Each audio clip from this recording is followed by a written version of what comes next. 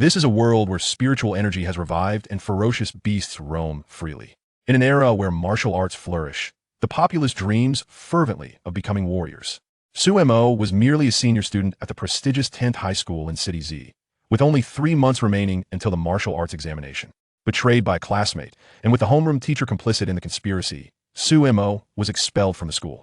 The adopted daughter of his parents, who had taken him in during their lifetime, received a bribe of 10,000 from the perpetrator and chose to feign ignorance, turning a blind eye. Moreover, she secretly sold the house left behind by his parents, leaving Sumo homeless. She even commanded Sumo to work for the slanderer to support her education. All of this stemmed from the fact that he was deemed a worthless individual, unable to even reach a blood vitality value of 20. Just when he believed that revenge was unattainable and his life would be wasted, he awakened the Slaughter Point system. Sumo embraced the blade and ventured into the perilous lands outside the city, slaying demon beasts and accumulating infinite points, with his strength soaring. After 3 months, the martial arts examination arrived, shocking the world. The conspirators trembled in fear, while his sister pleaded for forgiveness. This was because Sumo had ascended to the role of chief examiner at the esteemed academy, a close disciple of the dean of the North Courtyard, and the architect of the examination rules. Chapter 1. Expelled, the awakening of the Slaughter Point system, and the house sold. Sumo maliciously provoked and injured classmate. In accordance with the regulations of 10th High School in Z9 City, it has been decided to expel Sumo from Class 9. Sumo raised his head, feeling slightly dazed, incredulously staring at the homeroom teacher, Wang Yang. Just upon entering the class today, Zhou Liang had sought him out for trouble, leading a group to beat him, leaving him battered and bruised as he approached Wang Yang. Yet, Wang Yang expelled him in front of the entire class. What sense did this make? A surge of rage ignited within him, his hands clenched tightly, his eyes glaring blood red at Wang Yang. He provoked me deliberately and brought people to injure me. Now you accuse me of causing trouble? Look at him. Is there a single scratch on his body? Are you blind? Sumo shouted loudly, pointing at the youth standing behind Wang Yang, whose face bore a mocking smile. Wang Yang adjusted his glasses perched on his nose, anger and disdain flickering in his eyes. You maliciously provoked classmate Zhou Liang, and being no match for him, you were injured. This is an indisputable fact. You claim I have wronged you, but who can vouch for you? Hearing this, Sumo turned to his classmates, who hurriedly averted their gazes from his. They feared Zhou Liang, while some others arrogantly shouted, "Teacher, it was Sumo who maliciously provoked him. I witnessed it." Yes, classmate Zhou Liang initially warned him, but Sumo ignored the advice, forcing Zhou Liang to retaliate. Upon hearing these words, the fury within Sumo threatened to erupt. However, upon catching sight of a figure in the crowd, his heart finally found solace. That figure standing among the crowd resembled a lotus upon a high mountain, emerging unsullied from the mud. Zhou Liang, not everyone is afraid of you. Sister, quickly tell the teacher, it was Zhou Liang who maliciously provoked. I did not see anything. Before Sumo could finish his sentence, the enchanting silhouette standing afar had already spoken. The words of Su Yao echoed in Sumo's mind like a thunderclap, causing his pupils to dilate. At this moment, Sumo yearned to confront her directly, questioning her motives. Why, oh why? His heart was bewildered. Despite witnessing the truth, why was she unwilling to bear witness on his behalf? Sumo, do you comprehend? There are 49 individuals in this class, and not a single one can vouch for you. Do you have anything further to articulate? The voice of class director Wang Yang continued to resonate in his ears, but Sumo was utterly oblivious as the flickering flame of hope was extinguished. This individual was still his sister. Ha! Sumo, you have injured me and are now required to compensate for my medical expenses. However, considering your pitiful state, I shall refrain from pursuing it. With your paltry vitality value that barely reaches 20, you should hastily depart to avoid dragging our class down. Zhou Liang stepped forward from behind Wang Yang, his gaze filled with mockery, pride, and arrogance. Sumo inhaled deeply and turned to face Zhou Liang, the architect of his expulsion. From the onset of high school, Zhou Liang had regarded him with disdain, all due to his prodigious sister and his own perceived inadequacy as a brother. Previously, when Zhou Liang had provoked him, he had managed to diffuse the situation. Now, with merely 3 months remaining until the martial arts examination, Zhou Liang and his cronies were bullying him, resulting in his expulsion.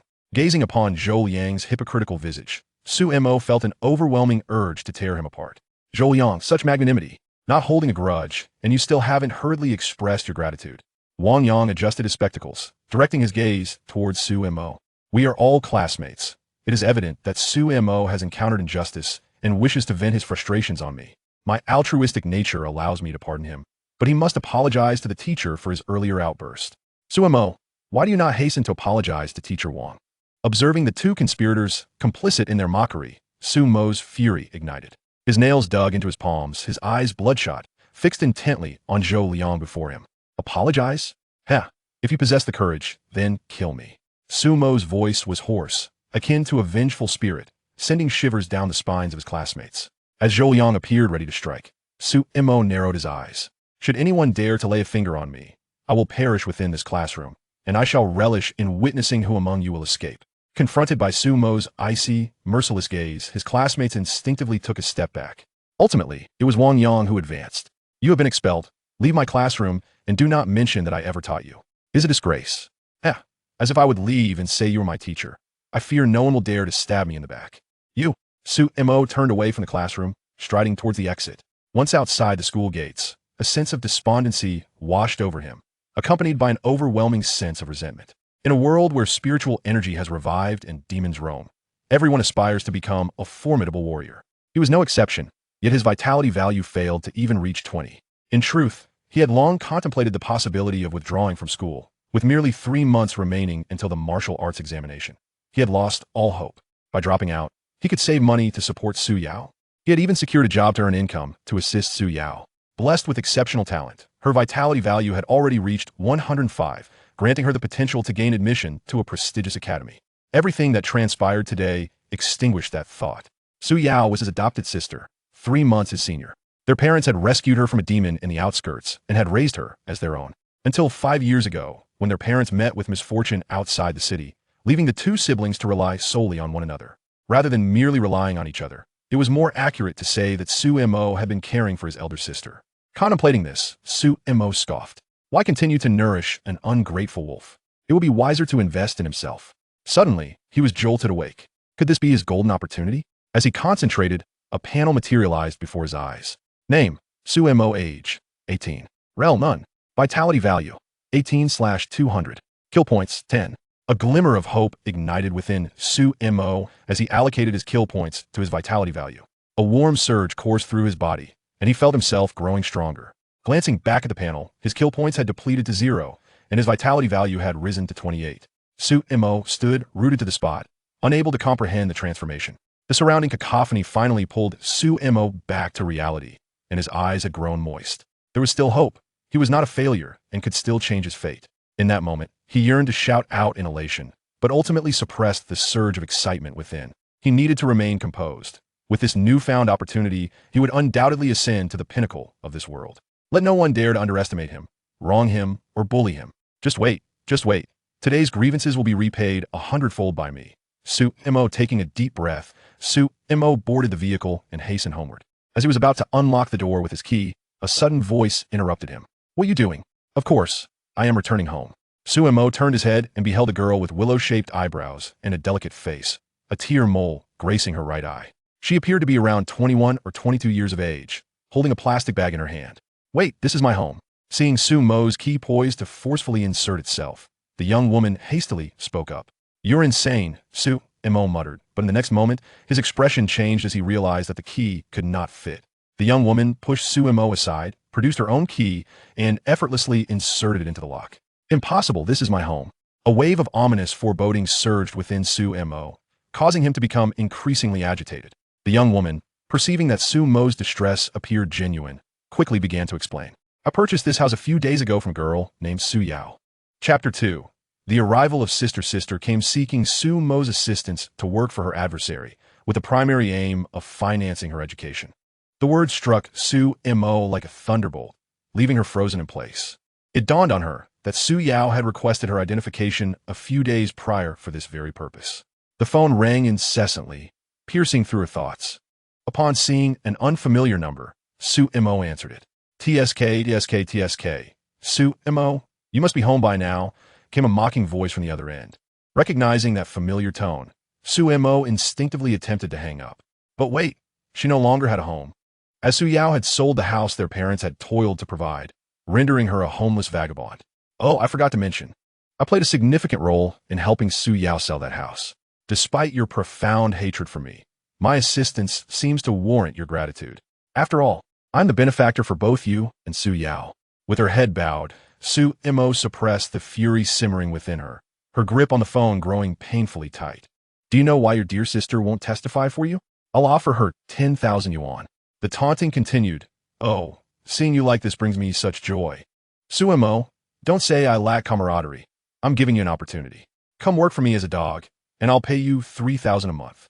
Your vitality barely reaches 20. Finding a job that pays 3,000 is no easy feat, Zhou Liang. Just you wait, Su-Mo replied, hanging up, her hands now sticky with sweat from her anger, her fingers having dug painfully into her flesh. My apologies for the interruption, she said coolly, turning to the voluptuous woman beside her. Please come in and sit. Baiyu invited, though she remained unaware of the specifics. She could sense the tension. Su-Mo initially intended to leave, but was drawn in by the woman's insistence. Upon entering the room, the familiar layout greeted her. But the cherished family portrait had been replaced by a photograph of the woman before her. Have a seat, Baiyu urged as she turned to retrieve a first aid kit. Grabbing Su-Mo's hand, she applied ointment to the injuries. Unbeknownst to Su-Mo, tears began to well in her eyes, a deep sense of irony washing over her. Thank you, Sister Baiyu. I must take my leave now, she said, regaining her composure and heading for the exit. Baiyu made no effort to detain her, recognizing the turmoil within the young man before her. As Su-Mo descended the stairs, he caught sight of a familiar figure. Wait, he called out. The warmth that once characterized their interactions had vanished, replaced by an icy indifference. I know you despise me. I, too, have my reasons. To this, Su-Mo could only laugh. What are your reasons? He asked, gazing at Su Yao, the sister with whom he had grown up. In 3 months, the martial arts examination will take place and I need money. Lots of it. Selling the house was a last resort. My vitality has been increasing at a snail's pace, and reaching a value of 180 in 3 months seems daunting. I need blood-enhancing pills, which cost 100,000 each. Seeing Su Yao's tear-streaked face, Su-Mo felt no sympathy, only revulsion. Our parents left us each 500,000 before they passed. I've given you my share. After class, I've taken on odd jobs, all the money going to you. That adds up to several thousand, doesn't it? Not nearly enough. After the martial arts examination, entering a larger academy will require even more funds. I had no choice but to do this. Zhou Yang told me he could help sell the house, so I agreed. Su Yao explained, but was cut off by Su-Mo. So, you sold me out for a mere 10,000, watching as I was wrongfully accused and expelled. Su Yao's emotions surged at his words. Yes, I thought it better for you to drop out and earn money rather than struggle with your vitality. Besides, suffering a little physical pain and being wronged could earn you 10,000, much more than you would earn toiling away. Su-Mo scoffed, feeling an overwhelming wave of sarcasm. I found you a job, Su Yao persisted, but Su-Mo had lost all patience. Working with Zhou Yang was a hard-fought negotiation. Don't squander my goodwill. I'll earn 4,000 a month. That will cover my living expenses after university. Once I graduate, I will repay you 100-fold. Su-Mo stood before Su Yao, staring at her with calm intensity. I feel pity for our parents and disdain for the sacrifices I've made over the years. If I could start over, I would wish for someone as heartless as you to perish at the jaws of a beast. Su-Mo, I am your sister. How could you curse me? Su Yao exclaimed. You don't even have a high school diploma, and your vitality doesn't even reach 20. Finding a 2,000 yuan job is impossible. I'm trying to help you, and you dare. Seeing the coldness in Su-Mo's gaze, Su Yao faltered. Taking a deep breath, she pulled out 2,000 yuan from her pocket. Here, rent a place for now. Call me when you've come to your senses. I have classes to attend. With that, she turned and walked away, her figure receding until it vanished entirely. Su-Mo looked at the 2,000 yuan in her hand. Is this charity? Am I supposed to thank you? She thought bitterly, stuffing the money into her pocket and departing in the opposite direction from Su Yao. Remember this, Su Yao. I will make you repay me 1,000-fold. The scene unfolding downstairs was observed in its entirety by Baiyu above. Su-Mo boarded a bus heading toward the outskirts. Soon, a vast slaughterhouse came into view. With the resurgence of spiritual energy and the invasion of demons, danger lurked at every corner. The ant you could crush underfoot could just as easily claim your life in the next moment. As Su-Mo approached the entrance, a robust figure emerged from the security office. What brings you here? I'm here to apply, she replied. The security guard, surprised, remarked, Shouldn't someone your age be in school?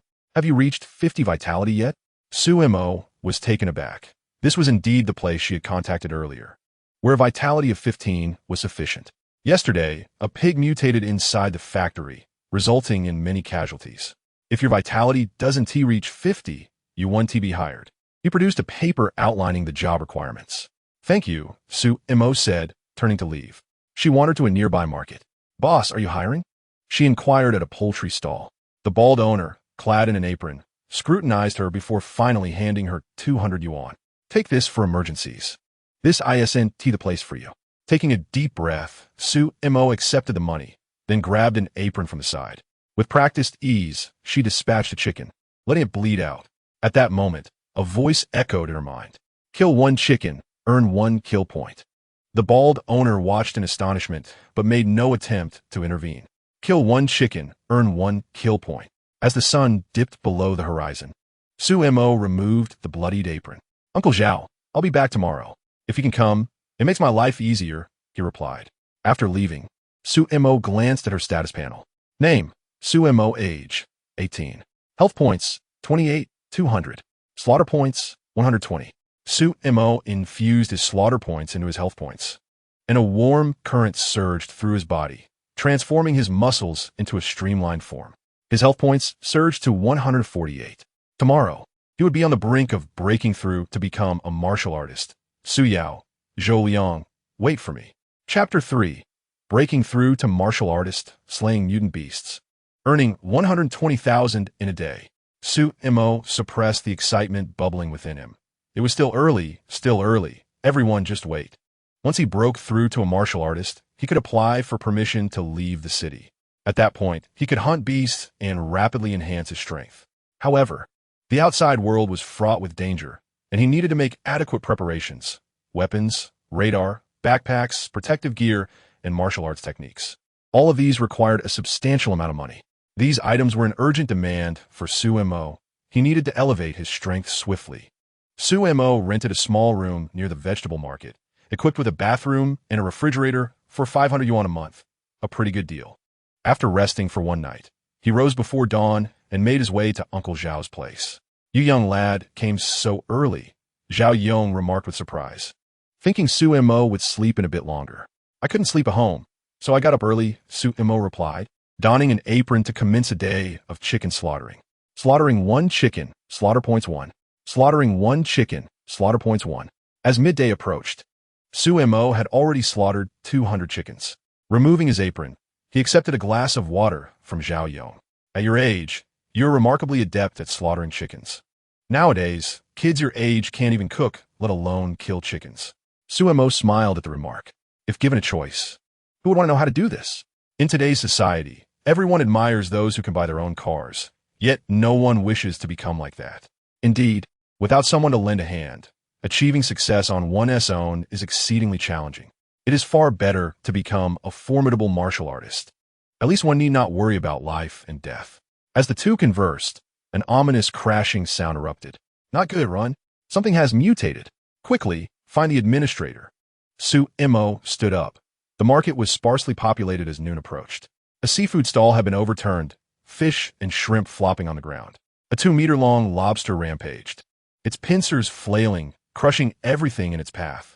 Zhao Yong was struck with terror at the sight. The chickens he had sold had previously undergone a mutation, and he had narrowly escaped with his life, a gruesome wound still marring his back. Little Su, Run. Turning around, he found Sumo had vanished. Sumo infused his slaughter points, finally breaking through to the first rank of martial artist. His energy surged, warm currents flooding his body. Like an arrow loose from its bow, he leaped towards the mutated lobster, soaring 2 meters high. His chicken slaughtering knife struck down upon the lobster. Clang! A sharp sound rang out, sparks flying. The lobster remained unscathed, but the immense force inflicted pain upon it. Realizing the lobster had not been harmed, Sumo cursed under his breath, twisting his body to evade the mutant lobster's pincers. He landed and slid beneath the lobster. With a swift motion, he slashed with his knife, leaving only a white line. With determination, Sumo held the knife vertically and struck down hard. The blade sank deep into the lobster's abdomen, blood splattering across Sumo's face. Gripping the knife with both hands, he proceeded to eviscerate the mutant lobster. Sliding out from beneath it, he landed with a thud as the lobster collapsed, blood pooling on the ground. Killed the mutant lobster, gained 50 slaughter points. Standing there, Sumo exhaled deeply upon witnessing the lobster's demise, his chest heaving rapidly. The first rank of martial artist was still too weak. Slaying a single lobster had proven to be such a struggle. He had exerted all his strength just to breach the lobster's defenses. The mingling of blood and seawater released a pungent metallic scent. In that moment of chaos and noise, everything fell silent. The onlookers in the market stared at Sumo in disbelief. Someone among them began to applaud. Well done. Heroes emerged from the youth. Zhao Yong rushed over, his expression a mix of fear and astonishment. He had not expected the young man he had casually assisted to be a martial artist. Sumo, are you hurt? Uncle Zhao, I'm fine. This is just the blood of the mutated lobster. Your knife, however, is broken. Don't worry, I sell knives. I'll give you 10. Little brother, thank you. If it weren't for you, I would have perished. The seafood vendor trembled, still shaken from the encounter. Sumo shook his head. This is what I should do. Any martial artist would not stand idly by. Well said, little brother. Becoming a martial artist at such a young age. Your future is undoubtedly bright. Zhao Yong puffed out his chest with pride, pleased to know such a remarkable young man. Quickly dispersed the crowd. 3 individuals rushed over at remarkable speed. Upon reaching, their eyes widened as they beheld Sumo, drenched in blood. Who did this? The crowd pointed at Sumo. It was this little hero who did it. Lu Shuetian stared at Sumo in disbelief. He had initially thought Sumo was the one injured, only to discover that he had slain the mutant lobster. At merely 17 or 18 years old, he was capable of handling such a formidable beast. His potential seemed boundless. Thank you, little brother. My name is Lu Shuetian. Sumo. Thanks to you, there were no casualties. It was nothing. Sumo had not emerged empty-handed. His slaughter points were the greatest reward. Lu, you must ensure little Su is not at a loss. Thankfully, he has been helping me with slaughtering chickens these past few days. Otherwise, the consequences would have been dire. Lu Shuetian realized the gravity of Zhao Yong's words instantly. Of course, after Lu finished speaking, another person stepped forward, producing a stack of cash. This is 50,000 yuan, a reward for helping us with our troubles. Additionally, the mutant lobster can fetch a considerable price. We are willing to offer 50,000 for it. Would you be agreeable to that, Brother Su? Calling Lu brother significantly bridged the gap between them. No safety incident had occurred, and they had acquired a mutant lobster while also befriending a promising young man. A win-win for Lu Shuetian. For Sumo, slaying the lobster netted him 50 slaughter points and a substantial sum of 120,000 yuan. He, too, emerged victorious. The additional 20,000 was offered by the seafood stall owner, which Sumo initially refused, but the owner insisted. Today, I'll treat everyone to a meal at Zui Xian Lu. You must join me, Brother Su. Sumo did not decline. He discerned that Lu Shuetian was no ordinary safety officer and possessed considerable strength. Forming connections with such individuals could only benefit him. At that moment, one of Lu Shuetian's companions gazed at Sumo with keen interest. Are you a senior in high school? Do you have an older sister named Su Yao? Sumo turned to look at him. Do you know me? Even Lu Shuetian's eyes were filled with surprise. Chapter 4. Certification successful. Reward of 100,000. Shamanist Su Yao. In the blink of an eye, several individuals arrived at the drunken immortal pavilion. Zhang Dehai, with an air of mystery, urged, quickly tell us. How do you know Brother Sumo? Taking a deep breath, Zhang Dehai recounted. There was a girl named Su Yao who came to our safety management office to register for selling houses. She appeared quite demure and possessed remarkable talent. I remember her distinctly. When he mentioned his name as Sumo just now, it all came back to me. After Zhang Dehai's revelation, the group noticed Sumo's demeanor was calm and unassuming. If Brother Sumo holds me in regard, feel free to share any difficulties you may encounter, he offered. Lu Dage responded politely. It's merely a trifling matter. I can resolve it myself. Sumo understood that relying on others was not as dependable as self-reliance. Asking for assistance from someone he had just met would only invite disdain. Lu Shuetian did not press further. After dining, Lu Shuetian went to settle the bill, and Sumo casually caught sight of the staggering amount, 250,000. This was the worth of this meal. Reflecting on his previous part-time jobs, where he earned a mere 15 yuan per hour, toiling tirelessly for minimal pay, he realized how much he had undervalued himself. Without lowering his rates, no one would employ him. There's a saying that resonates. If you do not bear the burdens of the journey, how can others enjoy their respite? Su Mo increasingly found truth in this saying. After parting ways with them, Su Mo returned to his rented accommodation. His account now boasted an additional 120,000. Previously, he had to labor for over 10 hours to earn a mere 150. Now he had amassed 12,000 in a single day. The next step was to visit the Warrior Guild for certification and obtain the Warrior Badge, which would permit him to venture forth and hunt beastly creatures. He needed to acquire a weapon and a martial technique. With these two essentials, he could effortlessly dispatch a mutated lobster with a single strike. Despite his inability to enhance his vitality previously, he had focused on honing his combat skills, never realizing how significantly it would aid him. Gazing at his status panel, Su Mo fell into contemplation. Name: Su Mo. Age: 18. Realm: First Level Warrior. Vitality: 3,481,000. Slaughter points: 50. 1,000 vitality points were required to break through to the second level warrior, and he still had a long way to go. The beginning is always the hardest. Once he broke through the warrior barrier, earning slaughter points would become considerably easier. Lying on his bed, a smile graced his lips as he felt a burgeoning sense of hope. With his strength as a warrior and some money in his pocket, it was the most peaceful night he had slept since his parents passed away. Today, Su Mo did not go to kill chickens. Before he could voice anything, Zhao Yong remarked, "Isn't it beneath a warrior to kill chickens?" At that moment, Su Mo stood before an opulent building.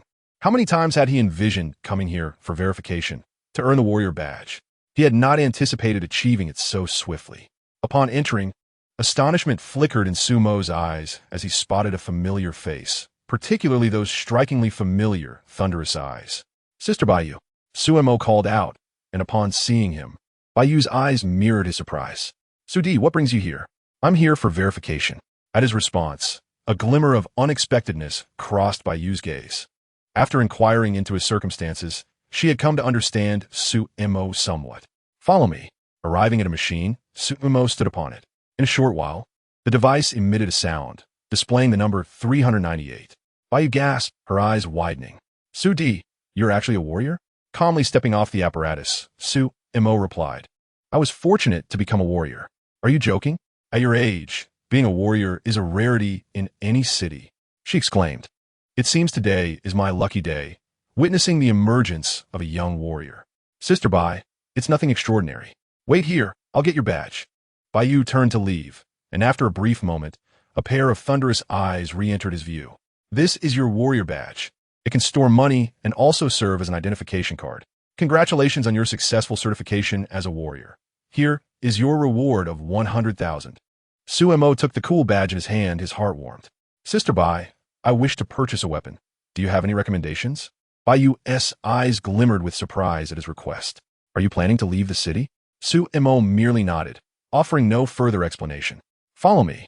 They entered another room filled with an array of weapons, each marked with a price. Su Mo surveyed the selection. Even the cheapest alloy weapon cost over 100,000, while those forged from mysterious iron fetched millions, even billions. In that instant, Su Mo felt like a pauper. This alloy dagger is of the finest quality. The alloy sword is slightly lesser, but not by much. It depends on whether you prefer a dagger or a sword. Baiyu presented both weapons to Su Mo. Weighing them in his hands, he noted that the alloy dagger was 2,000 more expensive than the sword. "I'll take this alloy dagger." As he handed over the badge and a card, Baiyu turned away. "Today, as I am in a good mood, I'll give you a 70% discount. Just don't mention it to anyone else." Shortly after, Su Mo received a notification that his account had decreased by 110,000, leaving him with 10,000. An additional 2,000 off. Sister Bai was indeed generous, akin to one of her more prominent attributes. "Since you've chosen the dagger, you should also purchase a technique to complement it." Wait a moment. Baiyu disappeared into another room, soon returning with a martial technique. Handing it to Su Mo without awaiting his consent, she deducted 100,000 from his warrior badge. The wave-cutting dagger technique, yellow level low grade, costs 100,000. "Do you need anything else, Sudi?" Su Mo shook his head, realizing he had exhausted his funds. with desire unfulfilled. Then, best of luck, little brother. After expressing his gratitude to Bai Yu, Su Mo departed from the warrior guild. A short while later, Bai Yu's phone rang. Bai Yu, what are you up to? You sold the wave-cutting dagger technique for 100,000? Have you lost your mind? Bai Yu had already held the phone at a distance, waiting for the irate voice to subside before bringing it back to her ear. I've discovered a promising talent. Huh, what talent could possibly exist in City Z? Don't try to fool me. 18 years old, with vitality close to 400. The mocking voice on the other end paused. Really? Old man, do you think I would deceive you? You've deceived me before, but I'll trust you this time. Bai Yu ended the call, standing on the upper floor, watching Su Mo's retreating figure. Just as Su Mo departed, two figures approached from a distance. Su Yao, your vitality has surpassed 170. Impressive. Prestigious universities are vying for you. Su Yao did not listen intently to Wuxio's words, as she had just caught a glimpse of a familiar silhouette. How could he appear in this place? Impossible. He shouldn't be able to enter here. I must be overthinking it. Upon entering, Su Yao was surprised to see Bai Yu. Miss Bai, so you work here? Miss Su, what a coincidence. Are you here to purchase something? I wish to buy a few blood-enhancing pills. 10,000 each. How many do you want? 5. That will be 50,000. Su Yao, without a moment's hesitation, transferred 500,000 and clutched the blood-enhancing pill, ready to depart. Miss Su Yao, do you not harbor any regrets? Bai Yu inquired. Su Yao turned her head to gaze at Bai Yu. Her expression momentarily clouded with confusion, before she realized it must pertain to her house sale. Regret? Not all. After all, this is a legacy from my parents, and investing it to enhance my strength is truly invaluable. Chapter 5. A chance encounter in the mall. Even a dog should wag its tail. Once Su Yao exited, Bai Yu retrieved a phone. There seems to be an issue with the paperwork for that property. Could you inquire with the management office on my behalf? After hanging up, a cold smirk graced Bai Yu's lips. At that moment, Su Mo, having departed, found himself in a shopping mall, intent on purchasing a few garments. With over 10,000 remaining in his pocket, he was more than well equipped. As he shopped, two figures entered the store. Yao Yao, come quickly. These outfits are absolutely stunning. Wuxio exclaimed, pointing at several pieces. Su Yao glanced over and indeed found them beautiful. Yao Yao, this one is perfect for you, she remarked, her eyes drawn to a white dress. The sales assistant's eyes sparkled, prepared to make a pitch. No need for a pitch. I'll only buy what I like, Su Yao interjected. Upon emerging from the fitting room, the sales assistant and Wuxio were taken aback. How much? Su Yao asked before the sales assistant could speak. Miss, this dress is one of our signature pieces, non-discountable, priced at 88,000. Swipe, Su Yao replied. Producing her card, the sales assistant suppressed her excitement. Today had proven to be a lucrative day. As the two exited the store, Wuxio's disdainful voice reached Su Yao's ears. What bad luck to run into him. Su Yao turned to see Su Mo approaching, bags in hand. In just 2 short days, she noted a significant transformation in him. His features appeared more austere, particularly his eyes, devoid of warmth, exuding an imposing aura. As Su Mo passed by, his gaze remained unperturbed, as if Su Yao were a complete stranger. Truly unrefined. He doesn't even greet his sister, Wuxio scoffed, observing Su Mo's indifference. A child born of a father, but raised without one. Su Mo turned his gaze sharply toward Wuxio. Startled by the murderous intent in his eyes, Wuxio, emboldened by the knowledge that Su Mo's vitality barely reached 20, mustered her courage. What? Are you dissatisfied with my words? Smack! A vivid red handprint blossomed on Wuxio's fair cheek. Speak again in disrespect, and do not blame me for actions that none wish to witness. Wuxio clutched her face, disbelief flashing across her features. This waste dares to strike me? She exclaimed incredulously. Su Yao stepped protectively behind Wuxio. Su Mo, what are you doing? How dare you hit her or apologize? But the next moment, Su Yao shuddered as her eyes met Su Mo's, a chill creeping up her spine. Breathing deeply, she declared, Su Mo, I command you to apologize. Smack! A resounding slap met Su Yao's face, sending her to the ground, her hands covering her cheeks in shock. You actually dare to strike me? She gasped. After raising a dog for over a decade, it should at least wag its tail, Su Mo taunted, his words piercing Su Yao's heart like a dagger. Her fists clenched. Her expression hardened. Who knows if your parents adopted Yao Yao with ulterior motives? Perhaps they intended to kidnap her due to her exceptional talent. Sumo stepped closer, causing Wuxio to instinctively retreat, hastily shielding her face. The sales assistant, witnessing the injustice against her customer, felt a surge of indignation. Observing Su Moyes attire. It was evident he did not exude wealth. Stop this. How dare you strike my client? Do you believe I won't have you thrown out? She helped Su Yao to her feet, exchanging pleasantries. What a vile individual you are. It's astonishing that someone like you exists in this world. Her voice rose, ensuring all could hear. Before long, a crowd began to gather in the mall. Look at his shabby appearance. He could work a lifetime and still not afford a single item here. Onlookers pointed fingers at Su Mo, urging his expulsion. Get this person out of here. P.S. ruining the atmosphere. What a foul odor emanates from his pauper. Sumo's eyes narrowed, a dangerous glint flickering within. His clothing was tidy and clean, in stark contrast to the inner filth of those around him. I may lack wealth, but my heart is pure, unlike those who are hypocritical, quick to malign without discernment. You dare to retort? A person as dark-hearted as you has no right to live. You should hasten your departure from this world, they jeered. Exactly. Scram. This place is beyond your reach. The sales assistant, observing the unfolding scene, harbored a cunning glint in her eye. A mere brat. Today, I shall teach you a lesson. From a distance, a figure approached, her figure reminiscent of a pregnant woman. Upon seeing Wu Qiu and Su Yao, her eyes brightened. Cough. What transpired here? Manager, this vile individual struck our mall's customer. Manager, hurry and expel him. He has insulted us as well. I am a customer who has spent over $1 million in your establishment. If I do not receive a satisfactory response, I shall cease my patronage. I too have spent several $100,000 here. If this matter is not resolved appropriately, I shall also withdraw my support.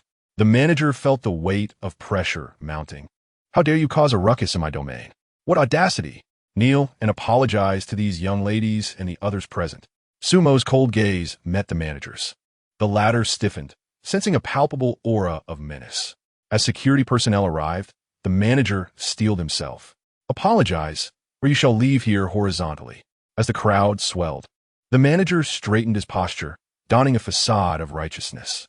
Indeed, let him leave horizontally. This young man must learn a lesson about whom one can offend. Exactly. Not everyone is someone he can afford to offend, echoed a voice among the onlookers. The manager glanced at the security personnel, urging, quickly kneel and apologize. This incident can be resolved, or else your actions of assaulting a customer and being disrespectful can lead to legal repercussions that will see you imprisoned. Sumo's lips curled into a sardonic smile. Ah, this is humanity at its finest. Su Yao remained silent, concealing her face, projecting an aura of helplessness. What transpired here? The gathering crowd inquired. Did you see those two beautiful ladies? Indeed, this young man struck them, each receiving a resounding slap, audible from afar. Was it that thrilling? Truly a role model for our generation. Indeed, it was exhilarating. I heard the commotion from a distance, and, upon arriving, I was astonished that such lovely ladies could resort to violence. Su Mo paid no heed to the gazes around him, his focus solely on Su Yao, who appeared pitifully wronged, evoking a sense of sympathy. This incited greater disdain among the onlookers towards Su Mo. At that moment, the sales assistant, relishing the spectacle, boldly declared, "Ladies and gentlemen, let's adjudicate this matter. This beautiful young lady has spent around $200,000 in our store, only to be accosted by this ruffian upon exiting. Without a moment's hesitation, he struck her down. Had I not intervened, he would have continued his assault. Just observe his attire. He is clearly a pauper, a quintessential embodiment of class envy. Seeing these two young ladies in possession of wealth, he, relying on his imposing stature, resorted to bullying them. At that juncture, a voice rang out from the distance. The gentleman who just purchased clothing from our store spent merely $1,000, haggling over the price. I did not expect him to be such a person. Who knows whether this money is clean? You may keep the money. Return the clothes to me." Chapter 6. The Accusations of the Crowd. A pair of unfortunate souls. This individual flung the money at Sumo's feet, reclaiming the clothing and tossing it into the trash bin. I no longer desire these garments. Having been touched by this man, I find them tainted and fear they may soil others. Sumo, however, made no move to retrieve the money. A fleeting glance at the clothing merchant sufficed for her before her gaze shifted elsewhere. Ah, this illustrates her plight. To spend $200,000 on clothing, all under the guise of cultivation. How absurd, how ironic. At this moment, Su Yao's expression shifted. She realized she must seize the initiative. With so many eyes upon them, she could not allow Su Mo to utter anything further. Stepping forward, she retrieved the money and stood before Su Mo, apologized to them. Do not escalate this matter further. It will not bode well for you. To her surprise, in the throes of intense anger, Su Mo managed a laugh. She fixed her gaze upon Su Yao. Such a benevolent young woman, and yet you continue to bully her. Look at his demeanor. It hardly reflects remorse. Miss, spare your efforts. Let him languish in prison. Indeed, individuals like him are a blight on society. It would be better for him to perish within those walls. Wu Qiu, having regained her composure, approached. Emboldened by the fervor of the crowd, allow me to introduce him. This is Su Mo, recently expelled from the esteemed 10th High of City Z. A worthless wretch incapable of surpassing a blood value of 20, he continues to provoke discord. Those who had previously pointed fingers at Su Mo now wore expressions of realization. They were familiar with him. More importantly, he was deemed a failure. The crowd's derision intensified.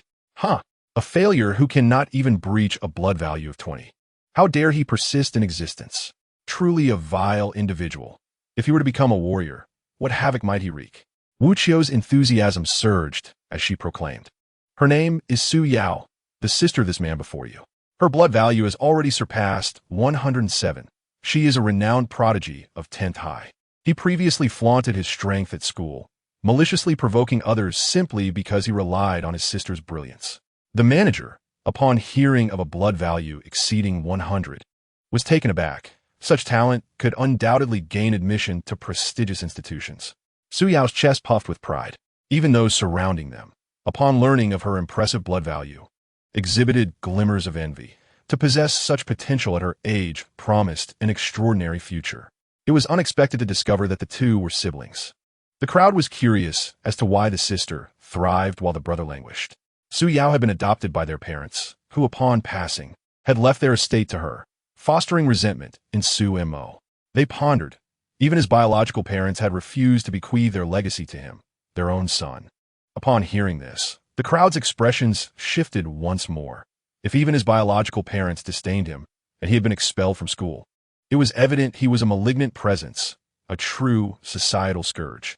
Many contemplated ensuring he would not receive forgiveness from the manager, advocating for him to spend his remaining days in confinement. Just days prior, Su Yao had offered him 2,000 for his well-being and had even humbly sought him a job with a monthly salary of 4,000, yet he had declined. Having arms and legs, yet choosing idleness, he insists upon being supported by Su Yao. This revelation drew tears of outrage from many in the crowd. What a beast! If he were my son, I would strangle him. Indeed, what a lowly creature. It is shocking that such individuals still exist. That manager, we do not accept his apology. Let him languish in prison. Such a person is of no benefit to society. Indeed, a scoundrel like him does not deserve to live. Before Su Mo could utter a word, Su Yao interjected. It is not as it seems. He did not strike me intentionally. He must have his reasons. I understand his resentment over the sale of our parents' house, but if I hadn't sold it, he would have done so himself. I implore you all to spare him. He is our parents' only son. Do not condemn him to prison, I beg of you. Su Yao wept profusely, bowing repeatedly to those around her. Brother, you must apologize. They will surely forgive you. At that moment, Su Mo regarded Su Yao with newfound respect. Astounding, truly astounding. Yet, it was evident that Su Yao was ungrateful, masquerading as a pure-hearted soul. This ability to manipulate circumstances left Su Mo in awe.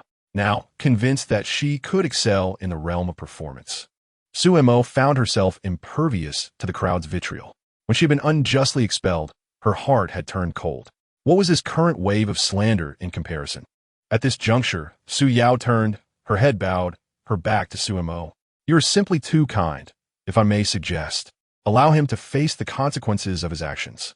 You may assist him momentarily, but you cannot support him eternally. Indeed, your adoptive parents chose not to leave their inheritance to him, well aware of his true nature. If he were my son, I would donate the inheritance rather than bequeath it to him. Upon hearing these words, Su Yao's expression shifted to one of urgency. It is not as it seems. He was not always like this. After our parents passed, perhaps I was too preoccupied with my studies to care for him properly. Observing Su Yao, the crowd's sympathy deepened. Dear girl, awaken. You know gratitude. Yet he is but a parasite, a leech. You are a prodigy. Do not allow yourself to be mired in his filth.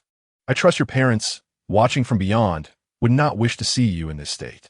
Indeed, focus on your studies, gain admission to a prestigious institution, achieve success, and serve your country. Your parents would surely find solace in that.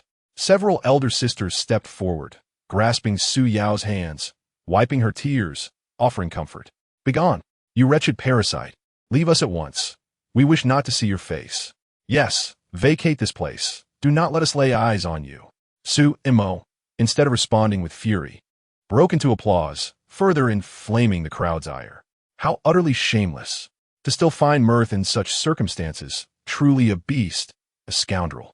The cacophony of outrage surrounded her.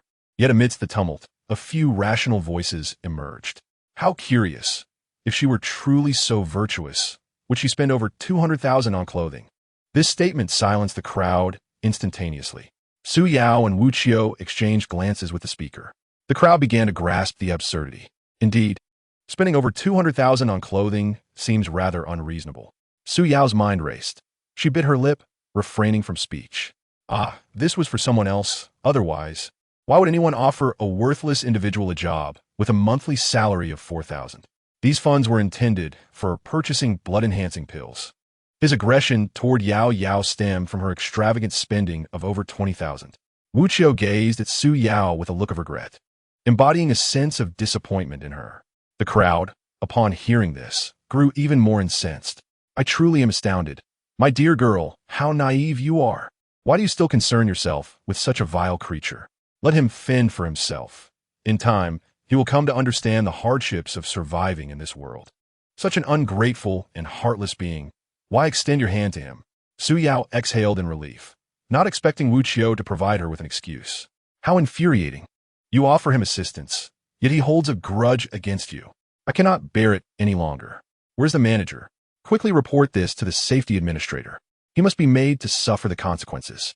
My dear girl, you exhibit too much mercy. Today, we shall take a stand for you and rid you of this burden.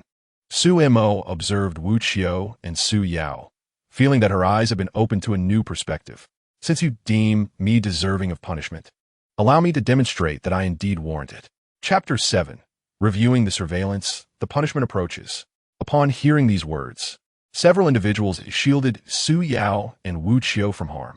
The security personnel moved to restrain him. At that moment, the manager spoke up, eager to curry favor with Su Yao. Wait. Suemo stepped back, her eyes narrowing. There are surveillance cameras here. Perhaps we should examine the footage to uncover the truth.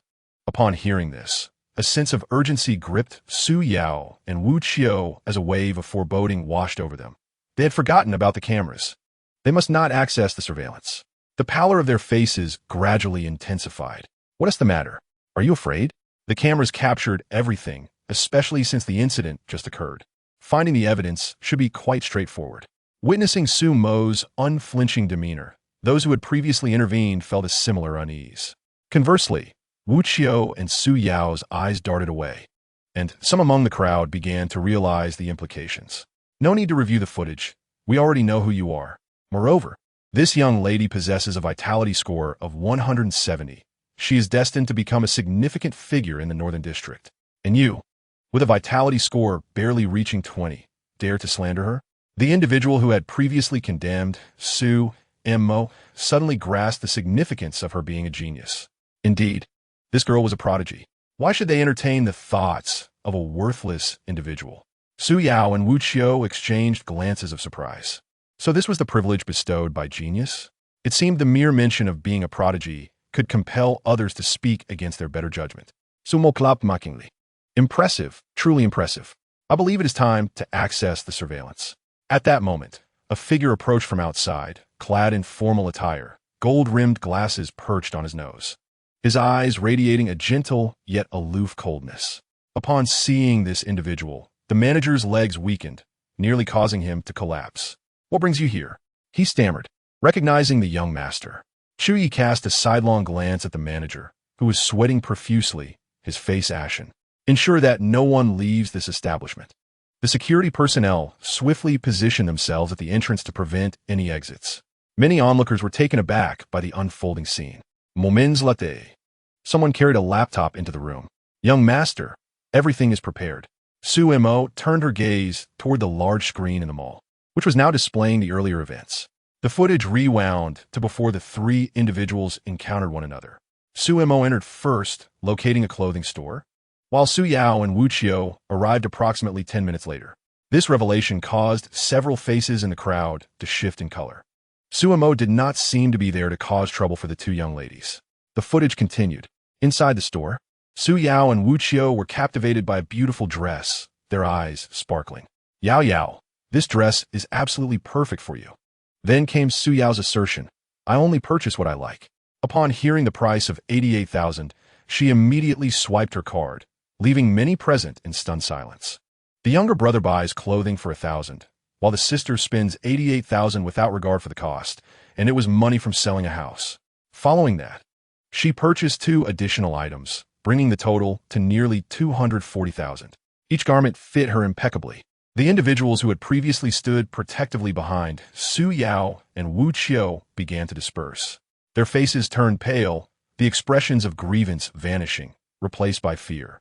They then cast venomous glances at the young master, blaming him for the situation.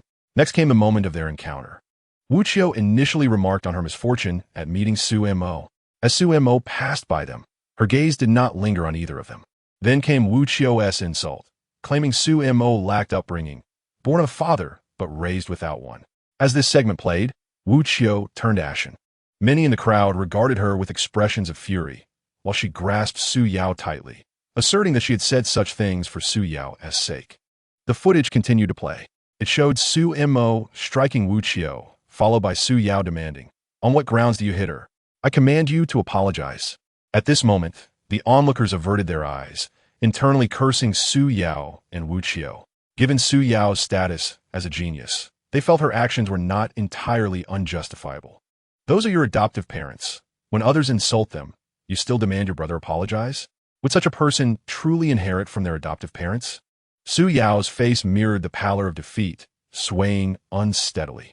She raised her head, her eyes brimming with tears, casting a pitiful gaze at Sumo. In the past, such a display would have coaxed Sumo into comfort.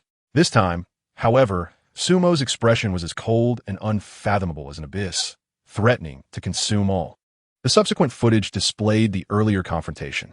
In that moment, silence fell over the mall, as if a pin could be heard dropping. Chuyi stepped forward to face Sumo. I apologize for the trouble caused to Mr. Su. I hope you can forgive us. The manager, witnessing the young master's apology, turned pale, realizing he had underestimated him. He was also a genius, already enrolled in a prestigious institution. The owner who had previously scorned Sumo for his wealth now appeared equally ashen. The sales associate nearly collapsed in fear. Thank you, Sumo replied. Looking at Chuyi, had it not been for his intervention, Sumo would have resolved matters in his own way. I should be thanking you, Mr. Su, for your mercy. Otherwise, this mall might have faced closure for rectifications. Sumo narrowed his eyes, choosing not to elaborate further. He could sense that this individual was also a formidable warrior. Upon hearing Chu Ye's remarks, Su Yao and Wu Qiu were incredulous. It's impossible. Why would he be allowed to close for rectifications? What had changed in such a short time that even a mall's young master treated Sumo with such deference? Those around them observed Chu Ye's demeanor, their expressions shifting. Could it be that Sumo was also a genius? Indeed, these two women are nothing but deceitful charlatans, their mouths spewing lies. At this moment, the mall manager cautiously approached Sumo. Mr. Su, I was deceived and have made an error. I ask for your forgiveness. Sumo did not spare him a glance. The manager, drenched in cold sweat, ultimately fell to his knees. Sumo exhibiti newanimewithoverpoweredmaincharacter response. Chuyi, move forward. Your store is banned from appearing in all Tianyi malls, and you shall bear the losses incurred. The sales associate has been dismissed due to inappropriate remarks, and the resultant damages shall be borne by you. With a thud, the associate collapsed to her knees, her pupils dilating as an overwhelming tide of regret surged within her. The thought of compensation jolted her back to reality. Even selling her entire family would not suffice. Crawling to Sumo's feet, She slapped her own face in despair. I am truly sorry, Mr. Su. I was momentarily bewitched. I implore your forgiveness. Please intercede on my behalf for the young master. I cannot afford this. Chuyi observed Su Mo's impassive demeanor and sighed. Without discrimination, you two have been terminated, and the losses will be calculated for you. The manager's face turned ashen as he crawled before the young master, meeting his cold gaze. Turning back, he once more prostrated himself before Su Mo, his forehead striking the ground with a loud thud. Those who earlier slandered Mr. Su shall receive a letter from our lawyer. Return and await its arrival. Upon hearing this, the expressions of everyone present shifted dramatically. By the time they wished to apologize, Su Mo had already turned and departed them all, his silhouette tall and elongated in the fading light. Chapter 8. The crowd assaults Su Yao and Wu Qiu, a third-rank warrior, earning 500,000 a day. Chuyi hurried to follow, for the aftermath was not his concern to address. After the young master's departure, many eyes turned to Wu Qiu and Su Yao. These two deceivers exploited our compassion. The associate and the manager, watching the young master and Su Mo leave, sat on the ground, their gazes gradually losing focus. The cacophony of public outrage pulled them back to reality. It was indeed them, especially the associate, who, upon realizing her impending financial ruin, lost her sanity, clawing at Su Yao and Wu Qiu in a frenzied rage. The security personnel guarding the entrance turned their backs to this spectacle, eyes fixed outside. The technicians monitoring the footage switched off the cameras and walked away. The echoes of wails and curses reverberated through them all until the security team finally escorted them away. Concluding this farce, Su Yao, though spirited, suffered from a lack of battle experience, her face marred by scratches. Wu Qiu fared worse, bearing a row of tooth marks, blood streaming down. Once the mall's chaos was resolved, Su Mo sought to grow stronger. A plan was brewing within him, one that would exact a significant price from them. However, to garner attention, sufficient strength was a prerequisite. Turning towards the outskirts of the city, he knew that more points for slaughter awaited amidst the beasts. Chuyi watched as Su Mo ventured towards the city's edge, halting his own steps. A panel materialized before Su Mo's eyes. Name, Su Mo. Age, 18. Realm, first-rank warrior. Martial technique, wave-cutting blade technique. Yellow level, low grade 0-1000. Proficiency, none 0-100. Vitality, 398-1000. Slaughter points, 0. A spark ignited in Su Mo's eyes. The level of this martial technique and its proficiency could indeed be enhanced with slaughter points. His excitement soared. The city gate guard, upon glimpsing Su Mo's warrior badge, was taken aback. Such a young warrior. What had he been doing at that age? That woman is strikingly beautiful. Her legs so fair, her figure so alluring. As Su Mo stepped outside the city, he inhaled deeply, a faint mist obscuring his view. Since the resurgence of spiritual energy, humanity had dwindled significantly, yet the emergence of formidable warriors was on the rise. 9 major zones have been established, each housing hundreds of cities, ranging from A to Z. For instance, Su Mo resided in Z9, the 9th city in the Z coding. Each city bore coordinates to prevent confusion should powerful beasts appear unexpectedly. Yet, the resurgence of spiritual energy was unpredictable, igniting dreams of becoming a warrior among the populace.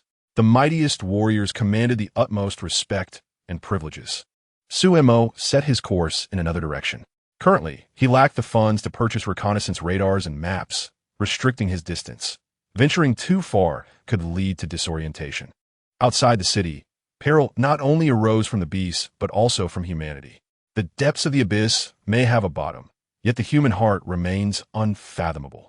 Not far from his path, Su Mo encountered a swarm of mutated red fire ants, each the size of a human head, their bodies gleaming like flames.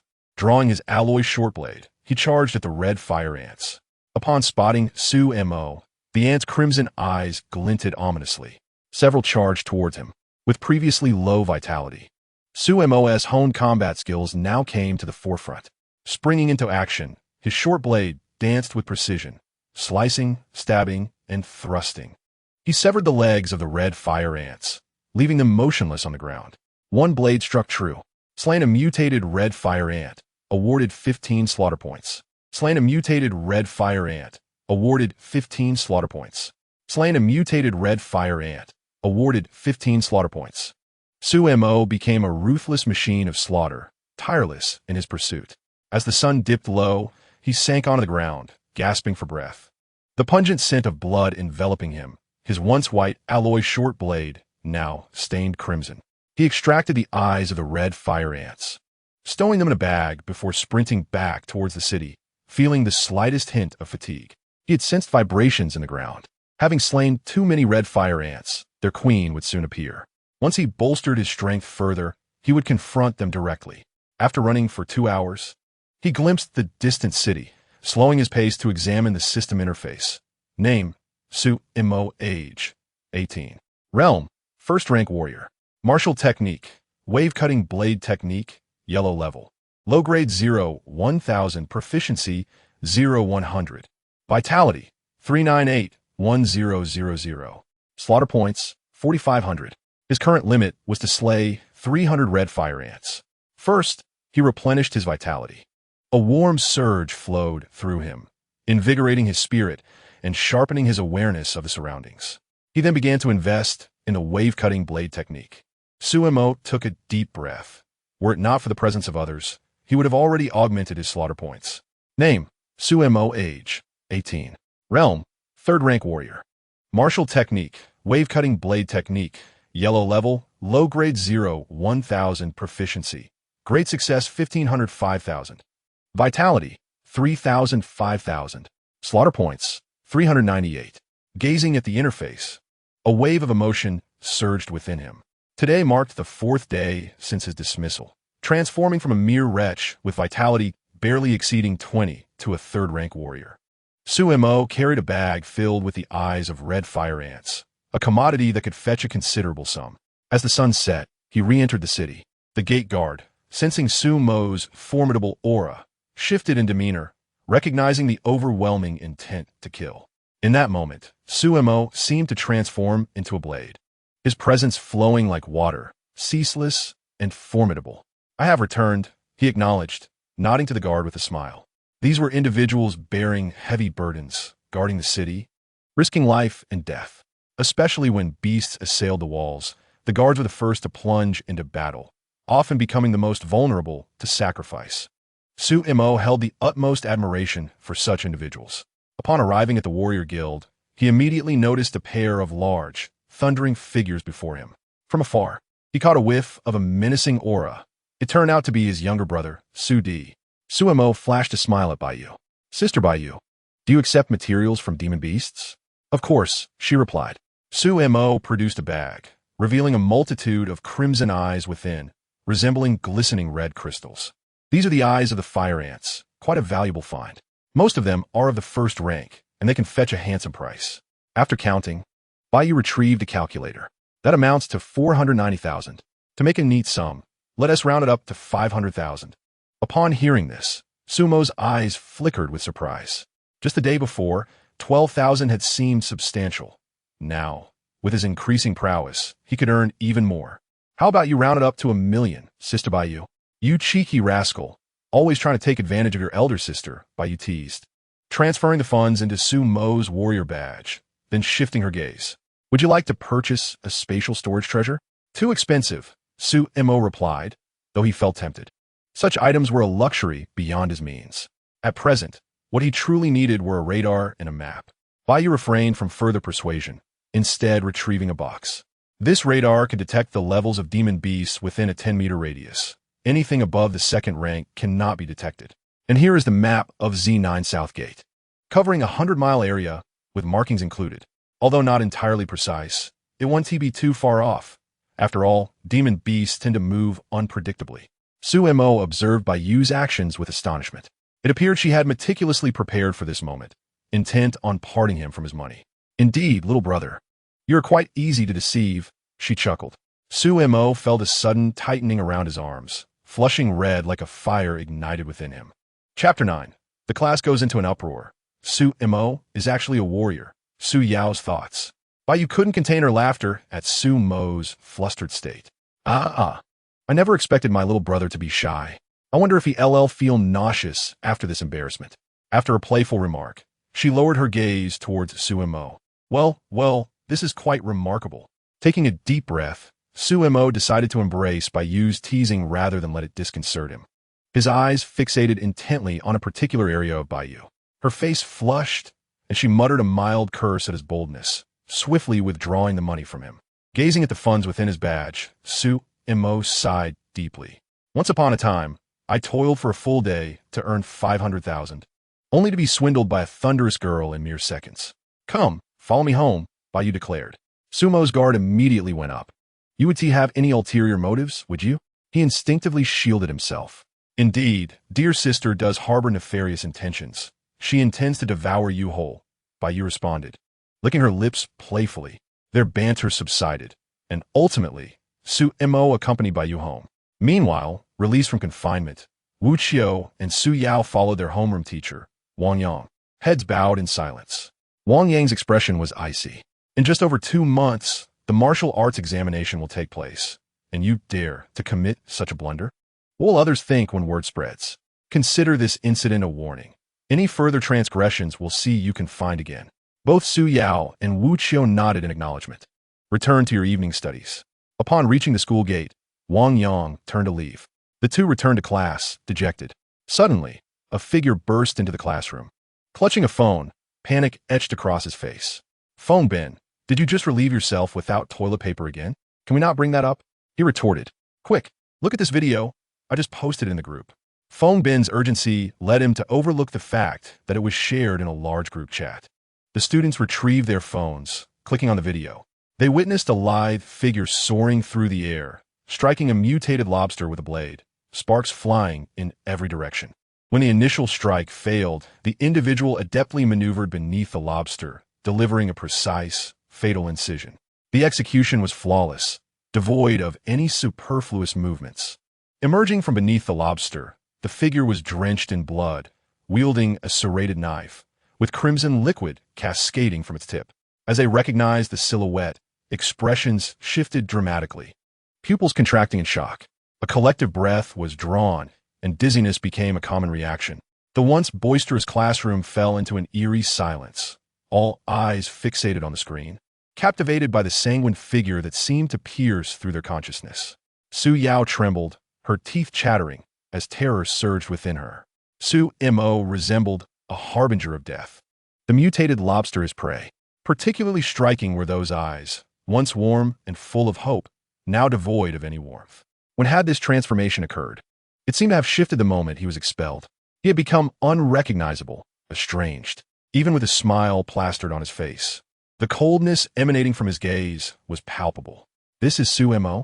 It cannot be. Isn't he just a waste who couldn't even reach 20 in vitality? In the video, did he appear to be a failure?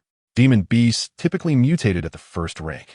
This meant that Sumo was indeed a warrior. In the entire Z city, with its hundreds of high schools, there had been no recent reports of any high school student breaking through to become a warrior. Those who had previously slandered Sumo trembled, cold sweat pouring down their backs. They instinctively glanced at Zhou Yang, who was transfixed on the screen. Zhou Yang, what shall we do? Now that Sumo has become a warrior, will he seek revenge on us? Will he hold a grudge for the slander we cast upon him? What if he comes back to retaliate? If only we hadn't wronged him. With a loud crash, Zhou Yang abruptly stood, smashing his phone to the ground. The shattered pieces scattered in every direction, a testament to his fury. Shut the hell up. There's no turning back once the bow is drawn. As he spoke, silence enveloped the room. Those who had chosen to remain silent began to feel relieved, grateful they hadn't accepted Zhou Yang's money or contributed to Sumo's defamation. However, some gazes turned towards Su Yao. They wondered why she, as Sumo's sister, had not come forward to defend him, leaving them puzzled. Seated at her desk, Su Yao's eyes gradually lost focus. She had consumed numerous blood-enhancing pills to elevate her vitality to 170. Initially, she had felt elated, but now, the revelation that her so-called useless brother was, in fact, a warrior left her in shock. No wonder that the young director in the mall treated him in such a manner. Everything makes sense now. Surely, his foster parents must have left a treasure for Sumo. Otherwise, how could that good-for-nothing become a martial artist? It must be so. You indeed have your selfish motives. How selfish of you not to share such a thing with me. Truly, I am but an outsider. It is no wonder Su Imo generously bestowed money upon me. Could it be that his foster parents mentioned that fortune should include me, yet Su Imo, unwilling to share, offer me money to placate me? Ah, indeed, it must be so. How foolish of me to have believed that Su Imo would treat me well when he hoarded such opportunities and treasures for himself. I have truly misjudged you. And I even regarded you as a brother. I even gave you 2,000 yuan to rent a place to stay, and this is how you repay me? I must confront Su Imo and demand that he relinquish the fortune owed to me. With that, I too could swiftly break through to become a martial artist. A paragon admired by all. Su Yao's eyes gleamed with excitement, her heart ablaze, bordering on madness. Zhou Yang observed the surrounding stillness, his gaze fluctuating. Sumo, your vengeful spirit lingers.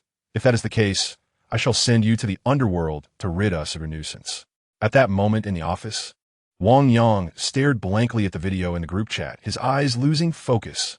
Su Mo is actually a martial artist, an 18-year-old martial artist. If I hadn't expelled him, Wang Yang's regret deepened. Oh, who is this? They look somewhat familiar. Wang Yang hurriedly shut off his phone. Qian Ming is quite the gossip, and if he discovers it is Su Mo, the principal might very well take his head. The students filmed the video to motivate their peers during the martial arts examination. Qian Ming gave Wang Yang a thumbs up. I never expected that Director Wang would leave a contingency. Truly admirable, a teacher dedicated to the well-being of his students. Wang Yang secretly breathed a sigh of relief. As long as Qian Ming did not see clearly, all would be well. No, the video must not circulate. Wang Yang rushed toward the classroom. Chapter 10. If you break through to the Meridian Realm, I will recommend you as an assessment officer. Wang Yang surveyed the quiet classroom, knowing these students were aware of Su Mo's breakthrough. Classmates, please do not spread this news. If the school finds out, I will be expelled, and you will face punishment as well.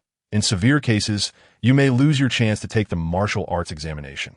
Upon hearing this, the students' faces turned pale, cold sweat breaking out instantly. Wang Yang exhaled. These students were still somewhat naive and easier to persuade. Feng Ben, Zhou Yang, you two come out. The three stepped into the hallway. Feng Ben, where did you obtain this video? I saw it on a small website. Feng Ben showed it to them. Several likes already appear below, indicating that the video had not yet spread widely. Zhou Yang, upon seeing the website, took out his phone. Hello, uncle, are you awake? No. A weary voice came through the line. I have the name of a website. Please have someone take it down, especially a particular video within. Have you stirred up trouble again? If this isn't resolved, it could lead to complications. I may have to consult grandfather. Understood. Give me 3 minutes. The three stood in the hallway, staring at the website. 2 minutes later, the site was no longer accessible. They exchanged glances, simultaneously sighing in relief. Feng Ben also retracted the video from a class group. I believe those individuals will not speak of it voluntarily. Let Su Mo quietly fade away. Zhou Yang looked at Wang Yang and Feng Ben. If this matter leaks, Teacher Wang, your future is at stake, and we will be entangled in trouble. Then it falls to you, Zhou Yang. If you need anything, just let me know. First, we must create some non-existent evidence to close the loophole for Su Mo's expulsion. The previous accusation could not withstand scrutiny. We now need to devise something more ruthless.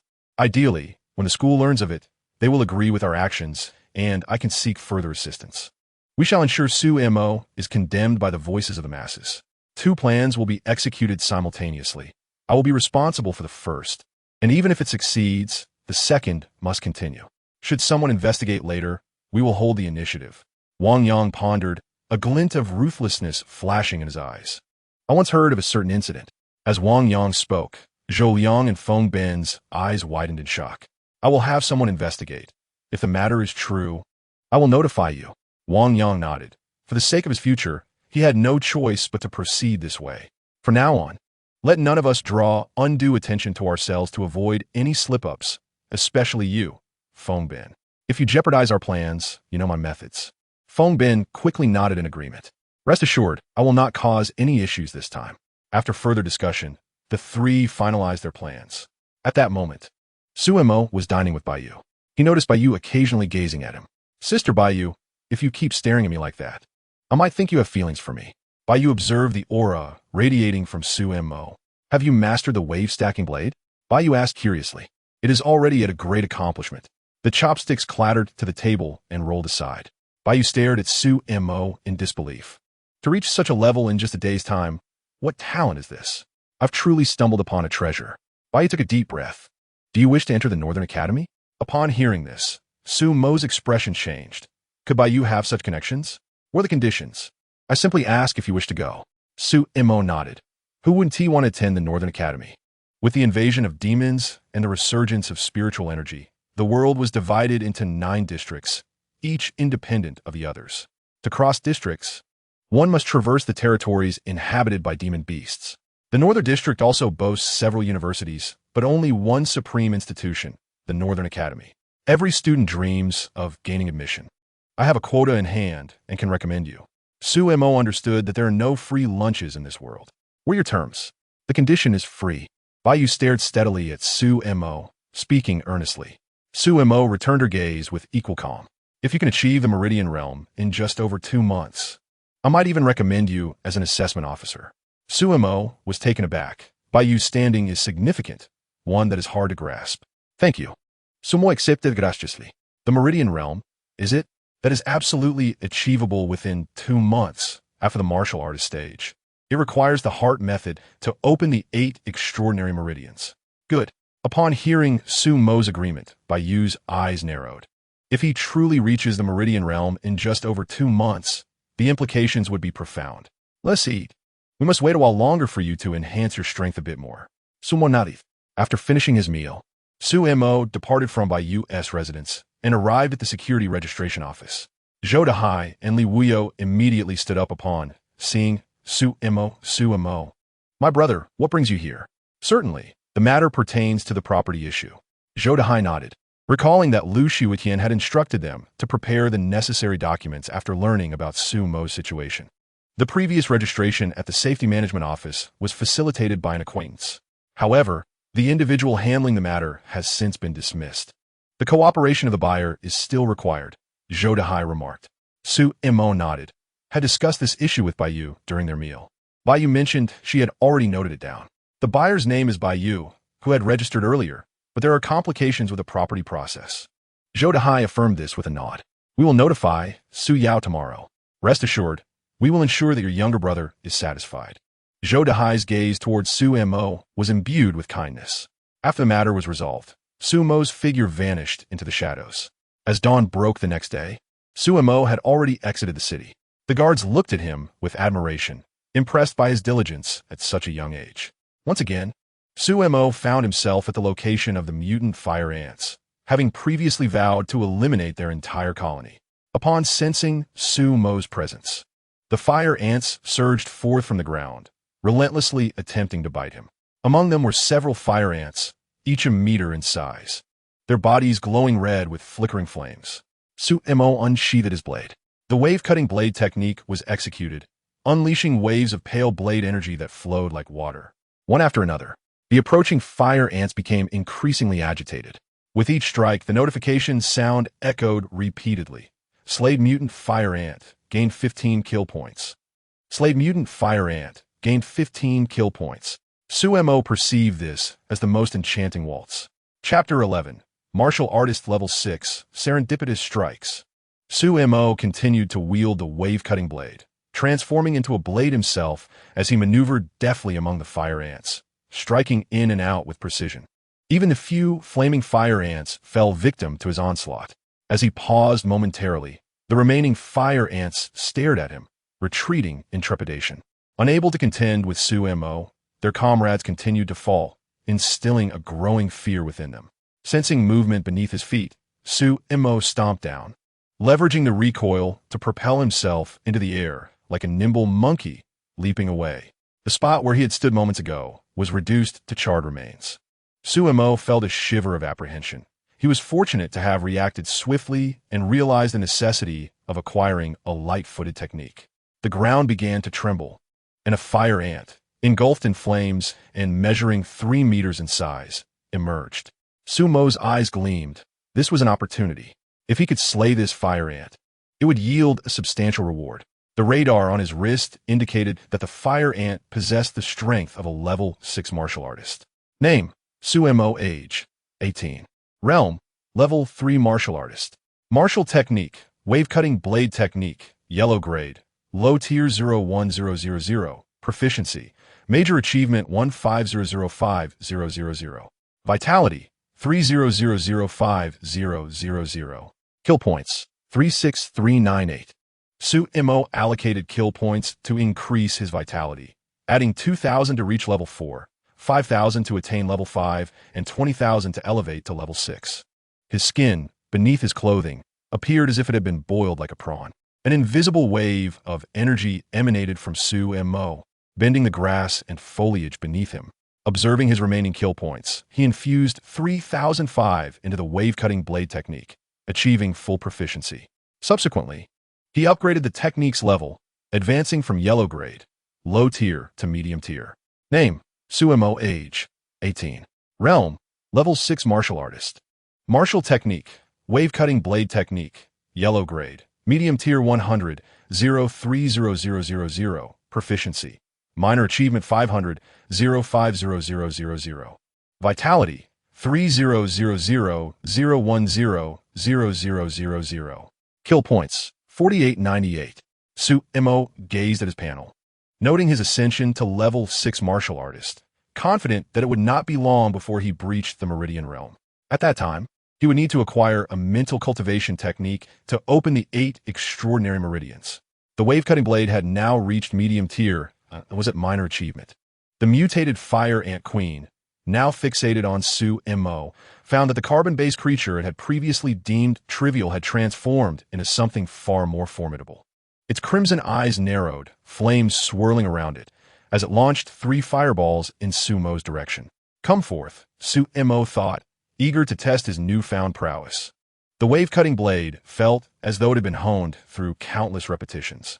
With a single sweep, a 1-meter wave of energy surged forth, extinguishing the 3 fireballs and carving a trench 30 centimeters wide into the ground. The mutated fire ant queen emitted a shriek as the blade energy cleaved her in two. Slayed fire ant queen gained 6,000 kill points. The remaining fire ants attempted to flee. To Su-Imo, they represented nothing less than his kill points, his cultivation, and his light-footed techniques. Oh mine, he thought. Slayed a fire ant, gained 15 kill points. Slayed 10 fire ants, gained 150 kill points. In the blink of an eye, half an hour had passed. Su-Imo examined his blade. With a sharp crack, the alloy blade snapped in two. Su-Imo Said. The upgraded wave-cutting blade had proven too much for the alloy blade to withstand. Clearly, he would need to invest in new weapons. It seems that the pursuit of martial arts truly hinges on financial resources. Using the broken blade, Su-Imo extracted the eyes of the fire ants, gathering them into 2 large bags, while he set aside the queen's eyes separately. It was still early in the day, and night had yet to descend. Su-Imo felt an urgent desire to acquire a spatial ring or spatial pouch. With such an item, he could eliminate the hassle of carrying his spoils, allowing him to kill freely and accumulate kill points to enhance his strength. Currently, any attempt to elevate his skills or proficiency demanded a significant expenditure of kill points. The sound of rustling leaves caught his attention, and Su-Imo tensed. If you've come, then show yourselves. From a forest emerged several figures, their eyes greedily fixed on the bag in Su-Mo's hand. They had been observing him, astonished that he had single-handedly taken on the fire ants. Wealth can be a powerful motivator. They risk their lives daily hunting beasts for what purpose? Su-Imo set the bag down, locking eyes with the 3 individuals before him. Hand over your belongings, and we may let you go. With a determined stomp, Su-Imo propelled himself towards the trio like a cannonball. Such audacity, exclaimed the leader, brandishing a large machete and leaping into the air, akin to a mountain crashing down, the blade whistling through the air. Su-Imo holti suddenly, the machete crashing down onto the ground. In an instant, Su-Imo lunged forward, delivering a swift kick to the back of the blade. Clenching his fist, he struck the man squarely in the chest. The machete slipped from the man's grasp as he staggered backward. Seizing the opportunity, Su-Imo grasped the machete. Wave cutting. The blade energy transformed into waves, continuous and relentless, one after another. The 2 accomplices, upon approaching, paused mid-step, eyes wide. In a gruesome instant, 2 heads rolled away. Slayed 2 level 3 martial artists, gained 4,000 kill points. The remaining assailant stopped, collapsing onto the ground in shock. His complexion was ashen, blood oozing from the corners of his mouth. With a single punch, merely one punch, he had sustained grievous injuries. Impossible. How could he possess such formidable strength?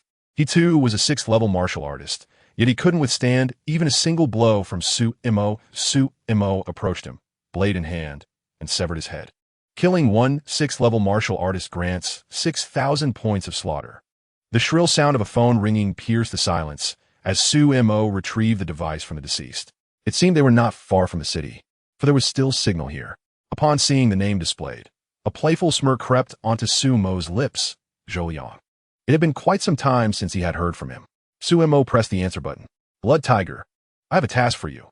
No matter what means you employ, eliminate a certain individual named Su-Imo. I will send you a picture shortly. Su-Imo remained silent and ended the call. What a fortuitous coincidence.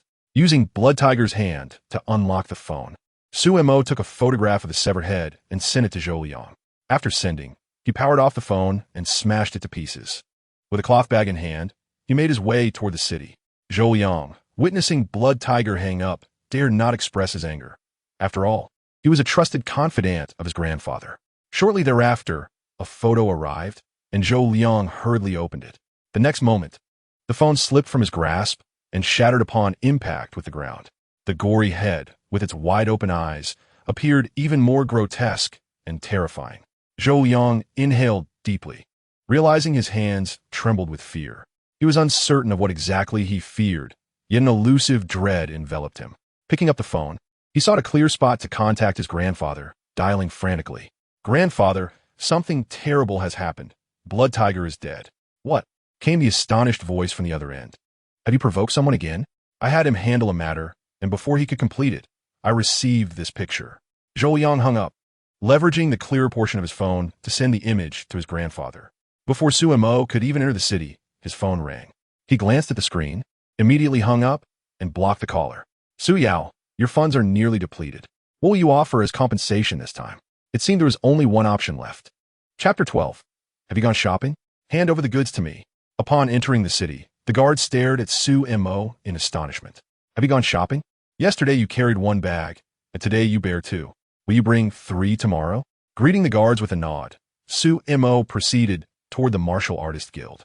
Baiyu had just seen off a guest when he sensed a palpable aura of malevolence. Rising to his feet, he was taken aback to see Su-Imo entering with 2 large bags. Have you gone shopping? Su-Imo set down the cloth bags, taking a moment to catch his breath. Calculate the total. Today, I intend to make a grand purchase. Noticing the excitement in Su-Mo's eyes, Baiyu wasted no time. Fully aware of Su-Mo's need for funds. Opening the bags, he discovered a wrapped item concealed within.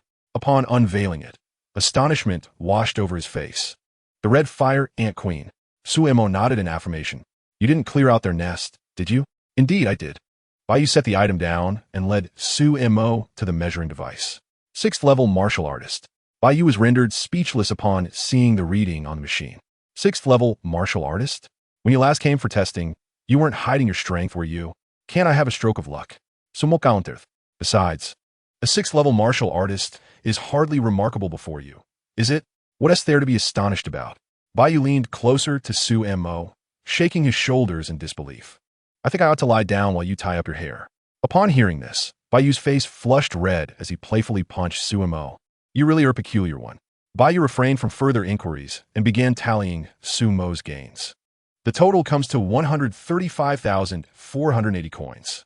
Since we're familiar, I'll round it up and give you 5,000. Su-Mo's eyes widened in disbelief. Is that how you round up? Baiyu stored the items in a spatial ring, looking at Su-Imo. What do you wish to purchase, brother? Lightness techniques, weaponry, or spatial storage items? Su-Imo had already made up his mind. Just wait a moment. Baiyu turned and entered a room, soon returning with a manual on lightness techniques. He then fetched a long blade from another room. Finally, he produced a ring from yet another room. The snow trample, a low-grade yellow technique. The black blade forged from a century-old black iron, sufficient for your current use. And the spatial ring with 2 cubic spaces. The total is 150,000. Su-Imo tugged at his hair, exclaiming, that's still not enough. He had anticipated high costs, but did not expect the disparity to be so vast. Consider the 15,000 alone. Remember to repay me. Brother, You're poor again. If you want your sister to tie your hair up, this amount won't suffice. Su-mo donned a ring, dripping a drop of blood to bond with it, and stowed the long blade inside. A smile broke across his face. He had finally accomplished another goal. 2 cubic spaces would suffice for now. And when he earned substantial sums, he could upgrade to a larger one. He also needed to earn enough to buy a house. He couldn't continue living in rental accommodations. Observing Bayu's teasing demeanor, he decided to deliver a small shock. Who wouldn't want to show off in front of beauty? The panel opened. Nama, Su Montak. Age, 18. Realm, 6th level martial artist. Martial skill, wave-cutting blade technique. Medium grade yellow 100, 030000. Proficiency. Minor achievement 500, 050000. Snow trample. Low grade yellow 010000. Proficiency. 01000. Vitality. 3000010000. Slaughter points 45,000. Su-mo noted that the sudden elevation of Snow Trample's grade required 10,000 slaughter points to upgrade to medium grade. The low-grade minor achievement proficiency necessitated 1,000 slaughter points, while the medium grade increased to 10,000. Slaughter points truly proved to be of little use. Nama, Su Montak. Age, 18. Realm, 6th level martial artist. Martial skill, wave-cutting blade technique. Medium grade yellow 100, 030000. Proficiency. Minor achievement 500, 050000. Snow trample. Medium grade yellow 100, 005, 0000. Proficiency. Minor achievement 100, 005, 0000. Vitality. 3000, 010, Slaughter points, 25,000. Bayu observed as Su-mo perused the Snow Trample manual, choosing not to interrupt. After a minute, Su-mo closed the book. What do you think? The technique I recommended is quite good, isn't it? In an instant, Su-mo's figure moved, becoming increasingly agile. Bayu's eyes widened in shock. You mastered it in just 1 minute? That is indeed impressive. Su-mo was well-versed in the art of showing off as he turned to leave the Martial Artists Guild, leaving Bayu in a state of self-doubt. Finally, Bayu retrieved a phone. Old man, have you ever seen someone master Snow Trample in just 1 minute? Bayu, are you still asleep or have you been drinking fake wine? If someone truly learned Snow Trample in 1 minute, I'd eat it upside down. Wait, could it be that you actually witnessed it? Bayu took a deep breath. Had I not witnessed it with my own eyes, I would scarcely believe it. He truly mastered it in merely a minute, achieving a modest level of proficiency. You cannot be referring to that fellow whose vitality has reached 400, can you? A robust voice resonated from a phone. He has already attained the 6th level of martial arts. Bang! The sound of a chair crashing to the ground echoed through the phone. Is that for real? Would I deceive you? Keep a close watch on him. Do not allow him to be snatched away by anyone. Which school does he belong to? He has been expelled. Bayu replied flatly. Expelled? What an utterly foolish institution. Are they out of their minds? No, I must personally pay a visit. Old man, I will negotiate a condition with him. If he can break through to the Meridian Realm before the martial arts examination, he shall be appointed as an assessment officer. Very well, you indeed possess a knack for persuasion. Ensure he is not bullied. Please, enlighten me on the details. Bayu recounted the events in a flowing narrative. The other party fell into contemplation. He is quite astute, already preparing to reclaim what is rightfully his. I wish to take him as my disciple. Bayu's eyes widened in astonishment. Old man, are you serious? If this news were to leak, it would send shockwaves not just through the Northern District, but throughout all 9 districts. Indeed, I'm serious. Initially, I had no intention of taking on a disciple, but to let such a prodigy slip through my fingers would leave me berating myself in the dead of night. The proliferation of demon beasts is alarmingly rapid, and their strength escalates just as swiftly, while humanity remains embroiled in internal strife, with many talents falling victim to covert machinations. Encountering such brilliance, I cannot afford to let him go. After Su-mo departed from the guild, he encountered an individual along the way. This fellow must belong to the canine family. How else could he have tracked him down? Brother, wait a moment. I have something to discuss with you. Su Yao's eyes lit up upon seeing Su-mo, and she hurriedly approached. You did not treat me this way before. Why have you changed? We were once the closest of kin, yet now we are as strangers. Su-mo gazed at the thin sheen of perspiration on Su Yao's forehead, feeling an overwhelming urge to unveil it and see if it concealed anything foul. Killing is forbidden within the city. That is a hard line. Su Yao has yet to break through to martial artist status and cannot leave the city. It is truly troublesome. I long to dig a pit outside the city and bury her. Su Yao noticed the murderous intent brewing in Sumo's eyes, her steps faltering. Swallowing her words, Sumo, I truly regard you as my dear brother. Otherwise, I would not have given you $2,000 to rent a place. You are aware that the martial arts examination is approaching, and my growth has been somewhat sluggish. Could you possibly grant me the inheritance left by our parents? If I can break through to martial artist status before the examination, I shall undoubtedly make a remarkable impression. At that time, I will buy you a grand house, and anything you desire shall be yours. Chapter 13. The Shameless Su Yao. I too will frame you. Su Yao faces complaints. Su Mo recognized Su Yao's shamelessness, but was taken aback by her naivety.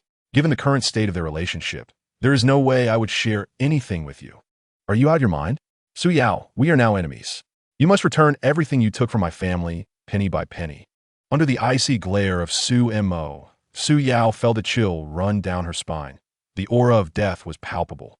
It enveloped her like the air, making it hard to breathe as cold sweat trickled down her cheeks to the ground. Sumo's eyes glinted with disdain. Get lost at once.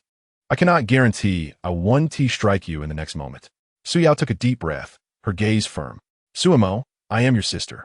Is this how you treat me? How can you be so selfish? When you had no money, I even lent you $2,000. Was that not sufficient kindness? It has become clear to me that you view me merely as a child adopted by our parents, never considering me family. Our parents knew I had talent and left opportunities for me. You wish to deny me that, offering me money to blind me, while you hoard the opportunities they left behind to break through to martial artist status. I foolishly believed you genuinely cared for me. Slap. Su Mo struck Su Yao across the face. A vivid red mark appeared, and with his head bowed, Su Mo's eyes radiated lethal intent, sending shivers down Su Yao's spine. How dare you invoke my parents' names? The phrase gratitude begets enmity is an insult to your very being. Were it not for the city's restrictions, I would have severed your head and stuffed it into a cesspit. Cherish your current existence. Suavachid asumo balkid ave. Clutching her face and collapsing onto the ground. Regaining her senses, she hurried after him. The opportunities left by our parents are mine to claim. If you refuse to grant them to me, I will take my own life, and you shall bear the blame. I refuse to believe you would be indifferent to that. Upon hearing her words, Su Mo turned around and seized Su Yao. Plop! Su Yao struggled in the pond, her face displaying sheer panic. Help! Someone has jumped into the river. Please help. Sumo's voice boomed, quickly spreading the alarm. As people approached the pond, their faces shifted. They could not swim, and the pond was no shallow affair. Sumo's own eyes reflected urgency. Quickly, fetch a rope. He dove into the water, and as he neared Su Yao, his body began to sink rapidly. What are you doing? Su Mo called out, his voice laced with anxiety and fear. Beneath the surface, he pulled Su Yao down, but from below, it appeared as though she were forcing him down. Su Yao showed signs of panic and began to swim. Grab the rope. Su Mo clutched the rope with one hand while holding on to Su Yao. However, his body continued to sink intermittently. Damn it, which foolish woman is this? More people arrived, plunging into the water with a splash, swiftly reaching the two. One slapped Su Yao across the face. Su Yao exhibited an expression of disbelief. Could they not see that Su Mo was doing this on purpose? Once ashore, Su Mo collapsed onto the ground, gasping for air, his face pale and his countenance still marked by panic. The onlookers turned their attention to Su Yao. The most venomous of hearts belongs to a woman, and you embody that perfectly, truly, a heart as cold as a serpent's. Slap. Some bystanders, unable to stand idly by, approached and struck Su Yao. Su Yao clutched her face, utterly bewildered. Did you not see? He was the one who threw me in. He tried to drown me. Nonsense. You can swim. Don't think I can't see through that. This young man cannot swim. He rescued you, and yet you twist the narrative against him. Are you even human? Look at you. You're a student as well. Which school do you attend? We must inform your institution about how they are raising their students. He is indeed my brother. We are family. Upon hearing this, the crowd turned to Su Mo. She was adopted by my parents from outside the city. However, I have long severed ties with her, She secretly sold my parents' house and squandered the money they saved for us. She has no money and came to extort me. When I refused, she threatened to drown herself to tarnish my reputation. Suemo lowered his head, his voice growing colder. Beastly, despicable, ungrateful. Individuals like you are unworthy to call others family. It is not like that. It is not like that. Suemo. But Suemo staggered to his feet, retrieving his coat from the ground and pulling out $2,000. This is my last bit of money. I am broke. Suemo departed, leaving a puddle of water behind. I believe I've seen that young man before. He washed dishes in my kitchen previously. As soon as you mentioned it, I recalled the time he was hauling cement at my place in the dead of night, claiming he had a brilliant sister for whom he needed to earn money. Due to his training as a martial artist, Sumo's features have become more pronounced, which led to their initial inability to recognize him. However, they have finally remembered. Indeed, it seems one cannot tame a white-eyed wolf. She is at Shirgao, and we should report her. Such a person harboring martial ambitions cannot possess pure intentions. Yes, let us contact Shirgao. Upon hearing this, Su Yao's face betrayed a sense of urgency. That is not true. It's really not like that. He is lying. Su Yao exclaimed anxiously, her expression resembling that of a weeping willow. Yet, in that moment, the crowd displayed no sympathy whatsoever, finding her behavior utterly detestable. How vile, at such a young age, to possess such a malicious mind. Someone even packaged the video they had just recorded and sent it to Shirgao. In no time, Shirgao's phone was inundated with calls. Just as Principal Fong Jingyu returned to his office, a hurried figure rushed in. Principal, our school has been reported. Even the Safety Management Office has called to inquire. Fong Jingyu, who had just taken a seat, sprang up in disbelief. There hasn't been any major incident lately. Principal, please take a look. The genius students at Shirgao were well known, and naturally, Su Yao was recognized. Upon viewing the footage, the principal's expression shifted. The phone on the desk rang sharply, and Fong Jingyu's face darkened. Truly, one fears that which they dread the most. Hello, old Fong. We are old acquaintances now. So I'll be brief. Someone has contacted me about this. Fong Jingyu's demeanor changed. It's my failure to supervise properly. No need for pleasantries. She is a student at our school, and there must be some misunderstanding. I will investigate this matter. That is good to hear. However, there is another matter I must congratulate you on. Fong Jingyu, perplexed, thought to himself that there hadn't been anything worthy of celebration lately. Your school has produced a martial artist.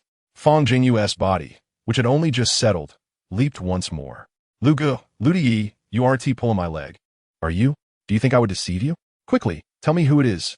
You'll have to investigate for yourself. I cannot divulge their identity.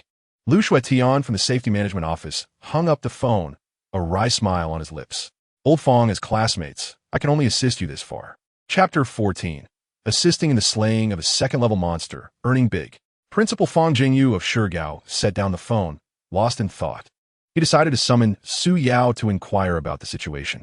Meanwhile, a new round of physical examinations commenced for all students. The assistant nodded and began making arrangements. Fong Jingyu sat back, taking a sip of tea to quell his excitement. If a martial artist emerged from the school, they could potentially gain entry into the Northern Academy. At that point, Shirgao would achieve unprecedented fame. A student entering the Northern Academy would serve as the finest recruitment brochure. The principal even envisioned a scenario where next year the school would be overwhelmed with applicants. His resources would multiply, his reputation would soar, and his position would elevate. A grin broke across his face, expanding like that of a hippo. In comparison to the emergence of a martial artist, Su Yao's predicament seemed trivial. Meanwhile, after parting ways with Su Yao, Su Mo smirked, thinking this trick is hardly unique. Su Mo did not leave, but instead turned back to the Safety Management Office, where he encountered Lu Shuetian just as he was about to step out. Ah, Su Mo, you've come. Lugo, it's been a while. Please, come in. Is there something my younger brother needs assistance with? Regarding the housing situation, I've already instructed them to prepare the necessary documents. She will have no grounds to protest. How can I remove someone from my household registry?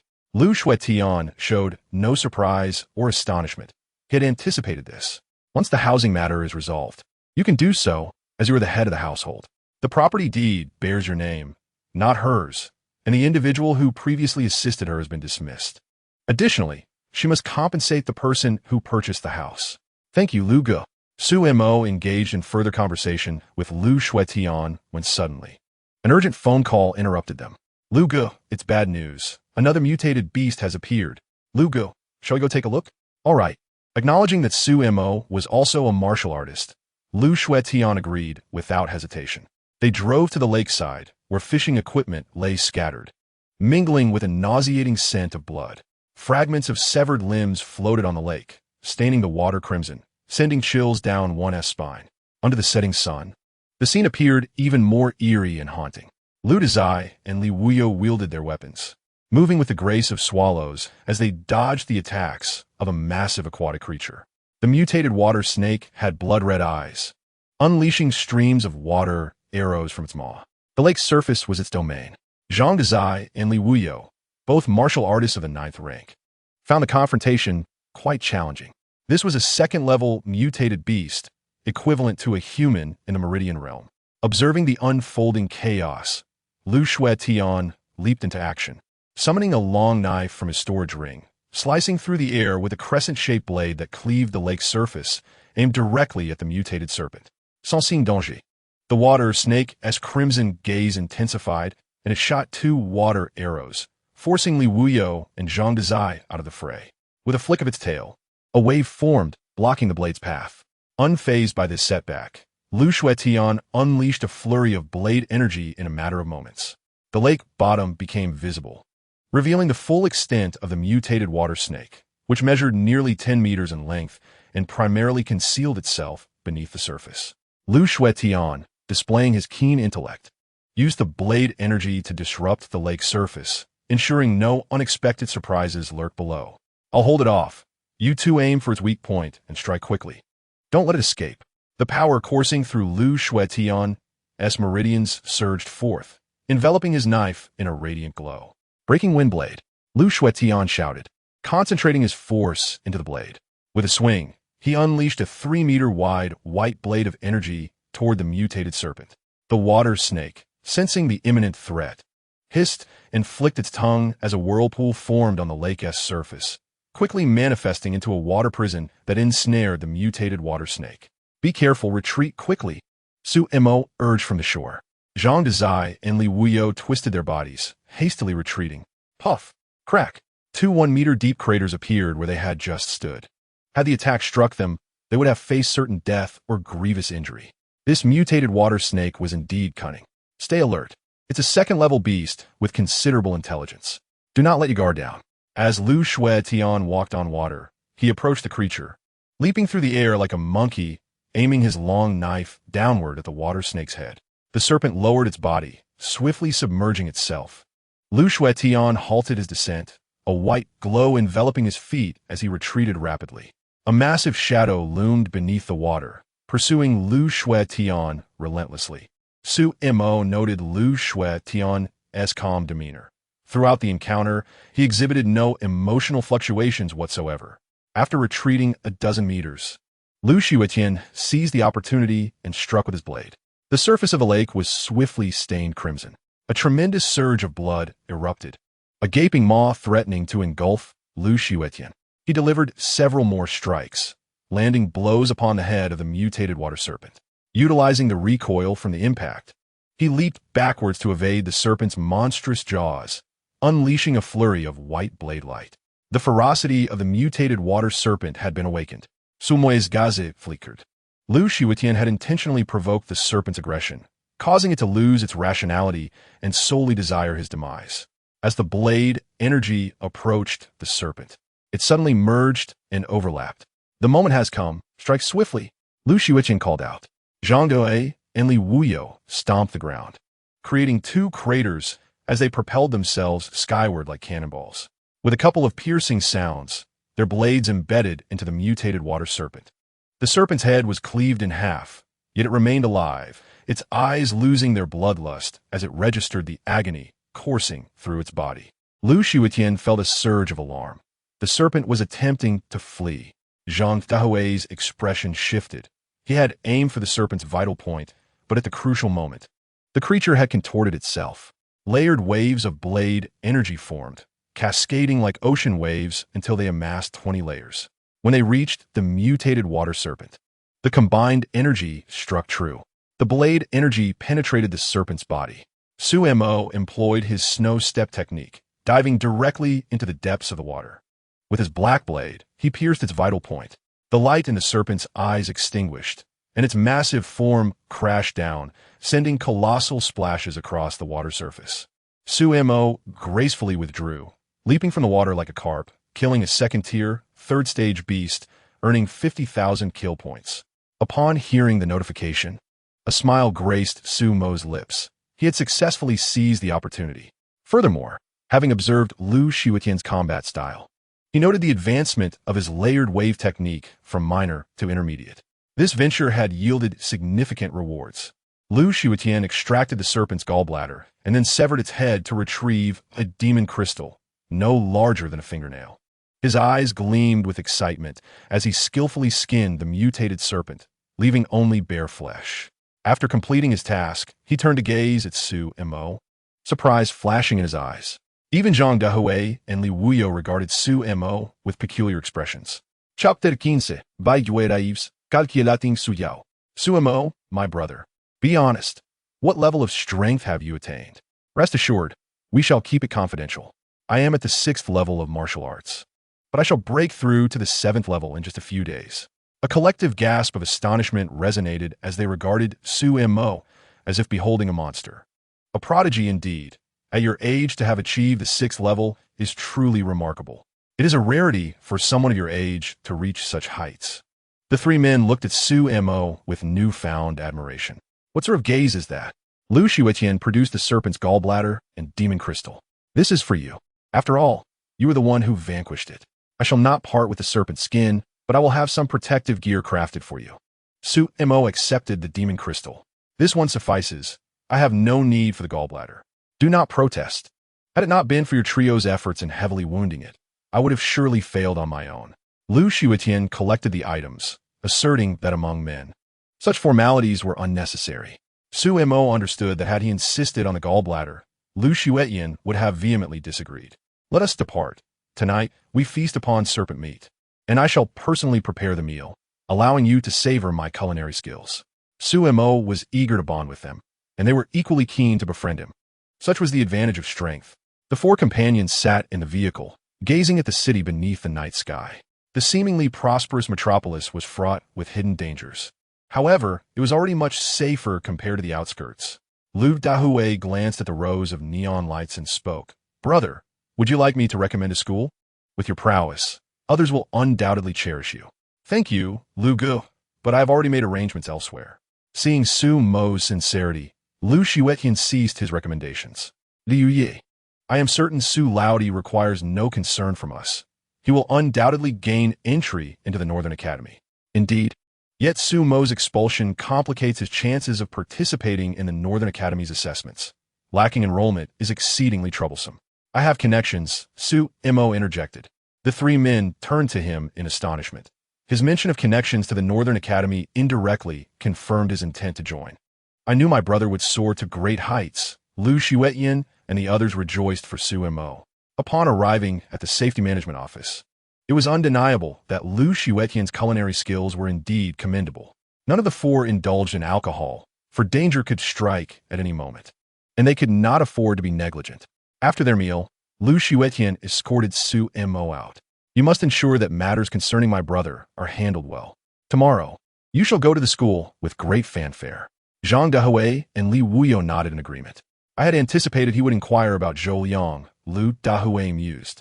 He is astute. He has confidence in resolving these matters without burdening us. However, Zhou Liang's situation is rather complex. That old man's confidant is fearsome. Lu Shiwetian remarked with a smile. The blood tiger is dead. The revelation left both men in shock. The blood tiger is dead? Lu Gu, you cannot be deceiving us. Zhang Dahue was well aware of the blood tiger's formidable strength. Indeed, he is dead. How he met his end, I cannot say, but he is no more. How will that old man react? Li Wuyo queried with curiosity. That old man asked me to investigate. Who has the time for such matters when we do not even know the identity of the perpetrator? Only a photograph of the blood tiger's head. We need not concern ourselves with that. Ensuring Sumo's affairs are in order is far more advantageous than entangling ourselves with that old man. Zhang Dahue and Li Wuyo nodded in agreement, finding solace in Su Mo's situation. After Su Mo departed, he made his way back to his rented room, where he found a figure waiting at the entrance. It was Baiyu. TSK, the illustrious Su Mo, the Red Fire Ant Slayer, at the 6th level of martial arts. Residing in this dilapidated rental, and you still wish to call me sister while tying your hair up? My dear brother, you have much to strive for. Su Mo had not anticipated being teased by this woman yet again. The place I reside may be humble, but my physical prowess is not. Sister, when you tie your hair up, who knows who will be begging for mercy first? Baiyu scolded playfully. Follow me, in the dead of night. You expect me to accompany you without ulterior motives? Indeed, I have ulterior motives. First, I shall have you lean against the wall, and then you shall become 3 pounds heavier. The two settled into the vehicle, their banter ceasing. Baiyu drove, and Su Mo remained silent until they arrived at the familiar abode. It was peculiar how, despite their limited encounters, they had forged a close friendship. You shall stay here from now on. After all, you will be moving back. However, you must not touch my room. Su Mo was taken aback. You mean to share living quarters with me? A man and a woman. This does not bode well. Su Mo feared that he might be sleepwalking. Have you eaten? Baiyu shook her head. She had gone to find Su Mo after work, only to discover that he had returned home quite late. Gurgle. Baiyu's face flushed, feeling a bit embarrassed. I'll prepare some for you. I don't want any. It's all chives, too prickly for my taste. Sister Bai, what are you thinking? I meant noodles. Oh, my apologies, I misinterpreted. Could you add an extra egg and a sausage? That would be too much to ask, would it? Su Mo turned and headed towards the kitchen. When he returned, he carried a bowl of noodles, 2 eggs, and a sausage. Dig in. Baiyu took a deep breath, inhaling the faint aroma, and eagerly picked up her chopsticks to eat. You have such culinary talent. It would be a shame not to open a restaurant.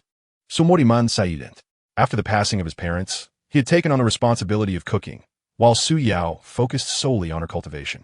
Today, Su Yao had come to purchase a few blood-enhancing pills. I estimated her vitality had surpassed 190. The pills held little benefit for her now. She was merely wasting money. She has nearly exhausted her funds, hasn't she? What if she sold her warrior medal? Baiyu's expression froze. The warrior medal differs from a badge. Medals are awarded by the warrior guild after one has achieved merit, recognized by the state. If she were to sell such a thing and was discovered, it would not be a trivial matter. Are you suggesting she might sell on the black market? Sumonadif. In that case, I could find someone to keep an eye on things. I aim to break through to the Meridian realm. You truly have a way to make me an assessment officer at the Northern Academy? Absolutely. There will be a significant surprise awaiting you. Sumonadif. Gazing earnestly at Baiyu. Sister Bai, thank you. Should anything arise, do not hesitate to call upon me. I would brave any peril for you. Sumo spoke solemnly. He had not anticipated that Baiyu, whom he had first met, would prove to be such a great help to him. Then you shall prepare me a meal. With 2 more eggs and another sausage. I am still not full. Su Mo's eyes widened in astonishment as he retreated to the kitchen. Moments latte. He returned with another bowl. Sister Yu, how much can these monster crystals be sold for? Baiyu's eyes widened in shock at the sight of the crystal Su Mo presented. Don't tell me you hunted this creature this afternoon? It was a joint effort with others. If Su Mo had acquired the crystal, it indicated he had played a significant role. Those individuals likely sought to curry favor with him. Coupled with Su Mo's query about becoming an assessment officer, Baiyu's pupils dilated. Surely no one would attempt to steal him from her. What audacity! This individual had already crossed the line. Chapter 16. Are you not way down? Leaving the city again, Baiyu placed the heavy object on the table, leaving Su Mo dumbfounded, instinctively asking, Sister Bai, isn't that heavy? Baiyu nodded. Indeed, it's rather heavy. Would you assist your sister? Can I? Thud. Baiyu playfully struck Su Mo on the head. Of course, you big-headed fool. You little lecher. Has someone been courting you? Baiyu cautiously probed. No, I resolved this matter with Lu Shuetian from the Safety Management Office. Upon hearing this, Baiyu sighed in relief. Su Mo, inadvertently averting his gaze, was unaware of the peril in her playful actions. Baiyu lifted the object with her own hands before releasing it, causing a dull thud as it struck the table, which began to tremble. I had initially thought of discarding this. It's far too large. I think it's quite fine as it is. Baiyu chuckled, covering her mouth. Now, let me explain the function of monster crystals. They are not solely produced by second-tier beasts. Even first-tier beasts can yield them. This substance contains a frenzied power that cannot be absorbed, only used for enchanting weapons. However, the likelihood of such crystals forming is minimal. They typically originate from beasts with unique bloodlines. Sumonadith. This one is from a second-tier beast, valued at around 2 million. You 1T find it useful. After speaking, Bayu transferred 2 million to Su-mo. His spirits lifted at the sight of the money. Once Bayu finished her meal, and Su-mo tidied up, he headed to the bathroom. Upon emerging, he found Bayu seated on the sofa in her pajamas, watching television. That television is remarkably bright and large, he mused, as awkward dialogue echoed from a screen. Woman, do you realize you're playing with fire? Su-mo had not expected Bayu to enjoy such dramatic storylines. Have you finished washing up? Sumonadith. Bayu turned to leave. Su-mo observed her silhouette. Sister Bai, have you heard of a common piece of advice? What is it? Bayu inquired, her expression perplexed. It's quite dangerous for a woman to bathe alone. The bathroom can become excessively warm, leading to low oxygen levels, which may cause fainting. It's best to have a man nearby for assistance, especially to help scrub those hard-to-reach places. Bayu shot him a disdainful glance. I've also heard that men should be cautious while sleeping, as women often sleepwalk and might run about with scissors. A chill surged through Su-mo. When Bayu emerged, she found Su-mo had already retreated to his previous room. Shortly thereafter, a small tempest arose within the room, and Bayu's expression shifted.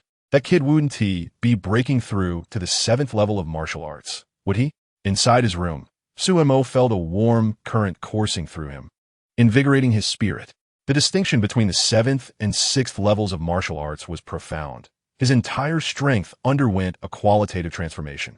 Recalling the second-tier mutated serpent, Su-mo had concentrated his power to pierce through its skin. He grew increasingly eager to break through to the Meridian realm. A panel materialized before Su-mo.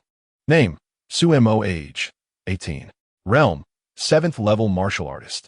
Martial skills, wave-cutting blade technique, yellow tier, intermediate 1,000 30,000, proficiency, medium 5,000 50,000, snow treading, yellow tier, intermediate 1,000 50,000, proficiency, minor 1,000 50,000, vitality 105,000 200,000, kill points 0. He needed kill points. Tomorrow he would venture out of the city again.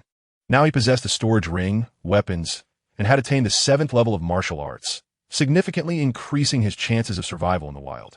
The next morning, Bayu awoke to find a prepared breakfast on the table. Su-mo had vanished. Fried eggs and sausages. Bayu's eyes sparkled. This mischievous boy seemed particularly fond of these two dishes. At that moment, Su-mo stood before the city gates. The guards regarded him with shifting expressions. The lad was about to procure supplies once more. Su-mo pulled out a map, marked with varying colors. White indicated no danger, green denoted heightened risk, and yellow signaled potential threats. As for the red-marked areas, venturing there now would be no different from delivering supplies. This time, Su-mo had his sights set on a region between the white and green areas. With his snow-treading skill, Su-mo's speed increased significantly. Upon reaching the designated area, he became serious. Woo! Su-mo took a deep breath. This time, he had set his sights on the ironback demon wolf. A pack of demon wolves encircled Su-mo, their crimson eyes glinting ominously in the mist. The backs of the wolves shimmered with a dark sheen, reminiscent of forged iron. Towering above the pack was a singular wolf, bearing but one eye, a grotesque scar marring its visage, and a mouth with a missing tooth. Its neck bristled with fur, standing upright like steel needles. Su-mo recognized this creature as the Wolf King, a beast of the 7th tier. With a resounding howl, the Wolf King commanded the pack to charge at Su-mo. With a swift motion, Su-mo wielded his iron black blade, cleaving several demon wolves in two. Killed one ironback demon wolf, earning 20 kill points. Killed one ironback demon wolf, earning 13 kill points. The familiar voice echoed in his ears, igniting a surge of excitement within him. The blade's energy surged forth like relentless waves, and before the demon wolves could near him, they fell beneath his strikes. In the blink of an eye, half an hour passed, and Su-mo's chest heaved rapidly. The remaining few demon wolves met his gaze, their bodies crouching low, heads withdrawn, retreating in fear. Standing atop the corpses of the demon wolves, the ground was littered with their remains, the stench of blood rising to the heavens, acrid and overwhelming. Sumo understood the urgency. He needed to act quickly, for the scent of blood could attract even more formidable beasts. With a swift motion, Sumo darted through the snow, his figure flickering like a wisp. The Wolf King let out a howl, its colossal frame leaping forth, claws swiping to unleash a wave of black mist. Sumo countered with his cascading blade, shattering the dark vapor. The blade's force struck the Wolf King's back, producing a resounding crack as it shattered. Sumo was momentarily stunned. Indeed, this truly was an iron-backed demon wolf, unable to withstand even a single blow. In its final moments, the Wolf King's gaze turned bewildered, having succumbed to a mere child of humanity who had severed its iron back with a single strike. Killed a 7th-tier demon wolf, earning 15,000 kill points. With no further hesitation, Sumo systematically dismembered the wolf, stripping its back and even prying out its teeth. Each demon wolf resembled a skinned bullfrog, devoid of its former grandeur. A sudden thought struck Sumo. This was demon beast meat, surely valuable in restaurants. Alas, his spatial capacity was insufficient, forcing him to abandon the idea. He sighed, lamenting yet another lost opportunity for profit. After cleansing the battlefield, Sumo hastily departed. Moments later, he felt the ground tremble beneath him as trees in the distance began to topple. An ominous aura loomed ahead. He dared not linger. This verdant area posed significant peril. The creature that had caused the disturbance was likely a 3rd-tier demon beast, comparable to a human in the realm of spirit passage. In the Northern District, with its hundreds of cities, a 3rd-tier spirit passage expert could easily claim the title of City Lord. As Sumo shifted his position, he realized that with his rising strength, the required kill points for advancement also escalated. Despite having slain hundreds of demon wolves, the points garnered were meager.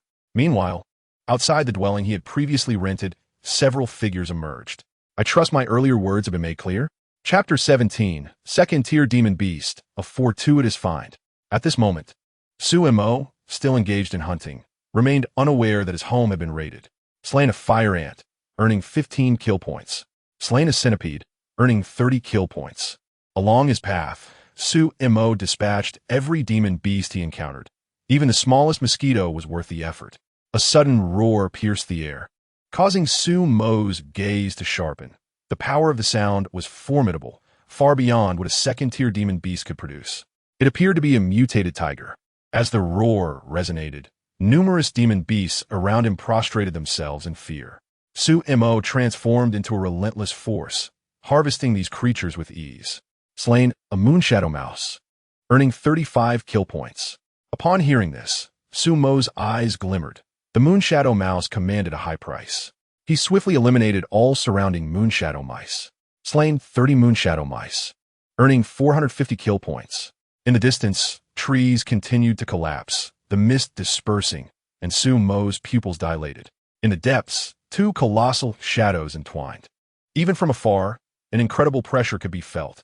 A pained roar echoed, followed by a massive wave of flames crashing to the ground, leaving a charred expanse of several dozen meters. Sumo dared not advance any further, taking refuge atop a great tree. Suddenly, hundreds of tendrils surged toward him, intertwining with ferocity. He swiftly evaded the onslaught. On a nearby tree, a visage appeared, its eyes a vivid green, fixating intently on Sumo. The tendrils bore the remnants of several skeletons. A 1st-tier, 8th-grade mutated tree. Sumo remained vigilant. It was a level above him, with his long blade poised. Tendrils converged from all directions. From a distance, the area transformed into a web, pulsating with a green hue. Sumo severed the encroaching tendrils, green fluid splattering onto his black blade. Hissing sounds emanated from the blade, releasing noxious green smoke. Sumo furrowed his brow. This mutated tree was toxic. He needed to eliminate it swiftly while avoiding its venom, for sustaining injuries outside the city was perilous. Just as he prepared to strike, the tree vanished, concealing itself among the others. With a sigh, Sumo activated his radar. He directed a strike at a nearby tree. Damn it, are you hiding? As the blade approached, the tree emitted a brilliant green glow. Sumo concentrated his energy, cascading waves. This strike was unreserved, the most powerful he had unleashed since his training began.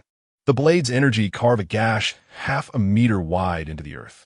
The green luminescence was cleaved as Su-Mo's attack surged forth, bisecting the mutated tree. Killed a mutated tree, earning 20,000 kill points. Su-Mo's chest heaved. This time, he had pushed the cascading blade to its zenith, unleashing a continuous torrent of 20 layers of blade waves. Approaching, he discovered a verdant orb, a demon crystal. This all was truly fortuitous. Su-Mo stored it in his storage ring and, with a swift motion, darted through the thicket like a nimble monkey. Before long, he drew near, only to notice a resplendent white tiger, its body spanning 20 meters. Opposing, it was a mutated vulture, nearly matching the tiger in size. The vulture's wings had been partially severed by the tiger's jaws, while the white tiger bore a massive wound, penetrating from its back to its abdomen. Surrounding these two powerful beasts lay the bones of humans and various demon creatures, evidence that others had sought to scavenge and had met their demise. The mutated white tiger and vulture faced one another, their crimson eyes locked in a fierce stare. Ultimately, it was the vulture that retreated, with the white tiger letting out a low growl, the symbol on its forehead gleaming more brightly. The vulture took several steps back before vanishing into the shadows. The white tiger roared, collapsing to the ground with a thud. The wound that had earlier penetrated began to rupture further, blood oozing forth. Su-Mo dared not approach. This was a second-tier demon beast, akin to a spirit passage expert. The radar could no longer detect the tiger's strength. Hiding behind a great tree, he remained motionless. As a hunter, patience was his virtue. The rustling of leaves filled the air. Dark silhouettes emerged from the distance, fixating greedily on the mutated tiger lying on the ground. It was unable to move. We united to slay it. Su-Mo, concealed behind a grand tree, cursed this foolish group. Suddenly, the once prone, mutated tiger sprang to its feet, and even the injured vulture returned. Two colossal figures lunged at the assailants. Su-Mo, witnessing this spectacle, was taken aback. These beasts possessed formidable intelligence. They had devised a trap, having long since detected the presence of humans hidden in the dense foliage. This was dire. It was inconceivable that these two creatures would ally. We must retreat. We're no match for them. The white tiger let out a fierce roar, unleashing an invisible sound wave. Su-Mo clutched his ears, his head ringing, feeling dizzy and weak. The remaining wing of the vulture unfurled, its feathers slicing through the air like steel blades, targeting the emerging figures. Thuds echoed as dozens of 1-meter-wide craters formed on the ground, gushing blood. Such impressive coordination. The tiger's roar and the psychic attack were almost synonymous. And then the vulture continued its assault. The tiger and vulture approached the craters, lowering their heads to devour the fallen. Su-Mo, hidden behind the tree, dared not breathe. Fortunately, he had refrained from rushing out. Damn it, old Lu truly cunning. Today, Su-Mo realized that these beasts could not be regarded as mere animals. Their intellect rivaled that of humans, merely lacking the ability to speak.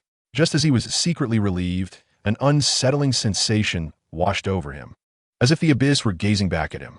His heart raced, threatening to leap from his chest. Looking up, he beheld a massive mountain-sized figure rising before him. The very tree he had sought refuge behind stood beside this towering entity. A pair of blood-red eyes fixated on the vulture and the mutated tiger. Even though they did not seem to look at him, he felt an aura of death enveloping him. While Su-Mo was momentarily stunned, the 100-meter giant ape uprooted the tree he was hiding behind and hurled it towards the mutated tiger and vulture. Su-Mo clutched the tree, paralyzed with fear, truly unable to move. At that moment, the mutated white tiger and vulture recoiled, attempting to flee. The tree approached rapidly. The vulture's feathers shot forth, snapping the tree in two. With a burst of instinct, Su-Mo leaped into action. The three enormous figures paid no heed to the insignificant ant that was Su-Mo. He sprinted away, his heart still pounding furiously. Just as he settled down, a surge of shock coursed through him. The vulture was flung towards his hiding spot by the 100-meter giant ape. The remaining wing was brutally torn away, its head drooping, eyes gradually clouding. Su-Mo plunged his knife into the vulture's skull. With a squelch, blood gushed forth. Slaughtered a level 2, 6th-tier beast, earning 120,000 kill points. Su-Mo suppressed his inner excitement. 120,000 kill points. How many level 1 beasts must he hunt to achieve that? Roar. Bang. The stone he had taken refuge behind exploded. A white tiger descended from above, shattering the stone, leaving a massive crater in its wake. Sumo seized the opportunity to deliver a final blow. Slaughtered a level 2, 6th-tier beast, earning 120,000 kill points. Chapter 18. Surviving Against All Odds. A bountiful harvest. After the ordeal, Sumo sprang into action, racing into the dense forest while gathering a few vulture feathers along the way. The giant ape thumped its chest, sending shockwaves radiating outward. Surrounding hundreds of meters turned to ruins. Sumo was swept away by the force. With a thud, he was propelled forward. Spitting out a mouthful of blood, he dared not linger, pushing his limits to flee. Only one thought consumed his mind. Run far away, or face death. The 100-meter giant ape did not pursue Sumo. It approached the fallen, mutated tiger and vulture, devouring them whole. With each bite, they burst forth in a shower of gore. Blood trickled from the corners of the giant ape's mouth, revealing a look of satisfaction as it pounded its chest and turned to vanish into the jungle. Half an hour later, Sumo hid behind a large tree, his complexion pale.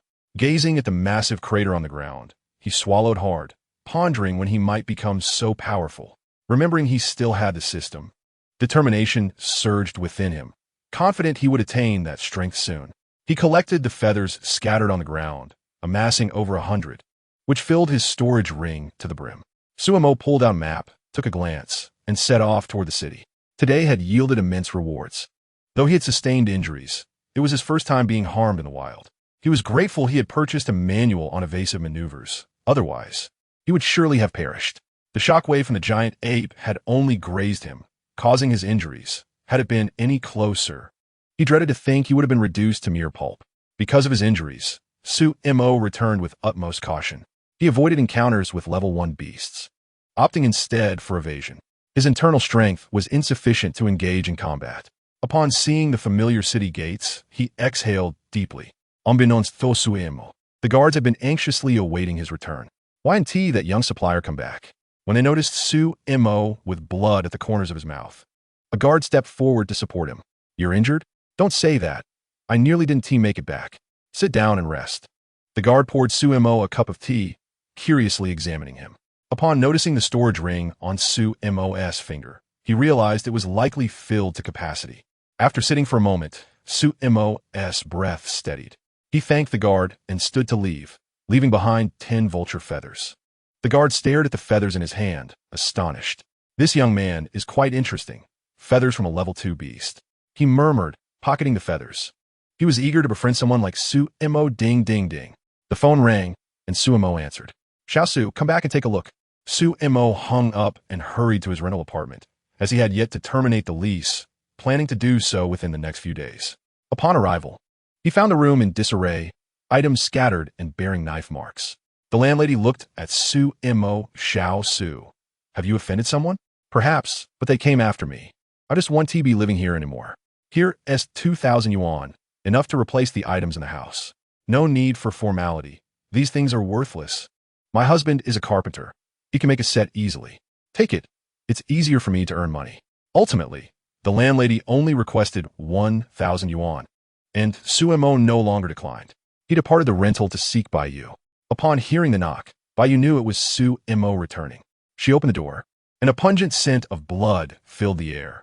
Sumo's face was pale, his body slightly swaying. Baiyu gasped, hurriedly helping him inside.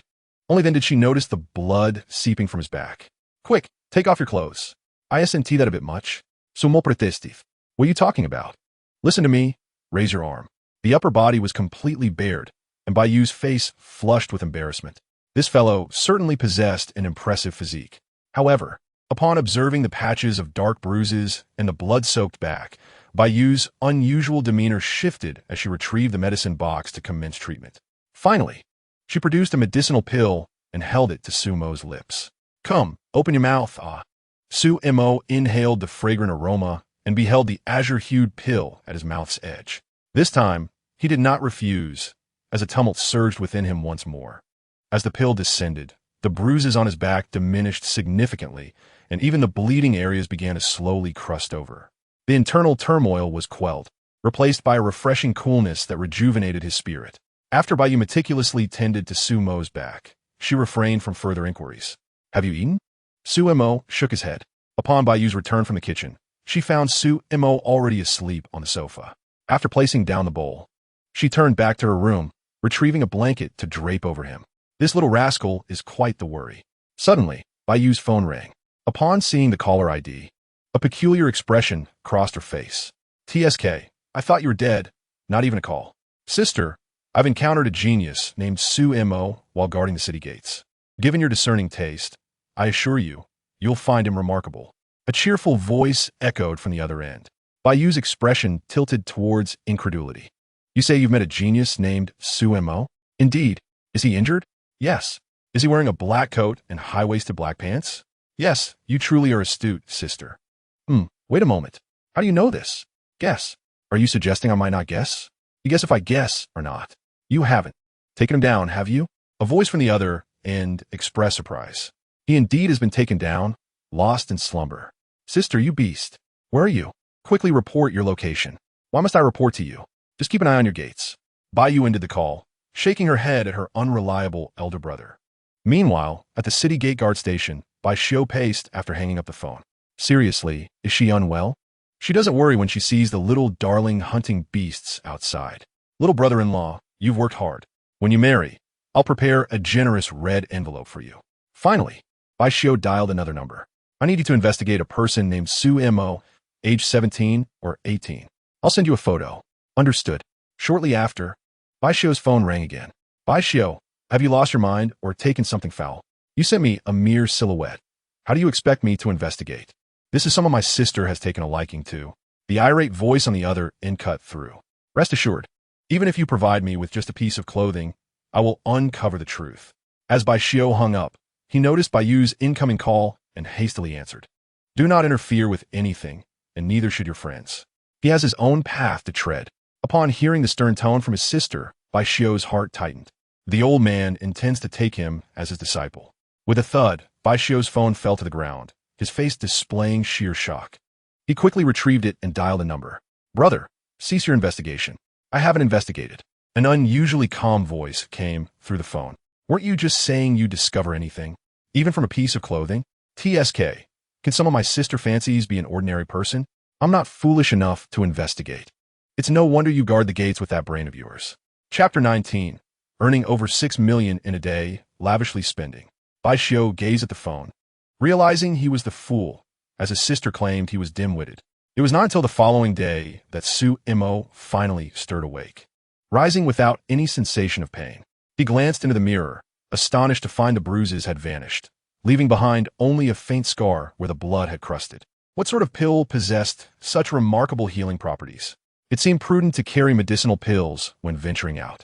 Observing the food on the table, 2 fried eggs and a sausage, Su-mo felt perplexed by the charred remnants piled together, which appeared rather odd. He turned towards the kitchen, preparing a bowl of clear noodle soup. After finishing, a warm comfort enveloped his stomach. Only then did he look at the panel. Name, Su-mo, age, 18. Realm, 7th layer warrior. Martial technique, wave-cutting blade technique.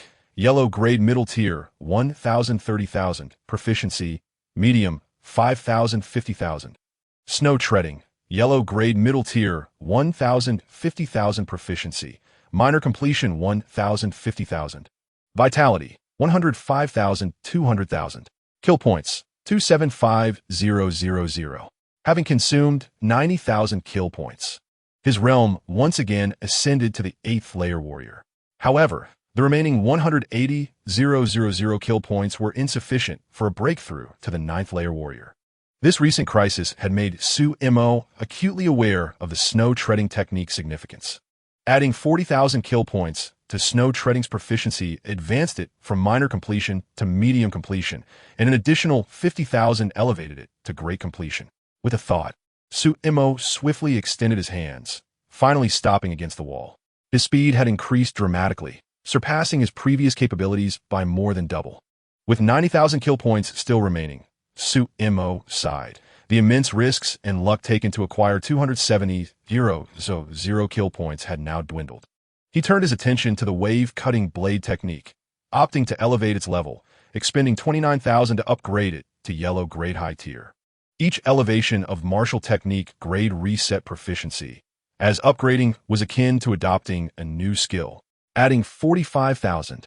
The yellow grade, high-tier wave cutting blade reached minor completion. Name, Sumo age, 18. Realm, 8th layer warrior. Martial technique, wave cutting blade technique, yellow grade high tier 30,000 proficiency. Minor completion, 50,000 100,000. Snow treading, yellow grade middle tier 1,000 50,000 proficiency. Great completion, 50,000 100,000. Vitality, 200,000 500,000. Kill points, 16,000. To break through to the 9th layer warrior required 300,000 kill points, with further advancements to the Meridian opening realm.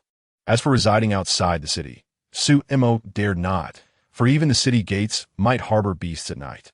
With his current abilities, venturing out would be akin to serving himself as a meal. After tidying up, Sumo decided to visit the warrior guild, as his storage ring was brimming to the brim. Converting it into funds would allow him to procure numerous items, including an upgraded storage ring, as the 2 cubic meters of space remained insufficient for him. Upon arriving at the warrior guild, Bayu was found dozing at the counter. Upon seeing Sumo approach, her eyes sparkled, and she promptly produced a calculator. Hurry, I can hardly contain my excitement. Sumo began to extract his items, revealing over 100 vulture feathers. Bayu inspected them, exclaiming, "What a treasure! These are from a level 2, 6-tier beast. 113 of them at 30,000 each, total 339 million. Sumo then presented wolf skins. These are level 1, not particularly valuable, 460 pieces at 5,000 each, totaling 230 million. Ultimately, Sumo retrieved the azure demon crystal. To his surprise, it was a product of plant mutation, a rare find indeed, albeit only a level 1, valued at 1,200,000. This item could be utilized in the crafting of elixirs, and while it commanded a slightly higher price, other level 1 items could merely fetch 1 million. Adding 120,000, 230,000, and 339,000 together, the total amounted to 689,000, plus the previous 2 million he had, bringing his current wealth to 880,000. Congratulations, you are finally affluent. Perhaps it is time to upgrade your storage ring.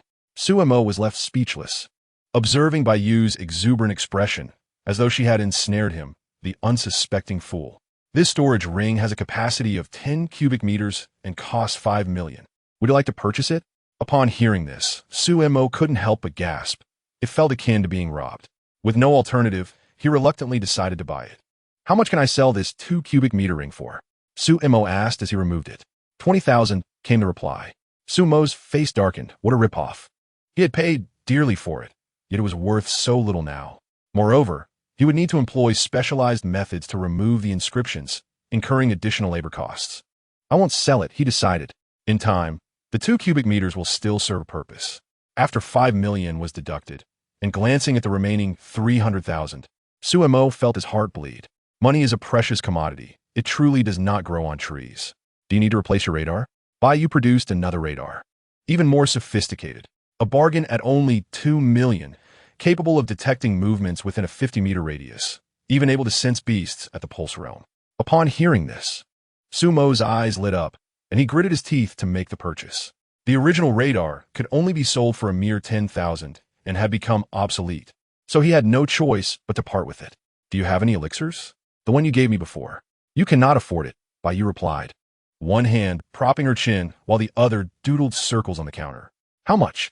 A level 1 elixir is 5 million each, while a level 2 elixir costs 10 million. Goodness, this is nothing short of extortion. Why is the blood-boosting pill so inexpensive? It is the only elixir that can be manufactured by machines, the others cannot. Chi and blood, martial artist, pulse realm, divine aperture, and transcendence are the early stages of cultivation. Transcendence involves shedding mortal constraints to become a spirit more suited for cultivation, awakening attributes. And it is necessary to awaken both fire and wood attributes to craft elixirs. Thus, this explains the high cost of elixirs. Sumo said helplessly. The impoverished have no voice in these matters. Observing Sumo's dejection, Bayu stifled a laugh behind her hand. This computer is quite large. So, dear brother, you must strive harder. Let your sister tie her hair up. Your funds are insufficient. Sumo was at a loss for words. surprised that Bai Yu would use a jest to tease him. As Su Mo and Bai Yu exchanged banter at the high school, Zhang Dehai and Li Wuyo had already arrived. Principal Fang Jingyu awaited them at the entrance. His presence was unnecessary, yet he was keen to inquire about who had broken through to become a martial artist. The school's blood chi test had yielded no results. Please come inside. No need. We must handle matters promptly. We still have inspections to conduct. Which class is Su Yao in? The principal's heart tightened.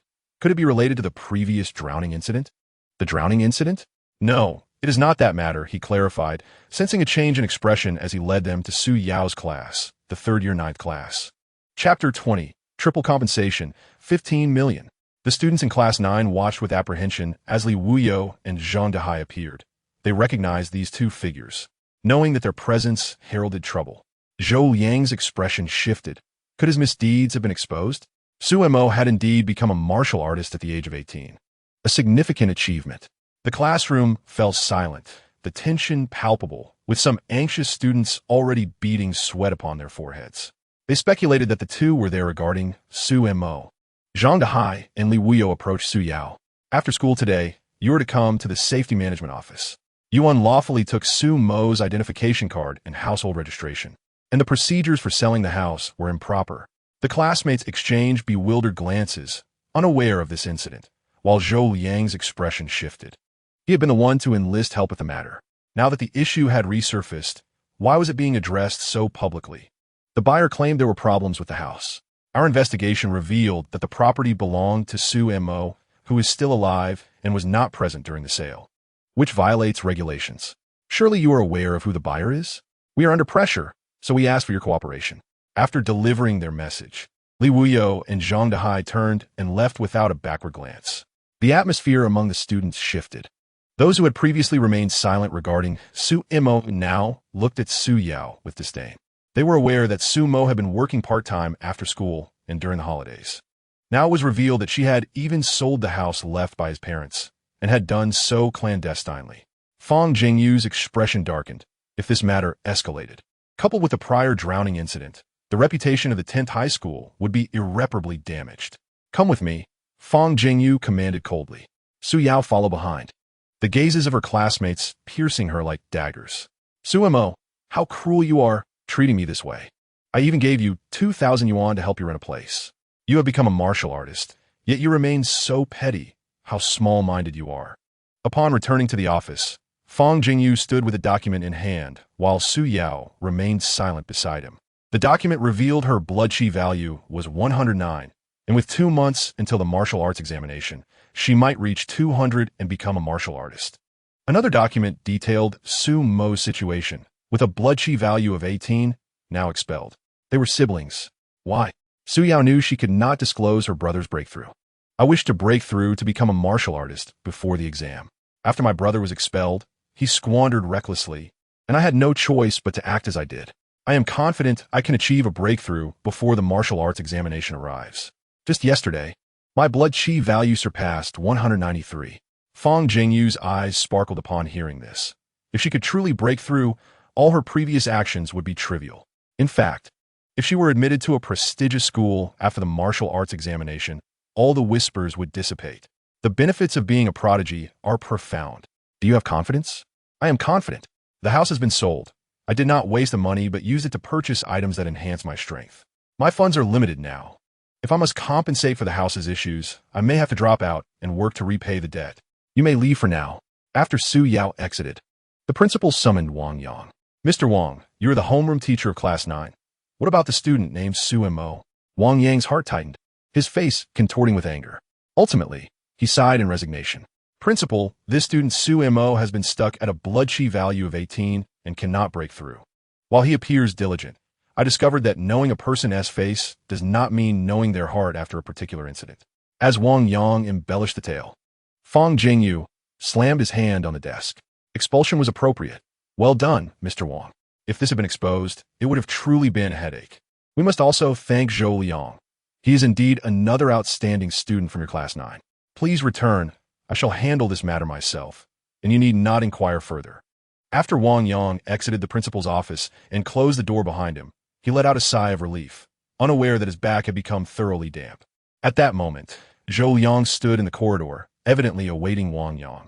Have you arranged that matter? Wang Yang inquired, still feeling somewhat uneasy. Rest assured, everything is in order. We merely await the right moment. However, that fellow seems to have vanished, and my people have been unable to locate him. What about your side? I am nearly prepared as well. Soon we can take action. When Zhang Dehai and Li Wuyo returned, they found Su Mo already seated in Lu Xuetian's office. The two approached and greeted. Su Mo, little brother Su, this protective suit is for you. Su Mo gazed at the protective garment that Lu Xuetian had retrieved from his spatial ring. It was as thin as a cicada's wing, chilling to the touch, yet imbued with formidable resilience. Su Mo understood that Lu Xuetian must have expended considerable effort on it. Thank you, brother Lu. No need for such politeness. This belongs to both of you. The two regarded the protective suit. Their spirits ignited, for it was a means of preserving their lives. In a critical moment, it could very well save them. Dingling, dingling. Lu Xuetian's phone rang, just as the three were preparing to depart. Little brother Su, we are not outsiders. You should listen in. After Lu Xuetian answered, Su Mo and the others took a seat. Hello, old Fong, what is the matter? There is indeed an issue regarding the property, as you may be aware. At the mention of property, the ears of the others perked up. I know. The procedure was not legitimate, which is why someone went to find her. Old Lu, is the buyer not a simple person? Indeed, they belong to the Martial Artists Association, and she claims there are complications with the property. A silence fell on the line. Individuals associated with the Martial Artists Association were not to be trifled with. What compensation is required? It also involves someone named Su Mo. Upon hearing Su Mo's name, Fang Jingyu's temper flared. It is better not to mention such a wretch. I believe Su Yao acted correctly, including that incident with the water. Surely it was Su Mo who framed her. For one cannot know a person's heart by merely knowing their face. Su Mo listened quietly, refraining from uttering a word. Li Wuyo and Zhang Dehai dared not breathe. Why do you say that? Let us not speak of the scandal. Simply state the compensation required. The property is priced at 5 million. Triple the compensation is 15 million. Could you assist me in contacting the buyer? I will provide the funds, and this matter can be settled. No, you are mistaken. This is the buyer's compensation. And it also requires that the property be returned to Su Mo. But if I pay the compensation, the property effectively becomes mine. I can simply return it to Su Mo. Why must I purchase it again? They are from the Martial Artists Association. Dealing with such matters is a waste of time. In that place, one can earn a fortune in just an hour. Then please help me make the connection. Understood. Chapter 21, OS inquiry. Do you know how much face I have lost? After Lu Xuetian hung up, he noticed that Su Mo did not display any signs of anger. Little brother Su, would you like me to investigate who has framed you? No need. This matter involves Zhou Liang's influence, and his backing is formidable. The grievances of students are often limited to a few trivialities. One could discern them even with a mere thought. I wish to ask brother Lu for a favor. For now, Lu Xuetian's eyes widened, staring at Su Mo as though he were a creature of legend. Little brother Su is indeed remarkable, truly unparalleled in his preparations. By the way, I have a videotape featuring the individuals captured during your time in the rental. Su Mo's eyes glistened with gratitude. Thank you. This is merely an investment. You are a promising asset. Su Mo nodded, choosing to keep certain matters to himself. When you plan to confront them directly? With 2 months remaining until the martial examination, I shall present them with a grand gift then. It is somewhat cumbersome to deal with Zhou Liang's background individually. It is better to address it all at once. Lu Xuetian's unwavering support for Su Yao suggests that my dear sister may achieve a breakthrough before the martial examination. I shall make her understand that even with such a breakthrough, escape will be elusive. These are items I obtained outside the city. Brother Lu, you three may utilize them to forge weapons. Su Mo produced several vulture feathers, remnants from his previous unsold stock, preserved for Lu Xuetian and his companions. Relationships must be nurtured. The three wanted to decline, but Su Mo had already stepped outside. Brother Lu, is that Fang Jingyu your classmate? Zhang Dehai inquired. Indeed, he's a classmate. But making decisions without investigation indicates that position has made him feel invulnerable to deception. Were it not for our witnessing little brother Su's prowess, we too might have deemed him a waste, incapable of surpassing a mere 20 in vitality. We would not have extended our assistance. In this world, all are driven by self-interest, and might dictates morality. They disregard little brother Su simply because he was perceived as inept. Not long after Su Mo departed, he received a text message. Would you like to join us? The principal of 10th High has arrived. I shall not attend. Within the Martial Artists Association, Su Yao gazed at the message in her hand and then raised her head to look at Fong Jingyu. Principal Fong is indeed a commendable principal, stepping forward to resolve students' difficulties. Miss Bai, you jest. When students err, I must certainly intervene. Then I must congratulate Principal Fong on acquiring a martial talent. Upon hearing this, a smile graced Fong Jingyu's face. Miss Bai, state your conditions. 20 million. I shall return the property to that individual named Su Mo. The principal nodded, producing a martial artist badge. Upon noticing the deduction of 20 million, he displayed no signs of disturbance. For the strong, earning money is a trivial matter. Yet, 20 million is not insignificant for the principal either. Take care. As Fong Jingyu departed, Bai Yu observed the additional 20 million in her account, a smirk playing on her lips. Hello, Safety Management Office. Please return the property to Su Mo. After ending the call, she dialed another number. Hello, little brother. The compensation has been processed, 20 million, and the property is yours again. You won't chase me away, will you? I cannot allow you to stay for free. Will you not offer some price in return? Shall I cook for you? Perhaps not. I wish to live for another 2 years. After hanging up, Su Mo returned home, his expression darkening. Damn, she truly is relentless. Su Yao now stood a meter away from Su Mo. Why must you act this way? Su Yao's expression grew stern. Su Mo found no desire to converse with her. The effort spent on her words would be better spent hunting a beast beyond the city. I am asking you. Respond to me. Why this behavior? Do you comprehend the degree of humiliation you have caused me in class? How should my classmates perceive me? How should the principal regard me? How can you be so selfish? I did not hold you accountable when you threw me into the water. I sold the house to enhance our strength and improve our lives. Did I not give you 2,000? You are devoid of conscience, no matter how you express it. I am still your elder sister. Su Yao, do you truly believe I could eliminate you at this very moment? If I were to abduct you and take you beyond the city to end your life, would anyone even discover the truth? Obving sumoesaisigaze. Su Yao instinctively took a few steps back. You Su Mo, just wait. After leaving, Su Yao's expression turned tense. She had initially intended to extract some funds from Su Mo. Now, with their relationship irrevocably severed, she could no longer expect financial gain from him. She had promised the principal that she would become a martial artist, and once she achieved that status, she would have the opportunity to enter the Northern Academy. At that point, she would be the center of attention, a prodigy admired by all. After selling her property, she began to spend extravagantly, with several million in her account. She initially convinced herself that it was to enhance her strength.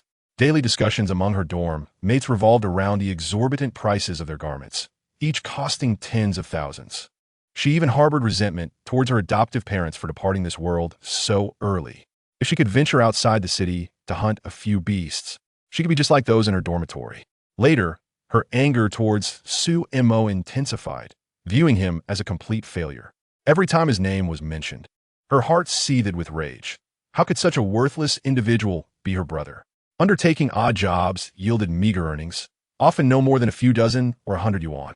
When offered such paltry sums, she would scoff, despite her own financial struggles. The 50,000 Su Mo had previously transferred to her had long been spent. Now, as she aspired to become a martial artist and was on the brink of financial independence, he had turned his back on her. Just you wait, Su Mo.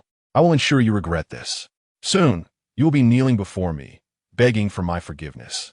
A sinister expression crossed Su Yao's delicate face as she envisioned her future, becoming a martial artist, entering the Northern Academy, and attracting a multitude of wealthy and powerful suitors vying for her affection. Taking a deep breath, she retrieved a medal from her pocket, one awarded to her parents shortly before their demise. Now that her finances were depleted, it was time for this item to reveal its immense value. She understood the risks involved in selling it. Yet she believed that once she became a martial artist and entered the Northern Academy, someone would surely assist her in overcoming any challenges. Especially with the principal's help regarding her accommodation, she recognized her own worth and was determined to capitalize on it. Zhou Yang, do you know anyone in the black market? I do, but if you wish for my introduction, you must agree to one condition. It is for your own benefit. What is it? Upon hearing Zhou Yang's condition, Su Yao's eyes sparkled with excitement and eagerness. All right, I accept your terms. There was no point in having a brother who disrespected his elder sister. I will give you a call. After hanging up, Su Yao glanced at the number sent by Zhou Liang. Just you wait, Su Mo, your end is imminent. Chapter 22. Su Yao's Recklessness, the Lair of Assassins, Attracting Beasts. After intimidating Su Yao, Su Mo's phone rang. Brother Su Mo, we have been monitoring Su Yao's movements. She has indeed gone to the black market. Thank you, Lu De Ge. It will be best to record her conversation. I have already dispatched someone for the task. After ending the call, Su Mo took a deep breath. Su Yao, oh Su Yao, you truly are heartless. Yet, this behavior was precisely what Su Mo had anticipated. It was characteristic of her nature, ignorant of her own foolishness, self-righteous, the quintessential white lotus. Glancing at the time, he noted it was still midday. He could venture outside the city. To break through to the Meridian realm, a substantial amount of slaughter points was required, along with the purchase of martial techniques. Baiyu had granted him an opportunity that he must seize. The Northern Academy was a gathering place for geniuses and would present new challenges. Donning his protective gear, which felt cool to the touch yet provided a comforting warmth once worn, he found it did not hinder his agility. After preparing himself, Su Mo stepped outside. Upon reaching the city gate, Bai Xiu's eyes lit up as he approached him. Su Mo, are you heading out of the city again? Su Mo nodded. I have some idle time. I plan to earn a bit of money.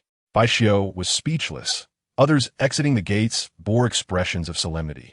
Yet Su Mo appeared as if he were merely going to shop. However, recalling Su Mo's demeanor, he fell at ease. Bai Xiu's gaze drifted, catching sight of several figures. Noticing Su Mo's relaxed posture, he couldn't help but glance over, clearly having already detected them. Once outside the city, Su Mo moved like a shadow, leaving behind fleeting traces as he vanished several dozen meters away. The 5 individuals brandished their martial artist insignias upon exiting the gates, only to find Su Mo had completely disappeared. Damn it, this kid is fast. Search for him. He cannot have gone far. The young master has assigned us a task. We must see it through. Understood. The 5 individuals hastened in the direction Su Mo had taken. Slayed a thunder shadow leopard, earning 40 slaughter points. Slayed a bamboo segment bug, earning 15 slaughter points. Slayed a fire cloud python, earning 60 slaughter points. Slayed 10 fire cloud pythons, earning 600 slaughter points. Upon discovering a lair of mutated pythons, Su Mo engaged them directly. With a swift motion, he ventured deeper.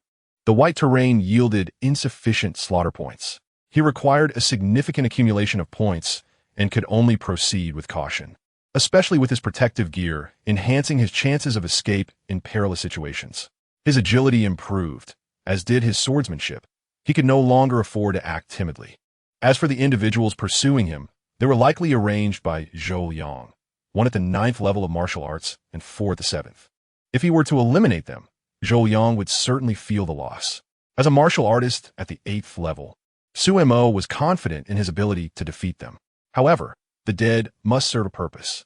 If beasts could strategize to establish a lair, why could he not do the same? Thus, throughout his journey, Su Mo deliberately left traces to entice them to follow. Retrieving a map, he confirmed his approximate location. He had reached the light green area marked on it. Beep, beep, beep. At that moment, the radar emitted a warning. There were beasts of the Meridian realm nearby. And not just one. Su Mo's eyes brightened. The pursuers, witnessing Su Mo halt, were equally surprised. They had not anticipated his swiftness. As they approached, Su Mo turned to them with a grin, a chill coursing down their spines.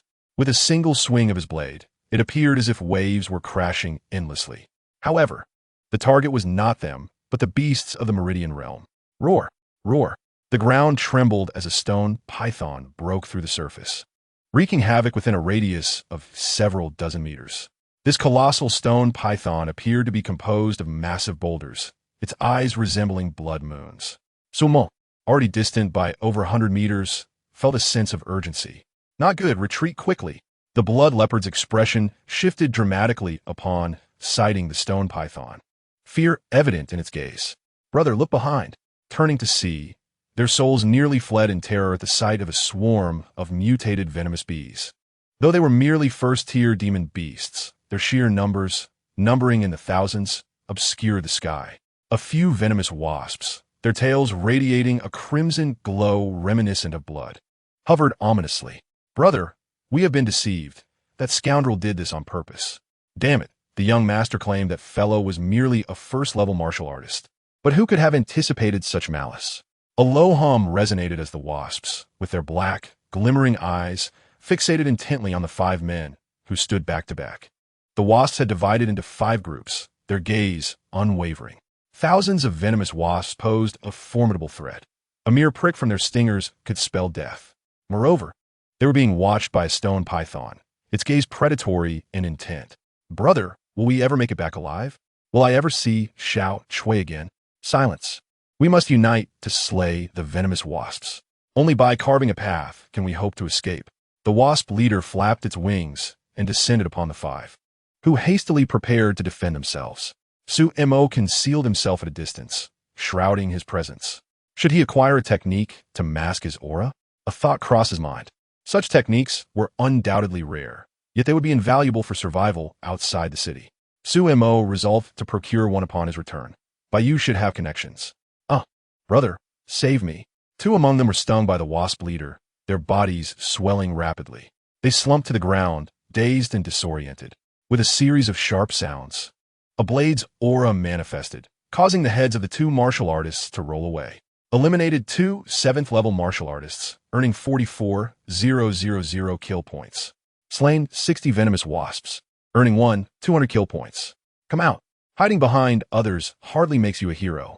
Blood Leopard watched as 2 brothers met their demise. A wave of murderous intent enveloping him. His long blade glowed crimson as he swung it, emitting a unique wave from the wasp leader. The wasps converged, their stingers bursting forth with a dark radiance. The clash of red and black light obliterated each other. Sumo's gaze shifted. Why did the stone python remain still? It seemed to regard the wasps with trepidation. Sumo stroked his chin thoughtfully. He unleashed a series of 50 consecutive blade waves toward the stone python. The strikes landed upon the python, yet a gray aura enveloped it, causing no damage. However, the python's ferocity was stirred, and it lunged toward the 3 men. Upon witnessing this, the wasp leader's black eyes flickered with a glint. The entire swarm of wasps coalesced, halting the massive form of the stone python. As Sumo observed this scene, his eyes glimmered. The wasps must possess a unique ability capable of bringing down the stone python. As a man of virtue, Sumo decided to lend them a hand. Chapter 23. Slaying a second-tier demon beast, Zhou Liang's Fear. The stone python hesitated, with the wasps once again targeting the 3 men. Blood Leopard's face turned pale. Although he claimed to fear nothing, when truly confronted with death, fear would grip anyone. This time, the swarm of wasps swept through indiscriminately. The stone python retreated repeatedly, its massive body causing the ground to tremble. 3 figures lay sprawled on the ground, their bodies swollen and darkened. A blade's aura emerged from afar, carving a trench nearly a meter wide into the earth. The heads of the 3 men turned with great effort, their eyes barely catching a glimpse of the white blade's aura. With a series of piercing sounds, blood flowed freely onto the ground. Slain 1 9th-level martial artist, earning 26,000 kill points. Slain 2 7th-level martial artists, earning 26,000 kill points. The wasps flapped their wings, directing their assault towards Sumo's location. It was this 6th one who had just slain his kin. Sumo executed his snow steps, leaving behind a trail of afterimages as he unleashed successive blade waves. The blade aura surged like crashing waves, one after another, with continuous sounds of impact.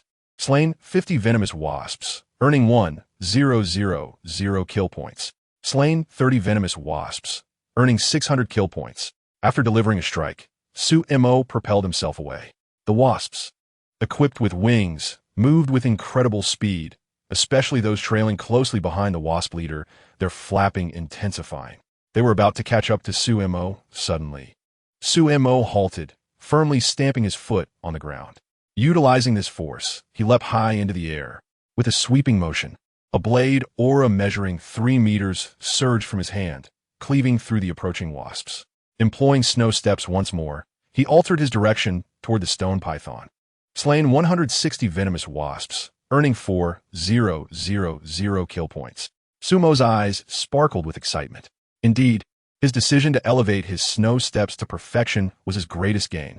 Otherwise, he would have faced considerable trouble against this horde of wasps. Su-mo discerned that while the stone python was large and powerful, its clumsy movements belied its second-tier status. Upon seeing Su-mo, it began to retreat, for it was pursued by a swarm of over 1,000 wasps. The python's blood-red eyes fixed upon Su-mo, seeming to implore him to stay away. Ignoring the warning, the python charged directly at him, its tail whipping through the air with a resounding crack.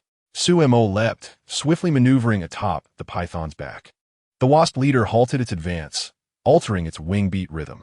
In the blink of an eye, hundreds of wasps raised their tails. With a flurry of sounds, their stingers shot forth with ferocity towards Su-mo. He leaped again, turning to deliver a strike. A blade aura 3 meters in size did not target the stingers, but instead fell upon the wasps that had launched them. Slain 300 venomous wasps, earning 6,000 kill points. A smile crept on his Sumo's lips. This was the outcome he had desired. At that moment, his pace slowed, and he turned to see the stone python emanating a gray glow, its body becoming increasingly heavy.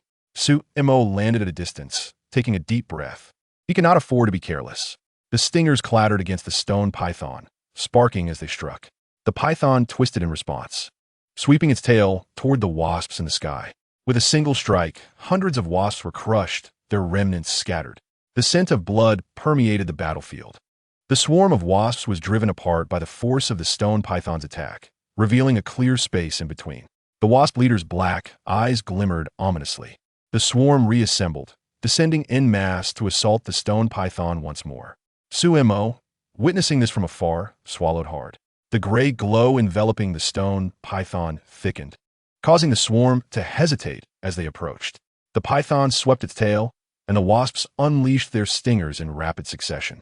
Su-mo recognized this as an opportunity. He raised his black blade, concentrating his energy. Layer upon layer of blade aura surged forth, accumulating to 70 layers. With a swift stroke, the black blade trembled incessantly, tiny fissures appearing upon its surface. The stone python and the venomous bee swarm were taken aback by the terrifying power that Su-mo unleashed. The venomous bees sought to strike the stone python with their toxic stingers, but the creature fought desperately against the onslaught. The introduction of this third-party force instilled panic in both combatants.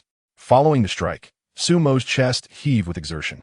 The stone python was cleaved in half, while the leader of the venomous bees met a similar fate, resulting in further division among the remaining swarm.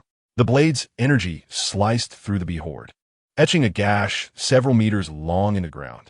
Once again, Su-mo bore witness to the formidable prowess of the wave-cutting blade technique. As he cautiously approached the stone python, its closed eyes abruptly snapped open, revealing a gaping maw intent on devouring him. Anticipating this, Su-mo grasped the severed half of the creature's body, his muscles tensing in preparation. With a crunch, the stone python bit down on the fragmented remains. Ultimately, it collapsed lifelessly to the ground. Slayed a level 2 demon beast, the stone python, earning 60,000 kill points. Slayed the venomous bee leader, earning 30,000 kill points. Slayed the venomous bee swarm, earning 36,000 kill points. Observing the remaining few hundred venomous bees attempting to flee, Su-mo moved swiftly, his blade descending with lethal precision. In the blink of an eye, hundreds of bees fell to his onslaught. Slayed 420 venomous bees, earning 9,000 kill points. Fearing a recurrence of previous issues, Su-mo collected the stingers. His ability to easily dispatch the stone python stemmed from the fact that the area had been previously weakened by numerous stinger attacks. Perhaps this was a reason the stone python held the venomous bees in such disdain. Despite the absence of level 2 venomous bees, their sheer numbers proved overwhelming. Examining the body of the stone python, Su-mo pried open its head, only to find it devoid of demon crystals. Not even among the venomous bees was there any trace of such treasures. The carcass of the stone python was the finest material, though much of it had been compromised by the bees. After gathering the remnants, he turned his gaze to the slain bodies. Approaching the blood leopard, he retrieved his phone and opened it, discovering messages and photos sent by Zhou Liang. As he meticulously perused the content, he compiled the information and forwarded it to Lu Xiutian. Capturing a photograph, he sent it to Zhou Liang before shattering the device. However, to Su-mo's astonishment, He noticed a ring adorning the blood leopard's hand, something he had previously overlooked in his fervor to eliminate him. After gathering his findings, Su-mo departed from the scene. Meanwhile, Zhou Yang, attending a class, nearly lost his composure upon viewing the images on his phone. The three severed bodies, still oozing blood, bore grotesque, swollen features, and their skin had turned an ominous shade of black. Suppressing his inner dread, he dialed a number, only to be met with silence, leading him to send the photos to his grandfather. When no response came, an unsettling premonition gripped him. They had pursued Su-mo, and now they lay dead. What of Su-mo himself? Had he encountered danger? It was likely they had come across the venomous bee swarm. As Zhou Yang scrutinized the message from his grandfather, he swallowed hard. The clean cut at the waist was unmistakably made by a blade. It was prudent to remain cautious for a time while he conducted his investigation. Zhou Yang replied affirmatively, yet the words on the blackboard before him began to warp, transforming into the ghastly visages of the blood tiger and blood leopard in their final moments, culminating in the face of Su-mo wielding a blade against him. A scream erupted from his lips, startling his classmates. The teacher, equally astonished, gazed at Zhou Yang. "Are you all right, Zhou Yang?" "I'm fine. Just a moment of inspiration that overwhelmed me," he replied, and the teacher nodded, opting not to press further. Yet a dark resolution took root within Zhou Yang. Su-mo must perish. Glancing at his card's balance, he resolved to enlist others to eliminate Su-mo. Chapter 24. Martial Artist at the 9th level, targeted by the Python. Liu Xuetian from the Safety Management Office scrutinized the images and message screenshots that had been sent, his pupils constricting in alarm. Zhang Dehai and Li Wuyo leaned in, their expressions shifting upon witnessing the contents. They were aware of the blood leopard. A martial artist at the 9th level. "Who do you suppose sent this?" asked Li Wuyo, to which both Zhang Dehai and he shook their heads, uncertain of the sender's identity. "I surmise it must be our brother Su-mo," Liu Xuetian hypothesized. "This will serve as evidence for capturing Zhou Yang." The two men were still processing Liu Xuetian's assertion. "Brother Liu, are you suggesting that this was the work of Su-mo?" "Su-mo is merely a 6th level martial artist. Even if he were to break through to the 7th level, the blood leopard is 9th level. Even I would sustain injuries attempting to subdue him. Have you ever encountered an 18-year-old martial artist at the 7th level?" Liu Xuetian's retort left them speechless. Indeed, they had never witnessed such a phenomenon, at least not in the Northern District. They had seen 18-year-old martial artists, but that was likely Su-mo as well. Record this separately. What a task our brother Su-mo assigned us. Rest assured, Brother Liu, I am personally supervising this matter. There will be no mishaps. I am currently gathering evidence. When they wrongfully accuse our brother Su-mo, that will be our cue to act. Liu Xuetian nodded, trusting these two men as his confidants, carefully cultivated throughout their journey. Our brother Su-mo is more than capable of conducting his own investigation. His request for our assistance is a testament to his trust in us. We must not jeopardize his endeavors. The two men nodded solemnly in agreement. Upon exiting the Martial Artists Guild, Baiyu gazed outside, her expression laced with concern. That insufferable brat had yet to return, and her calls went unanswered. Especially after her brother informed her of the hunt for Su-mo, her anxiety deepened. Unbeknownst to Su-mo, a thunderous girl was persistently worrying over him. At that moment, he found himself in the green zone, fixated on a horde of mutated beetles numbering in the thousands. Stray demon beasts held little allure for him. They simply lacked the requisite strength. With a swift movement, Su-mo charged toward the mutated beetles. As he engaged, the beetles, relying on their hard exoskeletons, launched themselves at him. Yet Su-mo executed the wave-cutting blade technique with unparalleled finesse, evading their assaults as they collided with one another. Seizing the opportunity, he struck with rapidity, unleashing a torrent of blade energy. Slayed 300 mutated beetles, earning 1,000 kill points. Slayed 400 mutated beetles, earning 1,200 kill points. Slayed 200 mutated beetles, earning 600 kill points. Slayed 1 mutated beetle, earning 13,000 kill points. Su-mo extracted the spines from the beetles' heads and turned to leave. He had become a master of hit-and-run tactics. Shortly after his departure, he halted, a grave expression crossing his face as he fixated on the distance. A pair of blood-red eyes emerged from the mist, their form obscured.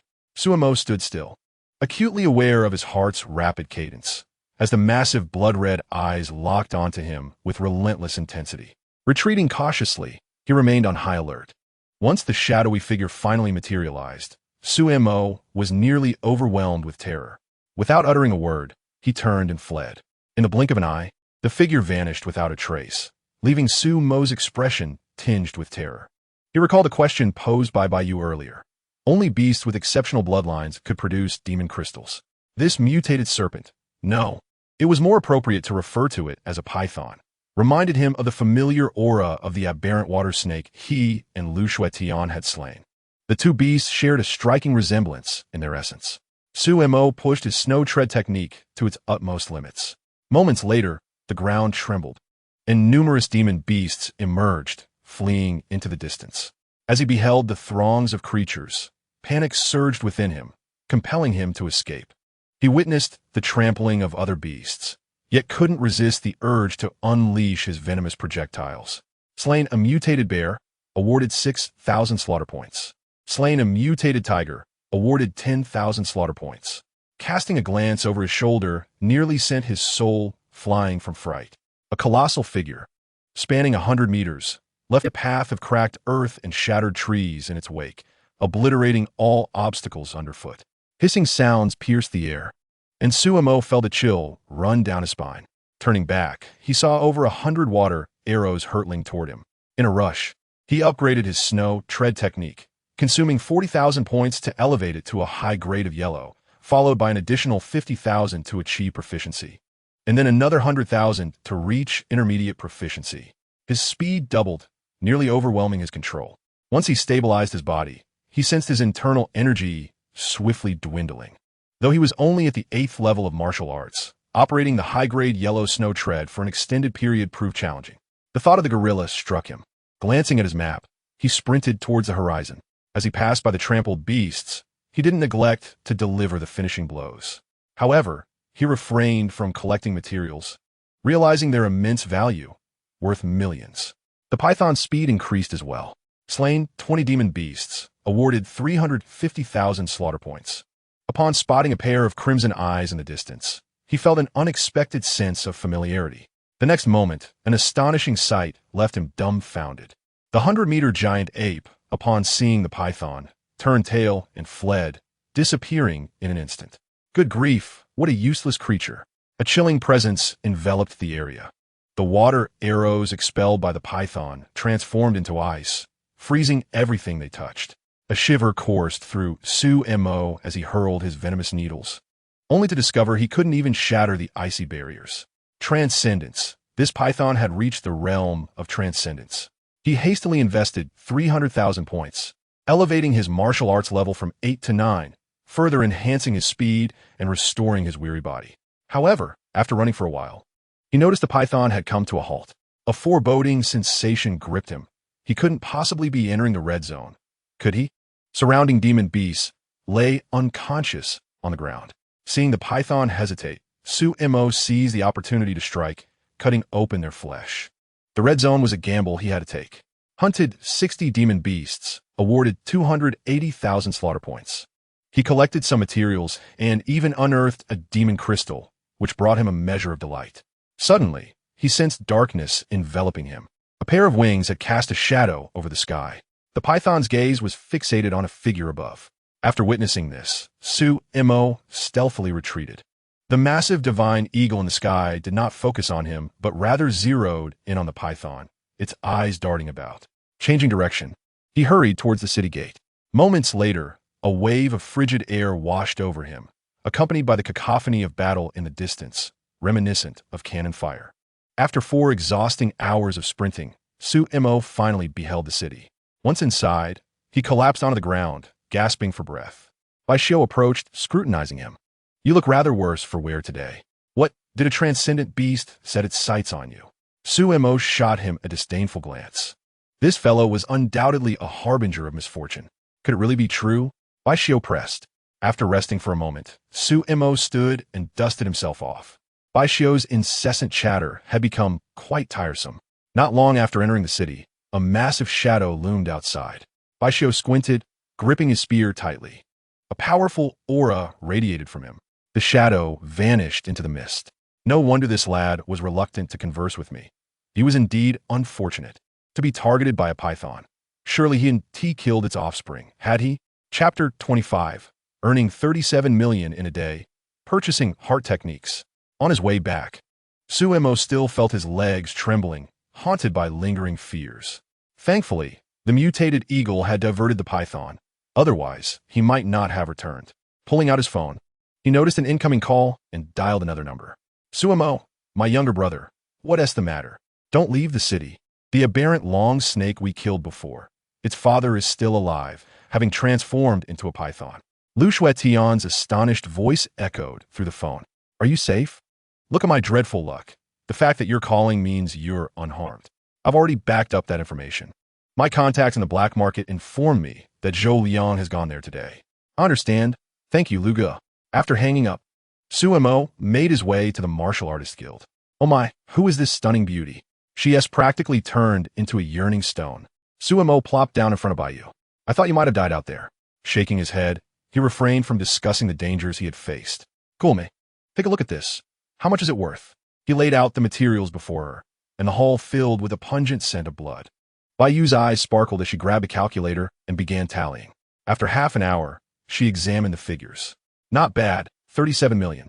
Sumoyin felt sharply, excitement glimmering in his eyes. By the way, I have a few rings here. As he produced several rings, Baiyu's pupils widened, though she refrained from questioning their contents. I want to praise these just yet. There may be other items inside, once opened with special methods. I'll provide you with an evaluation. Thank you, Sister Baiyu. No, I should be thanking you. Since meeting you, my performance has soared. Suemo shook his head, remaining silent. Baiyu's clientele was undoubtedly not lacking due to his presence. Sister Bai, do you have any recommended heart techniques or methods for concealing one's aura? Upon hearing Suemo's inquiry, Baiyu's eyes widened in surprise. You haven't reached the Meridian Realm, have you? Suemo shook his head. Not that quickly. I'm merely preparing in advance while I have the funds. I can't provide you an answer today. The heart techniques are crucial, and I'll search diligently for you. The same applies to the aura concealing methods. Your ability to think of these indicates that your experience is growing. Seeing her sister still bearing burdens, Suemo felt a swell of happiness. Baiyu cast a glance at him before transferring the funds to his martial artist emblem. This is an address. Baiyu produced a piece of paper with an address, handing it to Suemo. After a brief glance, Suemo committed it to memory and turned to leave. Sister Bai, come back early today. I have something for you to eat. You better mean something edible and not something else. Watching Suemo's departing figure, Baiyu's anxious heart began to settle. As long as that kid remains safe, everything will be fine. Ding, ding, ding, ding, ding, ding. Seeing that unreliable brother calling, Baiyu instinctively considered hanging up, but ultimately decided to answer. Sister, your little darling has caught the attention of a python. Has he mentioned this to you? Baiyu's heart tightened. Are you sure it's a python? Ever since I started guarding the entrance, my eyesight has improved significantly. Do you think I could be mistaken? I understand.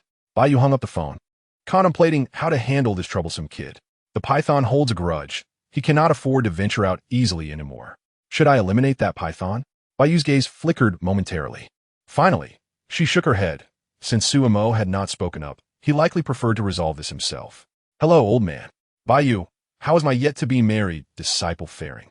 He's alive and well, but today he wishes to purchase a mental cultivation method and a technique for concealing his presence. Oh, has he perhaps broken through to the Meridian Realm? Not yet, but I estimate he is close. His cultivation speed defies conventional understanding. A person who can cultivate into the snow treader in a second is not simple. I will visit tomorrow, bring him to meet me, but do not reveal my identity. Baiyu felt a shock resonate within her. All right, but you better give him ample funds. Otherwise, he may become suspicious. He currently has nearly 40 million. I am taking on a disciple, not seeking money. Old man, you weren't like this before. After ending the call, Baiyu took a deep breath, hurriedly preparing herself, not expecting the old man to actually come. At this moment, Suemo returned home, freshened up, and gazed at the interface before him. Name, Suemo. Age, 18. Realm, Martial Artist Level 9. Martial Techniques, Wave Cutting Blade Technique, Yellow Grade High Quality 3000 010 0000. Proficiency, Minor achievement 1000030000000. Snow Treader. Yellow grade high quality 100 Proficiency. Intermediate achievement 2000005000000. Chi and blood value 5000001000000. Kill points 530000. The kill points were just enough for him to break through to the Meridian realm. He still needed to wait for the mental cultivation method. The stronger the method, the wider the meridians would expand, thus enhancing his strength. If the mental cultivation method were not sufficiently powerful, he could first enhance it. With 2 months remaining, he was certain he could break through to the Meridian realm. As Suemo looked at the protective gear he wore, he wondered if the python could locate him so easily because of it. He would have to test this theory later. Having made his decision, Suemo began preparing dinner. Before long, Bayu returned. What a delightful aroma. Since you're back, hurry up and wash your hands to eat. After they sat down, Bayu regarded Suemo. Tomorrow, you will accompany me to meet someone. The mental cultivation method is rather unique, so be prepared for considerable expenditure. Thank you, Sister Bai. Suemo understood that Bayu must have exerted considerable effort. He merely expressed gratitude verbally. What should I do? As your brother, if I have money, I might not spend it on you, but if I have strength, I will certainly lend it to you. Do you think you can make use of it? Huh, not a single serious word from you. Who wants your strength? After exchanging playful banter for a while, they retreated to their respective rooms to sleep. Suemo lay in bed, quickly drifting into a deep slumber. Bayu, unable to sleep, sensed several figures outside. How intriguing. Inside the room, Suemo opened his eyes and stealthily climbed out through the window, sending a message to Lu Shuetian. Faced with such an opportunity, Lu Shuetian was, of course, exhilarated. Suemo shifted direction, quietly hiding in the shadows. Are you also here to kill, Suemo? The moment those words were uttered, the 3 individuals were struck with dread, nearly losing their composure. Who? Show yourself. The leader whispered. I'm also here to kill Suemo. Upon hearing this, the 3 individuals sighed in relief. Since we are fellow travelers, why not come out and meet? You are not yet qualified to meet me. Sensing the oppressive aura, the 3 tightened their expressions. You go ahead. I will cover you. Gathering their courage, the 3 pride opened the door. Upon entering, they turned left, heading toward the innermost room. Chapter 26. Evidence Collection. Intimidating Zhou Liang. The 3 nodded, entering and making their way to the leftmost room. Spotting a slight gap in the door, their spirits lifted, and with the faint moonlight, they could see someone lying on the bed. It had to be Suemo. The trio entered, drawing out their daggers, and lunged towards the bed. Simultaneously, the 3 attacked. Big brother, something's off. With a click, the door opened. Lu Shuetian, Li Wuyu, and Zhang Dehai grinned as they fixed their gazes upon them. The 3 felt as though the sky had fallen. A figure approached from outside. Well, you are quite obedient, Suemo jested. It's you. Upon seeing Suemo emerge, the figure exclaimed, Erlai, you have some nerve. Lu Shuetian recognized this person, speaking ominously. Brother Lu, I was wrong. I will never do it again. Someone offered us 100,000 to do this. A few days ago, I was in debt to a loan shark. I had no choice. Look, I didn't even injure him. Can't we just let this matter slide? Li Wuyu and Zhang Dehai stepped forward, delivering a few punches, leaving the 3 with fresh panda eyes. After capturing the 3, Lu Shuetian led them away, disappearing into the night. Suemo turned and returned to his room. Lu Shuetian had not gone far when he turned back, knocking the 3 unconscious and binding them. Shortly thereafter, the 3 disembarked and quickly made their way towards Sumo's location. Others might play tricks with feints, but they would not fall for such tactics. However, upon entering, the 3 stood dumbfounded. The room was brightly lit. Suemo stood nearby, trembling, not daring to breathe. A beautiful woman wielded a wooden stick, while a man lay on the floor with a tooth knocked out. You dare to sneak into my room? Who gave you the audacity? Bam! The 2 legs were shattered in an instant. Suemo turned to look at the 3. They averted their gazes, thinking, damn it, we can't provoke this one. I can avoid it. The 3 huddled outside for a smoke, and after hearing the commotion inside cease, they finally ventured in. What a disaster. They looked like they've been through hell. Bayu had already entered the room. Suemo crouched beside the man. Who sent you? The man turned his head defiantly, refusing to speak. TSK. Isn't that Zhou Liang? I know. The assassin remained silent. Do you know who she is? A member of the Martial Artists Guild. The assassin opened his mouth, blood oozing forth. He turned to look at Lu Shuetian. Lu Shuetian did not recognize him. But it was evident that he recognized Lu Shuetian. She is indeed a member of the Martial Artists Guild, and her background is quite formidable. TSK. You say that if she were to display your photograph, it would be manageable if you were alone, perhaps even resulting in your demise. However, if you have family, TSK.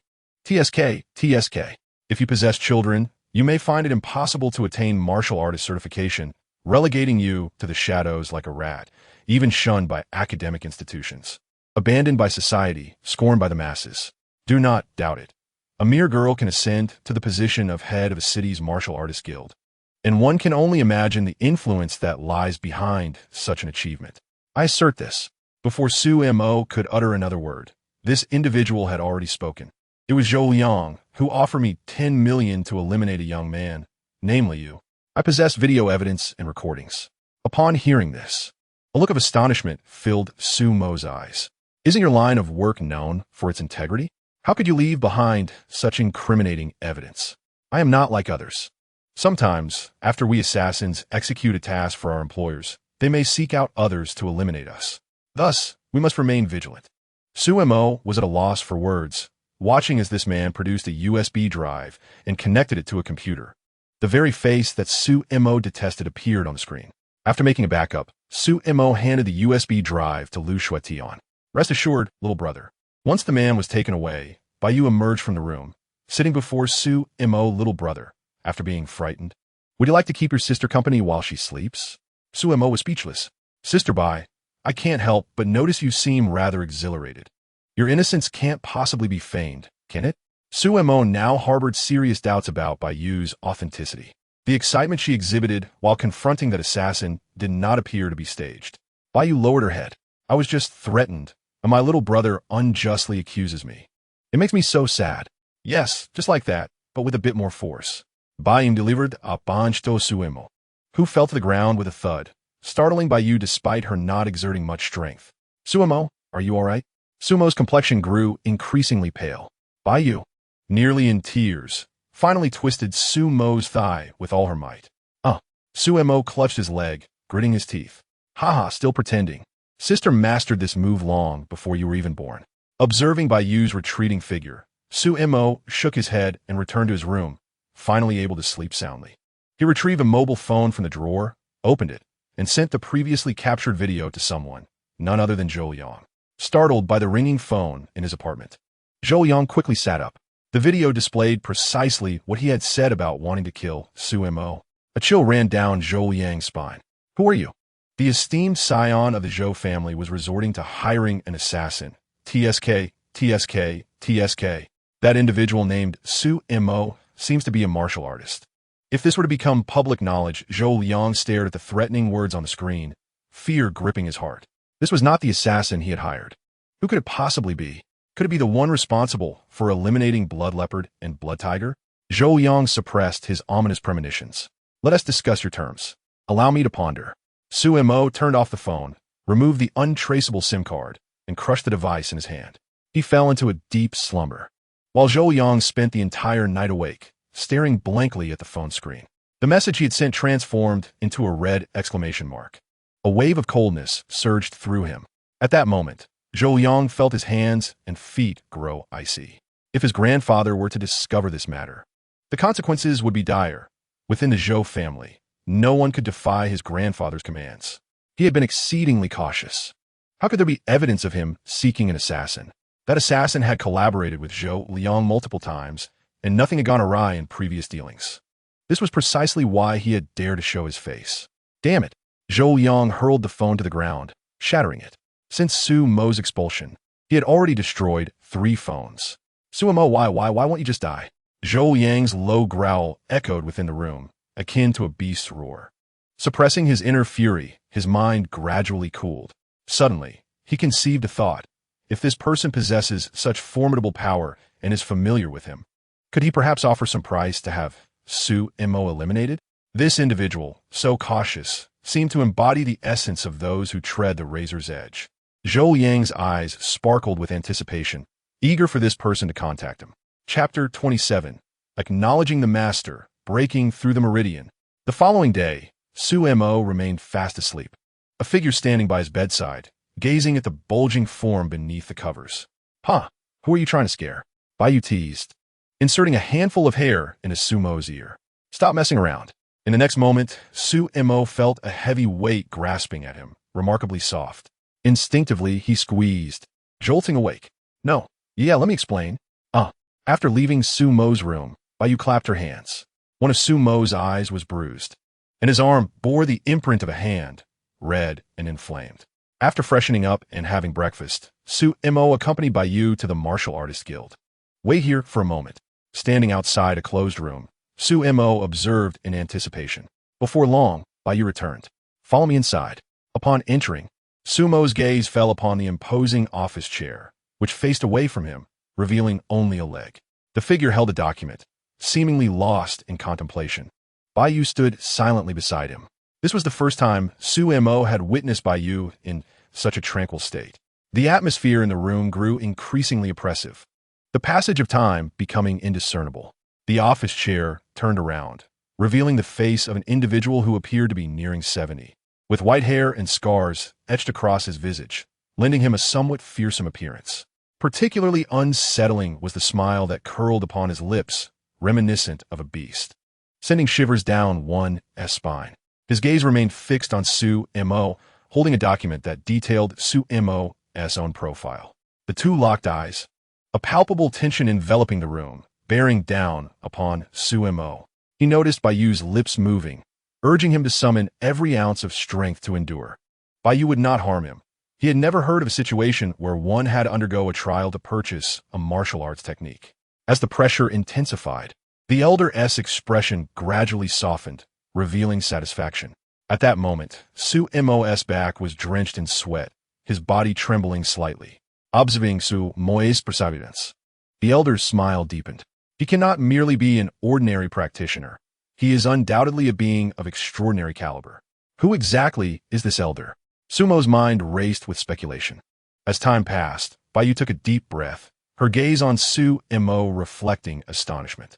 This young man was enduring far longer than anticipated. While the elder's pressure continued to mount, the aura being released had surpassed the 5th level of the meridian opening. Sumo's tremors grew more pronounced, beads of sweat cascading down his cheeks and pooling on the floor beneath him. Gradually, the elder's pressure receded. Su Mo's spirit and energy began to coalesce. He felt the elder's oppressive force refining his body. Once he regained his stability, Su Mo bowed deeply. Thank you. The elder's admiration was unmistakable. Well done, without my guidance. I trust you have already discerned the path forward and will remain vigilant henceforth. Upon hearing the news, Baiyu also took a deep breath, indicating that Su Mo had indeed withstood the elder's trial. I have a few cultivation manuals here for you to peruse, the elder said, producing 3 tomes and placing them on the table, gesturing for Su Mo to come closer. As Su Mo approached and beheld the titles, Ancient Will Scripture, Carefree Scripture, and Path Sculpting Scripture, he found himself hesitating. Trust your first instinct and follow your consciousness, the elder advised. With that, Su Mo closed his eyes, took a deep breath, and ultimately chose the Path Sculpting Scripture. Watching him select this manual, Baiyu's pupils flickered and her mouth slightly parted in surprise. The elder, too, exhibited an expression of unexpected intrigue.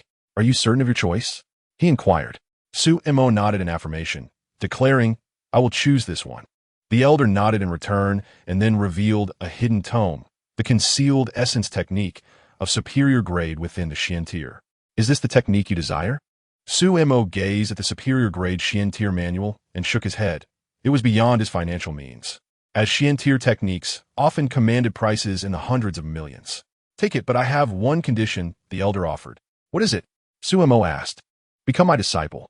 Su Mo's gaze shifted, uncertain of the elder's identity and origins. However, the mere fact that he could casually present a Xian tier manual suggested a remarkable status.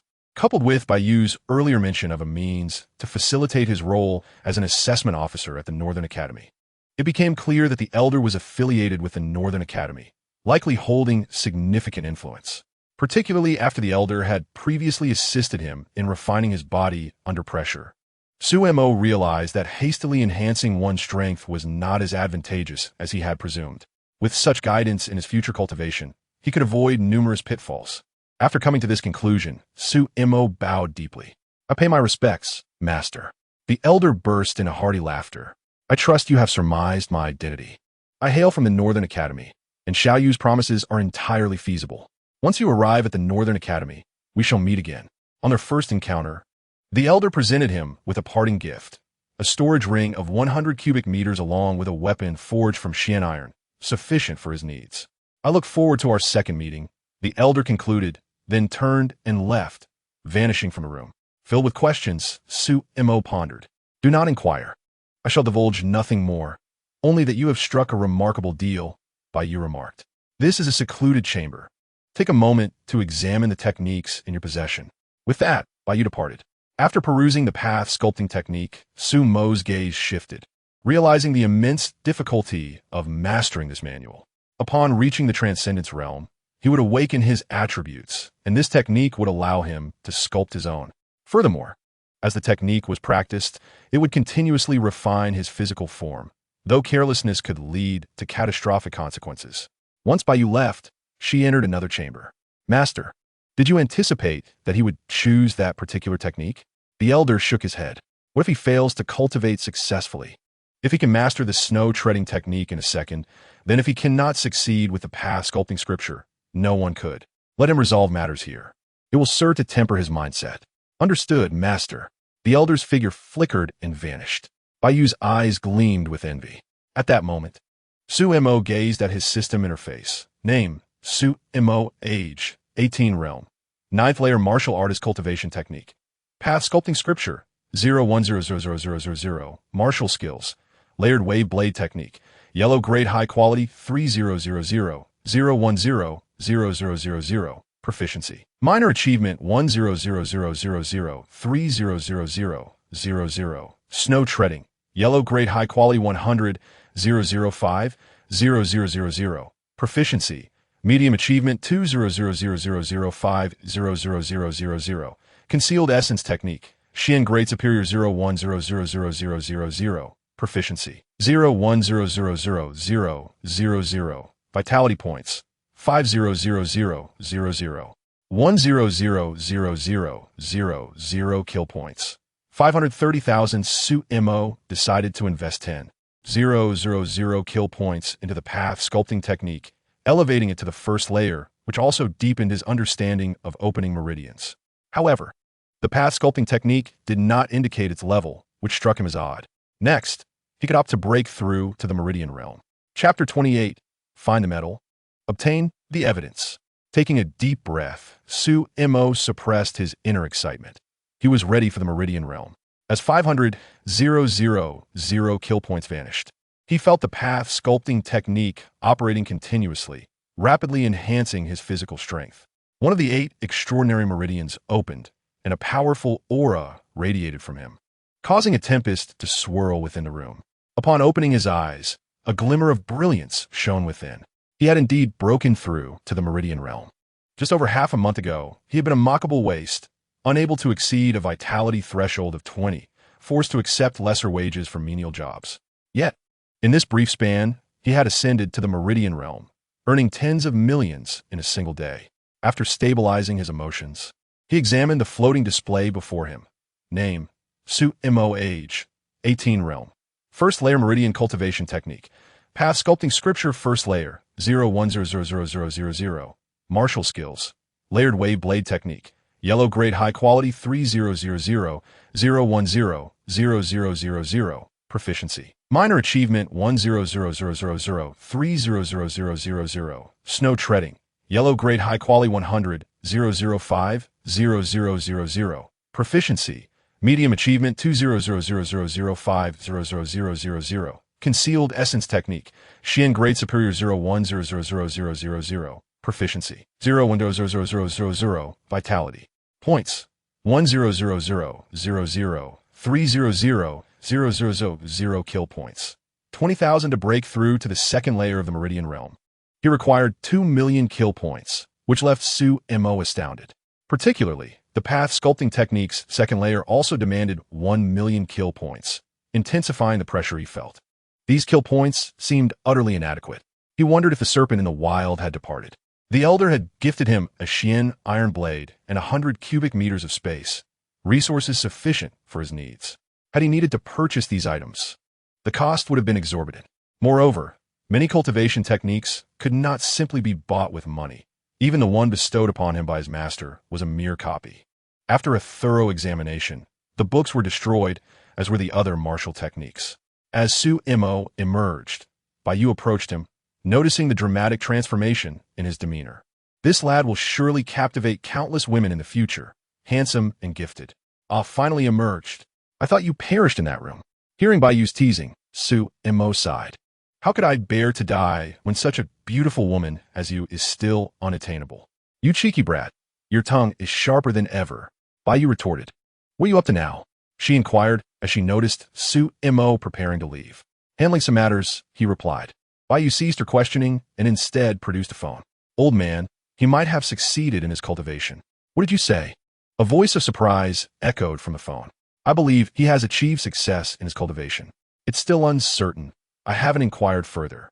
If he has cultivated successfully this quickly, I may have truly struck gold. After Su Mo departed, he located the address given to him by Bai Yu. Gazing intently at the place, Su Mo narrowed his eyes. Hey, handsome, how about a little fun? Just 300. Come on, 250. I don't want your money. I'll even give you 200. As Su Mo stood there for a moment, 3 individuals approached him, eager to promote their services. Ignoring them, Su Mo turned to leave. In the next instant, he found himself cornered in an alleyway. Kid, you've been staring at that spot for quite a while. Who sent you? Speak up. Hurry or else. Please don't hurt me. I was wrong, truly wrong. Just let me go. I have a 100-year-old wife and a 70-year-old daughter waiting for me. If I don't return, my wife might just take to the bed. Su Mo regarded these individuals with a peculiar expression. What kind of person resides at this address? Moments ago, someone had been weeping, but upon seeing the address, their demeanor shifted. Oh, big brother, isn't this where you live? One of them exclaimed, their swollen eyes wide with realization. Damn it, just because you're silent doesn't mean we think you're mute. So, it's your residence. Su Mo casually picked up a brick, a cruel smile creeping across his face. Please, big brother, if you have something to say, I will definitely follow through. He displayed a photo on his phone, revealing Su Yao, then flipped to a picture of a medal. Familiar, isn't it? Big brother, what are you talking about? What is this? A sharp crack echoed as blood streamed down from his head. Please, stop hitting me. I was wrong. I know. I did indeed introduce a client to this lady. These individuals, seemingly spineless, were actually quite knowledgeable, and Su Mo was aware of that. Who did you introduce? We can't say. Su Mo took a deep breath. Hey, Luga, do you want some results? Su Mo, brother, you aren't pulling my leg, are you? Is there really such a good deal? 3 people attempted to rob me, but I subdued them. When Li Wuyo and Zhang Dehai arrived and greeted Su Mo, Zhang Dehai raised his thumb at the sight of the battered individuals. Observing the deference shown to Su Mo by Li Wuyo and Zhang Dehai, a sense of foreboding filled the air. Su Mo, brother, would you like to come sit with us? We know his boss. Su Mo nodded in agreement. Upon returning to the Security Management Bureau, Su Mo regarded his opposite number with a strange gaze, who displayed an expression of helplessness. On the table lay a medal, the very one Su Yao had sold. This is how you get things done. Ultimately, this person presented a phone, which contained recordings of Su Yao's voice and transaction records between 2 individuals. Su Mo departed with the medal. Thank you, Luga. I'll treat you to a meal in a couple of days. You can handle the remaining matters. Since they were acquainted, Su Mo refrained from interfering further. Luga had assisted him significantly, and he didn't want to complicate Lu Ji's situation. Your brother here seems quite proud. Indeed, if I were 18 and could break through as a martial artist, not just at the first level, I'd be even prouder. I would walk around with my head held high. Sun Yi, upon hearing this, felt a jolt of alarm. Watching Su Mo's silhouette, a look of dread crossed his face. Thanks, Luga. You should consider changing a few subordinates. Sun Yi nodded, already contemplating such an action. You are also one of the underground black market leaders and should understand the value of such individuals. He has the chance to break through to the Meridian realm by 19. Sun Ye's pupils constricted, and he took a deep breath, exhaling slowly. I know what to do. I won't discuss this matter. He hasn't even been to the black market. I will also keep a record of anything related to him for Lu Ge. Lu Shuetian nodded. This was a wise individual, one who understood the art of compromise. The black market was exceedingly complex, and even he could not intervene lightly. He and Sun Yi occasionally collaborated quite well. Su Imo, showing such respect, prompted Lu Shuetian to address some of the subsequent issues on his behalf. Chapter 29. Spending 50 million, Su Yao breaks through as a martial artist. With the medal found and evidence of Su Yao's dealings in hand, this alone was enough to secure her a hefty drink. He anticipated delivering a delightful surprise to Su Yao. Hopefully, it wouldn't frighten her too much. Su Mo removed his protective gear and placed it in his storage ring, planning to venture outside the city for another round. The outskirts were rife with mutated beasts, allowing for an ample accumulation of kill points. Relying on mutated beasts within the city could take an indefinite amount of time. Upon seeing Su Mo, Bai Xiu wore an unusual expression. You're going out again? What a silly question. Why would I stay inside the city? Bai Xiu gave him a thumbs up, refraining from asking too many questions. Just be careful. After you left, a python came around. Sumo's heart stirred at this news. His eyes narrowed as he scrutinized Bai Xiu, who, donned in armor, emanated an air of authority. Having not observed him closely before, he now recognized a slight resemblance to a girl he knew, though the girl was strikingly beautiful, while Bai Xiu appeared somewhat delicate. Get lost. Hurry up. Bai Xiu was particularly irked by comments regarding his delicate appearance, and, if not for the armor, would have shown just how intimidating he could be. Once outside the city, Su Mo advanced swiftly, failing to detect any trace of the python. That formidable creature had proven its strength by surviving an encounter with an eagle. Su Mo began to scour the outskirts relentlessly, slaying 1,000 mutated fire ants, earning 15,000 kill points. Slaying a mutated blue bear, earning 9,000 kill points. Slaying a human-faced venomous spider, earning 8,000 kill points. Su Mo continued his rampage through the periphery, leaving behind a landscape strewn with corpses and bones. He seemed like a tireless machine, relentlessly hunting. Many hunters venturing outside the city were taken aback by the sight of the slain beasts, their expressions shifting as they speculated about the presence of a powerful monster. However, after searching, they found no trace of any beast. Numerous martial artists exiting the city displayed expressions of shock, pondering what had transpired. As night fell, excitement flickered in their eyes, for they had stumbled upon a treasure trove. Simultaneously, they received even more shocking news. No mutated beasts roamed within a 30-mile radius. Slain a second-level, first-tier, mutated beast, earning 100,000 kill points. With a first-level Meridian Realm beast lying at his feet, Su Mo inhaled deeply and gazed up at the sky. After cleansing the battlefield, his figure vanished into the night. When Su Mo returned to the city, darkness had already enveloped the land, and he let out a sigh of relief. At that moment, Bai Xiu stood at the guard station, holding his phone, his expression a mixture of confusion, shock, and disbelief. Upon seeing Su Mo return, Bai Xiu rose, swallowing hard. You should probably check the Northern District Martial Arts Forum. Su Mo nodded in acknowledgement, turning to walk into the city. He needed rest. After a day of intense battles, even with his breakthrough to the Meridian Realm, he felt fatigued. Within the Martial Artists Guild, Bai Yu also perused her phone, her face reflecting a moment of astonishment. At the Security Management Bureau, Lu Shuetian observed the Martial Artists Forum, his throat constricting as his heart raced. At this moment, an absurd feeling surged within him, as if everything were exaggerated to the extreme. In the black market, Sun Yi observed the Martial Artist Forum with a grave expression, his pupils betraying hints of shock. After returning to the Martial Artists Guild, Su Mo plopped down onto a seat. Bai Yu poured a cup of tea for him, which he gulped down in one go, subsequently handing over a storage ring to her.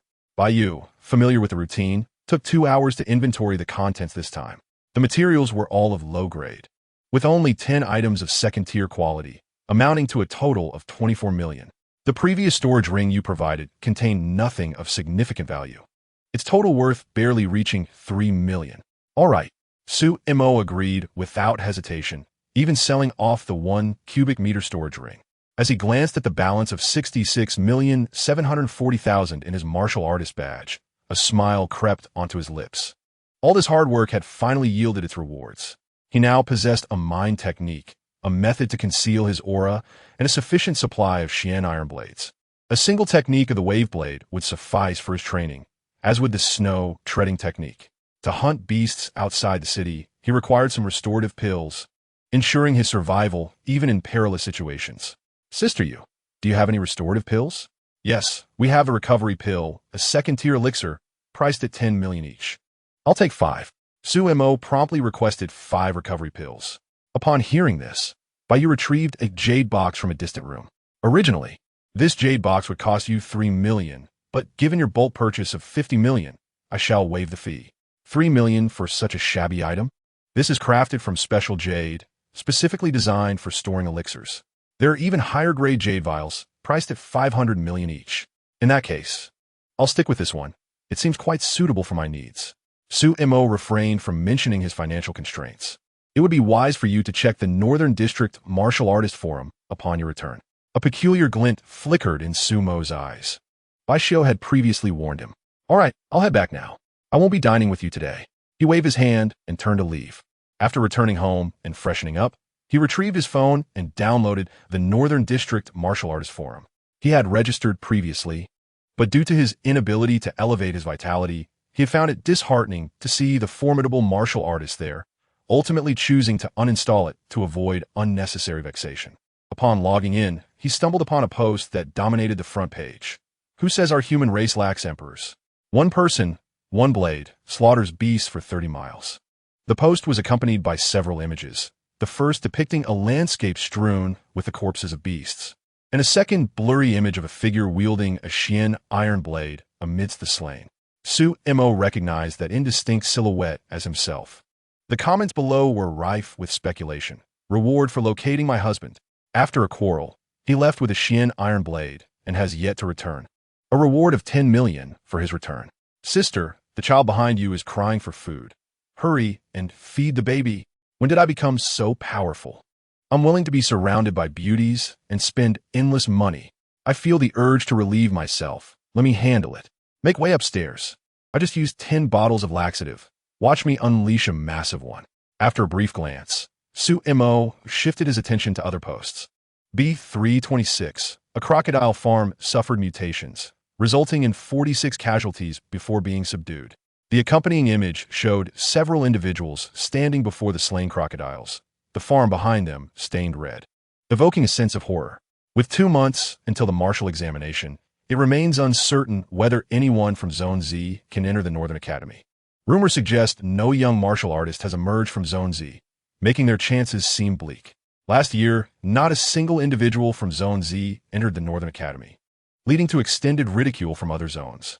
Recent news indicates that a martial artist has emerged from the top 10, and she is a beautiful girl. Is that true? If she insists on marrying me, what should I do? Wake up, brother. Stop dreaming. Reality is harsh, costing you $15 an hour. We're merely online friends. You're crossing the line. Chapter 30. The City Lord wishes to meet Su Mo. Upon reading this, Su Mo's eyes flickered. It appeared that Su Yao had broken through to the level of martial artist. This revelation stirred a sense of anticipation within him, as he might soon enjoy her final moments of glory.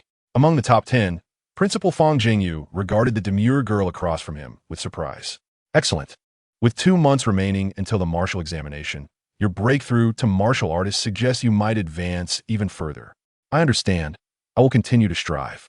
Here is a martial skill book and a reward of 1 million from the school. Take them, and let me know if you need anything. Su Yao nodded in acknowledgement. Upon returning to her class, Su Yao lifted her head slightly, surveying her classmates with a hint of pride in her gaze. What is there to flaunt?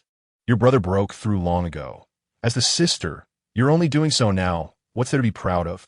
Who knows what means she employed to obtain the resources for her breakthrough? I heard she secretly sold a house, and the deed is still in Su Mo's name. Now it makes sense. I didn't expect her to be that kind of person.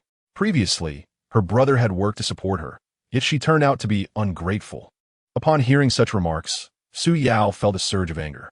Do you all wish to leave the class? Zhou Yang casually remarked from his seat. At this, the crowd fell silent, lowering their heads to avoid his gaze. Guoliang sat beside Su Yao. Now that you've broken through to martial artist, We can proceed with our plan to prevent any unforeseen events. All right. Without hesitation, Su Yao agreed. As long as Su Mo was dead, her blemish would vanish, and she would be free to soar to great heights. Zhou Yang took out his phone, noting that the individual who had previously threatened him had gone silent. Zhou Yang pocketed his phone and turned his gaze towards Wuxiao. Are you prepared? Wuxiao took a deep breath, her eyes reflecting inner turmoil as she contemplated Zhou Yang's conditions. Fine. In that case, starting tomorrow, there must be no mistakes. I've already arranged everything else. After this matter concludes, someone will perform cosmetic surgery for you, and I will provide you with 30 million, facilitating your entry into an ordinary academy. After hearing the terms, Wuxiao nodded in agreement. Su Yao regarded her with disdain. She found herself looking down on Wuxiao for agreeing to such a deal for 30 million. Tomorrow, I'll validate my status as a martial artist, which will lend credibility to our claims. Zhou Yang nodded in affirmation. At this moment, Su Mo sat in his room, studying his status panel. Name, Su Mo. Age, 18. Realm, Meridian Opening First Level. Mind Technique, Sculpting Dao Technique, First Level 1000-010-0000. Martial Skills, Wave Blade Technique, High Grade Yellow. 3000-010-0000. Proficiency, Minor Achievement 1000-300000. Snow Treading, High Grade Yellow 100-005-0000. Proficiency, Intermediate Achievement 200-005-0000. Concealment Technique, Upper Grade Xian 010-00000. Proficiency 010-0000. Vitality Value 100-000-300-000. Kill Points 310-00-00. He had swept through the beasts within 30 kilometers outside the city, yet only amassed 3,100,000 kill points. If he ventured deeper and encountered a python, escaping would prove exceedingly difficult. In the past, it was merely a stroke of luck for him. Even with the system, one must not be overly reckless. First and foremost, he should enhance his strength. With the addition of 200 slaughter points to his vitality, Su Mo's meridians were further opened, signifying his breakthrough into the second layer of meridian awakening. Observing the remaining slaughter points, Su Mo opted to invest them into the path sculpting technique. With the disappearance of 990,000 slaughter points, the path sculpting technique also ascended to the second layer. As he sensed the technique's operation, an indistinct force entered his body, enveloping him in warmth. Could this be the spiritual energy hidden within the heavens and the earth? Remarkably, even at the meridian awakening stage, one could absorb spiritual energy. It was believed that only upon transcending the mundane could one tap into such energy. What a formidable technique this was. With 11,000 slaughter points remaining, he directed them towards increasing his proficiency in the concealment technique. Name, Su Mo. Age, 18. Realm, second layer of meridian awakening. Montage technique, basculing technique, 100000003000000. Martial skills, layered wave blade technique, yellow grade, high quality 3000-010-0000. Proficiency, minor accomplishment 10000300000. Snow treading, yellow grade, high quality 100-005-0000. Proficiency, medium accomplishment 2000005-00000. Concealment technique, profound grade, upper quality 010000000. Proficiency, minor accomplishment 100-005-00000. Vitality 300000006000000. Slaughter points 0. Gazing at the zeroed slaughter points, Su Mo inhaled deeply, turning towards the safety management office. Aside from acquiring slaughter points and materials, today had gifted him with something exceptional. Upon finding Lu Xiuetian, the three men regarded Su Mo with peculiar expressions, scrutinizing him from head to toe. Brother Su, have you indeed broken through to the Meridian Awakening realm? Su Mo merely smiled, offering no response. The trio gasped in astonishment. Zhang Dehai and Li Wuyo's gazes towards Su Mo transformed. What was once politeness had now morphed into respect. We are brothers. No need for formality. You three have aided me immensely. I wish to reciprocate in some way. Su Mo produced a vial containing a viscous liquid. Prepare a few vials. Lu Xiuetian, as if struck by a thought, fetched some containers. Su Mo distributed a portion among the three. Feeling the pure energy, greed, excitement, and exhilaration flickered in their eyes. Even Lu Xiuetian's previously dark complexion flushed with excitement. Spiritual liquid. Brother Su actually possesses spiritual liquid. I acquired it in the wilderness today. The trio hastily concealed it. Brother Su, we are indebted to you. Zhang Dehai and Li Wuyo nodded vigorously, their eyes brimming with gratitude towards Su Mo. In the future, should you require assistance, we would brave any peril for you. Having been stuck at the 9th level of martial arts for many years, this spiritual liquid could enable their breakthrough into the Meridian Awakening realm. Such a treasure is rarely encountered. Even a drop the size of a thumb could fetch hundreds of millions if one could procure it at all. Now, each of them held around 20 drops. Indeed, Brother Su, someone wishes for me to investigate you. Would you care to meet them? Who? The Lord of Z9 City. Su Mo pondered for a moment. Brother Su, do you trust your elder brother? Sumo Nativ. Then let us meet. It would be of great assistance to you. Even should you wish to eradicate the Zhou family, I believe he would be more than willing to aid you. In that case, I shall heed Lu Ji's advice and meet him tomorrow. Su Mo contemplated the forthcoming meeting, deciding it prudent to familiarize himself beforehand. By the time Su Mo left the safety management office, it was already 10 o'clock at night. Upon returning home, he found Baiyu clad in pajamas, seated on the sofa, her eyes drooping as she watched television. Hearing the door, she turned to Su Mo. Oh, the hunter has returned. Chapter 31, Meeting the City Lord. The Martial Artist Guild's post causes a stir. Su Mo shook his head, ignoring Baiyu's teasing. He placed a vial before her. Take half, leave the rest for me. Baiyu's eyes widened in astonishment at the sight of the vial. Where did you acquire this? Outside the city. The succinct response transformed Baiyu's expression. Are you not afraid of dying out there? These items are guarded by highly intelligent beasts. I was fortunate. It was merely a beast at the Meridian Awakening level. Baiyu opened her mouth, finding herself at a loss for words. I don't need it. This substance holds no value for me. Upon hearing this, Su Mo's pupils constricted. Baiyu would not lie. Thus, the spiritual liquid was indeed of no use to her. What level of power had she attained? The spiritual aperture realm? She appeared to be only 3 or 4 years his senior. Since Baiyu refused, Su Mo could not insist. Have you found a martial artist medal? Sumo Nativ. Have you seen a forum? There are reports of 10 people breaking through to martial artist. She is likely to come to the guild for verification tomorrow. A playful smile danced at the corners of Baiyu's lips. Would you care to see? I won't go. I have a guest to meet tomorrow. Baiyu nodded, understanding that Su Mo had matters to attend to and refrained from further inquiries. The following morning, Su Mo sought out Lu Xiuetian. Arriving at the drunken immortal tower, he entered the same private room as before. Inside sat a middle-aged figure, who nodded upon seeing Lu Xiuetian enter. So this is Su Mo truly. Heroes emerge from youth. Su Mo's gaze sharpened. He suddenly noted the resemblance between the city lord and Lu Xiuetian. This is my elder brother. Do not stand on ceremony. Upon hearing this, Su Mo's heart stirred. The city lord was actually Lu Xiuetian's elder brother. No wonder Lu Xiuetian had such an extensive network of connections. Even those in the black market treated Lu Xiuetian with such courtesy, revealing this hidden relationship. Please take a seat. Xiaotian has informed me about your situation. Sumo Nativ. Since Xiaotian calls you brother, I shall also embrace this bond and call you brother in return. Brother Lu, you are too kind. I am merely honored. Haha. Brother Su, you are yet unaware of your own worth. It is I who am honored. As they shared pleasantries, the atmosphere in the private room grew increasingly warm. Su Mo walked ahead, while Lu Xiuetian followed closely beside Lu Xiuedao. You have grown. Lu Xiuetian felt a peculiar sensation. He was nearing 30, yet he was being told he had matured. Assist him well. We may need to rely on him in the future for the Z district. Lu Xiuetian nodded.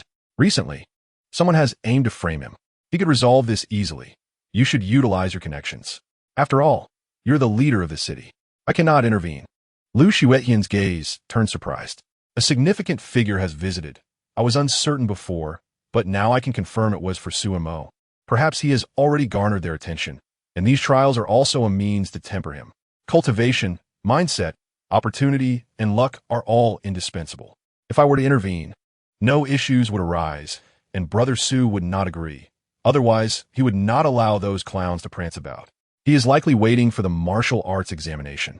At that time, everything will conclude. However, I will investigate a few matters and send the information to you later. Lu Xiaodao patted Lu Xiuetian's shoulder before departing. As a city lord, he had an endless array of responsibilities. Within the Martial Artist Guild, Su Yao gazed at the instrument displaying the number 205, her expression infused with exhilaration. She had finally ascended to the rank of a martial artist. Congratulations on your breakthrough. An 18-year-old martial artist. Your future is boundless, remarked the technician responsible for the assessment, his face alight with joy as he regarded Su Yao. Thank you, she replied. Upon exiting the room, Bai Yu had already returned. President, this young lady named Su Yao has successfully become a martial artist at the age of 18, achieving a vitality score of 205. Upon seeing Bai Yu, Su Yao's smile gradually faded. She had sold her house to this woman, initially believing her to be a mere member of the guild. She had not anticipated that she was the president. Suppressing her dissatisfaction to avoid revealing her feelings, she recognized that such a person was not someone she could afford to offend. Bai Yu scrutinized Su Yao with a keen gaze. This woman has certainly consumed her fair share of vitality-enhancing pills. That insufferable brat nearly reached a vitality score of 400 during his first verification. By comparison, Su Yao here truly appears lacking. Su Mo had never purchased vitality-enhancing pills. Congratulations. Thank you. President, have you found any leads? None, and the information could be false. It's perplexing who would dare to sell the medals issued by our Martial Artists Guild. If discovered, not only martial artists, but even those in the Meridian and Divine Aperture realms would face dire consequences. Su Yao's complexion paled, her breath momentarily stalling. A chill surged from her back to her mind. Miss Su Yao, are you all right? I am fine. I still wish to purchase some vitality-enhancing pills. 100,000 each. How many would you like? 15. Bai Yu nodded, instructing others to procure 15 pills. After the deduction of 150,000, Su Yao was eager to depart swiftly. Fearful of being exposed, the waiter observed her retreating figure, a sardonic smile replacing the earlier look of delight. President, how did I perform just now? Quite well. I'll grant you an additional 100,000 in salary this month. Thank you, President. After concluding her business, Bai Yu took out her phone and posted on the Martial Artists Forum. Recent news indicates that someone has been selling the medals issued by our Martial Artists Guild. Assist our guild in identifying the perpetrator, and a reward of 100 million awaits. With a smirk, Bai Yu finished her post. My titanium alloy eyes are astounded. Someone dares to auction medals? Who possesses such audacity? This is truly an unprecedented sight. It's akin to dancing before the king of hell.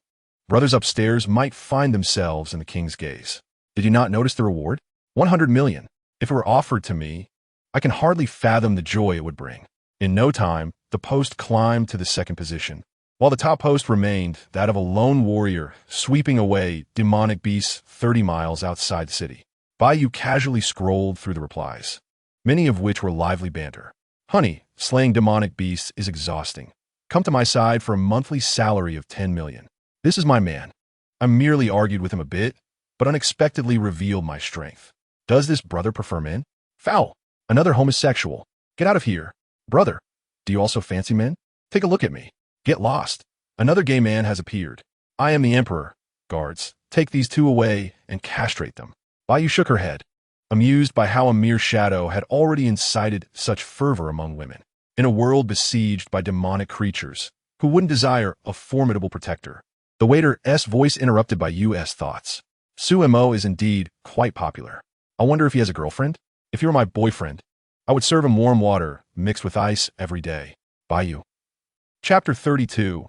A shocking revelation. This man actually. After leaving the Martial Artists Guild, Su Yao finally felt her anxious heart settle.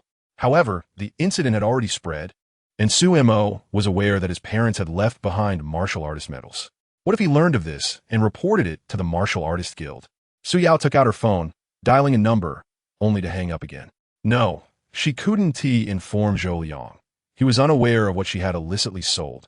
But the person was introduced by Zhou Liang and would surely inform him. After much internal conflict, she ultimately dialed again. Zhou Liang, the person you introduced to me won't cause any issues, right? Rest assured, the black market has its rules. No one would dare betray their employer's information. Upon hearing this, Su Yao felt a wave of relief wash over her. In his apartment, Zhou Yang perused the information on the forum. Su Yao, oh Su Yao, you truly are something else. Previously, he had no idea what Su Yao had been selling. This is the rule of the black market. Now seeing the post from the Martial Artists Guild, he was curious about who possessed such audacity. Just then, Su Yao called him. He had already confirmed it was Su Yao. Yet, did Sumo's parents truly possess metals? It seemed that once this matter concluded, he would have to expel Su Yao. Otherwise, she would remain a liability. This woman was too foolish, lacking foresight, and far too easily manipulated. Zhou Yang had also broken through to become a martial artist. Though he had not made it public, everyone assumed his vitality score was still at 190. In Zone Z, there is only one genius. And that is me, Zhou Yang. If Su Yao's situation were exposed during the martial arts examination, a sinister smile crept across Zhou Yang's lips. Meanwhile, Su Mo was on his way back with Lu Shuetian when Zhang Dehai pulled out his phone. Quick, take a look. The Martial Artists Guild has posted. Zhang Mo took the phone, glancing at it without displaying any visible reaction. Below, the Z9 City Lord had also made a post. Receiving a martial artist medal is a recognition of contributions to the city. The City Lord's residents will cooperate with the Martial Artists Guild to investigate this treacherous individual. Support the City Lord. If any of you uncover information, let me know, and I will inform the Martial Artists Guild. Brother, your calculations just hit me in the face. Various replies followed, most of which were merely spectators enjoying the drama. Investigating such matters was akin to searching for a needle in a haystack. Su Mo returned the phone to Zhang Dehai. Su Mo, many women are vying to be your girlfriend, offering exorbitant sums. Currently, the highest bid is 100 million a month. Hearing this, Su Mo smiled faintly. He had no interest in such pursuits and found it far more beneficial to slay a few demonic beasts to enhance his strength. The Meridian realm was still insufficient. One serpent had him at a standstill, forcing him to evade. Sooner or later, he would slay that serpent. Upon returning to his residence, Su Mo discovered someone awaiting him. Their demeanor somewhat haughty, especially with a martial artist medal pinned to their chest. Only martial artists could possess such an emblem, a symbol of status. It seemed they had come to flaunt their accomplishments. I have matters to discuss with you. What matters? Let us speak inside. You are unworthy to enter. If you have nothing to say, then leave. Su Mo, I have already become a martial artist. In just over a month, I will be eligible to enter the North Courtyard, and our disparity will only grow. Meanwhile, you are merely an expelled student, without any academic status. Even if you become a martial artist, no institution will accept you. Should you plead with me, once I enter the North Courtyard, I could use my connections to facilitate your entry into another academy. Su Mo's eyes gleamed with disdain. Indeed, after breaking through to become a martial artist, his intellect remained as dim as ever. So, am I still expected to curry favor with you? Su Yao let out a cold snort. I am your elder sister, unwilling to witness your decline, and I wish to extend a hand to you. Oh, I must thank you then. How should I proceed? Upon hearing Su Mo's words, Su Yao felt a subtle sigh of relief. You too are a martial artist. You possess the ability to hunt demonic beasts, gather materials, and sell them for profit. My innate talent surpasses yours, and with the Northeastern Academy's training, my strength will escalate at a swifter pace. Are you implying that I should hunt demonic beasts to earn money for you? Su Yao nodded. I lack a student registration. Whose fault is that? Su Oeston Voltered. Initially, your blood vitality could not exceed 20. Furthermore, 10,000 yuan is no small sum for me. Did I not give you 2,000? You are not a loss. Su Mo silently cursed the foolishness of such self-absorbed individuals. He truly wished to eliminate her sooner rather than later. Yet, he felt compelled to seek justice for their parents, and the moment was not yet ripe. There remained over a month. He would allow her to prance about for a time. Get lost. Your mere presence vexes me. If you come seeking me again, I shall end you. Sumo, I'm a martial artist now. Do you think I fear you? A thought crossed Sumo's mind. Were my parents' martial artist medals? Produce them. Upon hearing the mention of the martial artist medals, Su Yao's expression tightened.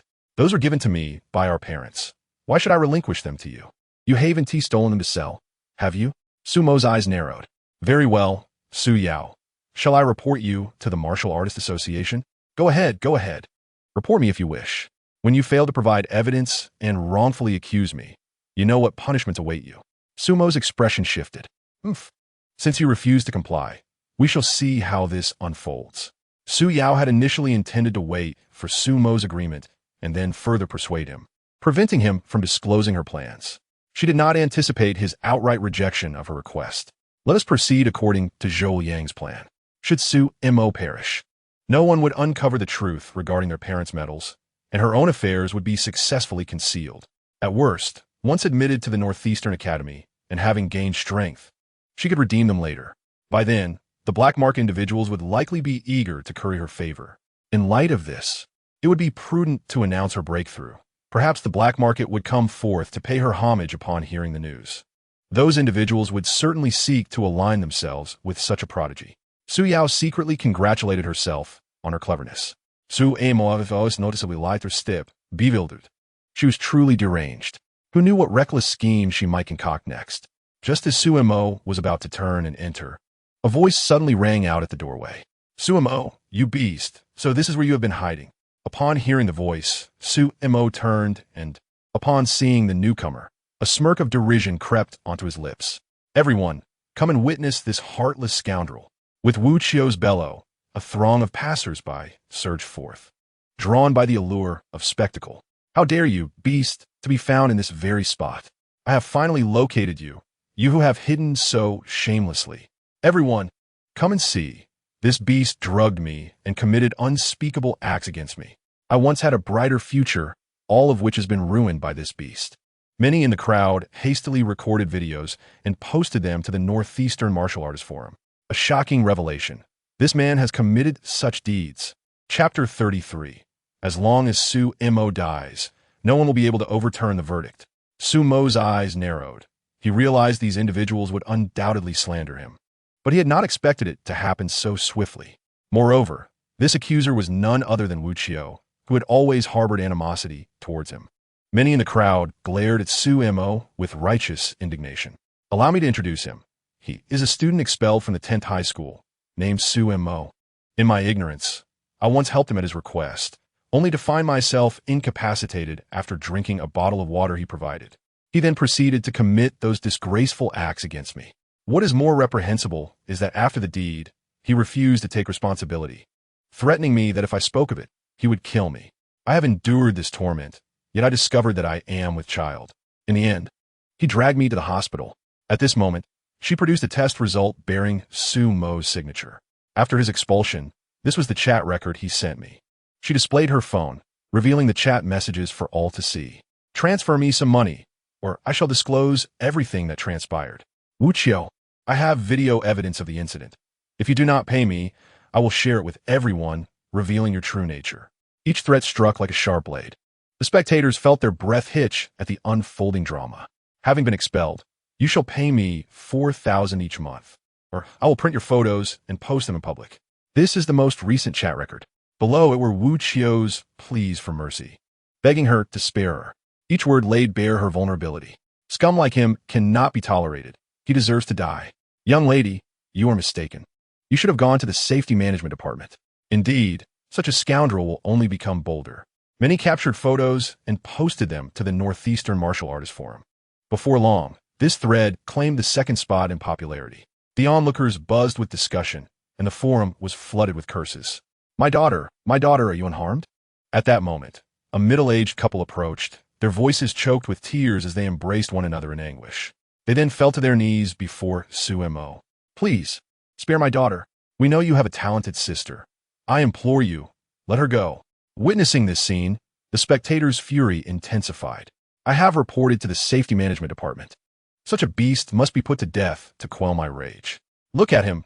The beast still dares to smile. He is utterly deserving of death. My daughter, we cannot afford to offend him. Shall we leave this city? Please listen to your parents. Wu Chio trembled, lifting her head once more, tears streaking her cheeks. Finally, with a thud, she knelt before the middle-aged couple. Father, mother, please forgive your unfilial daughter. I must seek justice this time. Ah, we too have come to assist you. At that moment, two voices rang out from outside, followed by several figures in white coats appearing. These were doctors from the 7th Hospital of Z9 City. Unexpectedly, they had also arrived. The leading figure was the head of obstetrics, who had personally come. Everyone, allow me a moment. I had previously advised this young lady, but she did not heed my counsel. I saw the news and hurriedly brought evidence. The person behind her produced a laptop, which vividly displayed footage of Su Mo accompanying Wu Qiao to the hospital. It showed him striking her across the face within hospital. I advise you to comply and terminate the pregnancy quickly. I will not give you a single penny. If this becomes known, you can imagine the consequences you will face. The distress on the woman's face was evident. Having paid for the procedure, Su Mo had already vanished without a trace. A beast like him deserves to die. The wrath of both gods and men is upon him. At that moment, in the principal's office of the 10th High School in Z9 City, the principal exclaimed, "You must see the forum. A great incident has unfolded." Fang Jingyu retrieved his mobile phone, and upon glancing at the messages displayed, his expression shifted dramatically. "Quick! This matter must not affect Su Yao, nor tarnish our esteemed 10th High." Almost immediately, several posts appeared on the forum. "I am Wang Yang, Su Mo's homeroom teacher. He was expelled due to his malicious provocations and unruly behavior. I never anticipated such a turn of events. As his teacher, I failed to notice the peculiarities in Wu Qiao's demeanor, which is a dereliction of my duty. I am Feng Ben, a classmate of Su Mo. Su Mo is generally despised in our class." Numerous posts followed, detailing Su Mo's various misdeeds. "I am Fang Jingyu. Having such a student is a disgrace to our 10th High. The occurrence of this incident reflects our negligence. We at 10th High assure you that we will provide an explanation to Wu Qiao. It is utterly shocking that he would engage in such detestable actions behind his sister's back." The posts were accompanied by several photographs of Su Yao training diligently, drenched in sweat, yet unwavering in her resolve. "I am Su Mo's sister, adopted by his parents. I no longer have any connection with him. My adoption was merely due to my promising talent and my ability to care for Su Mo. After their passing 5 years ago, our relationship deteriorated. I never expected him to conduct himself in such a reprehensible manner. Justice will eventually prevail. It is not that it will not, but rather that the time has yet to come." Additionally, there was an image of her receiving a warrior badge, a testament to Su Yao's relentless training, indicative of her efforts to attain such an honor at her age. It appeared that the sister was oblivious to the truth, or perhaps others chose to overlook the situation out of deference to her. The homeroom teacher displayed commendable integrity by not concealing the truth and admitting fault. The leadership at 10th High's straightforward acknowledgement of their error was commendable. At this moment, Su Mo paid no heed to the vitriol directed at him, his gaze inadvertently falling upon the assassins lurking among the crowd. In the distance, Lu Xiutian had arrived, his eyes narrowed, exuding a faint aura of menace. "Damn it, such scum truly deserves to perish." Suddenly, amidst the throng, 3 individuals surged forward, charging at Su Mo. "A person like you must be taught a lesson." Wu Qiao secretly sighed in relief. As long as Su Mo was eliminated, her plan would come to a successful conclusion. With that, she would acquire wealth and could alter her appearance to pursue her education. "May you meet your end, Su Mo." As the 3 sprang into action, the enraged onlookers could no longer contain their fury and surged towards Su Mo. The assassins hidden in the crowd moved in unison with them, planning to exploit their numbers to silently eliminate Su Mo hiding in the shadows. Zhou Liang and Su Yao observed the unfolding scene, their eyes flickering with anticipation. This bothersome individual would finally meet his demise. Once Su Mo was gone, no one would be able to exonerate him. Chapter 34. A twist, reckoning, no one escapes. Su Mo dismissed these individuals with indifference. Amidst the crowd, several individuals discreetly drew knives concealed within their sleeves. Lu Xiutian, Zhang Hai, and Li Wuyo swiftly arrived, moving like a flock of spiritual swallows. The assassins hastily concealed their weapons, yet Lu Xiutian had already taken note of their actions. Lu Xiutian struck, and the 3 assassins fell to the ground, unable to muster any resistance, bewildered as they protested. "Why are you attacking us? Don't think you can do as you please just because you're a safety administrator." Zhang Hai produced his phone, enlarging a photograph. "This is the evidence." Lu Xiutian, realizing the situation, stepped forward with swift precision, dislocating the jaws of the 3 individuals. He extracted a small black pill from each of their mouths with a knife. Panic spread across the faces of the 3. In the distance, Zhou Yang's expression shifted as he hastily retrieved his phone. Uncle, the assassins you sought have been apprehended. I understand. You need not concern yourself. Focus on your studies. Those who had charged towards Su Mo fell silent, an unsettling premonition rising within them. They sensed they had been manipulated. Wu Qiu, too, felt a sense of foreboding. She had not anticipated Lu Xuetian's swift arrival, and the incompetence of the assassins was astounding. Had they eliminated Su Mo, there would have been far fewer complications. Zhang Hai fixed his gaze on the instigator of the earlier provocations. I just couldn't stand this person. These individuals have nothing to do with me. Without uttering another word, Zhang Hai promptly handcuffed him. Su Mo remained stationary, grateful for Lu Xuetian's prior investigation into the evidence. Since Lu Xuetian had taken action, he need not intervene further. However, this time, having been provoked, Su Mo resolved to retaliate. He approached Wu Qiu. What do you intend to do? A middle-aged couple shielded Wu Qiu, regarding Su Mo with wary eyes. Ignoring them, Su Mo continued towards Wu Qiu. What are you planning? The safety administrator is here. I advise against any rash actions. Su Mo regarded the three, articulating each word deliberately. Nothing much. You have wronged me, and I merely seek to ensure you serve a long sentence. The one surnamed Zhou promised you that, but he cannot deliver. Upon hearing the surname Zhou, Wu Qiu's complexion changed. Su Mo suddenly cast a glance towards the trees. Zhou Yang and Su Yao met Su Mo's cold gaze, and their expressions trembled. They felt as if Su Mo had seen through them. Since you were able to wrong me, I shall present some evidence in return. Su Mo opened his phone, revealing the evidence Lu Xuetian had gathered, meticulously organized. He played a video showcasing rehearsals from Xine 9 City's 7th Academy. The voices echoed. Your mimicry is lacking. Su Mo does not walk like that. You need to take longer strides. Scenes unfolded before the audience, who were taken aback by the revelation of the girl's maliciousness. Su Mo then opened another video, where an individual imitated Su Mo's handwriting. Wu Qiu stood frozen, disbelief etched on her face. Impossible, absolutely impossible. How did Su Mo obtain these? In the distance, Zhou Liang and Su Yao had begun to retreat, eager to escape this quagmire. Su Mo cast a brief glance, but paid them no mind. They could not evade the inevitable. Finally, Su Mo revealed yet another video, featuring a completely unfamiliar man with dyed yellow hair, swaying as he walked. Behold, this yellow-haired individual is her boyfriend. Earlier, while I was at 10th High, she was known as Wu Qiu, and we have always been at odds. As for the one named Su Yao, today I shall unveil her true nature. Thinking I am easy to bully, she is my parents' adopted child. Truthfully, it would have been better had she perished at the jaws of a beast. After our parents' demise 5 years ago, they left 50,000 for each of us. The money I transferred to her was intended for her training. Many of you may recognize me. I often worked odd jobs, knowing quite a few people, earning a maximum of 15 per hour, and sometimes as low as 10. All the money I earned was given to her. Su Mo flipped through the transaction records, each entry meticulously documented. 80, 100, 120, 150, and 60. At this moment, Zhang Hai stepped forward. Upon reading the message from Su Yao, a profound sense of sorrow enveloped me. She is a martial artist, yet her thoughts are so base and corrupt. Such words should not escape my lips. I truly find it intolerable. Immediately, I produced a video. Observe closely, everyone, I said.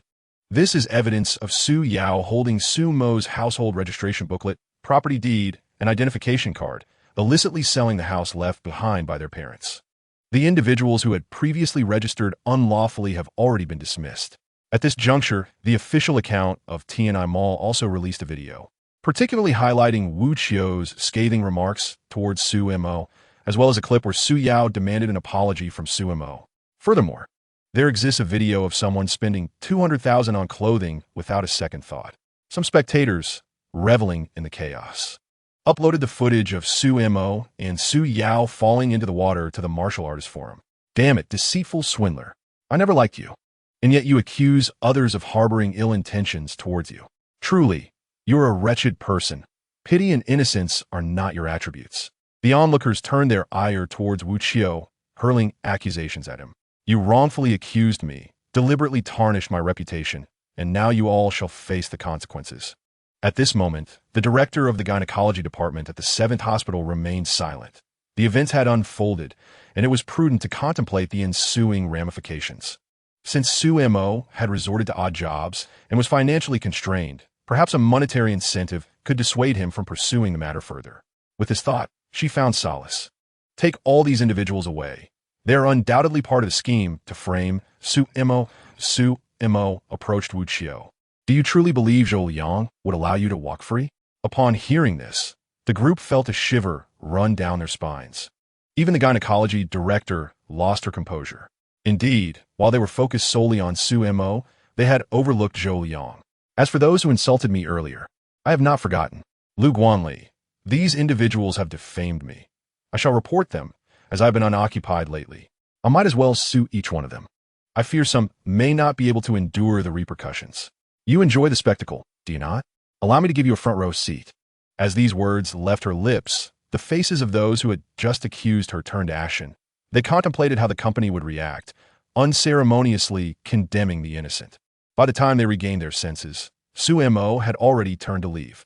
Come, all of you, follow me to the security management office. You may flee, but know that there are surveillance cameras here. Lu Shuetian, too, found such individuals irksome. They spewed insults indiscriminately, only to point fingers at others when their errors were revealed, all while avoiding any blame themselves. Sumo's younger brother executed this maneuver splendidly.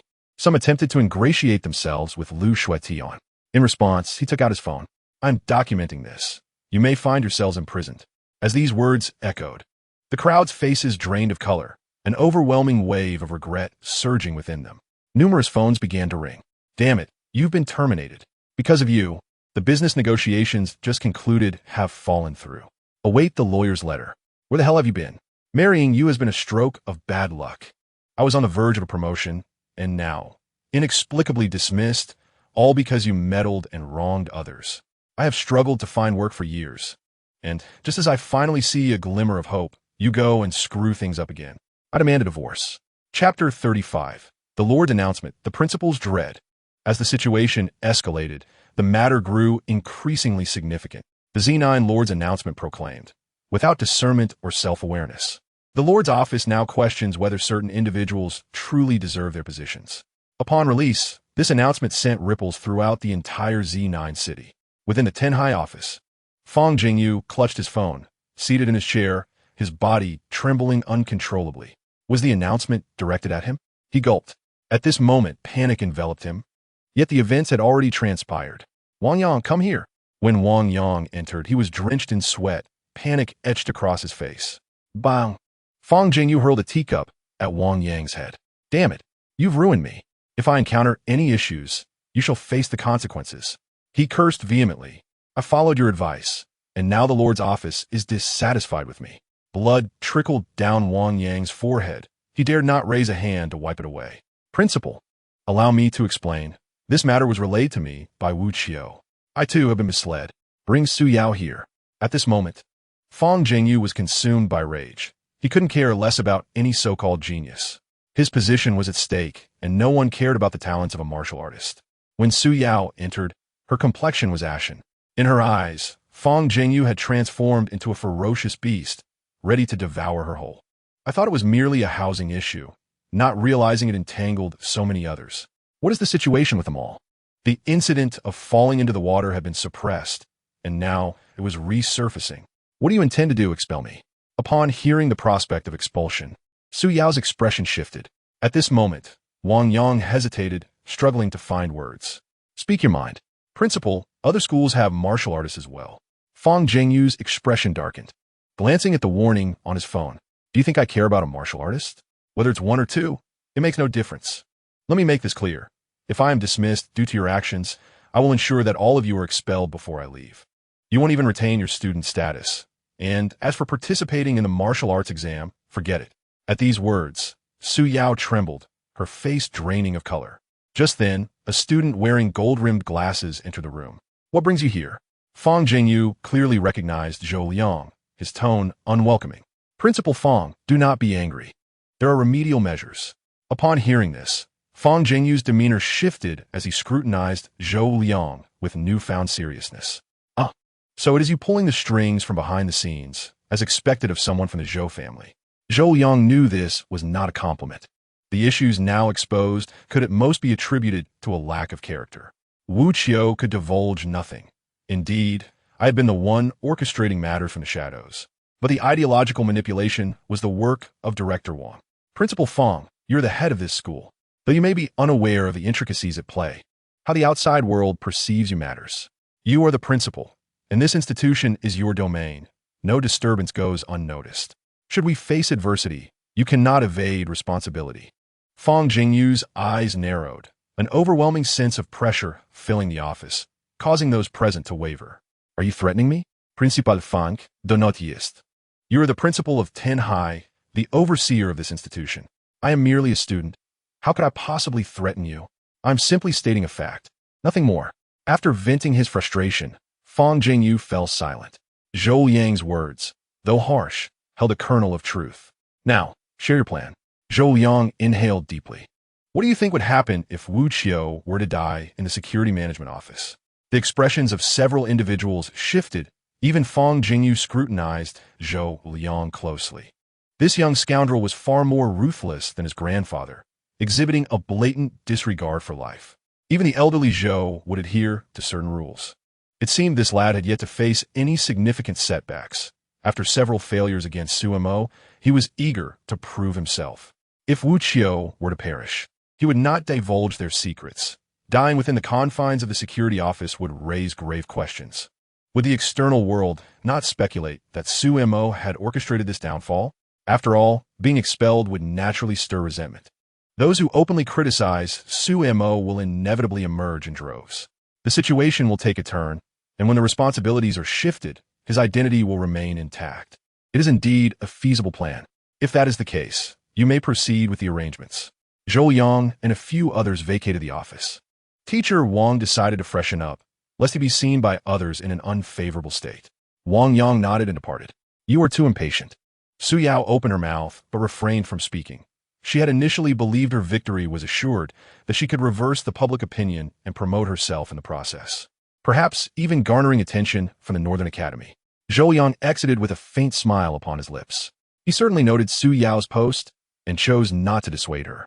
He had previously stated that Su Yao was foolish and lacking in intellect. Attempting to promote oneself at this juncture would only invite scorn. He had orchestrated matters with contingencies in place, especially in dealing with Suemo, having faced failure time and again.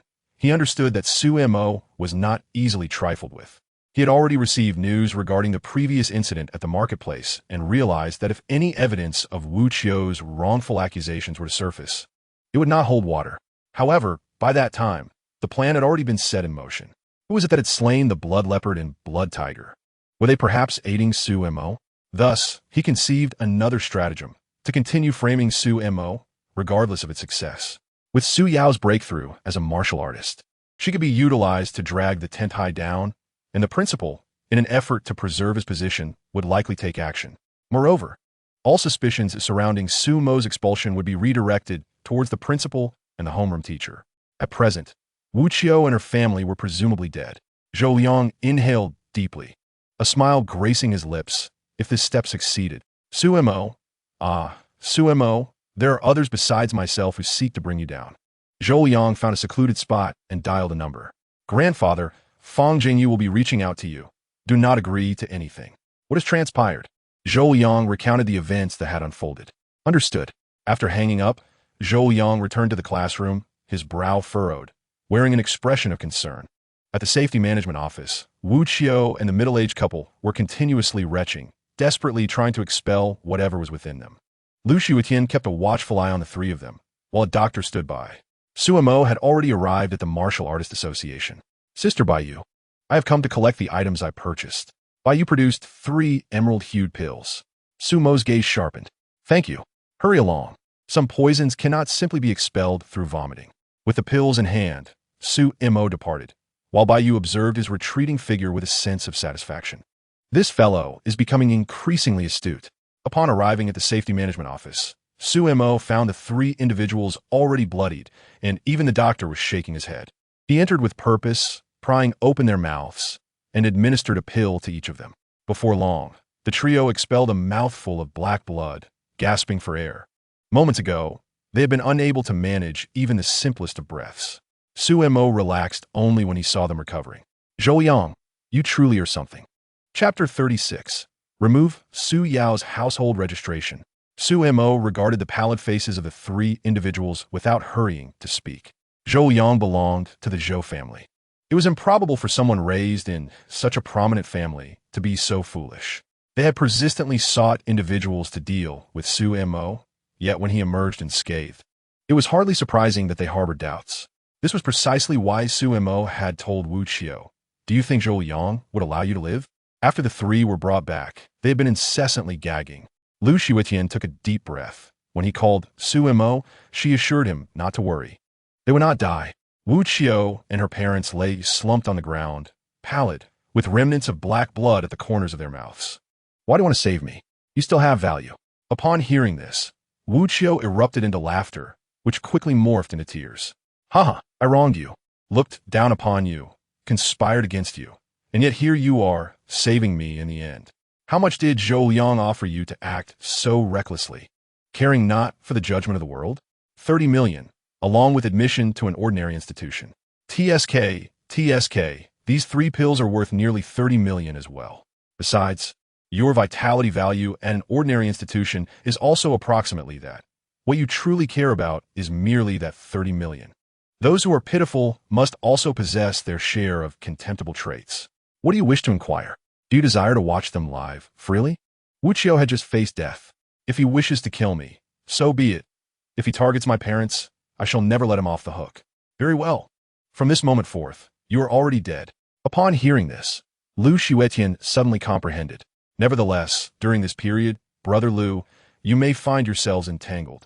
Hey, that works perfectly. When a matter is revealed, it will lead to the downfall of the Zhou family.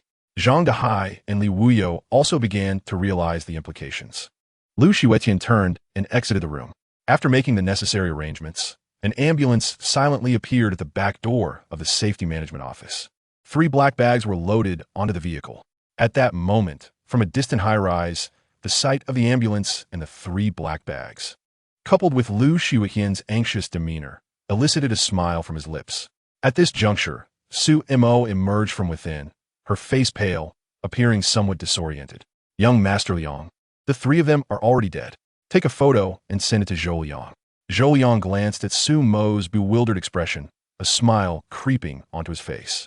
Su Mo, this time I have triumphed. Yet, I must await another opportunity. Once the principal intervenes, only then can I shift the blame away from myself. Presently, everyone believes that Wu Qiu's family is doomed to rot in prison. When their deaths are eventually revealed, the principal will have already acted. With this thought, Zhou Yang felt quite pleased. Turning, he caught sight of a graceful figure. It was Su Yao. His previous animosity towards Su Mo stemmed from his disdain for the existence of such a beautiful, talented sister. Initially, he had felt a spark of affection for Su Yao, but that sentiment had completely evaporated. She was far too foolish, and marrying such a woman would only lead to trouble.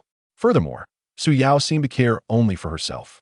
As Su Yao perused the posts, filled with scorn directed at her, she thought, how can someone like this possibly break through as a martial artist?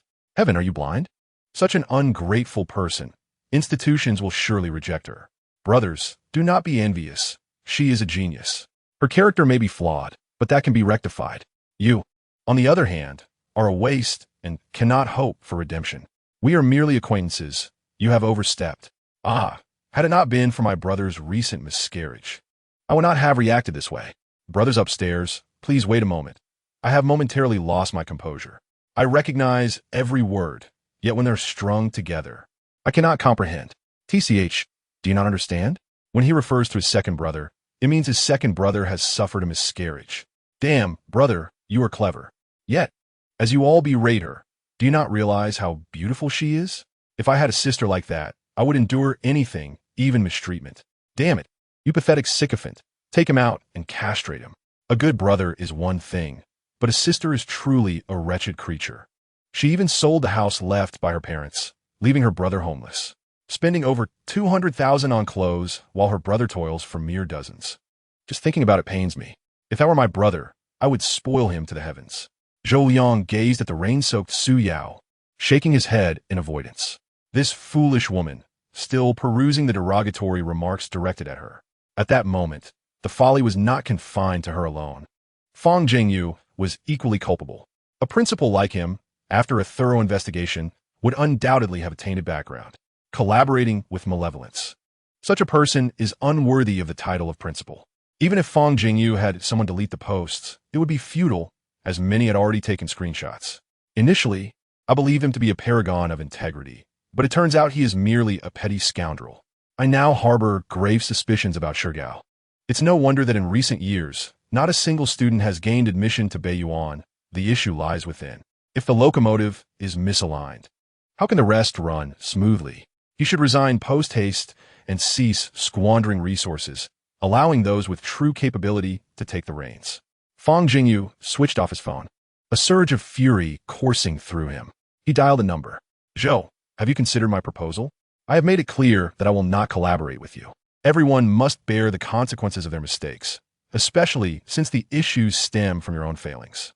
You're merely a grandson, and I have plenty of those. Upon hearing the call disconnect, Fang Jingyu set his phone down and summoned Wang Yang, who emerged with fresh blood streaming from his head. At that moment, Wang Yang was silently cursing, too intimidated to voice his grievances. Suemo, why don't you just disappear? Meanwhile, Suemo was plagued by her own troubles. Brother, would you allow me to be your sister? I can offer you a monthly stipend of 100,000. Montak Bao. Such a sister is better off forgotten, ungrateful, and unworthy of a brother like you. Tomorrow is Thursday. I will send you 50. You can manage a meal with that. Come work for me. I'll pay you 15,000 a month. If you wish to join, just let me know. I speak only the truth. Suemo, you have a decent appearance. Would you be interested in filming adult content with us? Who has the connections? Can I come? I stand at 1 meter 80, 18. You're not worthy. Damn, I've been pushed too far. After closing the post, Suemo found herself caught between laughter and tears. Yet, this incident was not yet beyond redemption. She stared at the household registration book. She had been mercilessly berated, tears streaming down her face like rain-soaked pear blossoms. As my sister, how could I allow you to endure such torment? I shall remove your registration from my family's records. Surely, that would bring you some joy. Without a household registration, you cannot use your ID, nor can you participate in the martial arts examination. Suemo was aware that certain resentful individuals would assist her, such as that principal from Shigao. Thus, Suemo made her way once more to the safety management office. Lugo, please remove her registration from my family. She has declared that she is no longer associated with us, and such an ungrateful person does not deserve to be on my family's records. Furthermore, she insinuated that my parents adopted her with ulterior motives. If that is the case, I should be compensated for the years of my family's support. Very well. I will notify her immediately. Chapter 37. Snatching Opportunities, Transforming into the Old Six. After registering, Suemo turned to leave the safety management office. As for her destination, it was undoubtedly outside the city. The area surrounding the site of her previous killings had been devoid of demonic beasts for 30 miles. And with so many corpses left behind, it was likely that a considerable number of demonic beasts would converge there this time. Indeed, Suemo had left the carcasses of demonic beasts to lure others in. Neither Su Yao, Zhou Liang, nor the Zhou family occupied her thoughts. Strengthening her own power was of utmost importance. As long as Suemo grew strong enough, she would not need to lift a finger. Others would take care of her adversaries for her. Taking her time, the next occasion would be the martial arts examination, where she would ensure Su Yao fell into utter disgrace, along with Zhou Liang. Zhou Liang was a liability. He had previously taken personal action, leaving behind evidence. Recently, he had not been proactive in addressing matters. This time, Fang Jingyu had been dragged into the mire by him, which illustrated how swiftly he had progressed, a true child of a prominent family. Evidence against Zhou Liang had already been collected, yet the Zhou family possessed cunning elders. They would undoubtedly sacrifice a pawn to protect their king. If only she had sufficient strength, such troubles would be non-existent. Seizing this opportunity, she would venture outside the city to hunt demonic beasts and enhance her abilities. Suemo stealthily approached the city gate guard station. If anyone inquires whether you saw me leave the city, just say no. Baishio was also discreetly monitoring recent events. Aren't you afraid of that python? Judging by Suemo's demeanor, she seems intent on staying outside the city for an extended period. For the sake of strength, she must take the gamble. She cannot forsake her training over a mere python. Su-mo turned to exit the city, only to return shortly after. What happened? The python is outside. Baishio looked at Su-mo with disdain. Just moments ago, she had appeared resolute, and now she seemed to waver. Su-mo ventured outside once more, while Baishio waited for her return. Minutes passed, yet there was still no sign of Su-mo. This kid isn't foolish if she dares to go out. It must be because she is cultivating a special technique. Once Su-mo emerged, she silently acknowledged the effectiveness of the concealment technique. It was indeed a top-tier technique of the Xian level. It masked her presence. The python, lurking in the shadows, likely sensed Su-mo's absence and had since departed. Su-mo remained hidden, avoiding detection. This python possessed intelligence comparable to that of a human. True enough, moments later, a massive silhouette appeared, fixated on the city gate. Su-mo's mind stirred. Utilizing the concealment technique, she treaded lightly through the mist.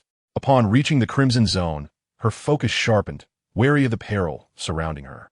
From her spatial ring, she retrieved a protective garment crafted from the skin of a mutated water snake. After casting it away, she fled swiftly.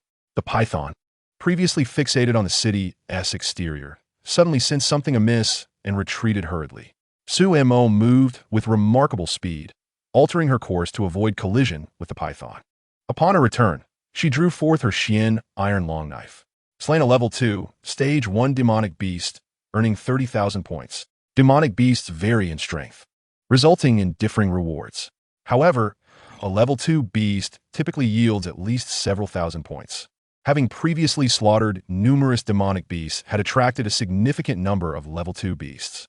Slain a level 2 demonic beast, earning 40,000 points. With her Xian iron knife in hand, Su-mo navigated through the mist, collecting vital materials with each hunt and discarding the carcasses at a distance, intent on attracting more demonic beasts.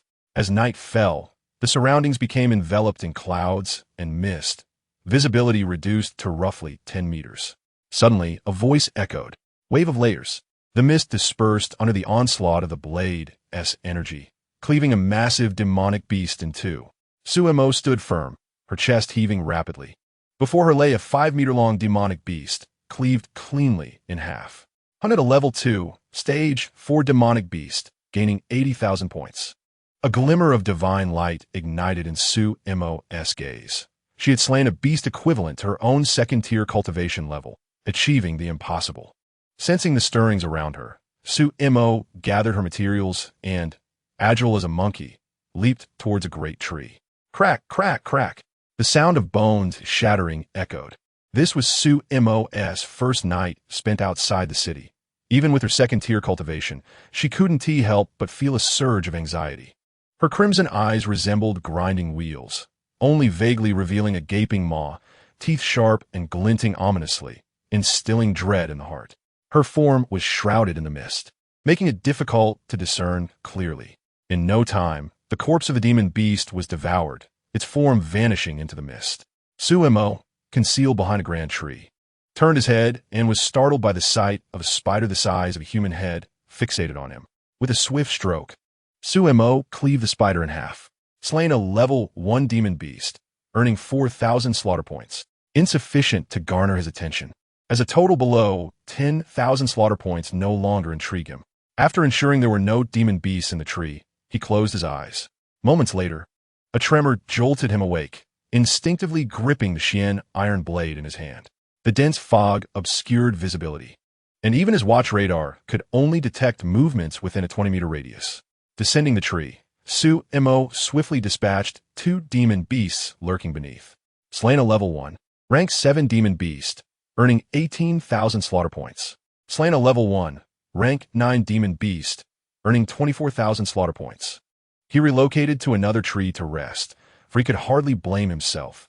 The ruckus caused by the 2 demon beasts disturbed his slumber, shaking the very tree he rested against. Sleep eluded him. Name, Su-mo. Age, 18. Realm, second layer of meridian opening. Mind method, dual layer of path sculpting, 1000000300000. Martial skills, layered wave blade technique. High yellow grade 3000010000. Proficiency. Minor accomplishment 100000300000. Snow treading. High yellow grade 100 005 proficiency.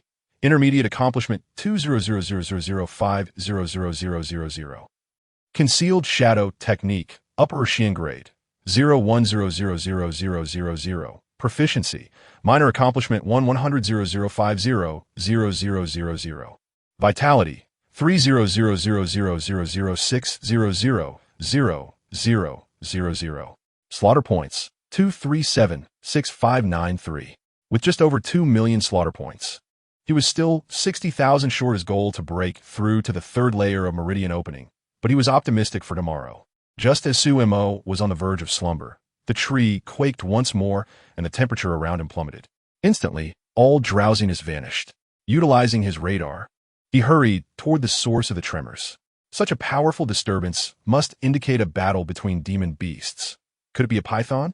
Exercising caution with the radar, he remained vigilant.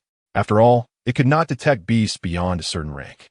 Any demon beast that posed no threat was swiftly dispatched by Sumo. The ground roared and cracked, the surrounding fog dissipating to reveal a realm of ice.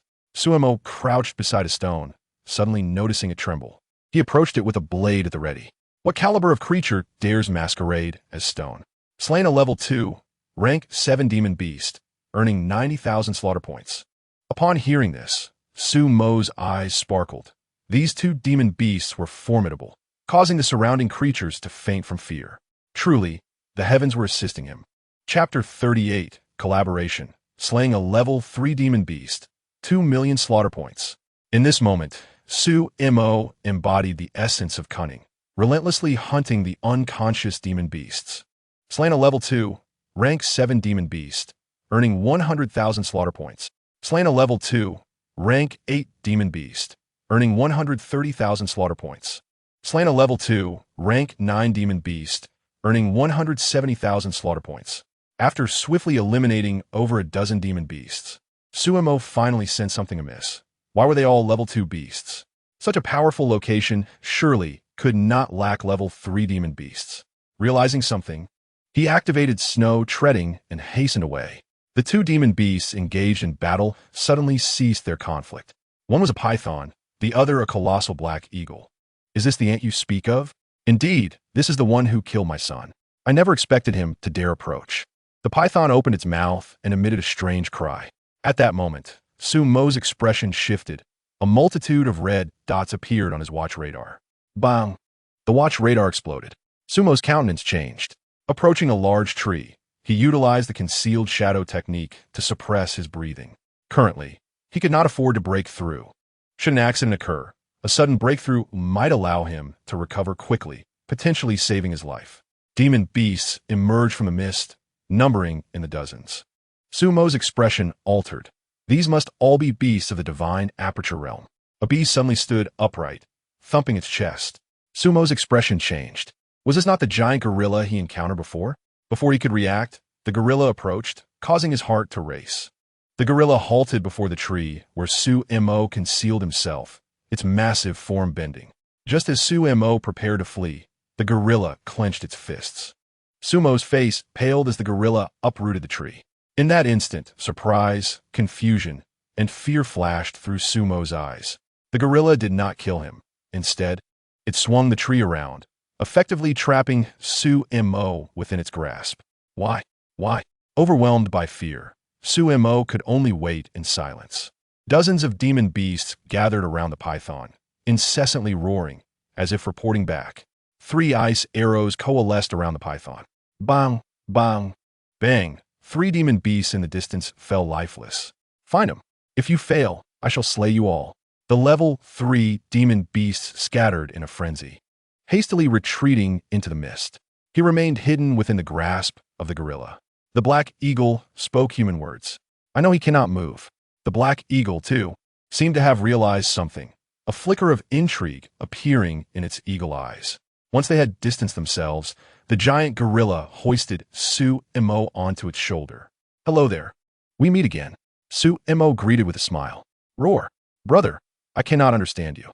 The gorilla placed Su-mo upon its shoulder and sprinted into the mist. At that moment, Su-mo noticed the flicker of golden light emanating from the gorilla's eyes. In its gaze, the mist held no significance. Stunned, Su-mo realized why he had been able to hide. Only this giant gorilla could locate him. This marked their third encounter. The first time, he had snatched food from its grasp, slaying a vulture and a tiger. The second time, he had lured the python into its territory. Now for the third time, the gorilla arrived at a mountain peak, setting Su-mo down and pointing toward a fissure. Then it gestured at Su-mo, followed by a swift strike that shattered a nearby stone. Su-mo grasped its meaning. Peering down, he gasped. It was indeed deep. The fissure was narrow, just wide enough for a single person to pass. Below, he spotted a fruit tree laden with several bright red fruits. Now he comprehended the gorilla's intention. It wanted him to retrieve one. The gorilla was too large to descend, and the edges bore the marks of its previous attempts. Roar, roar, roar. The gorilla found a vine, positioning itself at the cliff's edge and pointed towards Su-mo, taking a deep breath. Su-mo marveled at the gorilla's intelligence. This creature, once grown, would undoubtedly be fearsome. With no choice, Su-mo grasped the vine and began his descent. As he neared the fruit tree, he glanced down and gasped. How deep it was, with no visible bottom. The gorilla was a level 3 demon beast, and had climbed for quite some time. If he were to fall, he would surely be reduced to a pulp. As for the notion of plucking the fruits and hiding them away, Su-mo had no such intention. The gorilla was exceedingly cunning. It was certain that it had meticulously counted the number of fruits. Su-mo severed the tree, slaying a level 3 mutated spirit fruit tree, gained 30,000 kill points. Sharply, astonished to discover that this fruit tree was indeed a level 3 mutation. What are these fruits? As he momentarily lost his focus, the vine was abruptly flung upwards. Instinctively, he grasped the vine. Upon ascending, the gorilla seized Su-mo and snatched the fruits, devouring them voraciously. After a single chew, a crimson glow emanated from its body. In the blink of an eye, golden fur sprouted on its chest. The gorilla pounded its chest, emitting a thunderous roar that shook the very earth, causing rocks to tumble around them. Grabbing Su-mo, the gorilla leaped from the peak. Su-mo's very soul seemed to nearly escape him.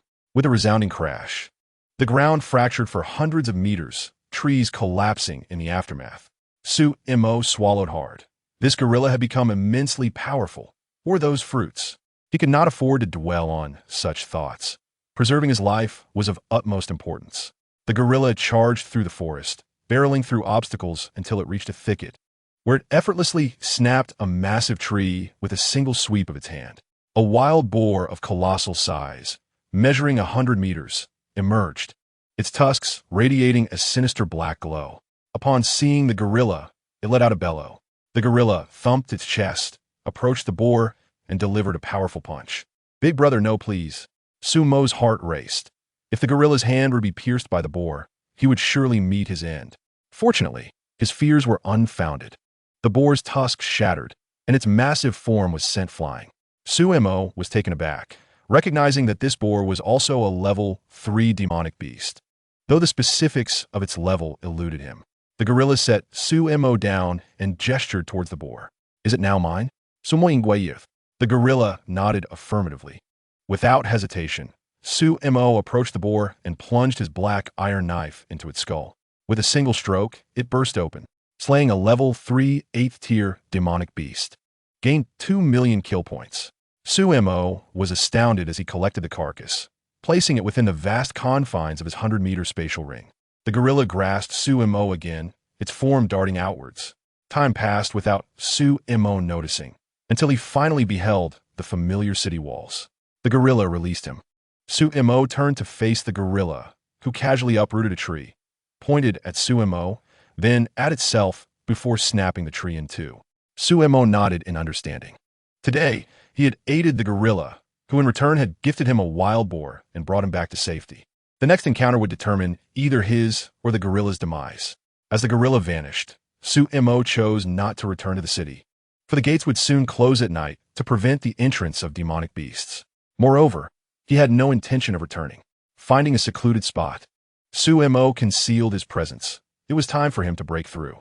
Chapter 39, Fourth Stage of Meridian Opening. Su Yao comes for registration. In future encounters with that black gorilla, it will be a matter of who would prevail. Su Mo glanced at the system panel. Name, Su Mo. Age, 18. Realm, second stage, a meridian opening. Mental method, sculpting path technique, second level, 1000000300000. Martial skill, layered wave blade technique, yellow grade, high quality, 300001000000. Proficiency, minor accomplishment 10000300000. Treading snow, yellow grade, high quality, 100,005,0000. Proficiency, intermediate accomplishment 200,005,0000. Concealment technique, mysterious grade, upper quality, 01000000. Proficiency, minor accomplishment 100,050,0000. Vitality, 300,000,000,600,000. Kill points, 877-7779. The mysterious grade, upper quality concealment technique was sufficient at the initial proficiency level. Moving forward, he would focus on enhancing his strength. With the disappearance of 3 million kill points, Su Mo's realm ascended directly to the third stage of meridian opening. As the sculpting path technique circulated within him, Su Mo felt as though he were a sponge, with his cells continuously absorbing the surrounding spiritual energy, refining his physical form. After the breakthrough, Su Mo did not rush to attain the next level. Instead, he took the time to carefully appreciate the changes in his body. A gentle breeze manifested around him, composed of the gathered spiritual energy. In the blink of an hour elapsed, and the rate of physical absorption slowed until it ceased entirely. In that moment, Su Mo sensed that his physical strength had more than doubled compared to the second stage of meridian opening. Yet, it was not yet time for testing his prowess. Su Mo continued to allocate points, this time expending 4 million. A powerful surge of vitality surged through his organs. Between the third and fourth stages lay a minor bottleneck. However, with the system's assistance, this minor obstacle was inconsequential, for Su Mo spiritual energy continuously flowed into his body. His meridians expanded, transformed, and thickened. His physical strength rapidly increased. After several hours, Su Mo opened his eyes, a glimmer of light dancing within them. Observing the remaining 1 million kill points, Su Mo fell into contemplation. The layered wave blade was his technique, and he began to allocate points. With the expenditure of 70,000 kill points, the layered wave blade transformed into a mysterious grade, lower quality technique. He continued to allocate points, expending 200,000, elevating it to mysterious grade, middle quality, and then another 500,000, raising it to mysterious grade, upper quality. A flicker of surprise crossed Su Mo's gaze. The layered wave blade could not be further enhanced. It seemed that it could reach a maximum of upper quality at the mysterious grade. With 1 million kill points remaining, Su Mo allocated all of them to proficiency. In that instant, a vivid image appeared in his mind. Holding a long knife, he stood upon the sea, the blade swirling in continuous motion, summoning waves that surged and multiplied. With a single strike, 100 layers of blade energy coalesced into a wave, repeatedly compounding, cleaving mountains and severing rivers. Su Mo opened his eyes, taking a deep breath as he gazed at the black iron knife in his hand, feeling an overwhelming urge to strike. However, considering the dangers lurking in the mist outside the city, he suppressed that impulse. He also needed to elevate the treading snow technique, so he allocated points to it, transforming it into a mysterious grade, lower quality technique. Name, Su Mo. Age, 18. Realm, fourth stage of meridian opening. Mental method, sculpting path technique, second level, 1000000300000. Martial skill, layered wave blade technique, mysterious grade, upper quality, perfected. Treading snow, mysterious grade, lower quality, 5000500000. Proficiency, minor accomplishment 20000080000. Concealment technique, mysterious grade, upper quality, 01000000. Proficiency, minor accomplishment 10000500000. Vitality, 1000000000150000000. Kill points 27779. After a tumultuous endeavor that nearly cost him his life, he had only managed to elevate his realm by 2 tiers while perfecting the upper-quality layered wave blade technique. If Sumo's thoughts were to be known by others, they would surely accuse him of being ostentatious. Glancing at the weather, he noted that the fog had thinned considerably. Taking a deep breath, he brandished his knife, ready to hunt demonic beasts. Slaying a first-level demonic beast gained 8,000 kill points. Having slain 15 first-tier beasts, I have acquired a staggering 130,000 slaughter points. Sumo continued to venture deeper into the wilderness, defeated a second-tier third-stage beast, earning 50,000 slaughter points. Sumo let out a sigh, realizing that to amass a substantial amount of slaughter points, he needed to encounter a horde of beasts. He pulled out a map, scrutinizing the locations marked upon it. This time, he set his sights on the iron-toothed crocodile pack, as well as the three-tailed wolf pack in another area. At the main gate, Baishio was engaged in a phone conversation with his sister. Have you seen him return? That kid didn't come back yesterday. He is probably out there having the time of his life. Is he in danger? That boy is quite clever. He is unlikely to encounter peril. Wait, why are you so concerned about him? Why should it matter to you? Focus on your duties at the gate. Baishio listened to the beeping on the phone, his expression clouded with frustration. When there's trouble, you're his brother. When there's none, you're nothing at all. Within the Martial Artists Guild, Bayu held her phone, deep in thought. Could that fellow be in danger? Wasn't he targeted by a python before? Should I go check on him? What if he encounters a more formidable beast instead? Bayu found herself in a dilemma. Meanwhile, at the safety management office, Lu Shuetian lashed his whip against his opponent. Who sent you here? Such audacity, to come to the safety management office to commit murder. Lu Shuetian narrowed his eyes. He had received a call yesterday about beasts undergoing mutations. The situation was precarious, and he found it hard to believe it was mere coincidence.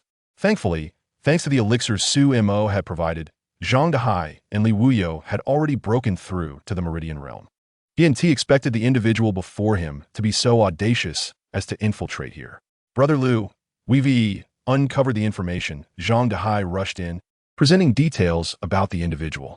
Lu Shuetian glanced at the document, his gaze sharpening. What do you see here?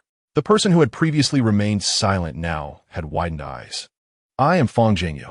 Upon hearing this name, Lu Shuetian's eyes glinted dangerously. Are you certain you're speaking of Fang Jingyu? It's him. We were classmates in elementary school, and I assisted him with some matters before. As the individual recounted his tale, Lu Shuetian stepped outside, sitting on the ground and lighting a cigarette. After finishing, he stood up, casting a long shadow behind him. Fang Jingyu, you want to put me in jeopardy? Very well. Just wait until I uncover everything about you. As Lu Shuetian entered the office, he encountered a familiar figure, Su Yao. Come in. Each time, Su Yao saw Lu Shuetian, she felt like a mouse before a cat. Sign here. Lu Shuetian handed Su Yao a paper filled with conditions. First, her household registration had been expunged by Sumo. Second, there was a compensation required from Su Yao. Just as Sumo was about to speak, Lu Shuetian shot her a glance. Hurry up. You previously posted that you had no connection with Sumo, claiming that his parents were exploiting you. Chapter 40. The Scolded Su Yao, the 30 million debt. If you sign, it can at least prove your claims are genuine. Otherwise, you would be shameless. Su Yao hesitated to sign. Once she did, her household registration would be lost, and acquiring an independent registration would be exceedingly challenging. The first condition required her to possess her own home, entirely hers. Even a modest one-bedroom apartment would cost nearly $1 million. Where could she find such funds? All her money had been spent on elixirs. I don't agree. You'll just face more scolding, Lu Shuetian retorted. Unfortunately, Sumo is the head of the household, and his word is final. Given your inappropriate remarks, you no longer have the right to refuse. If you don't sign, we may end up in court. Give me some time. Su Yao turned and walked outside, picking up her phone to call Sumo. I'm sorry. The number you dialed after repeatedly attempting to reach him, each call met with a deadline. She sent a message to Sumo, feeling a wave of grievance as she saw the red exclamation mark. You weren't like this before. Why have you changed? I am your sister. Many individuals at the safety management office witnessed Su Yao's tear-streaked face. Ugh, truly a burden, just a dog that, after being fed for over a decade, knows only to wag its tail. How can someone like her dare to cry? Her brother toils tirelessly to support her training. Yet she spends over 200,000 on clothes without batting an eye. The ugly duckling desires to become a white swan. The crow wishes to soar and transform into a phoenix. How did such trash come to exist in Z9 City? Truly a disgrace to its name. Let's leave, look. She asks, crying again. She might claim we're bullying her soon. Let us hurry and go. Su Yao's tears continued to flow. If only she could testify. Perhaps Su Mo wouldn't have been expelled, and none of this would have transpired. But that was 100,000. It took Sumo a long time to earn that, especially when he could also work for Zhou Yang, making only a few thousand a month. Was he not merely enduring a bit of hardship? And now she bore the brunt of the blame. Zhou Yang, yes, Zhou Yang. Su Yao dialed Zhou Yang's number. Hello, could you do me a favor? What is it? Zhou Yang's voice came through the line. Lend me 200,000. Suemo wants to kick me out of the household. I can't help you. My allowance has been restricted. I can only withdraw 100,000. Anything beyond that is off limits. Besides, you spend 20,000 on clothes without a second thought. Do you really need this 200,000? Su Yao's expression shifted. After hanging up, she gritted her teeth and dialed another number. Su Yao, don't tell me you've gotten into trouble again. I'm not in the mood to deal with you right now. Principal, Su Mo wants to expunge my household registration. I have no way out. Can't you just buy a house? You've spent 20,000 on clothes. You can't manage this little? Sell Su Mo's house. I've compensated others 20 million just to keep you safe, and I'll give you another million as a reward. Don't tell me you're out of money. I've spent it all. You're unbelievable. Millions just gone like that? Did a donkey kick your brain? Or is it blocked by something else? I bought blood-enhancing pills. They cost 10,000 each, and after buying a few, I was out of money. Su Yao spoke cautiously. You foolish, naive person, you dumbbell. You fool. The effect of those pills wears off quickly. Don't tell me you've been consuming them continuously. Su Yao could only mumble a response. Damn it. You've driven me mad. Relying on pills without tempering yourself will leave you unable to face even those with less than 200 vitality. Forget it. I'll help you resolve this. Get back here quickly, you embarrassing disgrace, calling yourself a genius while you can't even handle your brother. What a waste. And the rest one more thing. What is it? Spit it out. You need to compensate 7 million. Su Yao could hear the deep breath taken on the other end of the line. Fine. I'll give you 10 million, plus the previous 20 million compensation. That's 30 million. You give me an IOU. Otherwise, I won't lend you anything. Do you think my money grows on trees? At worst, I can do without your genius. Before the emergence of martial artists, those from Tenhai had already arrived, and now, due to your presence, our reputation has been sullied. Upon hearing the principal's refusal to assist her, Su Yao's complexion drained of color. I'll sign. Then you come back and sign. Once you've completed your part, I will provide you with the money. Hurry up and wrap up that troublesome affair. Lu Shuetian observed Su Yao's departing silhouette, a smirk of derision playing on his lips. Shortly thereafter, a phone call interrupted his thoughts. Old Lu, we have a household registration for Su Yao. What do you think? Lu Shuetian's lips curled in amusement. As long as she possesses a house, it's merely a matter of a wave of the hand. Old Lu, I need to inquire about something. The city lord is dissatisfied with our Tenhai due to the incident involving Wuxio. Lu Shuetian interjected, old classmate. Let me be frank with you. The day she was brought back, Wuxio was already dead. What? You're not deceiving me, are you? She died from coughing up blood upon her return. They had long since ingested poison. I wonder who could be that ruthless. She didn't leave any instructions before her demise. After hanging up the phone, Lu Shuetian picked up another device and swiftly scribbled a line on paper. Back in the prison, the phone rang. The individual previously interrogated by Lu Shuetian gazed at him. I've divulged everything. Grant me a swift end. This has nothing to do with my family. Just follow the instructions above. All right. Lu Shuetian connected the call. Hello, what's the matter? You haven't acted yet, have you? No. It's not so easy to infiltrate the safety management office, especially the circuitry. We need to ascertain the detention areas before proceeding in 2 days. That's good.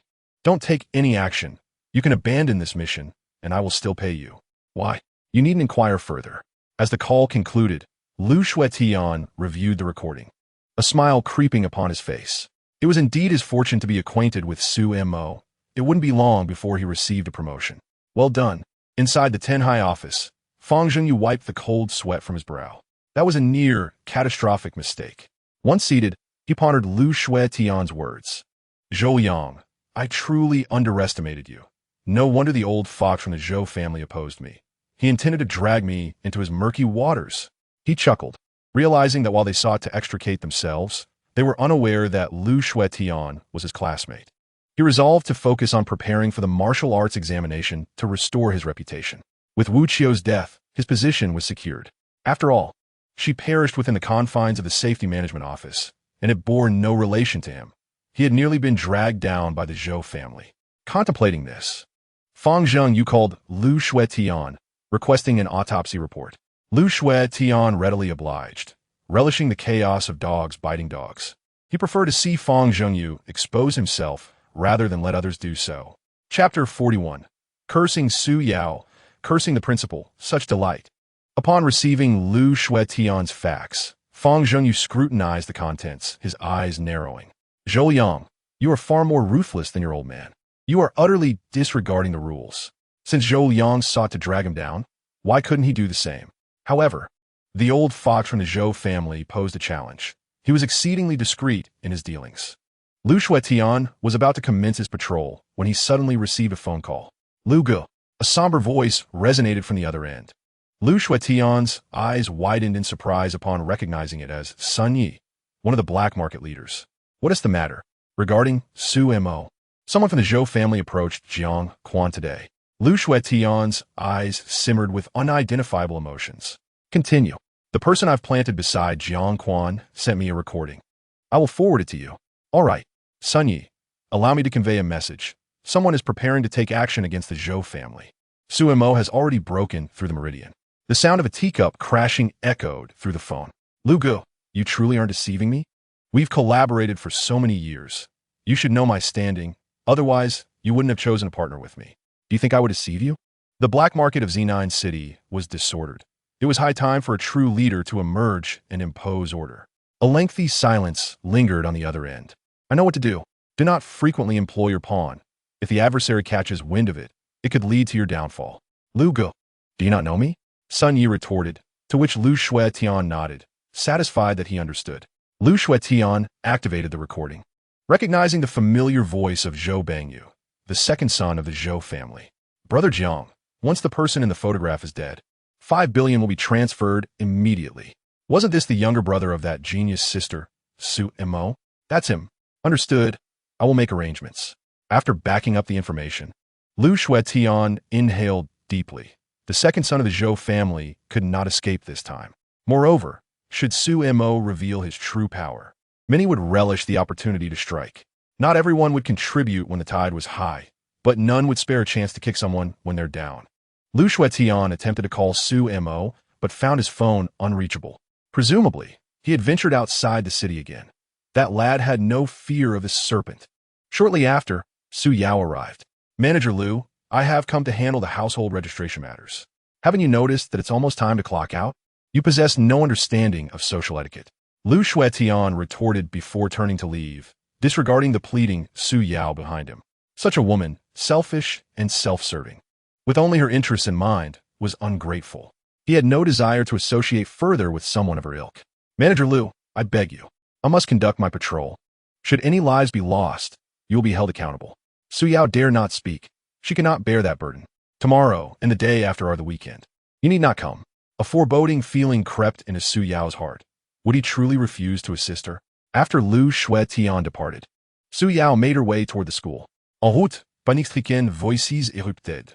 A mutated leech writhed grotesquely across the pavement, its body measuring 2 meters in length. Moreover, it sported a pair of fleshy wings emanating a sanguine glow, alongside the lifeless body of a pale-faced individual. Upon encountering the creature, Su Yao's face turned ashen, and she fled in terror. Isn't that the genius martial artist Su Yao? Aren't you a martial artist? Go and slay that beast, hurry. As she heard others recognize her, her complexion grew increasingly pale. She had never battled a beast before. The sight of the creature left her legs trembling. Hurry, this one has just mutated. Its strength should not surpass yours. Go and eliminate it. The mutated leech flapped its wings, soaring towards the crowd. Su Yao gasped in horror, her face draining of color. She had nothing with which to fight the beast. The mutated leech seized an individual, and with a single bite, drained their blood, leaving a cold corpse on the ground. Seeking death. At that moment, Zhang Dehai arrived, wielding his blade. The mutated leech was cleaved in two, blood splattering everywhere. Zhang Dehai gazed at the two lifeless bodies on the ground, his heart sinking. I apologize for my tardiness. Many have observed the bloodstains on Zhang Dehai, a testament to his recent hunt for other monstrous beasts. Zhang, your efforts are commendable. We owe you our gratitude. Indeed, had you not intervened, the toll on human lives would have been unimaginable. Zhang Dehai took a deep breath and regarded the crowd. Should we encounter mutated beasts in the future, make your way to areas with structures. The gigantic forms of these beasts will lose speed when obstructed, thereby increasing our chances of survival. Zhang, we understand. It is all due to Su Yao. As a fighter, she does not engage in the hunt and instead runs towards a crowd. Precisely. She should confront the beasts instead of cowering in place. No, that is not the case. Su Yao attempted to defend herself, but noticed that Zhou Dehai did not spare her even a glance. Everyone, please return to your homes. Shortly after, Li Wuyo and Lu Shuetian hurriedly arrived, their hearts heavy as they beheld two lifeless bodies. They had witnessed too many mutations and the ensuing fatalities. It was an insidious threat, unavoidable. Seeing Su Yao, her complexion pale, Lu Shuetian growled, "Leave. Today's events will be recorded by the Safety Management Office. As a warrior, you display no sense of responsibility. How can someone like you be deemed a genius?" In Lu Shuetian's eyes, Su Yao was unworthy even of his scorn. He recalled the first time he met Su Mo, wielding a cleaver that swiftly dispatched a mutated lobster.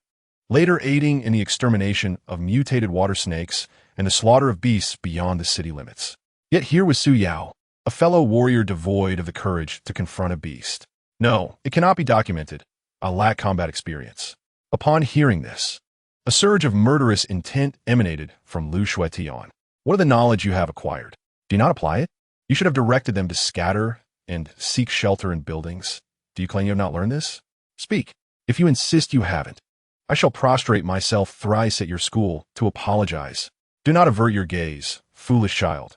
Look at me, confront me, you wretched being. Su Yao kept her head down in silence. The three began to clear the battlefield. Facing such foolishness only incited their frustration. She could only boast before Su Mo. But soon, her bravado would falter. Lacking the demeanor of a princess, she had instead adopted the affliction of one. Lu Shuetian turned and pulled out his phone, dialing a number. "Hello, old Lu. Is your principal competent, or has a donkey kicked your brain, or is it clogged with excrement? If you wish to resign, I shall suggest a replacement to the city lord." Fang Jingyu, on the other end, was left bewildered. Chapter 42. The principal receives reprimand. The city lord inquires. Su Yao faces further scorn. With a mind muddled and vision obscured, what manner of person is deemed a genius? You expect me to assist her with her household registration? I'd rather break my leg. What nonsense is this? Damn, knowing you is truly cursed me. Do not ever approach me for assistance again. After hanging up, Lu Shuetian inhaled deeply, savoring the moment. Zhang Dehai and Li Wuyo felt similarly. It was indeed satisfying.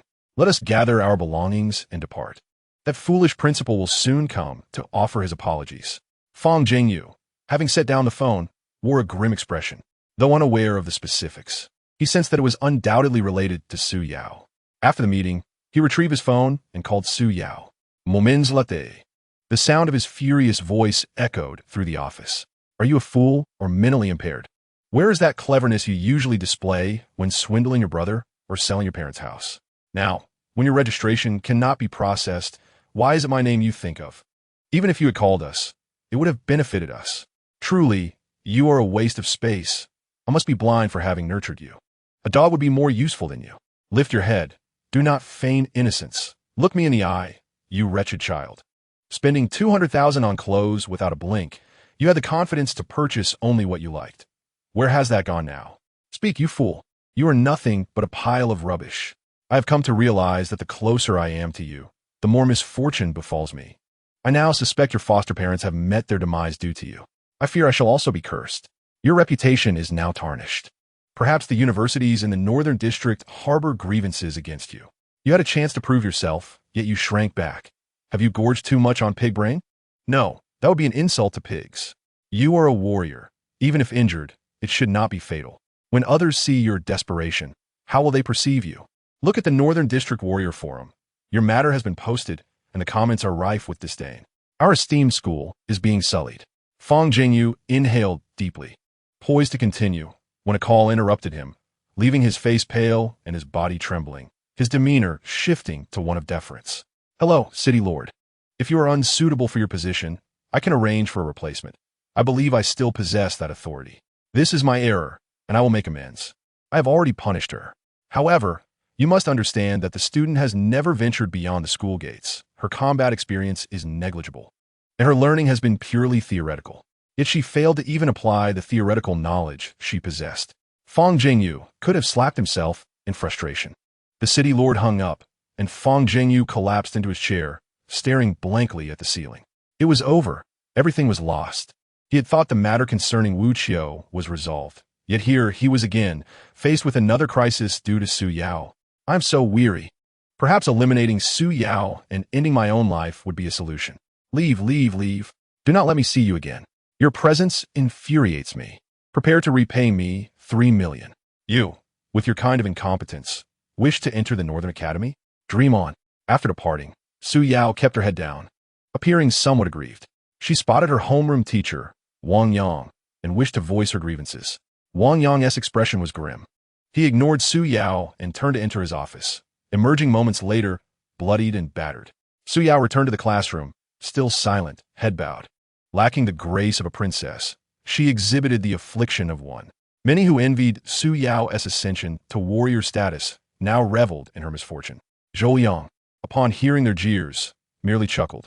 Someone like Su Yao was not even worthy of admission to a prestigious institution. She reaped what she sowed. It seemed her breakthrough to warrior status would not guarantee acceptance, perhaps even excluding her from ordinary schools. Indeed, look at the posts online. Allow me to read a few aloud. Genius warrior, or simply a load of nonsense. Absolute rubbish. The comments below were even more provocative. Though Su Yao may lack intellect, she was not without spirit. Such a weakling, yet she could cry. If she cannot even apply her theoretical knowledge, could she be resorting to cheating on exams? Allowing such a person to become a warrior is a testament to divine blindness. Silence. Su Yao suddenly erupted, slamming her palm onto the desk. What are you shouting at us for? Our class has been unjustly vilified. What does this have to do with us?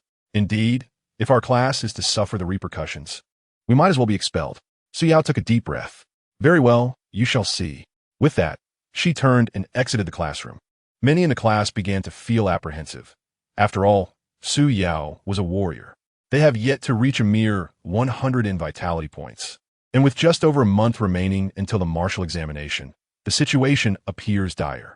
At this moment, Su Mo remains unaware of the unfolding events outside the city. His figure dances among the branches of a great tree, leaving behind only fleeting shadows. As a 3-meter-tall spider falls beneath his blade, Su Mo exhales deeply. Around him, a dense web of silken threads clings to the air, adorned with several skeletal remains, their flesh long devoured by the arachnids. Slain a level 2, tier 7 demon beast, earning 200,000 points of slaughter. Perched upon the tree, Su Mo takes a moment to rest.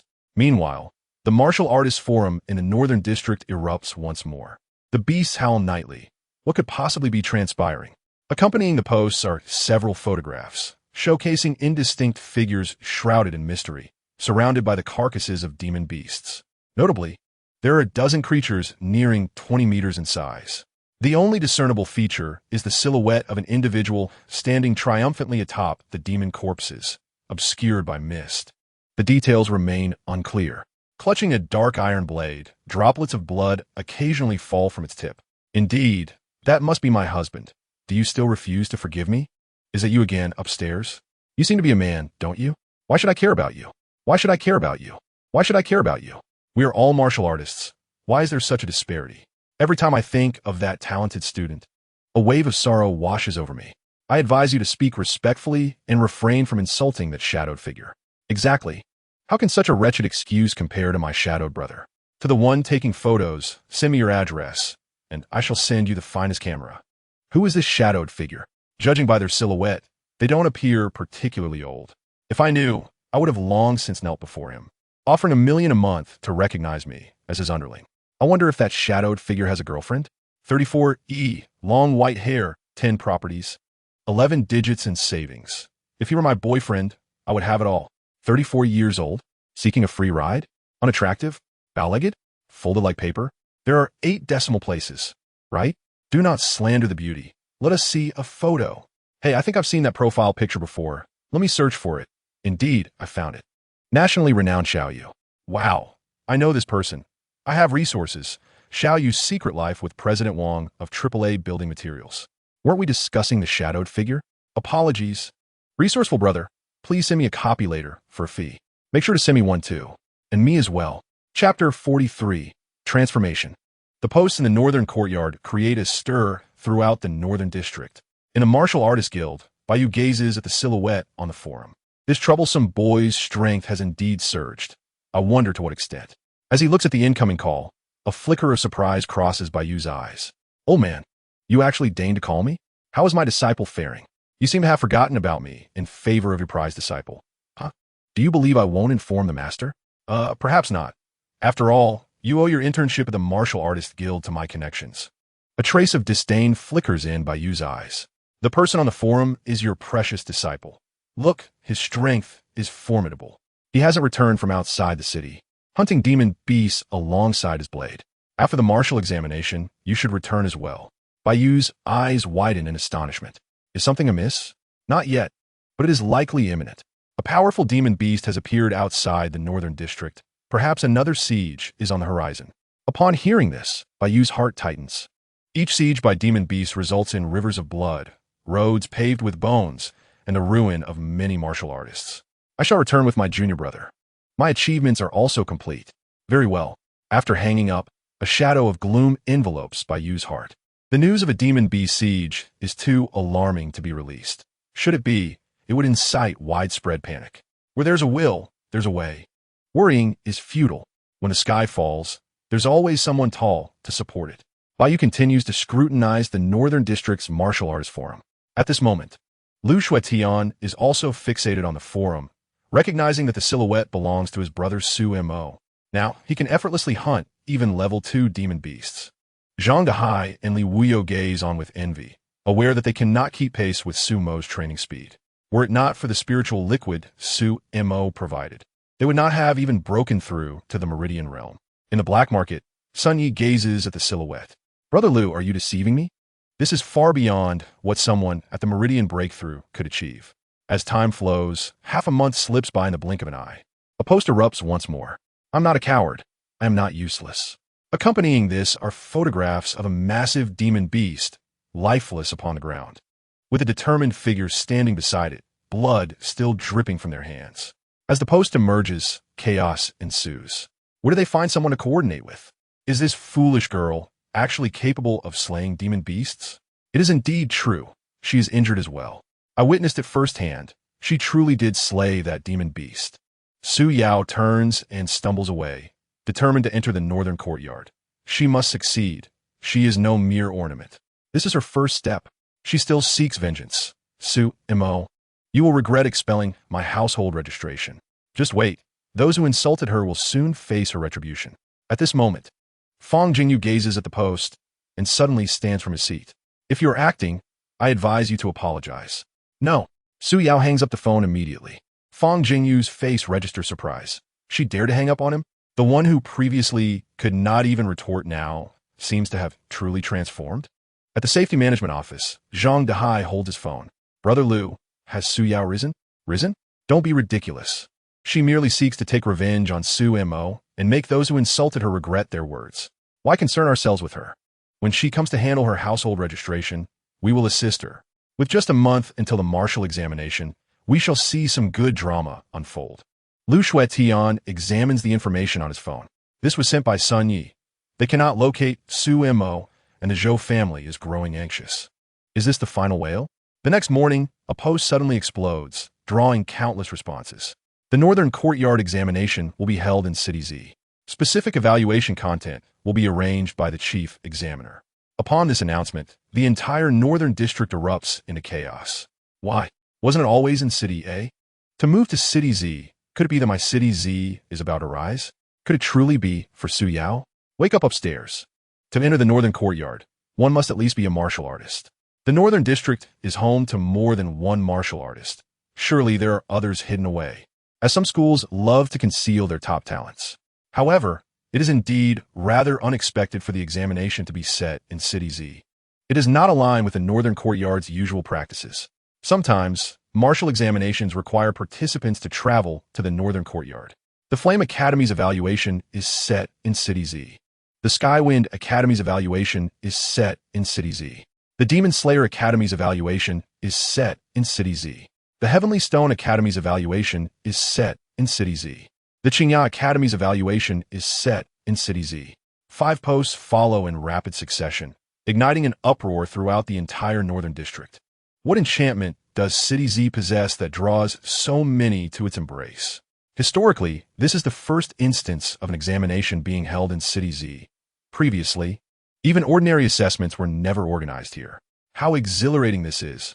This is a monumental occasion for our City Z, a moment of glory. Yet, no reasons are given. Who is this truly for? Could it be that City Z conceals a true dragon within its depths? At this moment, within the opulent confines of a luxurious office in the North Courtyard, the matter of the assessment was entrusted to him, urging him to proceed without interference. For instructors from the North Courtyard were left perplexed, uncertain as to why such a decision had emerged this year. Bai Yu is present.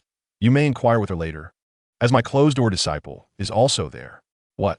When did the dean take on a closed-door disciple? Long Lintian opened his phone, revealing a shadowy figure on a forum.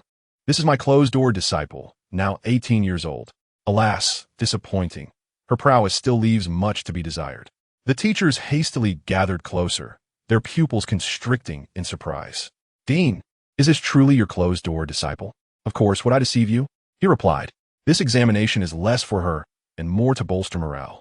The hunt for beasts 30 miles beyond the city, coupled with the recent posts, has already generated the necessary momentum.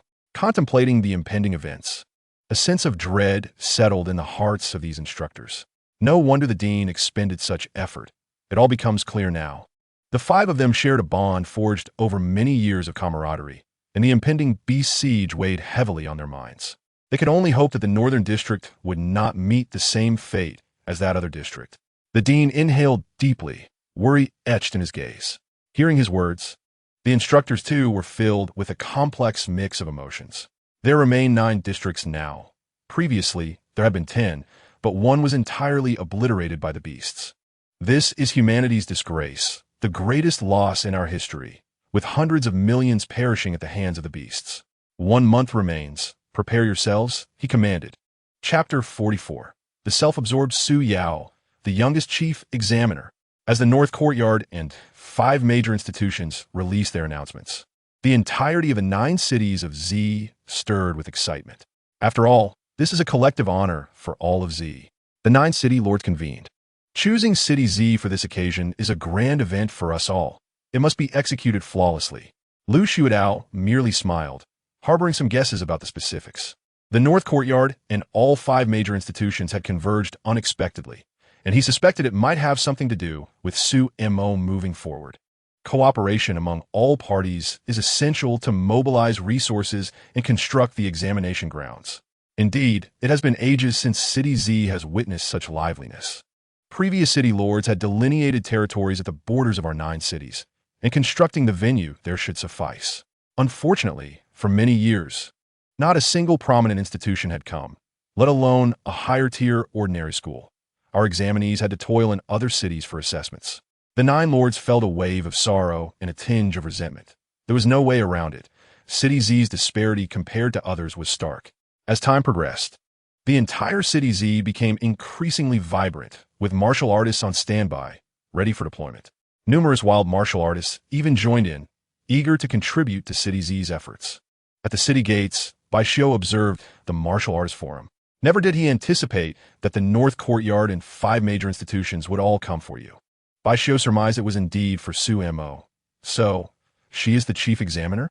How intriguing. It seems Su Mo has ascended to that role. As he pondered, a graceful figure approached from outside. Baishio refrained from greeting her. He held no fondness for this woman. Upon her return, Su Yao took a deep breath. She had just hunted a beast outside the city. She was eager to post the photos on the Martial Arts Forum. Opening the app, she was electrified by the threads she saw. The examination venue had indeed been set in City Z. How wonderful, how splendid. Just wait, they must be coming for me. I shall create a legend for City Z, and those who have scorned me will soon regret it. With only a month until the martial examination arrives, I must strive harder. Today, I hunted a beast outside the city. Tomorrow, I shall push further. Su Yao uploaded the photos, seeking a quiet spot to observe the ensuing comments. The audacity of this girl, daring to hunt beasts outside the city. Everyone stumbles at times. Recognizing one's mistakes and correcting them is commendable. Indeed, she shows improvement. She is a true prodigy, learning from her past errors. Not even comparable to my shadow brother's leg hair. Up above, someone remarked, at her age, reaching martial artist status and venturing out to hunt beasts is already commendable. If it were you, would you dare? You'd be screaming in fright by now. Seeing this, Su Yao's lips curled into a smile. Her reputation was gradually shifting. Though there were still voices of derision, once the examination commenced and the North Courtyard acknowledged it was for her, who would dare to underestimate her then? The principal of the 10 academies, Fang Jingyu, inhaled sharply upon viewing the forum's content. This fool has finally grasped the need for self-preservation. There remains hope for acceptance into the North Courtyard. Moreover, he noticed that posts disparaging Su Yao were being deleted en masse. Even those criticizing the 10 academies had diminished significantly. Fang Jingyu retrieved his phone, capturing a photo of the IOU signed by Su Yao, which he had since torn up. He sent the picture to Su Yao along with a transfer of 1 million. I am pleased to see your awakening. The IOU is a thing of the past. This is your reward. Keep it up and manage your remaining month wisely. Observing the principal's actions, Su Yao smiled slyly, letting out a cold snort. She turned and headed toward the Martial Artist Guild. I wish to purchase a storage ring and a black blade. 150,000, Baiyu replied without looking up. These are the materials I obtained from hunting 2 beasts. Take a look. After a brief glance, Baiyu offered 6,000. In the end, Su Yao paid out of her own pocket, shelling out 440,000. Upon exiting, a hint of dissatisfaction lingered on her face. And this is the Martial Artist Guild? They can't even conduct business properly, failing to offer discounts to a genius martial artist. One day, they will seek my favor. Standing at the entrance, she fantasized about the North Courtyard declaring their intentions for her, and the 5 major institutions vying for her attention, pride blossoming on her face. Baiyu watched the foolish girl grinning at the doorway and shook her head. One idiot. She picked up her phone and sent another message, sighing when there was no reply. This girl has truly made herself at home outside the city. In the ensuing days, the 9 lords of City Z worked tirelessly, unperturbed by fatigue. The examination grounds delineated at the juncture of the 9 cities were vast. However, they were not alone. Neighboring cities offered their assistance as well. They were not foolish. Now was the time to forge good relations with City Z. In just half a month's time, the colossal fortress capable of accommodating nearly 80 million people was nearly complete. This was accomplished by employing martial artists who worked through the night. Otherwise, such rapid progress would have been impossible. The martial examination had become the most talked about topic in the entire northern district. Of course, there was another individual at the center of attention, Su Yao, who continued her relentless pursuit of hunting beasts each day. Particularly striking was the scene of 3 monstrous beasts sprawled beside him, their garments stained crimson with blood, pallid faces and labored breaths painting a vivid picture. One must not squander youth, nor the fleeting moments of life. One must strive forward. Yao Yao, do take care to rest. With merely half a month remaining, it would be wise to allow yourself some reprieve. To single-handedly hunt 3 ferocious beasts is a remarkable feat that warrants admiration. Yet, it pales in comparison to my own brother, whose prowess is unmatched. Curse it! You always appear. Let us settle this with a duel. Each time Su Yao posts, this fellow is bound to show up. It is truly remarkable. At the city gate, Bai Xiu gazed at the breached defenses, a smile gracing his countenance. That phrase, of course, was his own. Recently, he had discovered a peculiar joy in witnessing others falter. After observing the gate for so long, he had never encountered a woman so self-absorbed. In the span of half a month, not even 20 beasts had been slain. That Su Mo seemed to treat every venture as mere procurement. Moreover, given that this was someone his dear sister held in high regard, he was naturally inclined to lend his support. The youngest examiner of the Northern Academy was set to assume office, presiding over this year's martial examination, a prodigious talent. The prized disciple of the Academy's dean, Any post from a Northern Academy could incite tremendous reverberations. The youngest examiner, the dean's cherished disciple, a genius martial artist. Each piece of news struck their hearts like a thunderous hammer. The Northern Academy was, after all, a cradle for the gifted, a sanctum of excellence in the North, recognized even by the Academy itself for its extraordinary warriors. What a remarkable individual this must be. At this moment, upon encountering this news, Su Yao trembled with excitement. The dean's cherished disciple, a genius martial artist. Could this be for her? The thought sent a flush of color to her cheeks. Chapter 45, The Demon.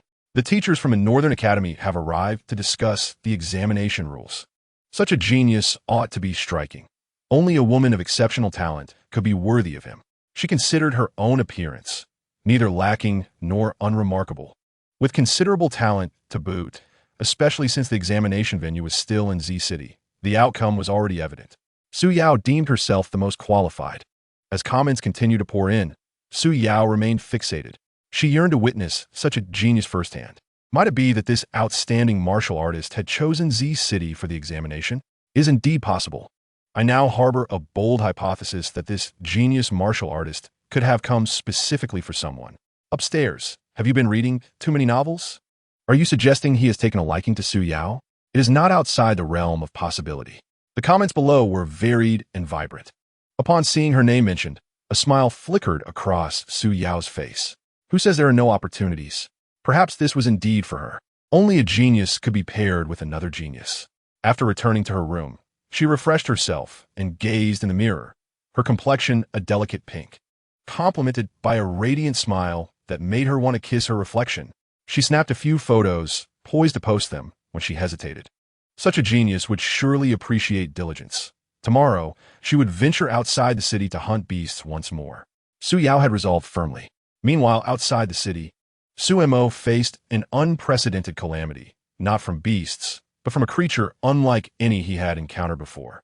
Towering at nearly 2 meters, it bore 2 horns atop its head, with peculiar markings adorning its face, wielding massive hammers, and capable of human speech.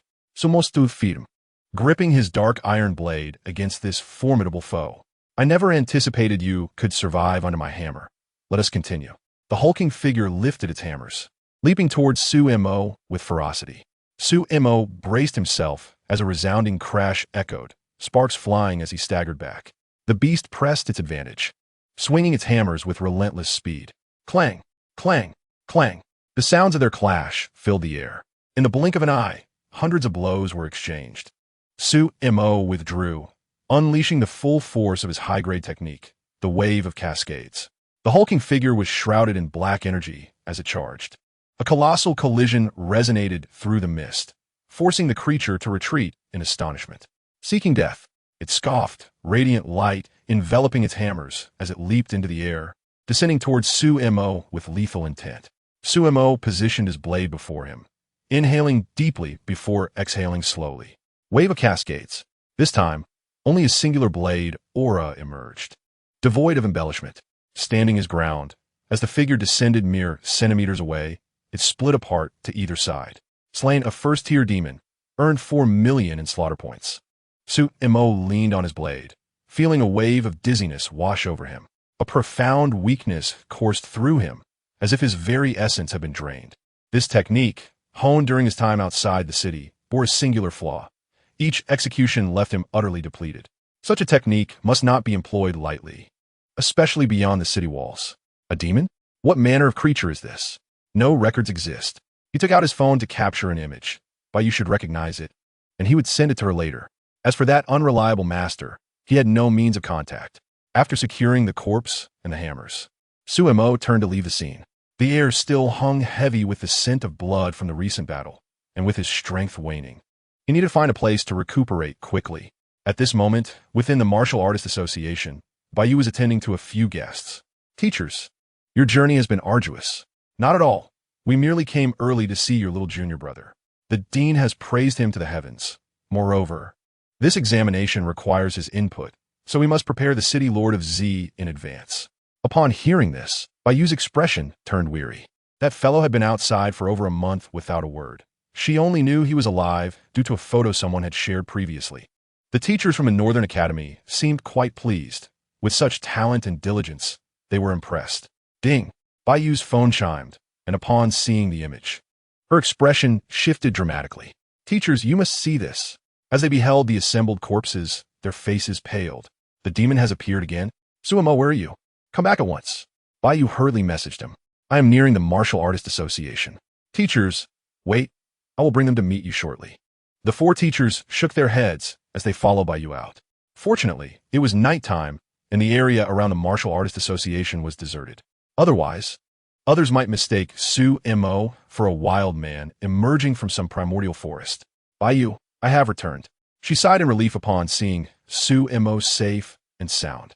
With merely half a month until the martial examination, I thought you might have perished out there.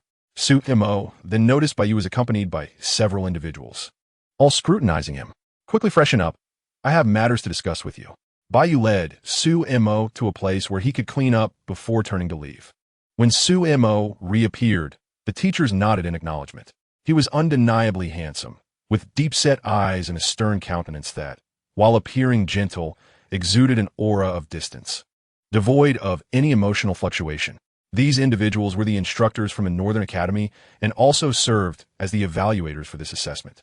Greetings, teachers. Sumo promptly greeted. You're Suemo, correct? No need for formality. We have matters to discuss with you. You may check the martial artist forum, one of the teachers remarked.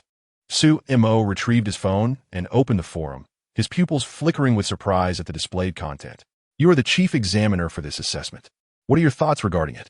As everyone settled in, Suemo pondered, noting with intrigue that the mentor he recognized was, in fact, the dean of the Northern Academy.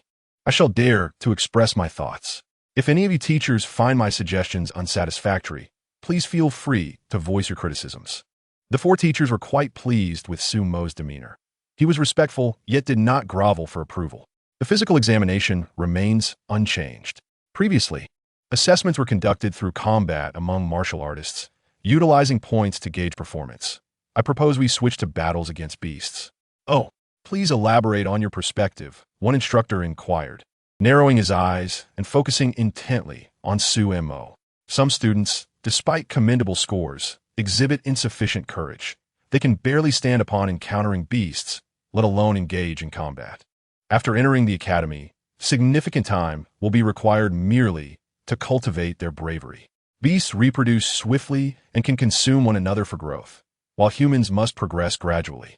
Introducing them to such encounters early on would serve as a formidable test of their courage, allowing them to combat those beasts whose weaknesses they have studied. Following this, students who advance in martial ranks could be tasked with hunting beasts outside the city, engaging in a point competition to determine final standings. What do you think, teachers? Suemo directed his gaze at the four instructors, as this was indeed his proposal. Chapter 46. The Conclusion of Rule Customization and the Vanished 10th District. The four teachers applauded in unison, their expressions reflecting satisfaction as they regarded Suemo. Well done. It is no wonder the dean appointed you as the chief examiner. We now comprehend his intentions. Bayu gazed at Suemo, equally astonished. The physical examination is the least hazardous. Hunting ferocious beasts, however, entails considerable risk. It is the first true test of their theoretical knowledge and courage. Following that, hunting beasts outside the city represents yet another trial. Once the results are in, those talented students will no longer harbor such fear of the beasts nor dread the outside world. It must be said, this idea is indeed commendable. Many martial artists are akin to flowers in a greenhouse, having never undergone the baptism of blood. Once this assessment's content is announced, it is likely that Suemo will face his share of criticism, yet he will undoubtedly gain numerous supporters as well. One of the teachers compiled Suemo's suggestions and forwarded them to the dean. Just then, the teacher's phone rang. The proposal is sound. I will discuss it with the 5 major academies, and I believe they will concur. It merely requires some manpower to capture the beasts, which can be accomplished in half a month. Suemo, well done. You have not disappointed your mentor. Thank you for your kind words, master. Continue to strive. When you arrive at the Northern Academy, we shall meet again. Very well. After the call ended, Suemo exhaled a sigh of relief. With that settled, we shall take our leave for now. We will return in half a month. The 4 instructors departed. Their visit seemingly more a test for Su-mo than a mere discussion. Bayu, did you see the images I sent you? This pertains to the demon people. Are you aware of the vanished 10th district? Su-mo nodded, having heard of it. The disappearance of the 10th district was indeed linked to the demon people, and it was unclear why they had recently appeared in the northern district. The teachers were eager to return and report to the dean. The emergence of the demon people was a serious matter. Unlike beasts, they bore a resemblance to humans, possessing immense strength and remarkable intelligence. Their only flaw was their volatile temper, prone to violence at the slightest provocation. Undeniably, they were far more formidable than many beasts, albeit rare in number. This is the first time I have encountered this species. Yet you managed to slay one. That is quite impressive. What is your current strength? I think it best not to boast about my strength in front of you, Bayu. After all, you are far more powerful. Bayu nodded in agreement, showing no false humility. You should rest. You currently exude an aura of killing intent. Those unaware might mistake you for a ruthless killer. I have numerous items in this ring. Bayu, could you help me tally them and affix them to my martial artist badge? Su-mo left the martial artist guild and, upon reaching the outskirts of the city, remained vigilant even while attempting to rest, particularly due to the serpent that had nearly claimed his life on several occasions. Upon returning home, Su-mo lay on his bed, fatigue enveloping him instantly. How comfortable the bed is. When Bayu returned, she noticed several dark figures outside. Her expression sharpened as a wave of killing intent coalesced. These individuals truly do not know when to quit. How audacious of the Zhou family. At that moment, Bayu sensed someone approaching, and upon glancing, recognized it was Lu Xiuetian. Bayu, you are here as well. Of course. Where else would I be? You seem quite fond of Su-mo. Lu Xiuetian and his companions chuckled without further comment. Bayu moved swiftly. In the darkness, a series of sharp sounds echoed. Bang, bang, bang. Puffed. Shortly thereafter, the sound of blood being coughed up followed. Bang. 3 figures were hurled out. Quickly take them away. They are an eyesore. Lu Xiuetian, Zhang Dehai, and Li Wuyo hastily departed, restraining the 3 individuals. Upon returning to the vehicle, Zhang Dehai felt a surge of fear. Brother, what is that person has strength? Lu Xiuetian shook his head. I do not know. At that moment, the masks of the 3 assassins were removed. Lu Xiuetian took a deep breath, pulling out his phone to photograph them. He dialed a number. Brother, I have captured one. Zhou Bongyu, the second son of the Zhou family. He requires your custody. I will send someone over, came a brief reply before the call ended. Their intent to assassinate our brother Su-mo is truly relentless, Lu Xiuetian remarked with a sigh. Brother Lu, there are only half a month left. Their good days will soon come to an end. An hour later, Lu Xiuetian met with the individuals sent by the city lord. Xiuetian, we have taken them away. You must exercise caution. Their assassination attempt relates to the chief examiner. The group paused, their expressions turning grave as they nodded in understanding. We have also gathered considerable evidence regarding the Zhou family. We can uproot them when the time comes. After finalizing arrangements, Lu Xiuetian finally relaxed. His public security office truly could not keep pace with the Zhou family, but the city lord's mansion was a different matter. The patriarch of the Zhou family would not dare act recklessly. In his room, Su-mo finally relaxed his taut muscles. Suddenly, the room lights flicked on. Ah, you rogue! Bayu shouted, not stepping outside, but fixing her gaze intently. Su-mo hastily pulled the covers over himself, realizing he was clad only in his undergarments. Caught off guard by Bayu's sudden entrance. Bayu, barging in like this. What if I were to sleepwalk and do something to you? What then? Bayu covered her mouth and laughed, the large light bulb swaying incessantly. This bulb is truly massive, Su-mo murmured. With those assassins around, I refuse to believe you could be asleep. Since you can't sleep, you might as well get up and make something to eat. I haven't had a meal yet. Then you should head out first.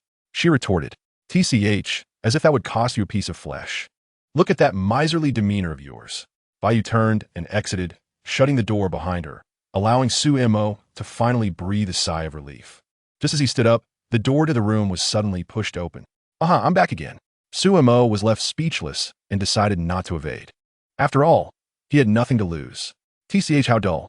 Can't you at least give me a reaction? You should tie your hair up, slowly approach me. Then push me down, holding my hands tightly. I could give you quite the reaction. After Su-mo got dressed, he made his way to the kitchen. Bayu leaned against the kitchen door in her pajamas. Oh my brother, you're amazing. The flow is so seamless. I could never replicate it. The aroma is rich and inviting. It feels like a taste of paradise. Truly, you are a master of the kitchen. The way you handle ingredients is so impressive. Oh, I am utterly enchanted by my brother. Suit Mo turned his head, giving by you a disdainful look. If you're not going to help, at least stop chattering. Am I not providing emotional support? Even if I'm not contributing in labor, my presence bears its own value. Suit Mo raised a thumb in admiration. You certainly know how to manipulate men. Once the meal was prepared, Bayou finally fell silent, her chopsticks flying. So, what do you plan to do over the next half-month? I aim to win you over and push you to bed. Suit Mo regarded Bayou with a playful expression. Well then, I wish you luck. I have faith in you. Suit Mo buried himself in his meal, knowing that after a day of rest, he needed to continue hunting demonic beasts. Women only hindered his swiftness in drawing his blade. Chapter 47. Earning 160 million. The martial exam officially arrives. After exchanging playful banter for a while, Bayou produced the martial artist badge. I've already calculated it for you. The total is 160 million. Upon hearing this staggering sum, Su Mo did not display any excitement, as it had been earned through countless perils. Moreover, such a sum was hardly sufficient for anything. Even a single healing elixir cost tens of millions. Practicing martial arts was fundamentally a matter of finances. After sleeping soundly until 11 the next day, Su Mo found Bayou had already gone to the Martial Artists Guild. Bored, he opened the Martial Artist Forum. Today has been another industrious day. I've hunted 3 demonic beasts. Attached were photos of a pure and radiant young girl. Her face stained with the blood of the beasts, with 3 corpses lying behind her. Yao Bao is indeed growing increasingly diligent. Alas, brother, I cannot approach you. But I have done my part. Hey, don't be so vulgar. My brother also suffered a miscarriage. You don't even compare to my brother as Shadow. Damn, it's you again. You're always here. Send me your address. You never posted photos before, but now you're posting daily. Is it to entice the new evaluator? With such character, how could you possibly be worthy of the new evaluator? Please, with this level of skill, if you were in the Northern Academy, you'd be just another face in the crowd. Oh, this is a frontal photo. I thought your posture was straight. If you were to marry, the child support would be a hefty sum. You keep saying you're not even a hair's breadth compared to my brother, yet this time you've directly launched a verbal assault, selling out your brother's house, framing him. What a character, TSK, TSK. A group of sycophants clamored to be insulted. Su Mo couldn't help but raise his thumb. This person was quite impressive. Su Yao even replied to him, I take photos to document my growth. There are no ulterior motives, so please don't misunderstand. I also acknowledge my past ignorance and am striving to change. Please grant me some time. Immediately, other users responded. Did you see that? Their attitude is clear. This is a true genius, capable of acknowledging their mistakes and striving for improvement. Well done, keep it up. They're just envious of you. Supporters of the brother ignored the provocations and continued to respond. Really? I don't believe it.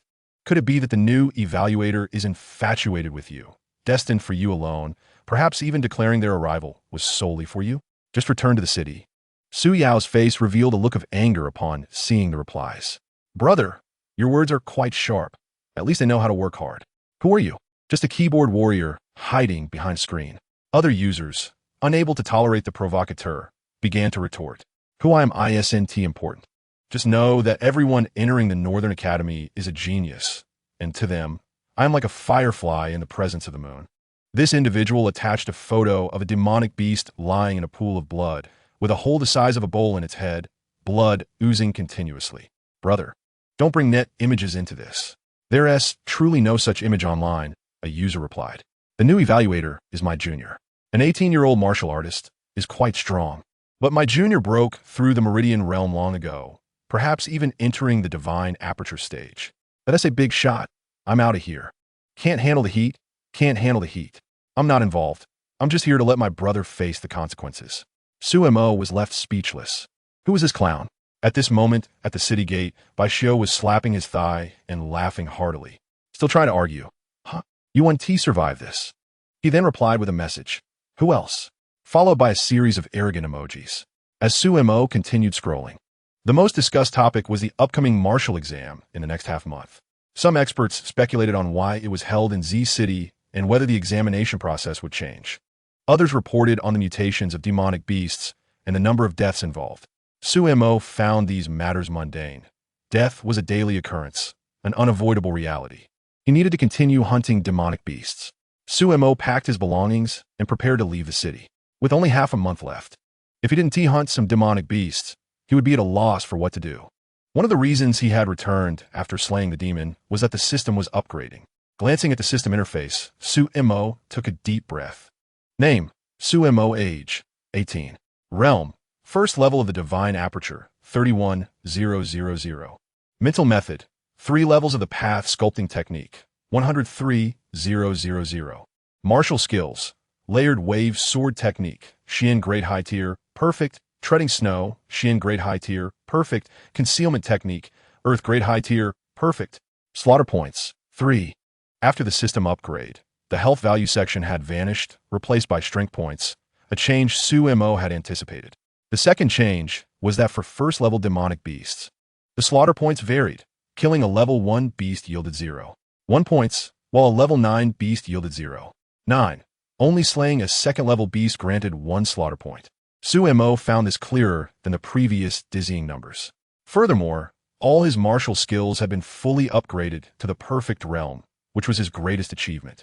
Alongside his strength, the Divine Aperture realm is also divided into 9 levels, with the opening of 40 apertures constituting 1 level, and Sumo currently stood at this stage. In the next half-month, he aimed to enhance his strength as much as possible. Now, his martial skills are sufficient for his needs.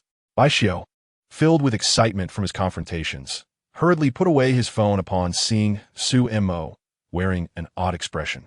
It's already afternoon. Are you planning to leave the city? I'll be out of the city for another half-month, Sumo replied nonchalantly. You truly are impressive.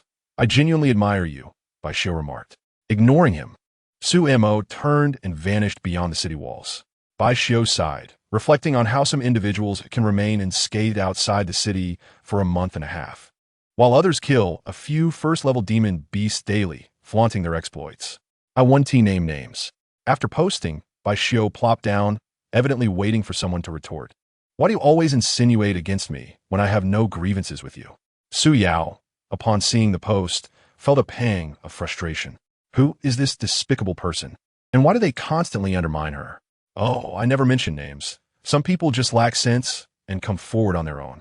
Are you the kind of person who, upon passing by, feels the need to taste the saltiness? Yao Bao. Ignore him. Continue sharing your photos daily, even with blood on your face. For there is a twisted beauty in that. Each time, I can endure just a second longer, and I truly don't want to part with it. My brother, I can endure 1,234 seconds longer than you. Impressive, brother. You even keep track of time. Baishio, disappointed by the lack of a retort from Su Yao, shook his head. Yet, she continued to post pictures, and her tally of demon beasts slain grew larger. Before long, half a month had slipped by. At this moment, Z-City was abuzz with excitement as the martial examination officially commenced. Chapter 48. Who is the youngest examiner within the Martial Artist Guild? Baiyu breathed a sigh of relief upon Sumo's return. This fellow was unreachable by phone, and she feared he might have gotten delayed. After all, the wilderness can be quite perilous, and he might lose track of time, treating the outside world as if it were home. Presently, Sumo looked greedy, cursing under his breath about that serpent that was after him. Sooner or later, he would take care of it. Having spent half a month outside, he had been pursued by that creature for 5 to 6 days. However, it wasn't he without its merits, as he had gained significant insights. Coming quickly, upon entering, Sumo noticed his 4 instructors waiting in the room. Young master, everything is prepared. Tomorrow is the martial examination, one of them announced. I'll be relying on you. Esteemed teachers, sumoriplair pelaitli. The 4 instructors exchanged solemn glances, observing that in just half a month, Sumo's aura had undergone yet another transformation. In their perception, it was as if a blade stood before them. Impossible. How could someone of such youth and skill comprehend the essence of blade? Absolutely inconceivable. Su Yao had also returned to Class 10 High, where her homeroom teacher, Wang Yongsong, exhaled in relief. Even the principal, Fong Jingyu, felt a weight lift upon hearing of Su Yao's return. Su Yao had performed admirably, hunting demon beasts each day. At this moment, she had summoned Zhou Liang to the corridor. You've also broken through to become a martial artist, haven't you? Zhou Yang looked at Su Yao, surprise flickering in his eyes. This foolish woman had actually grown wiser. Previously, her vitality had always surpassed his, especially with the backing of her influential family. This time, he was aware of her intentions. She likely knew he was planning to auction off the martial artist medal left by his parents. It was possible she might spread this information after the martial examination. However, I advise against it, for I possess evidence against you as well. If it comes to that, we both stand to lose. Zhou Yang did not glance back at Su Yao, but gazed into the distance, his mind in turmoil. When had this foolish woman become so astute, reacting so quickly? What does slaying demon beasts also sharpen one's intellect? I want to resort to such actions. After all, we are in the same boat. Su Yao nodded, not replying, and turned back toward her class. A few days prior, she had sensed an ominous premonition, eventually realizing Zhou Yang might be problematic. After all, many schemes were driven by him, yet he had never directly involved himself, merely relaying them verbally. In retrospect, she recalled that right after the Martial Artist Guild posted an announcement, she had called Zhou Yang, only to realize it was too late. She dare not speak of it, fearing he might eliminate her. But now, the situation was different. The martial examination was imminent. All third-year students and teachers assemble on the playground. All third-year students and teachers assemble on the playground. All third-year students and teachers assemble on the playground. With the commencement of the third-year martial examination, an air of tension surged among the students. Inside the Martial Artist Guild, Bai Yu and Su Mo found themselves in the same room. Feeling disheartened? Bai Yuan Wei observing Sumo. What? Have you seen the posts on various martial forums? They're all about the rallying conference, which you can't attend. Aren't you a bit disappointed? Su Mo continued eating without raising his head. What is there to be disheartened about? On the contrary, I'm quite eager. It's all about to conclude. She forced me into a corner for 10,000 yuan. Once the martial examination is over, I will shatter her dreams with my own hands. Right now, I feel nothing but excitement. Moreover, Lu Shiwutian had called, confirming he had completely grasped evidence against the Zhou family. This was the advantage of strength. Had he still been a worthless individual unable to reach a vitality level of 20, he would even know where to find a job, let alone seek revenge. Thus, Suemo seized every opportunity to cultivate diligently. The stronger he became, the greater his power, and the more respect he garnered from others. Tomorrow, you'll be attending with those 4 teachers. Where will you be sleeping tonight? Suemo lifted his gaze to meet by US. Can I sleep in your embrace? Don't get the wrong idea. I just want to experience the sensation of suffocation. Bai Yu's face flushed crimson, akin to a ripe apple. You rascal. Always teasing your elder sister. Yet, she added, it's not out of the question. Once you surpass me, perhaps I would indeed grant your request. Bai Yu, I knew you had thoughts about me. You've let it slip. Indeed, I have thoughts about you. Don't you want me to tie my hair up? Just don't let me offer you the chance, or you might find it lacking. You talk a big game, but when the time comes for battle, you might falter in mere seconds, and that would be quite embarrassing. Su Mo ceased his teasing as someone else entered, someone he recognized. Oh, what brings you here? Bai Xiao entered, picking up chopsticks and starting to eat without reservation. Eating so well behind my back. Don't you value your life? Bai Xiao muttered, continuing to feast. Could you be a bit more refined? You eat like a wild dog fighting for scraps. Bai Yu rolled her eyes at Bai Xiao, displaying her disdain. Sister, it's been a while. Can't you compliment me a bit? Compliment you for what?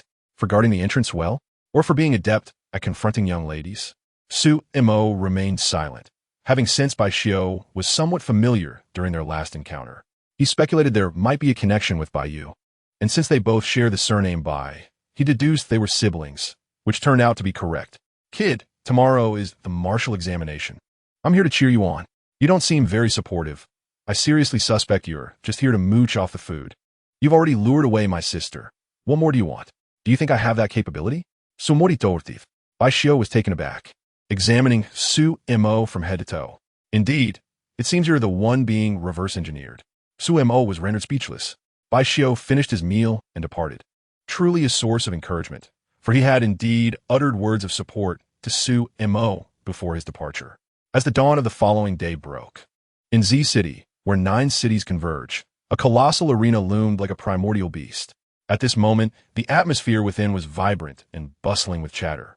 Today, millions of examinees from a northern district have gathered in this place. Some will soar to great heights, while others will find themselves left behind. A significant number will emerge as mere cogs in the societal machine, contributing their efforts to the fabric of society. On the observation platform, numerous parents awaited with bated breath, many adorned in kipeos, clutching bouquets of flowers. An air of tension enveloped several parents as they gazed upon the rows of cages in the vast arena, each containing ferocious beasts. With blood-red eyes and low growls, their menacing teeth sent shivers down the spines of many. As Su Yao observed this scene, a glimmer of hope sparked within her. Could the assessment involve slaying these beasts? Was this divine providence aiding her? Could it be that the youngest examiner had truly come for her? On the high platform, a row of seats was lined up. The 9 city lords of Z City approached in unison and took their seats side by side. Following them was Baiyu from the Martial Artists Association, who found a place to sit. Subsequently, the examiners from the 5 major prestigious academies filed in, exuding an aura of authority and seriousness. Once seated, the gaze of all present turned to the remaining 5 seats, as well as the figures emerging from behind. Today, they would finally lay eyes on the youngest chief examiner, the most talented martial artist recognized by the Northern Academy, the prized disciple of its dean. As the 5 individuals stepped forward, the collective gaze of the multitude converged upon the last figure. In the arena, with millions in attendance, one could hear a pin drop. With a chiseled visage and a demeanor as formidable as a mountain, he exuded an air of cold authority. They recognized this face. Soon, the 4 examiners from the Northern Academy took their seats, leaving the central position vacant. The individual they recognized approached and sat in the center. At this moment, the millions in the arena finally regained their senses. How could it be him? How could it possibly be him? Wasn't this the individual who had been the subject of recent gossip, supposedly named Su Mo, whose sister was the prodigious martial artist Su Yao? Just recently, there had been rumors of his expulsion. To think he was the chief examiner. Surely this was a dream. At only 18 years of age, how could he possibly hold the position of examiner? It was already a rarity for someone of that age to become a martial artist. The Northern Academy would not engage in deception. Surely, something unknown to them had transpired. If anyone were to feel the most flustered at this moment, it would undoubtedly be the 10th high school. Whether it was Principal Fang Jingyu or class teacher Wang Yang, their faces turned ashen, their limbs icy. Their initial excitement plunged into despair. Impossible, utterly impossible. How could it be him? Wasn't he a waste? How could he be the prized disciple of the dean of the Northern Academy, and now an examiner? Principal Fang Jingyu's face turned pale as he trembled, his back drenched in cold sweat. At this moment, Wang Yang was equally troubled, overwhelmed by a sense of impending doom. The student he had expelled had not only become a martial artist, but also the prized disciple of the dean of the Northern Academy. And now he was the chief examiner for the martial examination. How could this be? It was he who had expelled Su Mo, and if word of this spread, his future, his very life, would be irrevocably shattered. Zhou Yang incessantly adjusted his glasses, occasionally removing them to wipe them clean. Impossible, absolutely impossible. He even pinched his own leg until it turned purple. He tried to convince himself that this was merely a dream. But the pain radiating from his thigh reminded him of the harsh reality. The prized disciple of the Northern Academy, the genius martial artist, was indeed Su Mo. Su Yao's complexion also paled, her breath quickening. It was impossible, absolutely impossible. How could it be Su Mo, her worthless brother, who could barely earn a few dozen coins a day? This couldn't be true. He was a waste. How could he possibly be the prized disciple of the dean of the Northern Academy? She had fantasized that the dean's esteemed disciple had come for her. And upon seeing the beasts on the field, her heart had leapt with joy. After the martial examination, the Northern District Martial Artists Forum would surely buzz with news of the youngest genius martial artist who set the examination in Z City to win the heart of a beauty. She would become the envy of all in the Northern District, and Su Mo would kneel at her feet, begging for her forgiveness. Now all of that lay in ruins. The classmates who had previously testified against and slandered Su Mo sat down in shock. Upon seeing that familiar face, they felt as though the sky had fallen. How could it possibly be Su Mo? At this moment, many school principals regarded Su Mo with skepticism. They too questioned the authenticity of this revelation. So young, 18 years old, the chief examiner of the martial examination. How could this be? Such a phenomenon had never occurred in history. Seated in his role as chief examiner, Su Mo surveyed the crowd, indifferent to their doubtful and fearful glances. He rose and approached the podium. The assessment commenced. No superfluous words, no encouragement, only the cold, stark command: begin the examination. As Su Mo spoke, the thoughts of the crowd were finally drawn back to the present. The martial examination had officially commenced, and they no longer possessed the right to question. Moreover, this was a decision made by the Northern Academy. To question Su Mo was to question the Northern Academy itself, to question the dean of the Northern Academy. The consequences were unthinkable. The first phase, blood vitality assessment. Numerous instructors appeared in the examination area, all selected from a Northern Academy and the 5 major prestigious academies. Thousands of blood vitality testing machines whirred to life, accompanied by record-keeping personnel. Suddenly, a machine emitted a radiant red light. A 2 high school, Fengqin, blood vitality 385. All eyes turned to him.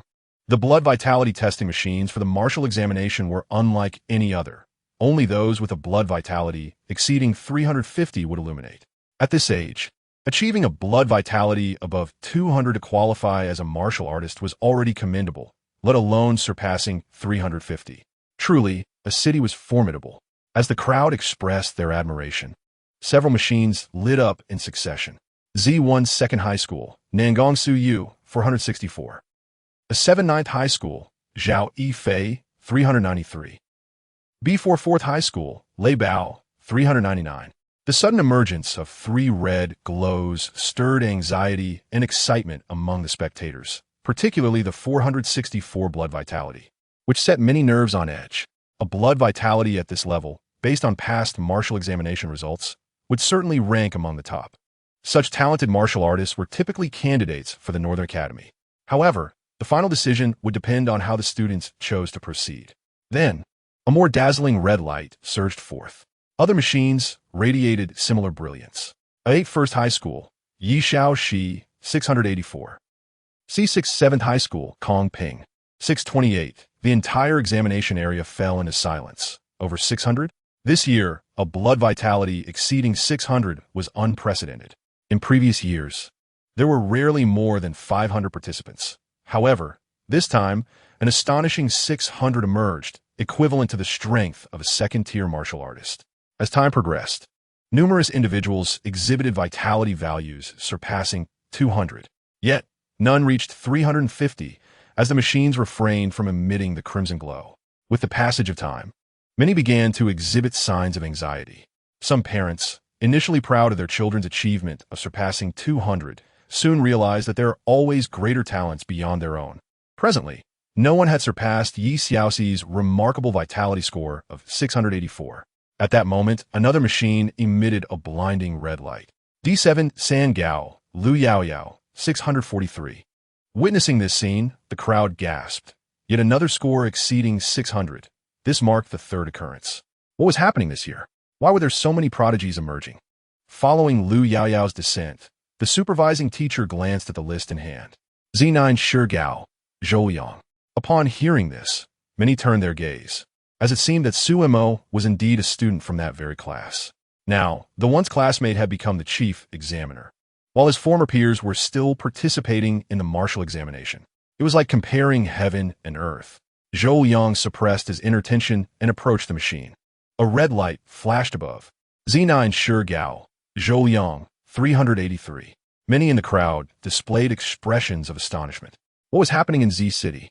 Another genius had emerged. While discussions ensued, a teacher's voice resonated.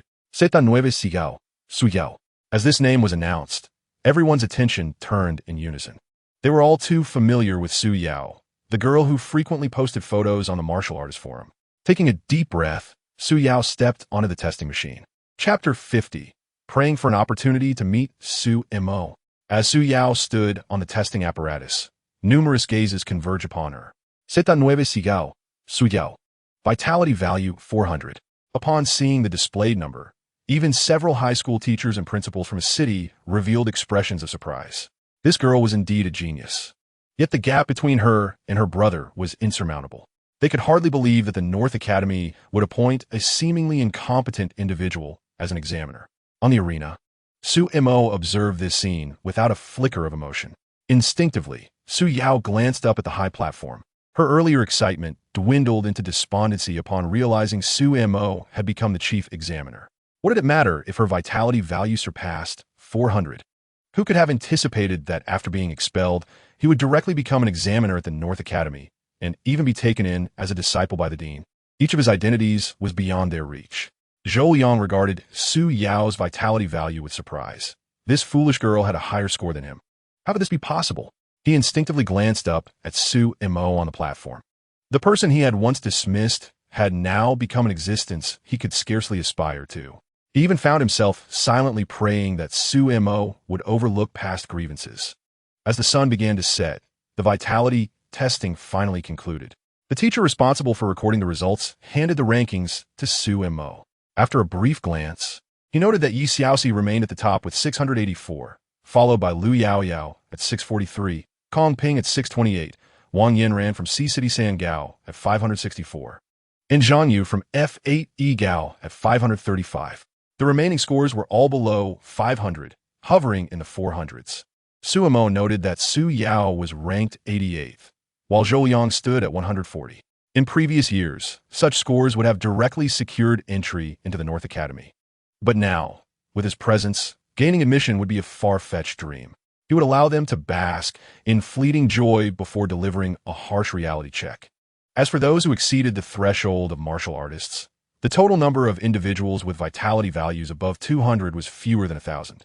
With millions of examinees, the scarcity of martial artists was evident, underscoring the arduous path to becoming one. Following the announcement of the results, the second round of assessments would commence the next day. The vitality testing was irrefutable. This was a universally acknowledged fact. Moreover, the teachers accompanying him were formidable figures who could discern truth from falsehood at a glance. As the results were revealed, Su Yao's heart grew heavier. A vitality value of 400 did not even place her within the top 50. According to previous martial examinations, she had a chance to break into the top 10. Gazing at the conspicuous number of 684, she lamented how splendid it would have been had she achieved such a score, making her the envy of others. Had she disregarded Zhou Liang's counsel and not become adversaries with Su-mo, she would undoubtedly have been the center of attention. A surge of resentment welled up within Su Yao, directed towards those who surpassed 600 and towards Zhou Liang for sowing discord. She even cursed her foster parents for passing away so early. Had they been wealthy, she too could have achieved 600 and wouldn't have fallen out with Su-mo. Nor would she be the subject of ridicule now. Following the release of the results, the examiners remained motionless. Only when Su-mo stood did the others rise to follow him, heading into the distance. Witnessing this, many students gazed on with envy, longing for such honor, even if only for a single occasion. In a secluded conference room, Su-mo occupied the central position at the front. The vitality tests had been completed, and the second phase would involve battling ferocious beasts. "Teachers, please ensure the safety of the students," he urged. The other instructors nodded. It was their duty. Every talented martial artist was an elite of humanity. However, they were more curious about the true strength of the North Academy's dean's disciple. Had Su-mo been practicing a concealed technique? They could not discern his depth. What level has he reached? A teacher from Tianfeng Academy inquired. Divine aperture. A sharp intake of breath echoed within the room. An 18-year-old with a divine aperture. No wonder the North Academy had proclaimed him the youngest genius. Previously, the record had been held by a girl named Baiyu, who achieved the divine aperture at 19. Yet, Su-mo merely stated he had attained the divine aperture without specifying the level. They hesitated to press further. Achieving the divine aperture at 18 was unprecedented, at least in recent history. The attitudes of the teachers towards Su-mo visibly shifted. Su-mo, naturally, took note of this. Such were the benefits of strength. However, he dared not become complacent. These teachers were all formidable contributors to humanity. Whenever the threat of ferocious beasts loomed, it was they who resolved the crises while also educating the students. These educators were the true pioneers of humanity's advancement. After returning from the conference room, Su-mo sought out Baiyu, his gaze fixated upon her. "What is it? Are you taken with me?" she teased. "I knew you were talented, but I didn't expect you to be so extraordinary, breaking through the divine aperture at 19. Baiyu's expression sharpened, then she realized. It seemed those teachers had mentioned her to him. "Sumonadif. Indeed, you are extraordinarily gifted." He shook his head in admiration. You better be speaking of genuine talent. Baiyu replied, her cheeks warming as she observed Su Mo's teasing demeanor. Aren't you afraid of becoming a public figure now? Perhaps there are even women lurking around, hoping to take advantage of her newfound fame.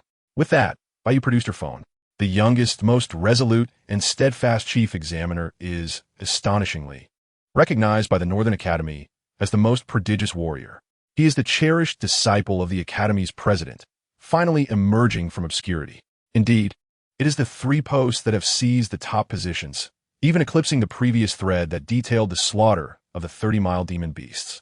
At this juncture, Su Mo suddenly notices a post rapidly ascending the ranks, soon claiming the fourth position. The figure known as the Shadow Slayer of the 30-mile demon beasts is none other than Su Mo himself. Upon the revelation of this news, the entire thread erupted in chaos. Is this for real? Did you leave your brain at home? Are you still questioning it? Do you think you're foolish, or that the Northern Academy is? The unexpected identity of the Shadow Slayer as Su Mo shocked many, especially as Su Yao had previously dismissed her brother as worthless. Goodness, how foolish can one be? Su Yao's stupidity paled in comparison to that of others, as they lamented the disgrace brought upon Z City. To expel such a genius student indicates a mind that has not been steeped in wisdom for a decade. My love, when will you return? I promise not to quarrel with you any longer. Get lost. Su Mo is now humanity's beacon of hope. How dare you think you are worthy of bearing his children? Su Mo, may I borrow your essence? 100 billion per encounter. I have long asserted that that foolish girl is not fit to compare with my Shadow Slayer. Bro, I was wrong before. I failed to recognize greatness, and I apologize sincerely. Many others beneath the thread began to tag Su Yao, Wang Yang, and Fang Zhengyu. How can our hope for humanity, this genius warrior and the president's prized disciple, be labeled as worthless? Are you attempting to gain fame through this scandal and then sell products via live streaming? Meanwhile, in a hotel, Fang Zhengyu set down his phone, his expression dark as a storm cloud. The three individuals before him sensed an ominous aura. Fang Zhengyu's murderous intent began to surface. Proposals to expel the top 10 students were circulating online. You had better devise a solution within the next 2 days, or I shall haunt you in death. Wang Yang, I trusted you completely. You truly are commendable. However, if this situation cannot be salvaged, I would drag your entire family down with me. Wang Yang broke into a cold sweat, realizing he had underestimated Su Mo's brilliance. Previously, when Su Mo's vitality failed to exceed 20, Wang Yang had been eager to expel him from class, resenting every mention of him. With the impending martial exam, he had hoped to rid himself of this burden. Who could have foreseen that Su Mo was a genius among geniuses? Curse Su Mo for masquerading as a fool. He thought, get lost. With only 2 days remaining, even if I must kneel before him, I shall plead for his forgiveness. No, now I must beseech him for an audience. Chapter 51. Seeking connections to meet Su Mo, Zhou Liang emerged, suppressing his inner trepidation as a phone rang. Upon seeing the caller, his heart tightened. Hello, grandfather. The Zhou family is being targeted. A frail, aged voice responded, laden with resignation. Our only hope now is to seek Su Mo's forgiveness. Otherwise, once the martial exam concludes, our family will be nothing but ashes. Your second uncle has likely been captured. I've been unable to reach him. Please, see if you can ask Su Mo for a chance to meet. As the call ended, Zhou Liang felt a wave of despair. The Su Mo they had previously dismissed now required a plea for an audience. Su Yao, come with me. Following Zhou Liang to a secluded spot, he asked, can you contact Su Mo? Hope flickered in his eyes. I cannot. He has long since blocked me, Su Yao replied, feeling disheartened. But you are his sister. Zhou Liang pressed, reluctance evident in his voice. Upon hearing this, an unusual thought crossed Su Yao's mind. Yes, she was indeed Su Mo's sister. If she could simply seek his forgiveness, they could reconcile, and she would become the envy of many again. Moreover, there was no blood relation to hinder their bond. With that thought, her complexion brightened. Zhou Liang, observing her change, mentally scolded her for her naivety. You must ensure that Su Mo grants me a chance. Otherwise, I will reveal your dealings with the warrior's medal. Su Yao's heart quickened at the mention of the warrior's medal. I have a plan, but it requires your involvement. Zhou Liang nodded. We will present the warrior's medal as leverage. This will provide a reason for Su Mo to meet with us. As the teachers resided in the Warrior Association, they were untouchable, and thus they needed this item. Zhou Yang's expression shifted. He hoped they could retrieve it. No one had anticipated Su Mo becoming the president's disciple and the youngest chief examiner, a true prodigy. No amount of regret now would change the past. Zhou Yang quickly dialed his grandfather, believing he could navigate the situation more adeptly than himself. Upon hearing that his grandfather would do everything possible to help, Zhou Yang felt a slight relief. In his heart, he believed there was nothing his grandfather could not accomplish. They had to recover the medal, but they could not place all their hopes solely on that. You're Su Mo's sister. Go to the Warrior Association and seek him out. Perhaps others will be more amenable. After all, you lived together for over a decade. Surely there are feelings there. Zhou Yang inhaled deeply, his demeanor now lacking the arrogance it once held. I will try, Su Yao resolved, wishing to mend their relationship by the time the martial exam concluded. As she departed, Zhou Yang leaned against the wall, reflecting on how he once dismissed her as foolish, now reduced to seeking her aid. It was ironic. The heir of the Zhou family, once proud and poised, now felt utterly humiliated. Since Su Mo's expulsion, everything had unraveled for him. He slid down the wall, his gaze growing distant. There was hope. Albeit slim, he was not oblivious. Moreover, he had previously manipulated the situation to frame Su Mo. Wang Yang and Fang Jingyu approached, observing Zhou Liang seated on the floor. Lost in thought, yet they remained silent. Suddenly, Fang Jingyu recalled something. Previously, Lu Shiwutian had mentioned a genius warrior appearing among the top 10, but they had failed to detect him. How foolish he had been not to realize it sooner. Otherwise, everything might have turned out differently, and he could have soared alongside Su Mo. Now, he felt an overwhelming desire to eliminate the incompetence surrounding him. Clearly, Lu Shiwutian and Su Mo were acquainted. There is still hope. Come, let us meet someone who might facilitate an introduction to Su Mo. Zhou Liang and Wang Yang were struck by this revelation. They could not place all their hopes on Su Yao. Meanwhile, Su Yao had arrived near the Warrior Association, where guards were stationed, making it exceedingly difficult to approach. Excuse me, may I enter? Absolutely not. I am Su Mo's sister. The guard regarded her with disdain. Get lost. Su Yao's expression tightened as she gazed upon the fierce figure before her, a flicker of trepidation passing through her eyes. Why so menacing? Once she reconciles with Su Mo, she shall demand an apology from you on your knees. Just wait. My brother is the most gifted warrior, a disciple of the North Courtyard's dean. The guard wore a mocking expression, dismissing the foolishness of her words. Su Yao even pondered whether Su Mo might release her from the confines of the dark room. Perhaps to send a message, marked by a red exclamation point. A sudden thought struck her. Su Mo, Su Mo, Su Mo. If you continue to shout, I shall confine you further. The guard, witnessing her antics, contemplated delivering a punch. Meanwhile, Su Mo within had already heard the commotion. Why you turned to Su Mo? Aren't you going to check on her? Why should I? What is there to see? Su Mo replied, his expression peculiar as he regarded Bai Yu, finding her antics less entertaining than a thunderstorm. Indeed, what a foolish display. Bai Yu nodded, remarking, they say that beauty often lacks brains. I never believed it until now. And my experience with you has only reinforced that notion. She rolled her eyes at Su Mo. Just then, Su Mo's phone rang. It was Lu Shuetian. Hello. Brother Lu, little brother Su, you're truly a treasure to behold. Congratulations on your triumph over adversity. You needn't be so formal without your assistance. I wouldn't be where I am today. Spare me. You hardly need our help anymore. However, a fool is soon to realize the error of their ways and will likely seek my intervention to meet you. I should give you a heads up. Su Mo instantly understood whom he referred to. I shall not meet anyone. Very well. After hanging up, Lu Shuetian took a deep breath, spotting a car outside. The excitement in Zhang Dehai and Li Wuyo's eyes had yet to fade. Brother Su is remarkable. How can we not feel elated? Lu Shuetian jested as he fixed his gaze on Fang Jingyu. Old Fang, you're here. Take a seat. I shall not sit. I'm in a hurry. Old classmate, do see if you can assist us in meeting Su Mo. You've helped him so much. He will surely meet with you if you call. Lu Shuetian remained seated, his expression serious as he focused intently on Fang Jingyu. I cannot assist. What is his status? A disciple of the North Courtyard's dean. A prodigy. And who am I? Merely a captain of the security department. How could I possibly forge a connection with him? Lu Shuetian waved his hands dismissively. feigning unfamiliarity with Su-mo. Brother, please do not toy with me. I am truly desperate. Name any condition that would allow us to meet. Su-mo, really? Zhang Dehai and Li Wuyo exchanged glances, astonished. Lu Ge, do not be foolish. I mean it. Name your condition. Then I shall state my condition. You must vanish from my sight. Immediately, at once, get lost. Fang Jingyu's expression turned frantic, nearly brought to tears at the thought of an old friend refusing to assist him.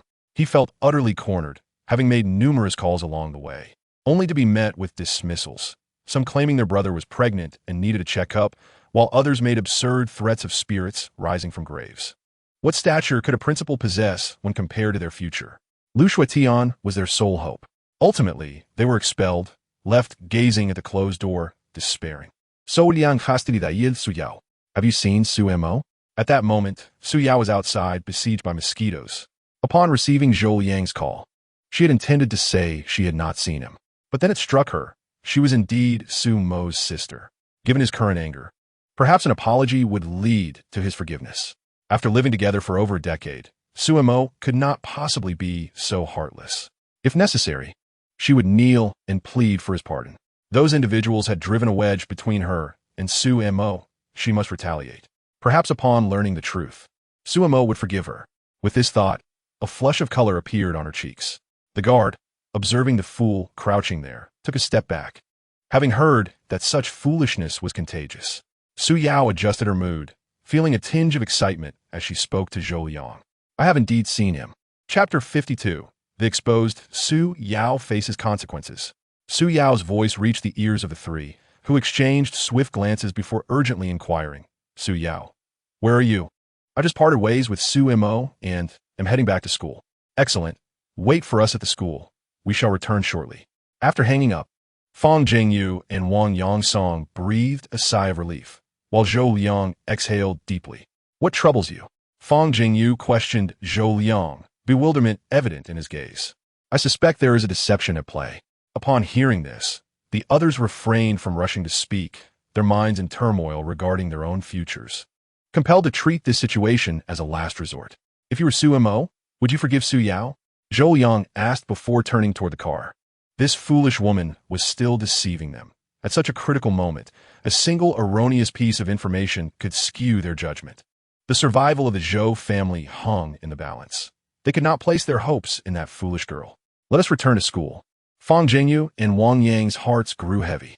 Observing Zhou Yang's despondent expression as he entered the car, they knew that confronting Su-mo was a fool's errand. Who dared challenge him now? Everyone understood the significance of holding the martial examination in Z City. The North Courtyard's dean was promoting his disciple, ensuring all knew Su-mo's worth. What stature did the dean possess? One word from him could send the entire populace of Z City packing. He was merely providing a platform for his disciple. It was too late. Everything was irrevocably lost. Considering it from Su-mo's perspective, he would likely take even more drastic measures. Zhou Yang inhaled deeply, pulling himself from despair. Regardless, the Zhou family was doomed. He might as well take a gamble. He retrieved his phone and sent a message to his grandfather. Grandfather, our family has no hope left. Let us take one last desperate chance.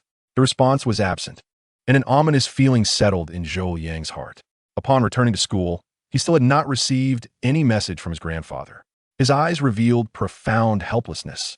When they encountered Su Yao, they were struck by her seemingly carefree demeanor, a hint of excitement evident on her face. Zhou Yang silently cursed the foolish woman, speculating on what daydreams she might be entertaining. Previously, collaborating with such a woman was akin to partnering with a pig teammate. No, even that was an insult to pigs. This fool was the adopted child of Su-mo's parents. Perhaps her biological parents had abandoned her, fully aware of her lack of intellect. You all returned swiftly. Have you seen my brother? Su Yao inquired, her face lighting up at the mention of her brother. Zhou Yang found a spot to sit. We are not here to perform, nor have we seen Su-mo's face. Su Yao's heart sank, but she concealed her emotions, her gaze betraying disdain. Zhou Yang, you must understand that I have lived alongside him for over a decade. No matter how one puts it, I am his sister. I have already sought his forgiveness, and he still harbors feelings for me. Fang Jingyu and Wang Yang exchanged glances, filled with skepticism. Could it be true? You caused him to be wrongfully dismissed over a mere 10,000 yuan, secretly sold his parents' house, rendering him homeless. Moreover, you even urged him to work for me, to earn your university expenses, coupled with your unscrupulous actions in the marketplace, and Wu Chio's malicious framing. Not to mention your posts insinuating that his parents adopted you with ulterior motives. Su Yao, do you truly believe that others are as foolish as you? As dim-witted as pigs? Who are you trying to deceive? He has already removed you from the household registry, establishing a clear boundary. Do you think he will forgive you? Do you regard Su Mo as a fool, as a saint? Su Yao, do not flatter yourself. You do not possess such grandeur. If I were in Su Mo's position, I would not let you off either. Perhaps he would not openly sabotage you, but no institution would ever accept you. What is his current status? A recognized prodigy at the Northern Academy, the youngest chief examiner for martial examinations, a rule maker, a student of the Academy's dean, and the pride of Z City. He single-handedly slaughtered 30 miles worth of monsters outside the city, and with that silhouette standing above the beasts, he is at least at the Meridian realm. What do you think you possess that could compel him to forgive you? The only connection you had with him, the time spent living together, has been buried by your own hands. I know you remain in a daydream. During today's assessment, how many talented young women with superior backgrounds, gifts, and beauty were there? Have you not noticed how they gazed at Su Mo? What assistance could you possibly offer him? As a foolish sister, you can only hinder his progress. I cannot fathom how you could earn his forgiveness. Would you care to explain how he could possibly forgive you? Zhou Yang is now like a rabid dog, biting anyone he can catch. You merely wish for us to plead with you for money or resources. Then you would take these to seek Su Mo's forgiveness. Wouldn't you? After Zhou Yang's words, he cast a fleeting glance at Su Yao. The thoughts she harbored were laid bare, panic etched upon her face.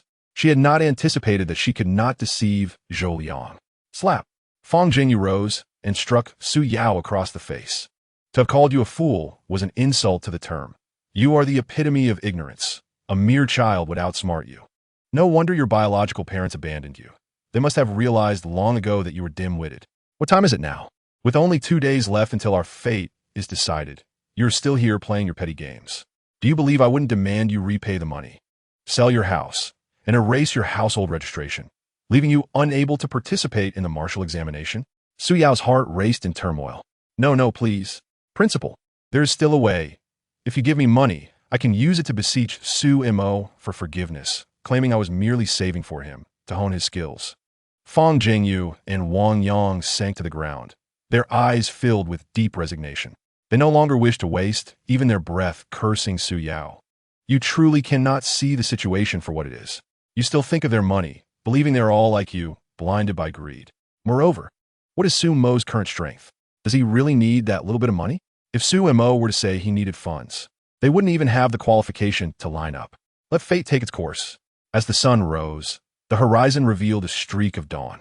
Although the sky had just begun to brighten, the examination arena was already bustling with noise. All eyes were fixed upon the front row of seats.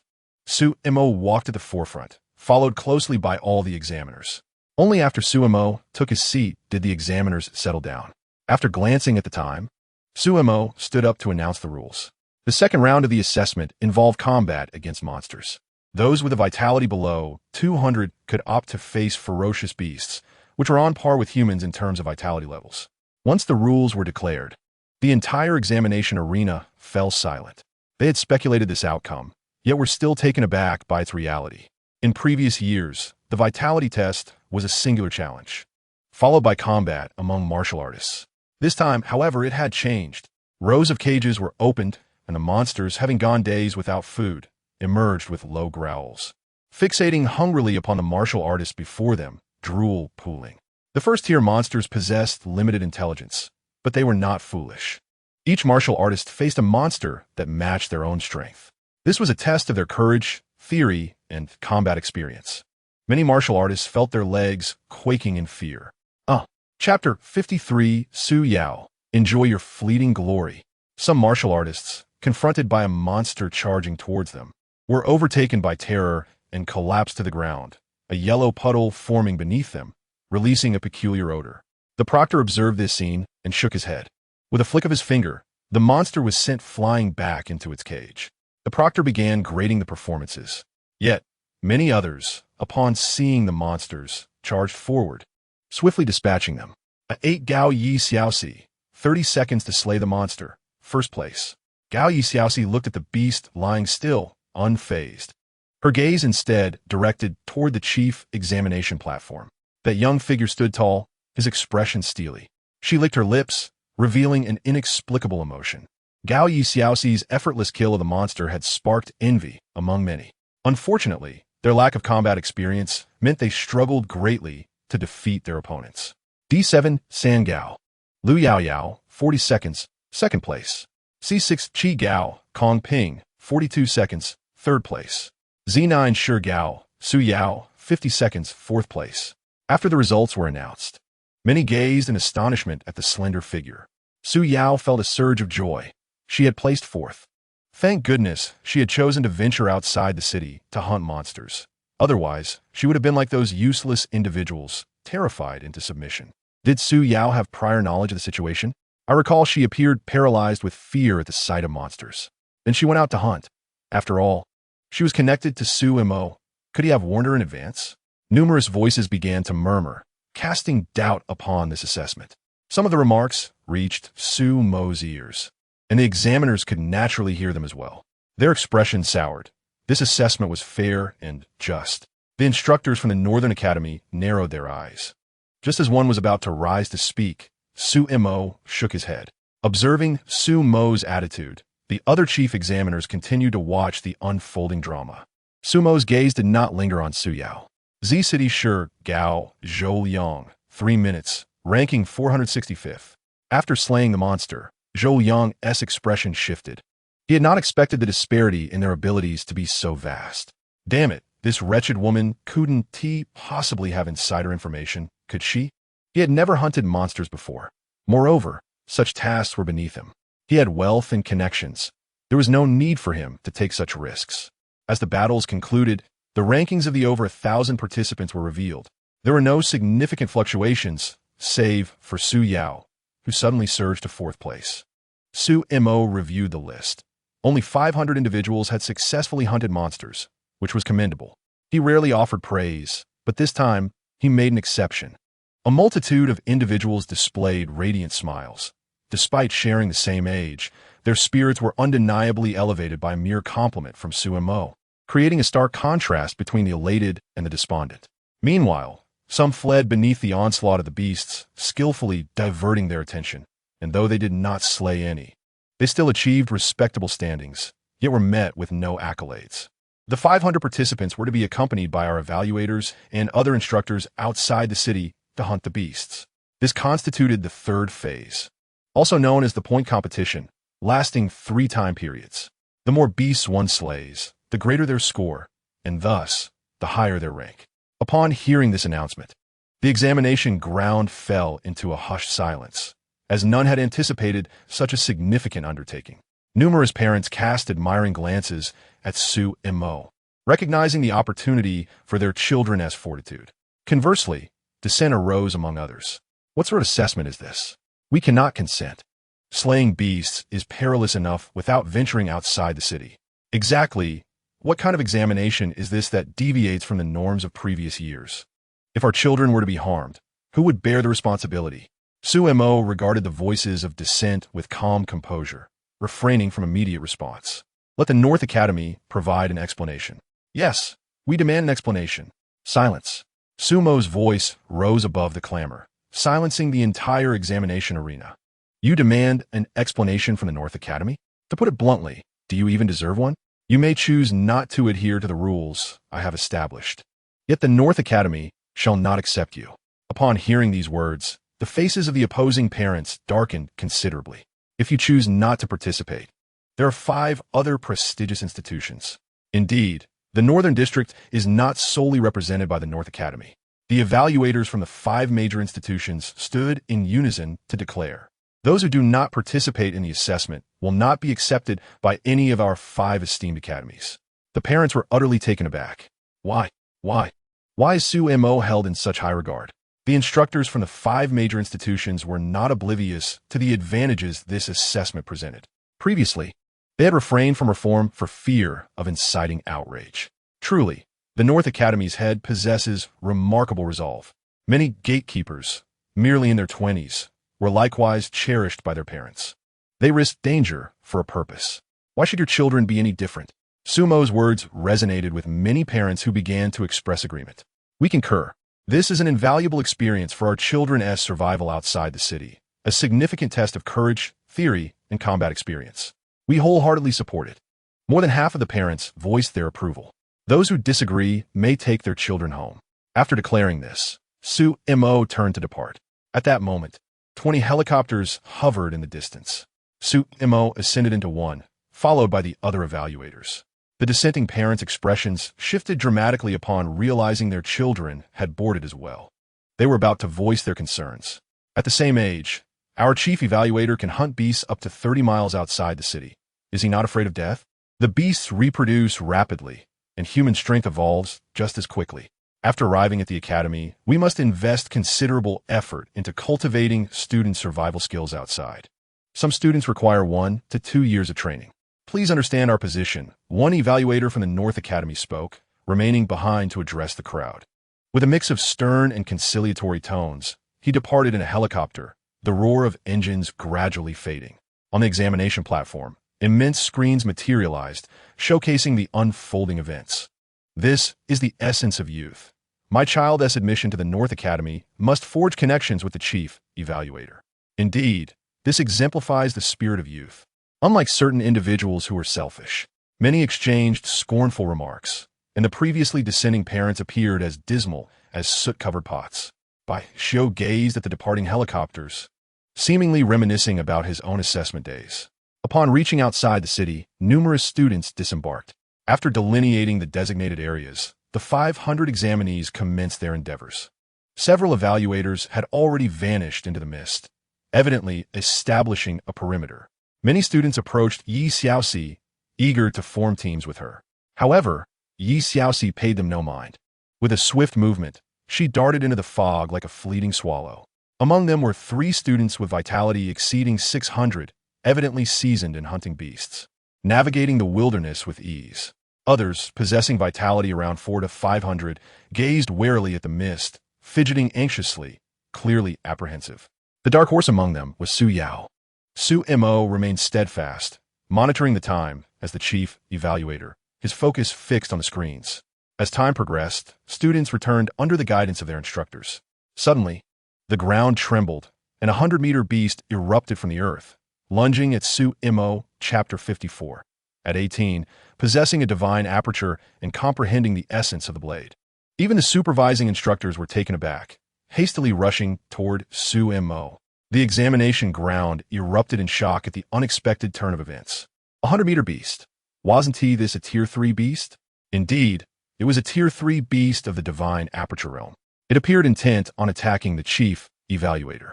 Presumably, the chief evaluator had slain numerous beasts, inciting retribution among them. Could the chief evaluator handle this beast? Many parents displayed expressions of concern, while others wore inscrutable looks. In the audience, Fang Jingyu and Wang Yang fixated intently, their thoughts brimming with anticipation, hoping for the beast to devour him, to kill him. Ideally, he would perish at the jaws of the beast, thereby resolving their dilemma. Upon sensing the commotion, Sumo drew forth a mysterious iron blade, remaining still. With a single swing, a flash of blade light emerged. The beast was cleaved in 2 before it could close the distance of a meter. Slaying a Tier 3 beast grants 33 kill points. After completing his task, Sumo sheathed the iron blade, his gaze returning to the computer screen. The supervising instructors stood frozen, their pupils constricting in disbelief. Blade intent. Could it truly be blade intent? How is this possible? The divine aperture realm was already astonishing enough. Yet now Sumo had grasped blade intent. The examination ground displayed the recent scene on the colossal screens. The Tier 3 beast had been effortlessly severed, leaving no room for resistance. What level of power does this chief evaluator possess? It is simply terrifying. He is only 18 years old, yet has reached such a level of prowess. The 9 city lords of City Z exchanged glances and erupted in laughter. This was their pride in City Z. The chief evaluator had undoubtedly attained the divine aperture realm at 18, and he had comprehended the essence of the blade. What innate talent is this? As long as he does not fall, a formidable powerhouse will emerge in the Northern District. The parents who had supported Su-mo began to cheer. Do you see? This is the role model our children should emulate, no longer mere sheltered flowers. Indeed, such talent is what we ought to admire. It is truly absurd that such a genius was expelled by Tenhai. Only a fool could have orchestrated such an act. Haha! Previously, his brilliant sister conspired with outsiders to unjustly accuse the chief examiner. It would be fitting for them to find themselves imprisoned once the martial examination concludes. Fang Jingyu felt the piercing gaze of numerous onlookers, wishing fervently for a fissure in the ground to swallow him whole. Wang Yang, too, dared not raise his head. The glimmer of hope that had flickered within them was extinguished entirely with Su-mo's decisive action. Several reporters hastily approached Fang Jingyu and Wang Yang, thrusting their microphones forward. Principal Fang, what are your thoughts on this matter? Fang Jingyu stammered, at a loss for words. Many turned their attention to the students. Could you tell us how Su-mo, the chief examiner, was dismissed? The students bowed their heads, unwilling to speak. They were not foolish. Witnessing the principal of Tenhai rendered speechless, the reporters ceased their inquiries. If you remain silent, we shall commence our own fabrications. You're Su-mo's homeroom teacher, and previously you posted that Su-mo was a troublesome student, a waste. Is that true? Su-mo reached the realm of divine insight at the tender age of 18, grasping the essence of the blade. Such a person is deemed a waste in your eyes, so I must ask you, Wang Yang, what is your own realm? Have you comprehended the essence of the blade? Homeroom teacher Wang Yang was drenched in cold sweat, shrinking back, veins throbbing, resembling a pitiful creature. The reporters unearthed his previously deleted posts, confronting him directly. Who could withstand such scrutiny? Now his heart was inundated with regret, but it was all in vain. He could have soared to great heights. Many gazes were fixated on a large screen. This Su Yao is indeed formidable, having slain over a dozen demon beasts. Look at those few whose vitality surpassed 500. They tremble before the demon beasts, anxious and hesitant to strike. Su-mo, the chief examiner, displayed great courage. Reforms should have been enacted long ago.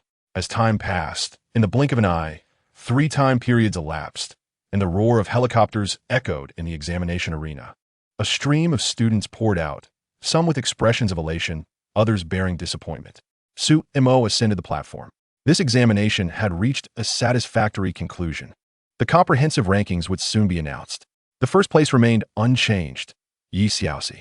Second place still belonged to Lu Yaoyao. Third was Kong Ping. Fourth place went to Wang Chuyan. Fifth was Zhang Yu. Sixth was Su Yao. As the rankings were revealed, few contested the results. The hunting of demon beasts was something they had witnessed firsthand. Next came the student selection of academies. The 5 major academies had set forth stringent conditions, while only the Northern Academy imposed none. Lu Yaoyao and Yi Xiaoxi both chose to enter the Northern Academy. Su Yao, which academy do you wish to join? Su Yao instinctively glanced at Su-mo, wondering if he would intervene. Fang Jingyu, Wang Yang, Zhou Liang, and even the students from Class 9 all turned their gazes towards Su-mo. Even the surrounding parents held their breath, silently observing him. With a single word from Su-mo, Su Yao's chances of entering any academy could be dashed. A wave of elation surged within her. He did not voice an objection. How splendid. She knew he would forgive her. He still harbored feelings for her. Unable to hide her excitement, Su Yao declared, I wish to enter the Northern Academy. After uttering her choice, she lifted her head, beaming at Su-mo. There was still hope. As long as she entered the Northern Academy, she would have ample opportunities to interact with him. She could not believe that Su-mo would not forgive her. By then, she would have her strategies. The Su-mo she once found displeasing now stood before her. Strikingly handsome, akin to the sun illuminating her path. Upon returning, she heard whispers of him slaying a Tier 3 demon beast with a single strike. Having grasped the essence of the blade, Su-mo belonged to her. No one could take him away, and her chances were greater than others, especially since they share no blood ties. After Su Yao made her choice, no complications arose. At that moment, Fang Jingyu, Zhou Liang, and Wang Yang all breathed a temporary sigh of relief. Those who had been closely following the developments ceased their discussions. This was Su-mo's affair, since he remained silent. What reason did they have to speak? Moreover, Su-mo's feat of slaying a Tier 3 demon beast and comprehending the essence of the blade rendered him beyond reproach. As the arrangements continued, it was finally Zhou Liang's turn. Which academy do you choose? Zhou Liang also instinctively looked towards Su Mo, and upon realizing that Su Mo was not watching him, he felt a wave of relief. He had erred in wrongfully accusing Su Mo, and having acted without evidence later, he hoped there would be no repercussions. I, too, choose the Northern Academy. Once all students had made their selections, this martial examination drew to a close. Joy and sorrow intertwined among the crowd. Just as everyone was about to depart, Baiyu rose from her seat. Her unexpected voice halted all those preparing to leave. A twist in the tale was about to unfold. For reasons unknown, an ominous premonition surged within Su Yao. Could it be that her misdeeds had been uncovered? No, that was impossible. Baiyu, no matter how formidable, could not extend her reach into the black market. She had already taken responsibility for all other transgressions. Save for the matter of the martial artist medal. Surely it could not be related to that. Su Yao silently prath, gastin hir gastawar sumo. At that moment, she realized that Su Mo was also watching her. The joy and fantasies she had harbored evaporated, replaced by that same cold, indifferent gaze. It resembled the moment she witnessed Su Mo slay the mutated lobster for the first time. That mutated lobster was indeed her. Before Su Mo, she stood as a lamb awaiting slaughter. Before all in the northern district, her true self would be exposed, subjecting her to scorn and reproach. No, please. It cannot be this way. I was wrong. Su Yao pleaded, her eyes glistening with tears as she gazed at Su Mo. A few crystalline droplets had already escaped her eyes. Yet, Su Mo's expression remained unchanged, as if in his eyes she had already perished. Chapter 55. The Arrival of Judgment. Brother, please say something. After Baiyu stood, all eyes converged upon her. Ladies and gentlemen, previously our Martial Artists Association posted a notice regarding the illicit sale of our medals. Upon finishing her statement, Baiyu's gaze swept the room. The crowd exchanged glances, incredulous. Could it be true? Had such a thing actually been uncovered? Who would dare to engage in such audacity? The ramifications would be dire if the medals were indeed sold. To have revealed this at such a critical moment confirmed their suspicions. It must be someone from Z City. The expressions of the 9 city lords above darkened, as this was tantamount to a slap in the face. The Martial Artists Association could afford to disregard their authority, but they could not afford to disrespect the association. Besides, they too were eager to discover the culprit's identity. Amidst the speculation, Baiyu's gaze suddenly fixed upon Su Yao. Miss Su Yao, could you provide me with an explanation? At the moment Baiyu's eyes fell upon her, Su Yao's complexion drained of color, her body trembled, nearly collapsing to the ground. The investigation had indeed reached a conclusion. At this moment, Zhou Liang, among the students, felt a similar intensity in his gaze as a wave of panic surged within him. The act of trafficking martial artist medals was indeed a crime, yet it was he who had procured her. This foolish woman would undoubtedly betray him. If only he had known, he would have rather eliminated this imbecile. In the audience, Fang Jingyu and Wang Yang had both slipped from their seats to the ground, their backs drenched in cold sweat. How could Su Yao dare to auction off a martial artist medal? Especially Fang Jingyu, the principal, who had invested over 30 million in Su Yao, only to face this outcome. Initially, when he saw Su Mo remain silent, he thought the matter would dissipate over time. At worst, he would lose his position, but his continuous investment in Su Yao still held promise. Now, not only was hope gone, but it had been buried deep. This was a reckless act beyond imagination. At this moment, many gazes around were filled with disbelief. It was truly her. Could she really engage in such actions? What? It genuinely was her? No, why was I saying this? Damn it. This was not merely audacity. It was akin to an old tortoise consuming arsenic, an unprecedented pursuit of death. Daring even to auction off a martial artist medal? She dared to clandestinely sell her parents' legacy, leaving her brother homeless, all while claiming to value her talent. What nonsense. Just look at the disparity between the two. Previously, the chief examiner had genuinely regarded her as a sister, working hard to earn money for her. And yet she spent $200,000 on clothes without batting an eye. Others insulted her adoptive parents, and she even demanded her brother apologize. What kind of beast was she, capable of anything? Only she could dare to auction off a martial artist medal. At that moment, Su Yao seemed to grasp something. Their doubts were merely that, doubts. If there were evidence, they would have produced it long ago. No, it wasn't me. I did not auction off the martial artist medal. If you accuse me of privately selling it, you must provide evidence. Moreover, I have never received a martial artist medal. Where would I sell it? After stating this, Su Yao instinctively glanced at Su Mo, her eyes nearly pleading. She hoped that, given their past friendship, he would refrain from revealing the truth about their parents' medal. She did not wish to be abandoned and condemned by all. Our Martial Artist Association has conducted an investigation. Prior to my tenure as the president of the Z9 City Association, the previous president awarded a martial artist's medal to a family. And that family is none other than Sumo's parents. Sumo's parents assisted the Martial Artist Association in resolving certain troubles, which led to them being awarded the medal in secret. After Bayu finished speaking, she produced a recording visible to everyone in the assessment arena. It depicted a young couple cradling a child, both holding a medal. Following this, another video was played, showcasing Su Yao in the black market, auctioning off the medal, with the footage capturing the medal distinctly. Miss Su Yao, you claim you did not steal or sell the martial artist medal. What then do you call this? The Martial Artist Association has stated that anyone who auctions off a martial artist medal is opposing us. Does Miss Su Yao not regard our Martial Artist Association with any respect? The rhetorical question left Su Yao in utter disarray. It's not like that, truly. It's not. The city lord of Z9 City stepped forward. Such a person is unworthy of being a citizen of Z9 City, an ungrateful wretch, repaying kindness with malice.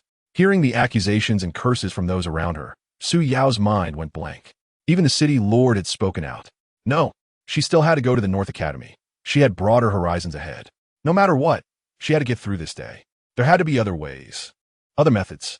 Su Yao grew anxious, the surrounding insults crashing down upon her like an overwhelming tide. She felt as though she were suffocating, grasping at the last straw before drowning. This martial artist medal was awarded to my parents. If they gave it to me, does it not signify my right to make decisions about it? Thus, if I choose to sell it or utilize it for other purposes, is that not my prerogative?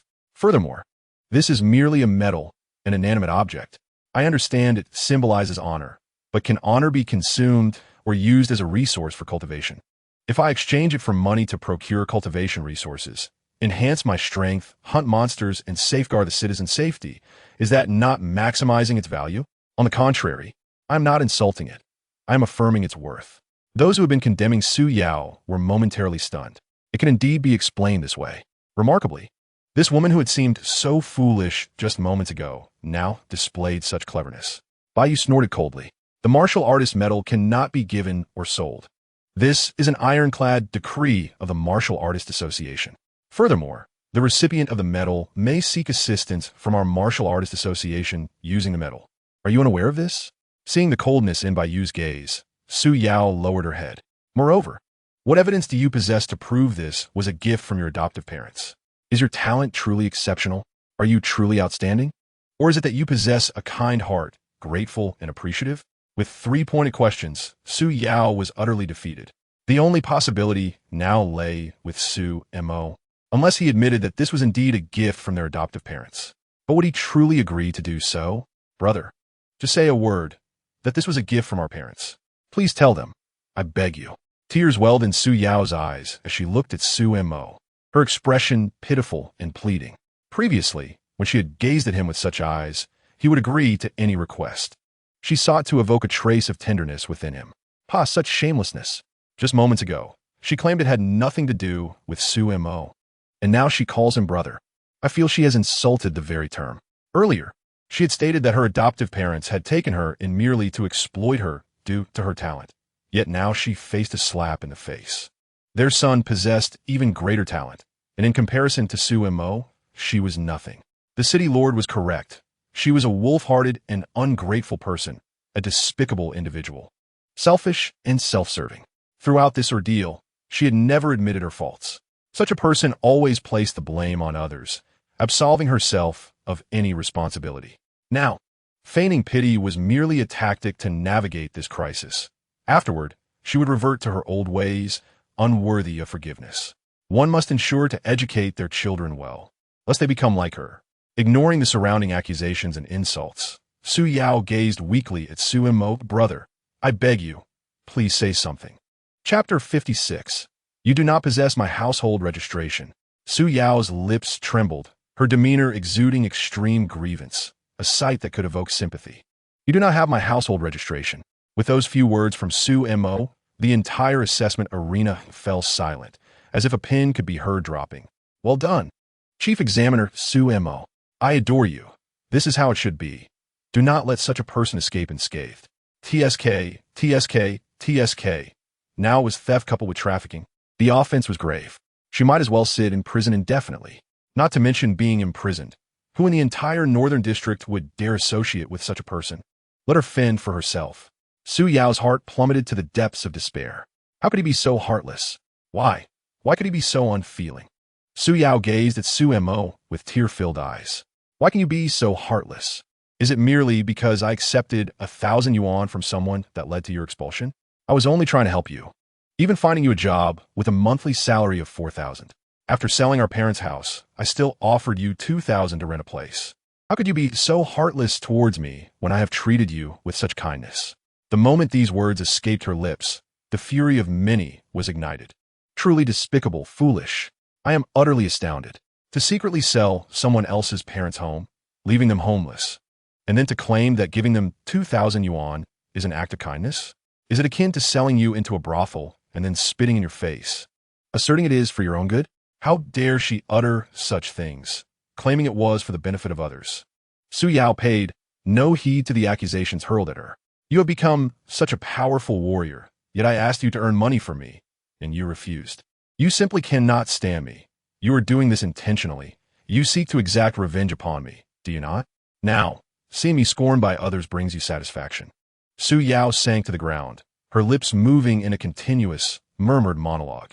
Many began to believe she had lost her mind, lacking any semblance of reason. Hiding among the students, Zhou Yang was nearly paralyzed with fear. Su Yao now appeared to be out of sorts, and one could not predict what she might blur out next. Sitting on the ground, she continued to mutter to herself, "Why are you so selfish? I am your sister, your closest kin. Why do you not allow me to find peace? Oh, heavens, why are you so unjust? Why treat me thus? And Zhou Liang, did you not promise there would be no unforeseen consequences?" Suddenly, Su Yao's mind snapped into focus. Zhou Liang had claimed there would be no accidents. Why then was she discovered and investigated? Yes, it must be him. He deliberately sowed discord between me and my brother, reporting me with the intent of ensuring my suffering. He is envious of me, jealous of my gifts, envious of my wonderful brother. Indeed, it must be so without a doubt. I could have lived a happier life, were it not for this villain. Brother, listen to me. It is not as it seems. Zhou Yang has orchestrated everything. He is the one who has been stirring up our discord, ensuring that we cannot find happiness. If you do not believe me, look here. I still have evidence. The record of his enticing me to sell the house. He also found the person from whom I illegally sold the warrior's medal, claiming there would be no repercussions. And now it is publicly revealed. This is his true aim. He envies our bond. He surely harbors feelings for me. Only by destroying me can he possess me. Though we are siblings, we do not share blood ties. His intentions are evident. Brother, you must trust me. Your sister still loves you. You must believe me. After conjuring this rationale, Su Yao spoke fervently, envisioning her brother accepting her words. She imagined the scene of judging Zhou Yang and reconciling with her brother. Many students hurriedly distanced themselves from Zhou Yang. He felt a sinking sensation in his heart, aware that judgment was imminent. Little did he expect it to occur right after the martial examination in front of millions. Suemo, oh Suemo, you truly are something. I framed you and made you leave school like a stray dog before all our classmates. Now, you have caused me to lose face before millions in the Northern District. What a skillful maneuver. Did you think Zhou Yang would surrender easily? He approached and kicked Su Yao to the ground. You wretched woman, fool. Was it not you who asked me for help? I had no idea what you were selling. You thought you were something special. I offered you 10,000 to ensure you would not testify against Su Mo, and you eagerly agreed. At the end of the day, you only see yourself. A selfish woman. How dare someone like you think you're worthy of my affection? Huh, what a disgrace. Even if I were to marry a maggot, it would not be a woman like you entering my home. Sumoriman Saident. Zhou Yang took a deep breath. After all, death was inevitable, and he would ensure that Su Yao would not fare well either. After Su Mo's expulsion, I told you to make Su Mo serve me as a dog. offering him 4,000 a month, just enough for your tuition fees, and you eagerly persuaded him to comply, did you not? At this point, the crowd could no longer contain their emotions. Many removed their shoes and hurled them at Su Yao. Damn it, let us crush this wretched creature. How could someone like her exist in the Northern District? What sort of beast is she? No, to call her a beast would be an insult to beasts. How can she watch her brother be unjustly expelled and then demand he serve as a dog? Why has she not been struck by lightning? This foolish sister, for a mere 10,000, can actually bear to watch her brother suffer such injustice, devoid of any remorse. Moreover, she even encourages him to serve the one who framed him. What sort of foolishness is this? At the core, she still desires easy gains. All for that 4,000 a month. Such a person is selfish, hypocritical, and utterly beyond redemption. This simpleton continues to live in her own world. It is evident why she was abandoned by her parents. Given her character, her true parents must have been selfish, seeing her as a burden. Zhou Liang gazed at Su Yao, who still wished to argue, and scoffed. Look at Su Mo, working tirelessly only to earn a few coins for you. No wonder you act this way. You aim to awaken your conscience. But you, spending 200,000 on clothes without batting an eye. Using the proceeds from selling his parents' house, claiming you only buy what you like. What a farce. Zhou Yang's greatest resentment was directed towards this foolish Su Yao. Since death was unavoidable, he figured they might, as well, all perish together. Not long after Su Mo's expulsion, it became evident that he was a warrior. Every student in our class was aware, yet not a single one dared to speak out. We, alongside the principal and our homeroom teacher, conspired to eliminate Su Mo, ensuring the matter remained concealed. What do you think of that? No one could have anticipated it. Upon hearing this, the principal, the homeroom teacher, and fellow classmates seated on the observation platform all sank to the ground, their backs drenched in cold sweat. At this moment, cameras zoomed in on them, with several shoulder-mounted cameras practically thrust into their faces. As the principal, how do you justify not protecting such a genius while instead shielding the simple-minded? Are you also simple-minded, and thus have acted in this manner? Please respond directly. Hello, as a classmate of Su Mo, how can you remain silent? Why behave this way? Some students, unable to bear the pressure, understood that if they did not speak up, they would not even be allowed into a mediocre academy. It was the homeroom teacher who threatened us, saying if we disclosed anything, we would be expelled and barred from participating in the martial examination. Yes, it was indeed him who threatened us. We are merely students, with no other choice but to comply. We did not testify, but we also did not wrong Su Mo. We did not accept Zhou Liang's bribe for false testimony.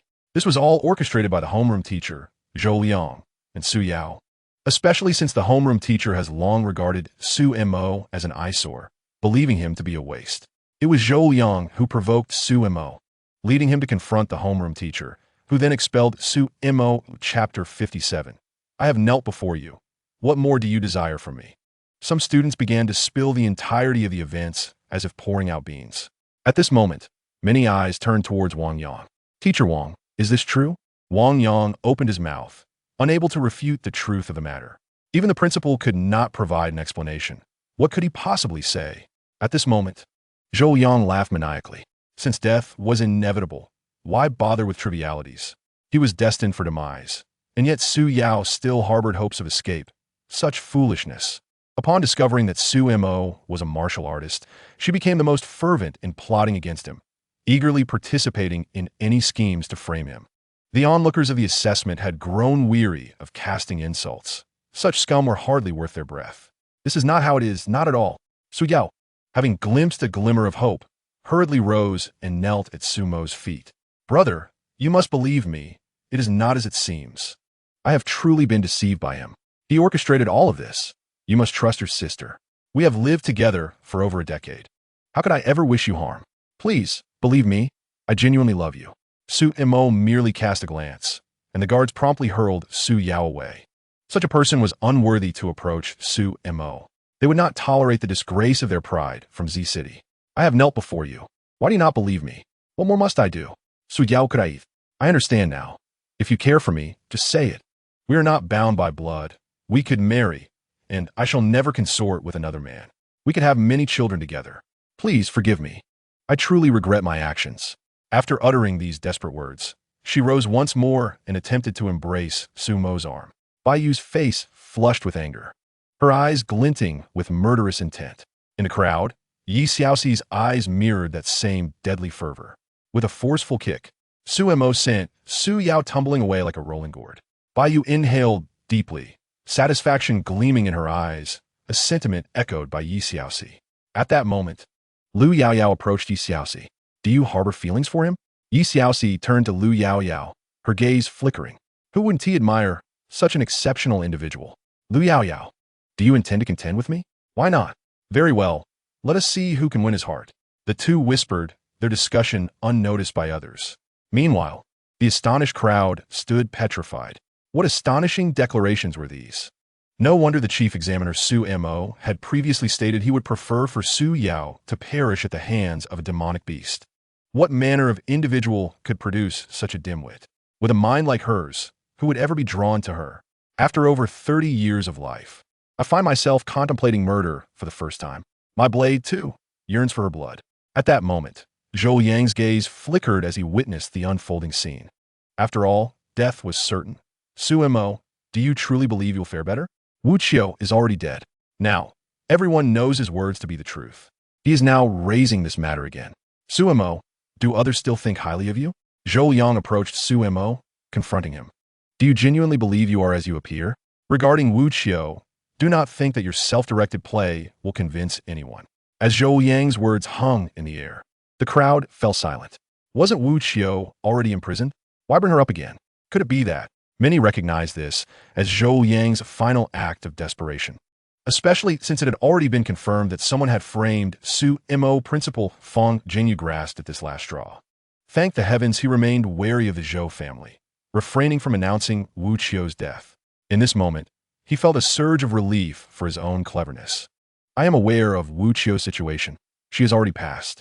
Before returning to the safety management office, her entire family perished. Fang Jingyu proclaimed loudly. Many faces shifted in disbelief, fixated on the lone figure on the dais. The examiners from other prominent academies remained silent. From Su Mo's previous demeanor toward them, it was evident he was not that sort of person. They believed in Su Mo. Even the four instructors from the Northern Academy observed with intrigue, their doubts dispelled. If Su Mo were duplicitous, would the Northern Academy's dean have taken him in as a disciple? Even unparalleled talent could not sway such judgment. Su Mo, you are but a hypocrite, believing yourself clever. How quaint. I, Zhou Yang, shall ensure that the entire Northern District sees your true colors before I meet my end. The crowd noted that Su Mo displayed no signs of panic, even reclining back in his seat. Zhou Yang, Principal Fang, do you so ardently wish for my demise? Just then, a voice rang out as students parted to clear a path. Three figures emerged from the throng, their hands and feet bound. Zhou Yang's pupils constricted upon seeing Wu Qiu. Impossible. Absolutely impossible. Wu Qiu is dead. That poison was lethal. How could she have survived? Baiyu, witnessing the spectacle, also settled back, adopting an expression of amusement. If not for Su Mo's vigilance against this individual, he would indeed be in trouble. Even Principal Fang Jingyu's pupils widened in shock. Lu Shuiqian followed closely behind the trio, his gaze fixed on Fang Jingyu, as if assessing a corpse. Surely you all recognize me. My name is Wu Qiu, a student from Class 9 of the 10th High in Z9 City. I must admit that I wronged Su Mo, and here I offer my sincerest apologies. Furthermore, I wish to express my gratitude for his rescue of my parents. After speaking, Wu Qiu knelt before Su Mo, bowing thrice before laboriously rising. I wronged Su Mo because I fell in with Zhou Yang. He promised me 30 million and offered to arrange for a facial transformation to allow me in trance into a regular academy. For that 30 million, I sold my conscience, unaware that he intended to poison my family during a banquet. Had it not been for Su Mo's intervention, we would have perished. Zhou Yang, you need not refute this. I'm not as foolish as that dimwit. I have kept evidence. Fearing your potential change of heart, I recorded our conversations and uploaded the evidence to the cloud, ensuring that even in death, this matter would be revealed. Zhou Yang's pupils contracted. This seemingly dim-witted fool had indeed shown some wisdom. At that moment, Lu Shuiqian produced a mobile device, playing the recorded content. Wu Qiu, if you successfully frame Su Mo, I will grant you 30 million and arrange for your transformation surgery. 30 million is no small sum. Even as a martial artist, it would be difficult to earn such a sum, enough to provide for your family's comfort for a lifetime. Wang Yang's voice followed suit. Wuxio, I'll also post about this to lend you support. Finally, Su Yao's voice chimed in. This Zhou Liang truly underestimates us, attempting to numb our senses with facts, only to weave a monstrous lie against Su Mo. We never believe them. They are far from virtuous. We merely feared that some jealous fools would fall for their deceit. Zhou Yang's complexion turned ashen, devoid of blood. The evidence had solidified their case, and his final gambit bore no fruit. This opportunity must be seized by our Safety Management Office to settle accounts with certain individuals. Chapter 58. The Master rewards 100 billion. Tears spilled as 200 billion is earned. Upon concluding, Lu Xiuetian initiated the display of evidence on the screen. First and foremost, there exists evidence arranged by Zhou Liang implicating Blood Leopard in the pursuit of Su Mo. Upon witnessing this scene, Zhou Liang's pupils constricted, and he inadvertently cast a glance at the peer seated in the central position. He discerned that Su Mo's gaze bore a hint of mockery as it fell upon him. A bitter smile escaped his lips, so it was no wonder. Su Mo had been masquerading as a naive fool, and it was likely that both Blood Tiger and Blood Leopard were his doing. The photographs sent to him were intended to deprive him of sleep, tormenting him mentally. There were also numerous interrogation videos showcasing assassins attempting to ambush Su Mo under the cover of night. Most crucially, there was footage of Zhou Bongyu, the second son of the Zhou family, seeking out assassins in the black market. As the videos gradually surfaced, a tempest brewed within the black market. Another responsible party, Jiang Quan, had already been apprehended. Sun Yi observed the departing figure of the security administrator, his face alight with exhilaration and relief. The evidence continued to play, and Zhou Liang collapsed onto the ground, his legs giving way beneath him. The Lord of Z9 City retrieved his mobile device and sent a message. The time for action had arrived. The Lord of Z9 City understood that with this command, the Zhou family was doomed. Personnel from the Security Management Office approached and immediately detained Zhou Liang. Another individual, the principal of the 10th High School, Lu Xiuetian, regarded Fang Zhengyu and produced a piece of evidence, precisely the interrogation footage, alongside the call Fang Zhengyu had made to the assassins. Fang Zhengyu's complexion turned ashen. It became evident that he had long been ensnared in a trap. No wonder Lu Xiuetian had refrained from assisting him. What folly, a self-inflicted demise.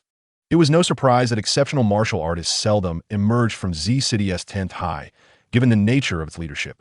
The homeroom teacher was no paragon of virtue either. My youngest son still attends 10th High. I must ensure he transfers. Fang Zhengyu and Wang Yang were escorted away by the security management personnel, with even fellow students not spared. They were all taken away, destined for interrogation. Those deserving punishment would be penalized. Those who required imprisonment would be incarcerated. No. As Lu Xiuetian approached her, Su Yao struggled. No, brother, grant me a chance. Give me an opportunity. I will obey you henceforth. I do not wish to be imprisoned. Su Yao was dragged away. No. I refuse to be imprisoned. I am a genius, destined for the Northern Academy, adored by the masses. I cannot be imprisoned. Her wretched, piercing cries echoed continuously. Not a single person felt pity for her. She had brought this upon herself. After the ordeal concluded, Su Mo turned and departed, with the other evaluators following closely behind. Subsequently, the martial artist forum in the Northern District erupted in fervor. There was profound sympathy for the chief examiner, who had not anticipated such trials at a tender age. This year's examination topics were formidable, a testament to the audacity of the chief examiner. Comprehending the essence of the blade, slaying a third-tier demon beast with a single stroke. This was the pride of our human race. Each post was centered around Su Mo, occupying a prominent place. The judgment following the martial examination was met with widespread approval. The Z9 City Lord's office announced, 10th High is disbanded. Students will be transferred in batches to other high schools. The Z9 City Lord's office further declared, a patrol team will be established to oversee all high schools. The pride of our Z City, resilient and unwavering, shall learn from Chief Examiner Su Mo. At this moment, Su Mo had ascended to the status of celebrity in the Northern District. Even many children recognized him. 18 years of age at the Spirit Aperture realm, having grasped the essence of the blade. After the martial examination concluded, Su Mo was bidding farewell to the other evaluators. See you at the Northern Academy. After the instructors from a northern academy departed, Sumo's pocket began to vibrate. Dingling, dingling, the sound of a ringing phone. Upon checking, he saw an unfamiliar number.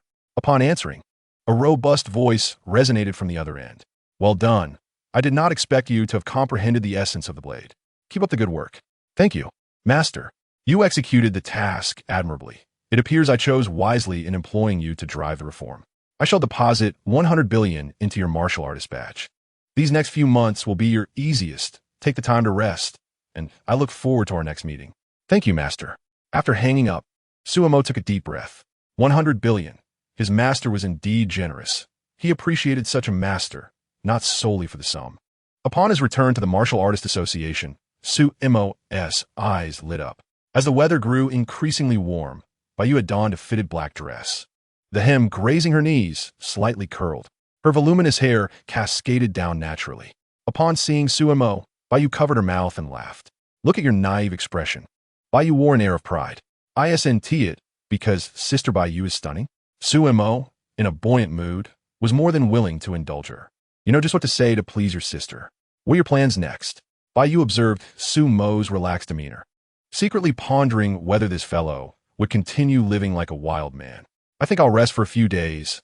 I am indeed rather exhausted. Bayu nodded. Today, they were all incarcerated. What are your thoughts? Was it particularly satisfying? Bayu noted the coldness in Sumo's eyes and sighed helplessly. This young man had endured so much. Harboring wariness towards everyone, despite their playful banter, she could still sense the deep-seated chill within him. Hello. At this moment, two striking figures entered. Their gazes fixed upon Sumo without wavering. Sumo's eyes fell upon the two. Hello. Naturally, it was Liu Yaoyao and Yi Xiaoxi. Allow me to introduce myself. I am Yi Xiaoxi. Yi Xiaoxi stared intently at Sumo, extending her hand. My mother does not permit me to touch girls' hands, claiming it is impolite. Both Yi Xiaoxi and Liu Yaoyao stood momentarily speechless, unsure of how to respond. Countless men had sought to shake their hands, only to be rejected. Now, the tables had turned. The two regarded Sumo with a peculiar look, pondering how delightful it would be to push him down, pinching his waist, and kissing him. Watching him weep. I am Liu Yaoyao, her best friend. We came today merely to get acquainted. We shall be classmates henceforth. Sumo nodded. Congratulations to you both. Liu Yaoyao's eyes widened in astonishment. Brother, your words are rather mundane. Bayu scrutinized the two, deducing they must be the younger sisters of those two characters. The two simultaneously shifted their gaze toward Bayu, aware of her status as a genius senior. We plan to stay in Z9 City for a while. Could we request you to be our guide for some time? 100 billion a day. Why not just go rob someone? Liu Yaoyao retorted loudly. 100 billion. You truly dare to ask for that. All right. Yi Xiaoxi looked seriously at Sumo. Hand me your martial artist badge, and I will transfer 100 billion to you. Sumo was taken aback. He merely intended to ignore these two and discourage them. What is the matter? Are you afraid? Have you softened up? Sumo handed over his badge, and Yi Xiaoxi transferred 100 billion into it. Liu Yaoyao did the same, depositing 100 billion as well. You just emptied my savings from 18 years. A flicker of surprise crossed Sumo's eyes. Were they here to flaunt their wealth? 18 years of pocket money. 100 billion. Please remember, this is pocket money. Indeed, some are born in Rome, while others are destined to be mere beasts, inherently embodying the essence of labor. Very well. I shall accompany you for a day tomorrow. Would you care for a touch of excitement? Upon witnessing Sumo's demeanor, Liu Yaoyao and Yi Xiaoxi sensed authenticity. A peculiar warmth radiated from his fervent gaze. Certainly. Please leave a contact number. I shall call you tomorrow. After the two departed, Bayu turned her attention to Sumo. What are your intentions? With two lovely ladies extending an invitation and investing such considerable effort, it is only natural to ensure their satisfaction and provide them with an unforgettable thrill. Chapter 59. The Annihilation of the Zhou Clan, the True Parents of Su Yao. Observing the smile that lingered at the corner of Sumo's lips, Bayu's brow furrowed. What could this individual possibly be plotting? At that moment, Sumo's phone chimed. Lu Shuetian was calling. Brother Sumo, it has been a while since you graced our security administration with your presence. Would you care to visit? Sumo's eyes widened in surprise at Lu Shuetian's polite inquiry, indicating he likely had matters to discuss. Hold on a moment, Lu Gu. I will be there shortly. After ending the call, Su Mo informed Bai Yu and turned to depart from the martial artist guild. The two locations were not far apart, and with Su Mo's swift pace, he soon arrived at the security administration. Lu Shuetian had been waiting at the entrance, and his eyes lit up upon seeing Su Mo.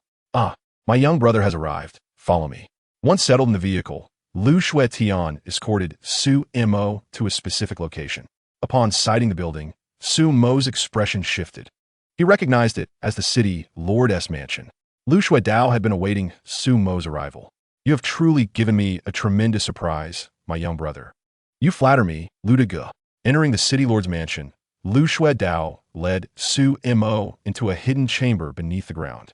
"The Zhou family members are already in my custody," Lu Shuedao revealed. Su Mo's expression shifted once more. He understood Lu Shuedao's implication. "The evidence we have gathered is sufficient to sentence the Zhou family to death." After Lu Shuedao finished speaking, he turned to leave the chamber, leaving Su Mo alone. Su Mo advanced into the chamber, observing the imprisoned members of the Zhou family, among whom was Zhou Liang. The sound of footsteps startled those within, their gazes converging. Upon seeing Su Mo, their pupils constricted. Although he had come alone, they felt an overwhelming sense of suffocation. Coldness, fear, and dread enveloped them. Zhou Qizheng, the elder of the Zhou family, rose with the aid of those beside him, approaching the cell door to fixate on the young man before him. He had seen this face countless times and was aware that his son and grandson had dispatched individuals to kill this young man. To him, this insignificant insect had transformed into a dragon. Upon realizing he was the direct disciple of the North Courtyard's dean and an examiner for the martial arts assessment, he had spent a sleepless night. The Zhou family's demise was imminent. He sought every connection he could muster, pleading for an audience with the individual before him. Yet all his efforts fell on deaf ears. Zhou Qizheng gazed at Su Mo. "May I request a seed of mercy for the Zhou family?" After uttering these words, he knelt, resembling a flickering candle in the wind. The onlooking members of the Zhou family bore witness to this scene, their eyes reflecting a complex mix of emotions. The insignificant insect they had once scorned now found them begging on their knees for an opportunity. In merely 3 months, it felt as though the tides of time had shifted dramatically, transforming everything. "If you were in my position, would you grant me a chance? When you wielded power over me, dismissing me with disdain, now that you realize your error, do you expect me to show you leniency?" Su Mo unsheathed his dark iron blade. With a swift thrust, he plunged it into Zhou Qizheng's heart. "As for the Zhou family, not a single one shall escape. Do you not grasp the notion that wildfires cannot be extinguished, only to be reborn with the spring breeze?" Zhou Qizheng opened his mouth, blood surging from his throat as he slumped down. "You seek death, come inside." With a creak, Su Mo opened the cell door, the blade still dripping with blood. Drip, drop. The crimson droplets fell upon the ground, resonating with the cadence of a life's countdown. The eldest of the Zhou family recoiled, his complexion pale, hair standing on end. "I'm sorry, A head soared into the air, landing before the remaining Zhou members. Several of the more timid among them fainted in terror. In that moment, Su Mo transformed into an executioner. These individuals had previously disregarded lives, bullying the innocent. Yet when the meek awakened, they sought negotiation. Such favorable circumstances do not exist in this world. "I will pay you. I will offer you vast riches." Blood splattered as another head was severed. Approaching the figure cowering in the corner, Su Mo's gaze fell upon Zhou Liang. Gulp. Zhou Liang's throat convulsed, producing a dull sound within the silent cell. He watched as Su Mo advanced step by step towards him, an oppressive aura surrounding him. Thud. Zhou Liang's legs buckled, and he fell to the ground. "I'm sorry, I was wrong. Slap, slap, slap. Sudaye, suvede, I beg you.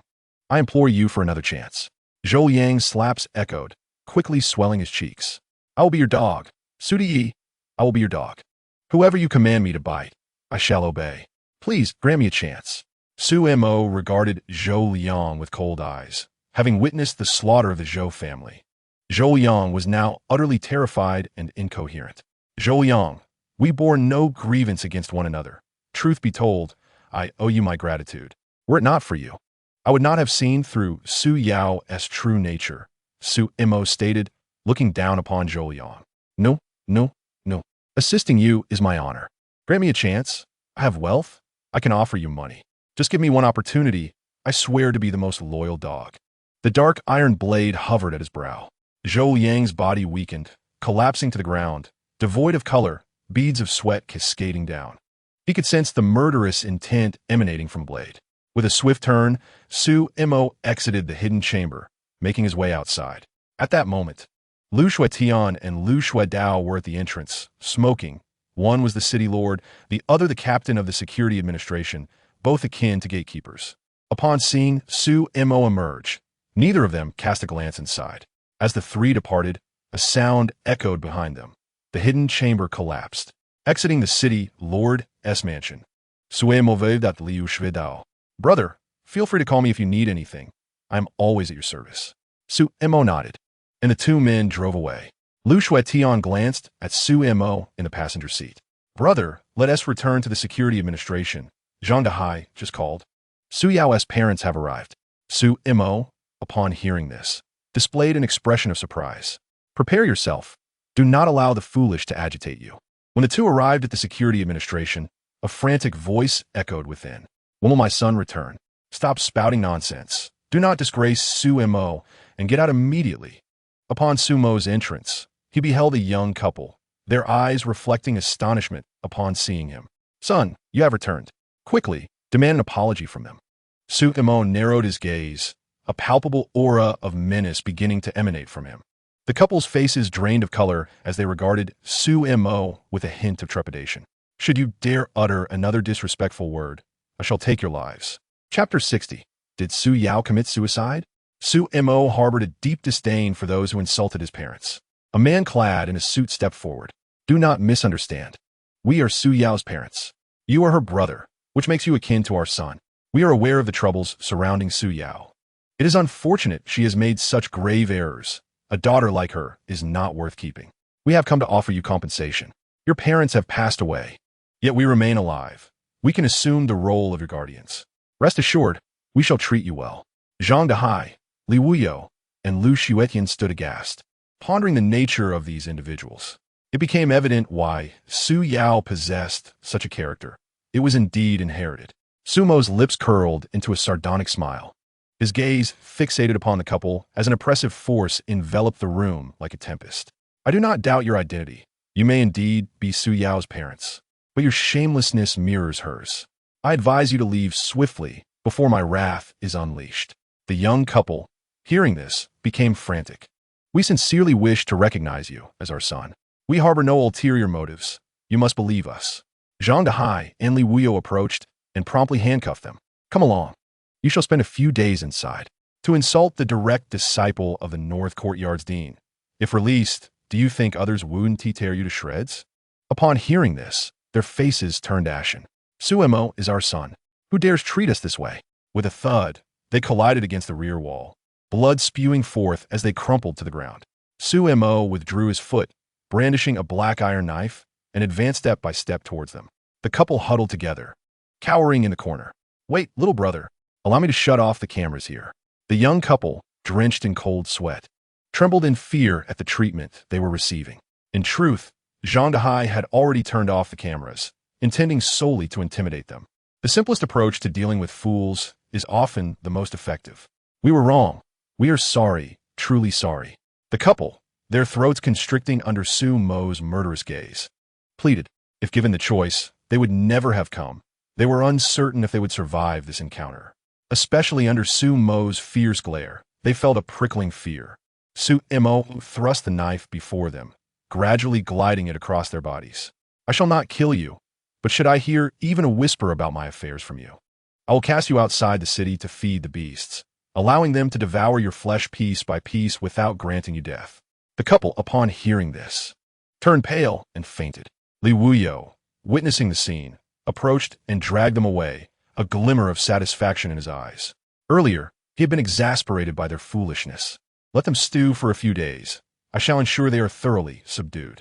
How audacious to cause trouble at my security office. Sumonadith. Observing the dim-witted couple being led away, Lu Shuetian shook his head, lamenting the source of Su Yao's apparent lack of intellect. It was indeed hereditary. Previously, He had thought her parents had fallen victim to beasts, but seemed they had abandoned Su Yao, deeming her a burden. This accusation would conveniently keep them imprisoned for years. With a cold glint in his eyes, Su Mo declared, "Let us proceed.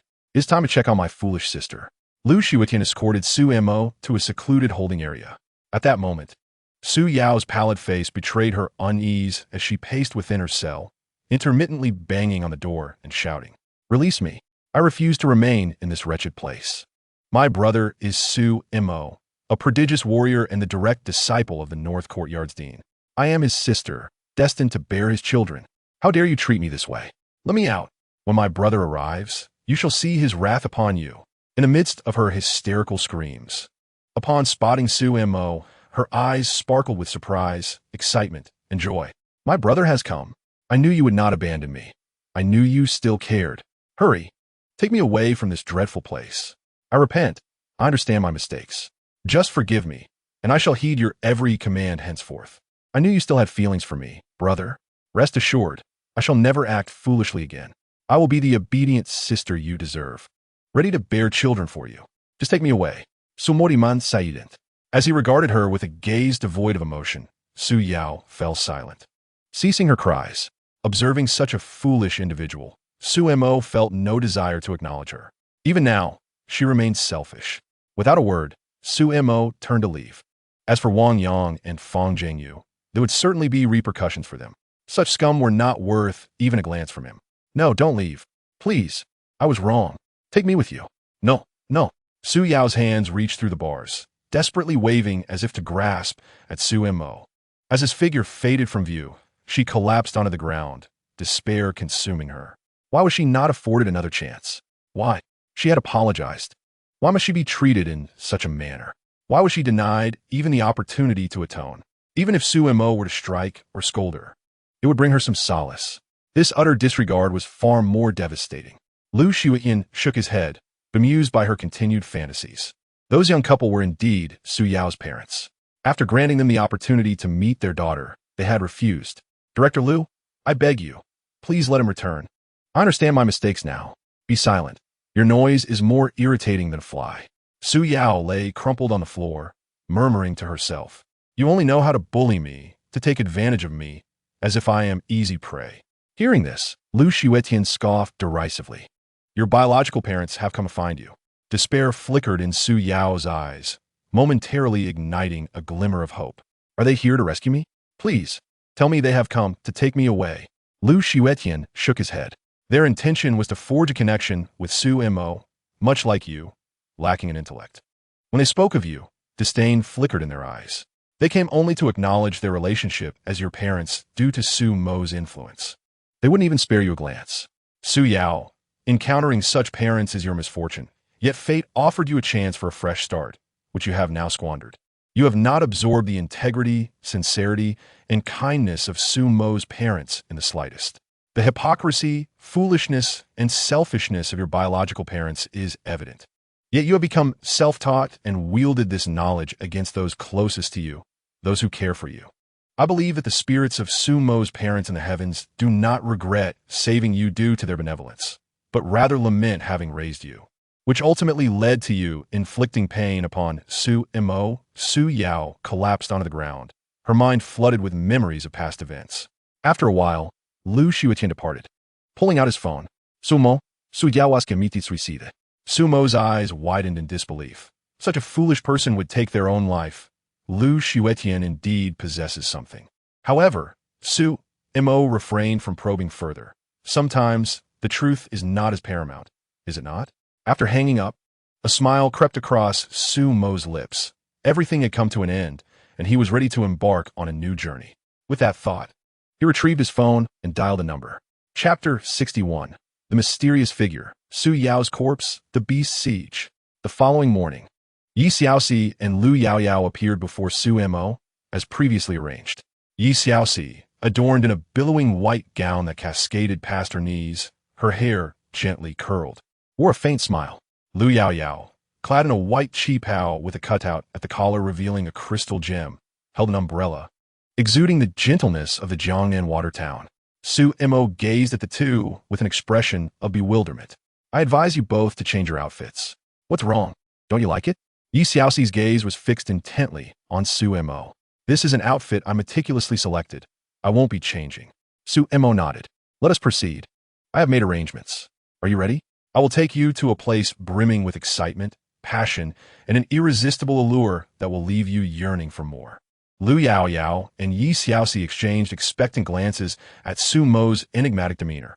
At that moment, in a cemetery, Zhang Dehai and Li Wuyo let out a sigh of relief after laying Su Yao to rest, before turning to depart.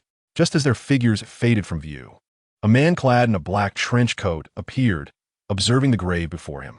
With a mere flick of his finger, Su Yao's corpse materialized. He crouched down to examine her, shedding his black coat to drape over her lifeless form. Meanwhile, outside the city, Su Mo, are you insane? The combined worth of the two beautiful women is 2 billion, and you bring us outside the city only to be hunted by a python. Is this your idea of excitement? Lu Yaoyao exclaimed, utterly flustered, as she turned to see the blood-red pupils behind her, hastily speeding towards the city. Yi Xiaoxi also lost her composure, fear evident in her eyes. The beast of the transcendent realm occasionally unleashed ice arrows. Had it not been for their unique agility cultivated through training, they would have perished long ago. As Su Mo observed the python no longer pursuing him, it instead chased after Lu Yaoyao and Yi Xiaoxi. He leaped into the air, leaving behind fleeting afterimages. With a decisive slash, the ground bore a gash nearly 2 meters wide and 100 meters long. The python recoiled, its gaze fixed on Su Mo in astonishment. This insignificant creature had actually comprehended the essence of the blade, achieving the divine aperture. Lu Yaoyao and Yi Xiaoxi exchanged a stunned glance. Was this truly Su Mo's authentic strength? Su Mo brandished his weapon and charged at the python. The two women dared not slacken their pace, sprinting towards the city, knowing that the faster they ran, the less Su Mo would have to worry about them, ensuring their safety. Upon returning to the city, they leaned against the city gate, panting heavily, their hair disheveled and faces pale, displaying signs of lingering dread. Farewell, came Su Mo's voice as he swiftly re-entered the city. The python, upon seeing this, flicked its tongue, emitting a peculiar sound, clearly enraged. Bai Xiao emerged, scrutinizing Su Mo with a strange expression. Half an hour prior, Su Mo had taken 2 stunning young women out, and Bai Xiao had even envisioned what might transpire next. He had not anticipated the ensuing chase by the python. Well, isn't this a sight to behold? Are you all right? Bai Xiao assessed Su Mo from head to toe. Ever since Su Mo discovered Bai Xiao's somewhat repressed nature, he had been disinclined to engage with him, especially since he was known for his notorious bad luck. Was it thrilling? Did you find it unforgettable? Hearing the jest, Yi Xiaoxi and Lu Yaoyao shot Su Mo an exasperated glance. Su Mo, you are impressive. I will remember today, Lu Yaoyao declared, standing up with her hands on her hips. Yi Xiaoxi chose to ignore Su Mo, and the two departed together. Observing this scene, Su Mo took a deep breath. How wonderful it was to have 2 billion in hand. Bai Xiao watched as the trio left, feeling a twinge of embarrassment as they overlooked him entirely. On his way back to the Warriors Guild, Su Mo encountered numerous individuals who greeted him with smiles. It is truly the esteemed Su Mo. Who would have thought we would see you up close today? Lord Su Mo, may I have your autograph? Su Mo paused at the request. Please, do not treat me differently. I am just an ordinary person, no different from the rest of you, merely fortunate. With that, he turned to leave. Wow, so charming and so modest. Just imagining sleeping beside him brings me such joy. Sister, the sun is still shining. Do not indulge in daydreams. Tonight, I will dream of Su Mo holding me as I sleep. Hee, I am quite clever. I have recordings with my ex-boyfriend that I can replace with Sumo's face. However, that wretched fool broke up with me upon discovering this. The crowd murmured in agreement, recognizing the absurdity of the situation, yet acknowledging the cleverness of the idea. Upon his return to the Warriors Guild, Bai Yu approached him. Oh my, your combat prowess is commendable. It seems these 2 lovely ladies are unable to leave their beds. They should head home. Sumo grinned mischievously. What are you doing with them? Bai Yu inquired curiously as she sat down. Suddenly, Su Mo drew closer to Bai Yu, their faces mere centimeters apart, even their breaths audible to one another. Bai Yu's alabaster neck began to flush red, followed by her cheeks and ears. A wicked smile danced in Sumo's eyes. Is Sister Bai so eager to know what I was doing with him? Are you that concerned about me? Baiyu lowered her head, stepping back, but Su-mo advanced, prompting her to suddenly stand up and pin Su-mo against the counter. Brother, you are still a little lacking if you wish to play this game with me. Su-mo inhaled deeply. This woman was truly a performer. She possessed every demeanor one might desire, yet she was ensnared by her own game. Sister Bai, I was wrong. Please let me go. After releasing him, Baiyu wore a satisfied smile. This cheeky brother of mine has grown wings, even attempting to play such tricks on me. Taking them outside the city to find a python. Huh? Baiyu's lips parted in disbelief. Unsure of what to say, she could only give Su-mo a thumbs up. Impressive, truly impressive. Who would have thought you'd be so bold? Taking two lovely ladies to seek out a python for fun. Be careful when you head to the northern courtyard. Her expression was filled with sympathy as she gazed at Su-mo. Those two beautiful girls are not particularly strong, but their brother is exceptionally powerful. How powerful? Very powerful indeed. Su-mo, rendered speechless, stood up and prepared to depart. Suddenly, Baiyu's phone rang. What is it, old man? You and Su-mo must hurry to the eastern gate of D6 City. A multitude of demon beasts has gathered there, and even traces of demon entities have been detected. Upon hearing this, Baiyu's pupils dilated. Su-mo also recognized his master's voice on the line. We shall leave immediately. At that moment, atop the warrior guild in D-City, the whirring of a helicopter reverberated, disappearing into the clouds in the blink of an eye. The distance from Z-City to D-City was considerable. Even by helicopter, it would take an hour and a half to arrive. The helicopter landed atop the D6 City Warrior Guild, where two figures awaited Su-mo and Baiyu. Welcome to D6 City.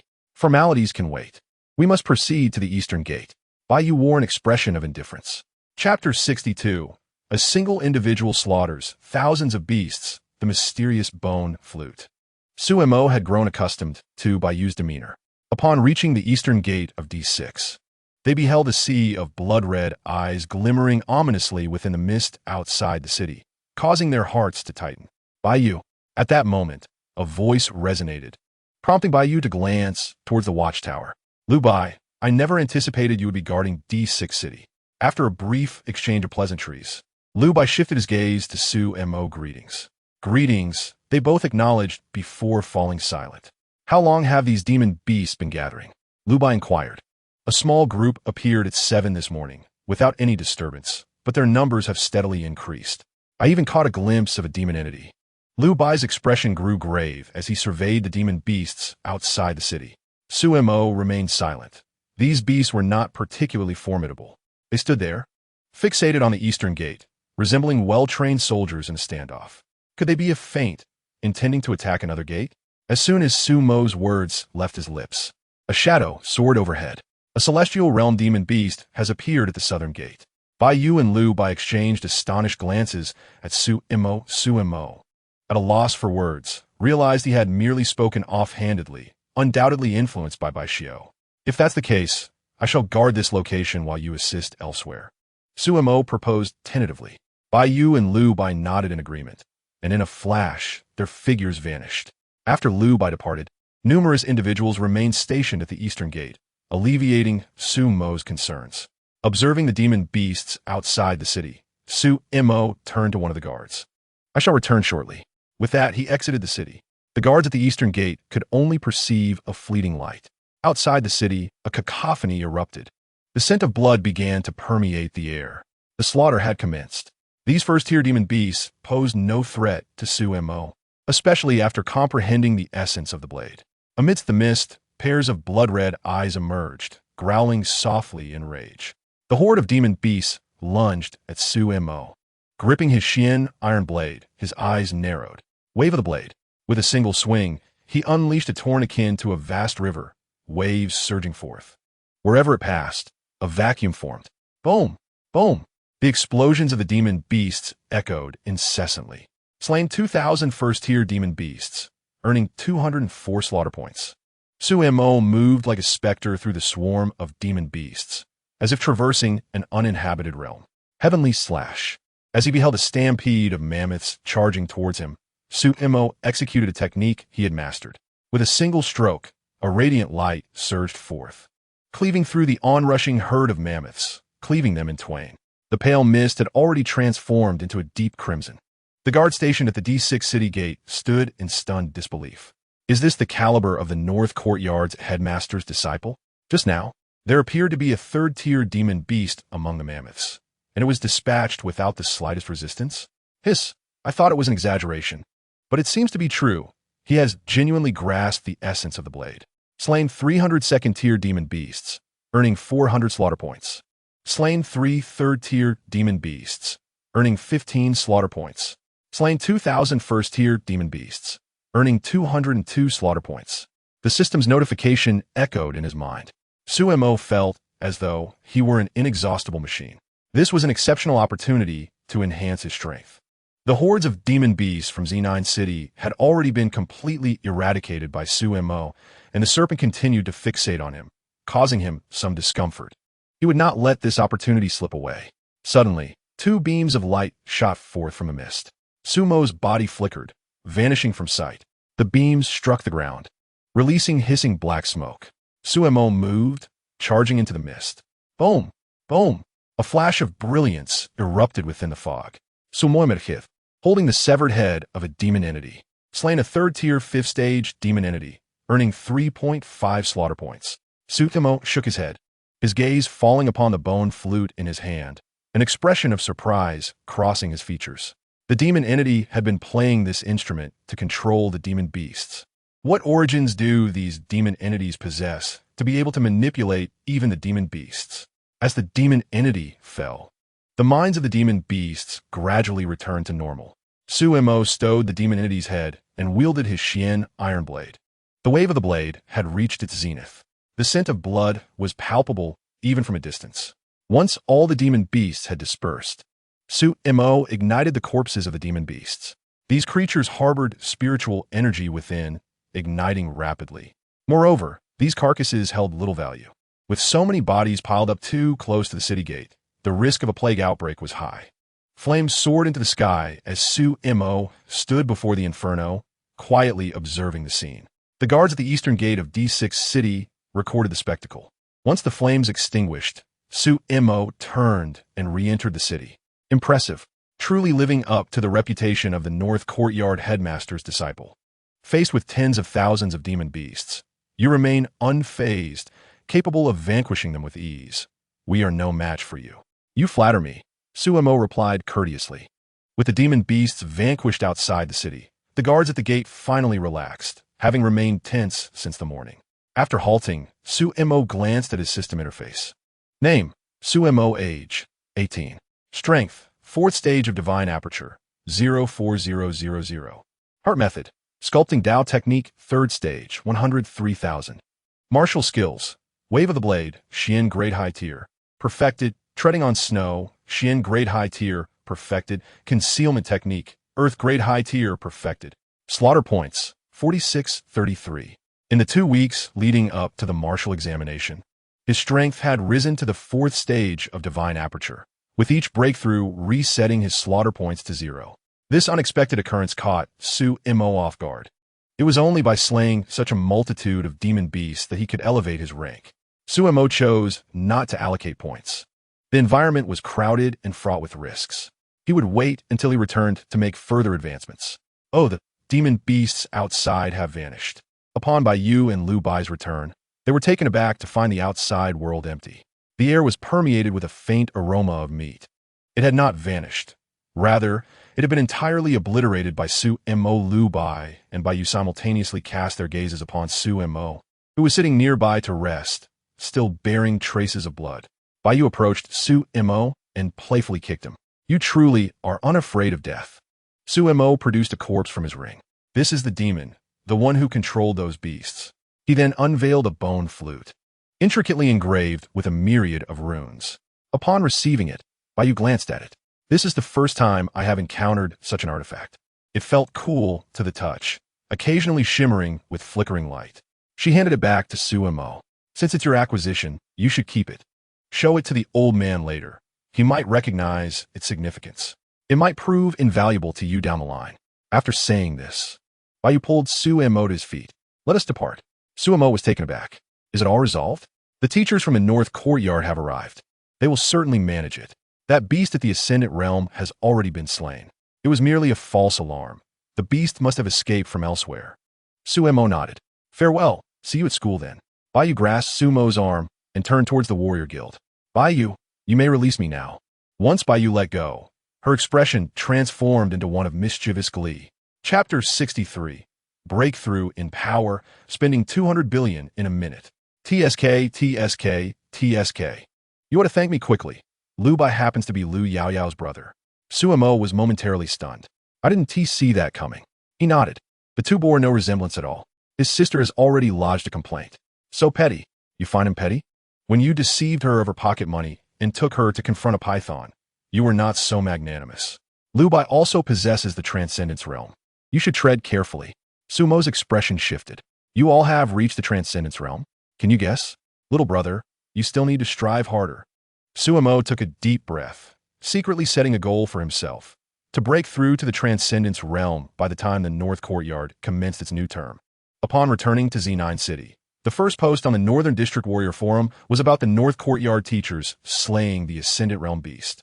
Another post depicted a lone figure, framed against a backdrop of flames, slaughtering countless beasts.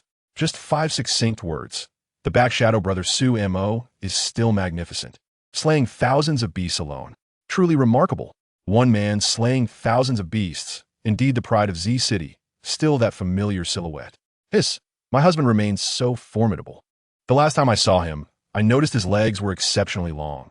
I find myself increasingly enamored. Hey, upstairs the best thing you mentioned is his legs. Not anything else. He was referring to the middle leg. I knew it. Hunting beasts and confronting them with no emotional intelligence. Such a straight man. Wait a minute, upstairs. Do you have something going on with the Backshadow brother? As the discussions dwindled, Sumo's attention on the warrior forum diminished.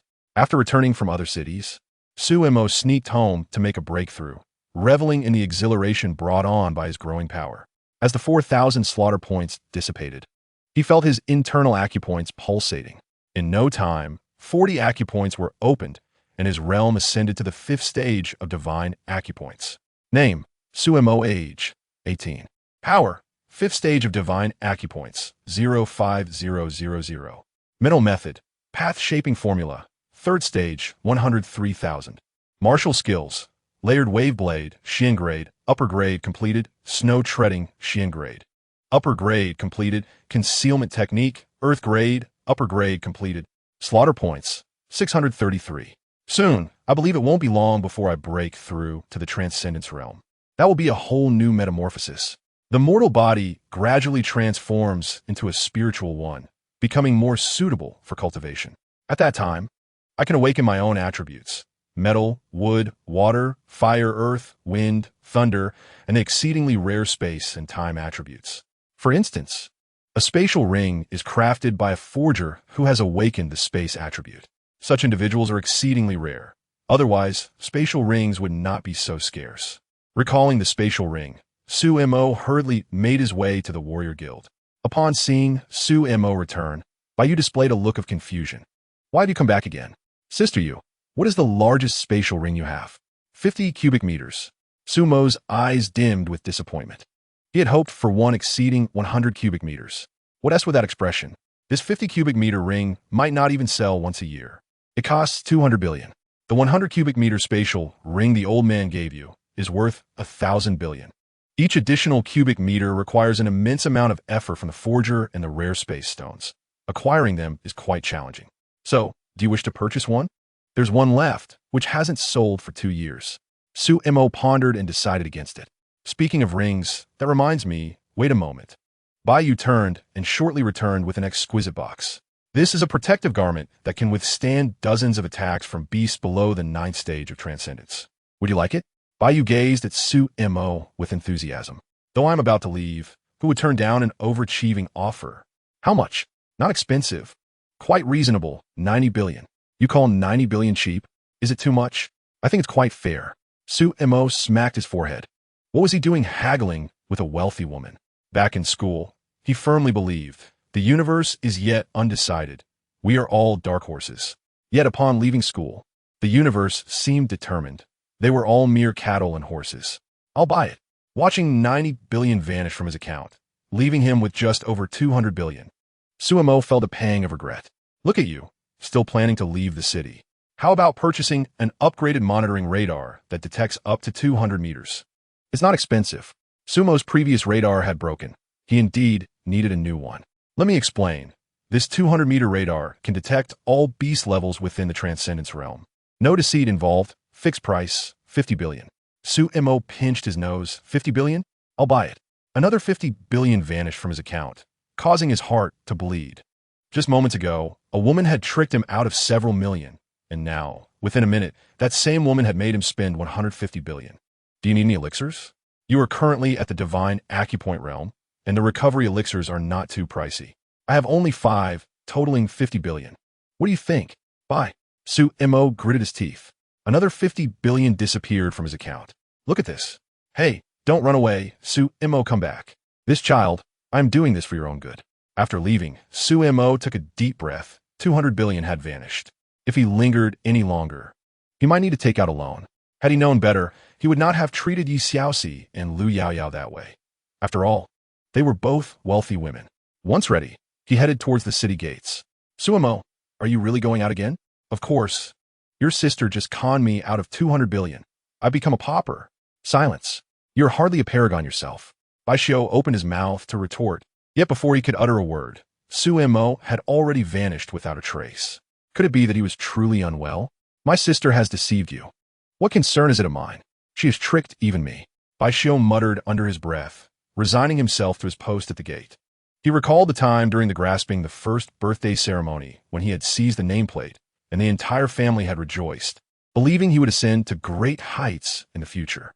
Now, here he stood, guarding the entrance, with a nameplate indeed hanging from his neck. Alas, such is fate. After donning his protective gear, Suemo retrieved a map and made haste towards the yellow zone. Midway through his journey, he abruptly altered his course, concealing his presence.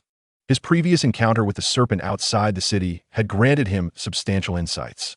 Not long after Sumo's departure, a colossal beast emerged, its crimson eyes scanning the surroundings.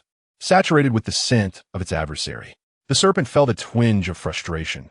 This nuisance had grown increasingly cunning, its strength escalating at an alarming rate. If he did not act swiftly to eliminate this pest, he might himself become the hunted. The serpent pondered its options, contemplating whether it would need to make sacrifices to summon other beasts to aid in the hunt. Chapter 64. The Mysterious Blood Pool, a Crisis. At this moment, Suemo had successfully slain his first beast. Slain a level 3, stage 5 black bear, earning 5 slaughter points. After skinning the bear and removing its gallbladder and paw, he vanished from sight. His comprehension of the blade's intent elevated him beyond the bear's level.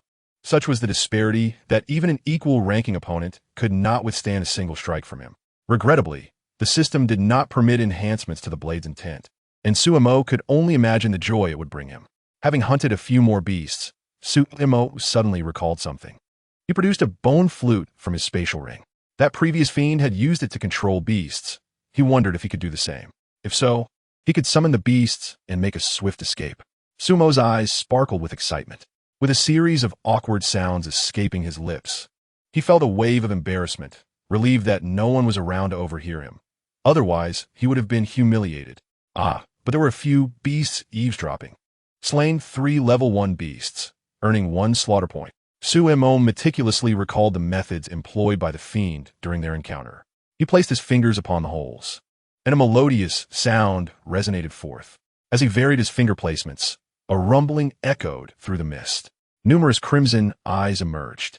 Upon witnessing this, Sumo's eyes gleamed. It truly worked.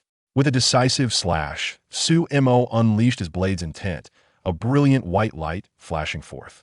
Slain 600 level 1 beasts, earning 90 slaughter points.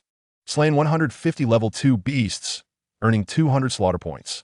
Slain 22 level 3 beasts, earning 70 slaughter points.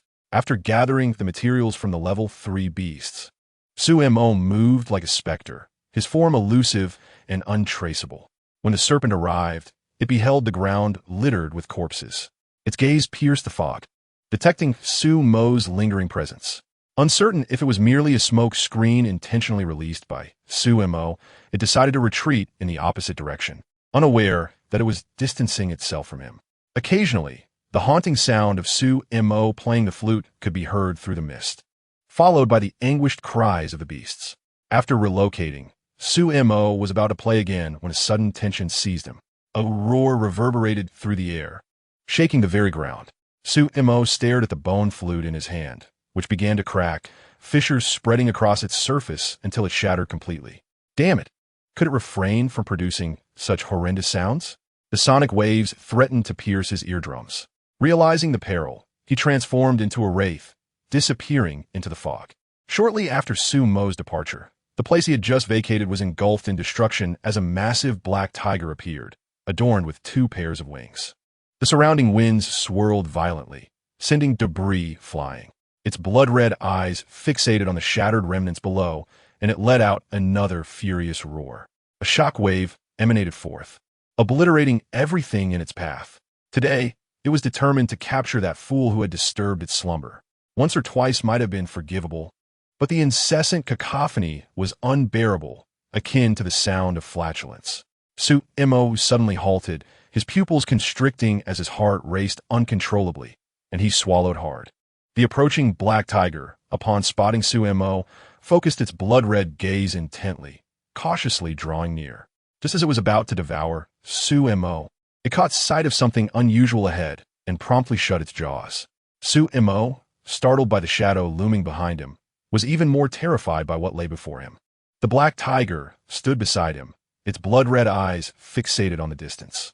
Before them lay a gaping pit, nearly a kilometer deep, but it was a blood pit, exuding a foul stench. Within it sat dozens of figures, crowned with horns and inscribed with runes. The surrounding fog had turned pitch black, enveloping these fiends. The banks were strewn with an abundance of corpses, both human and beast, with numerous beast carcasses even drifting in the blood pool.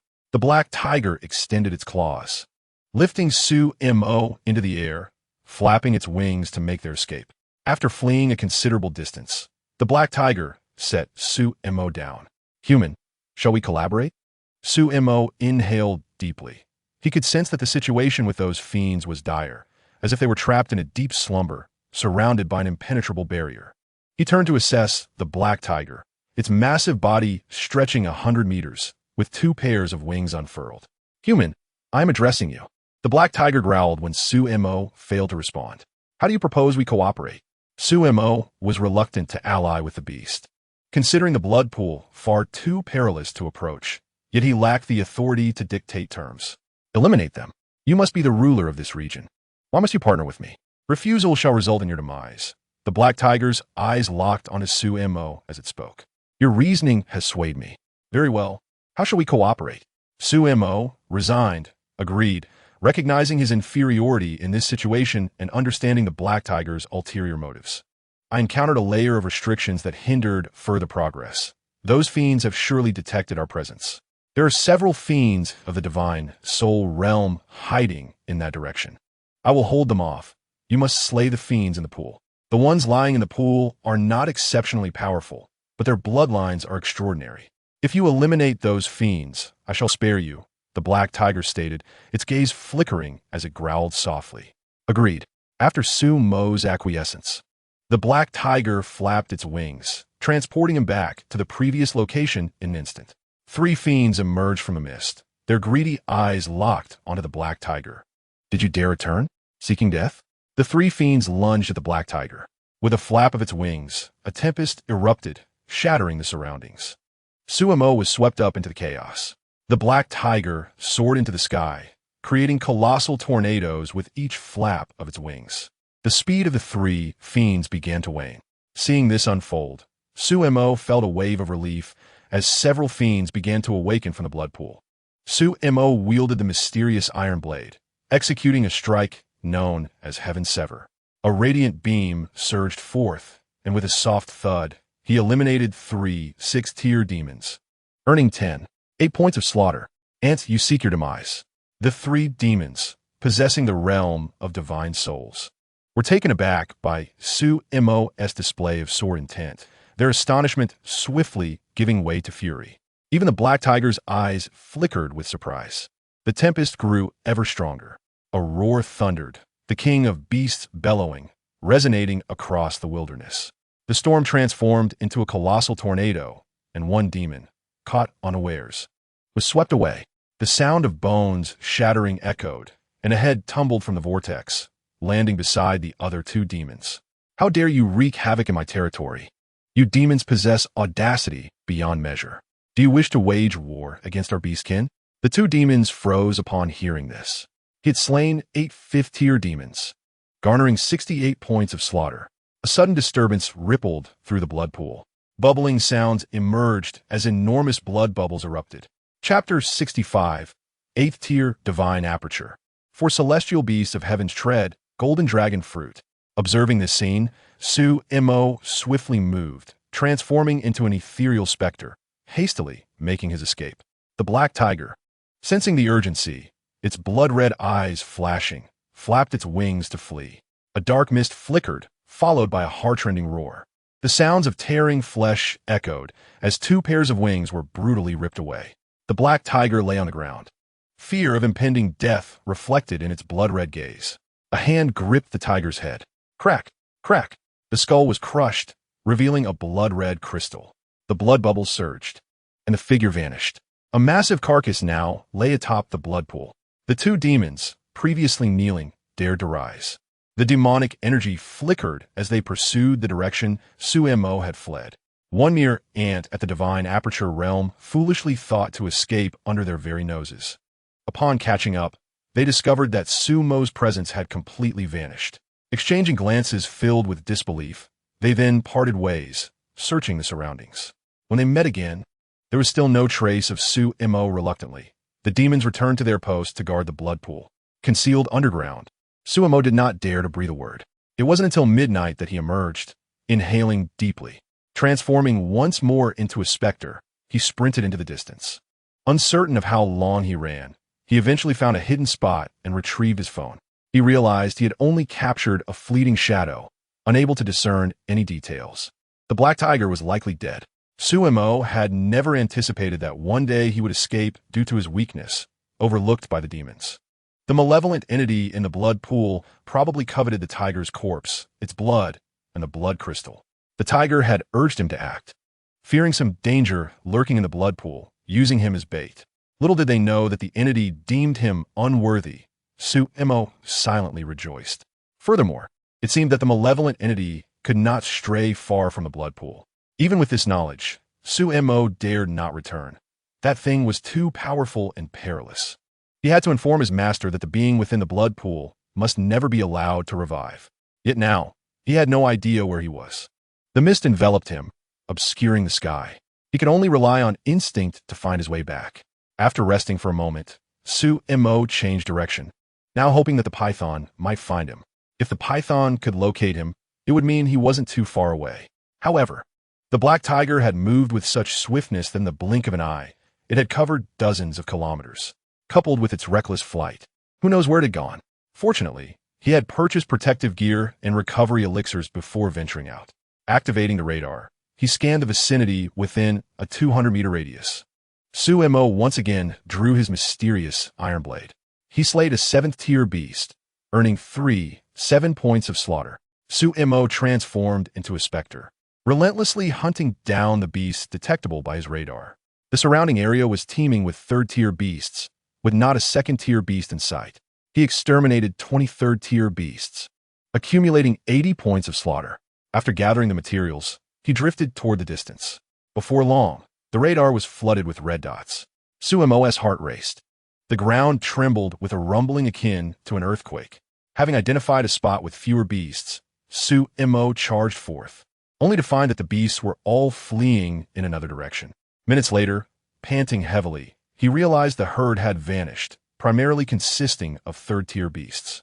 He had just hunted down over 100 3rd-tier beasts. Contemplating, Su-mo noticed that the beasts seemed to be headed towards something. Could it be that an opportunity was unfolding?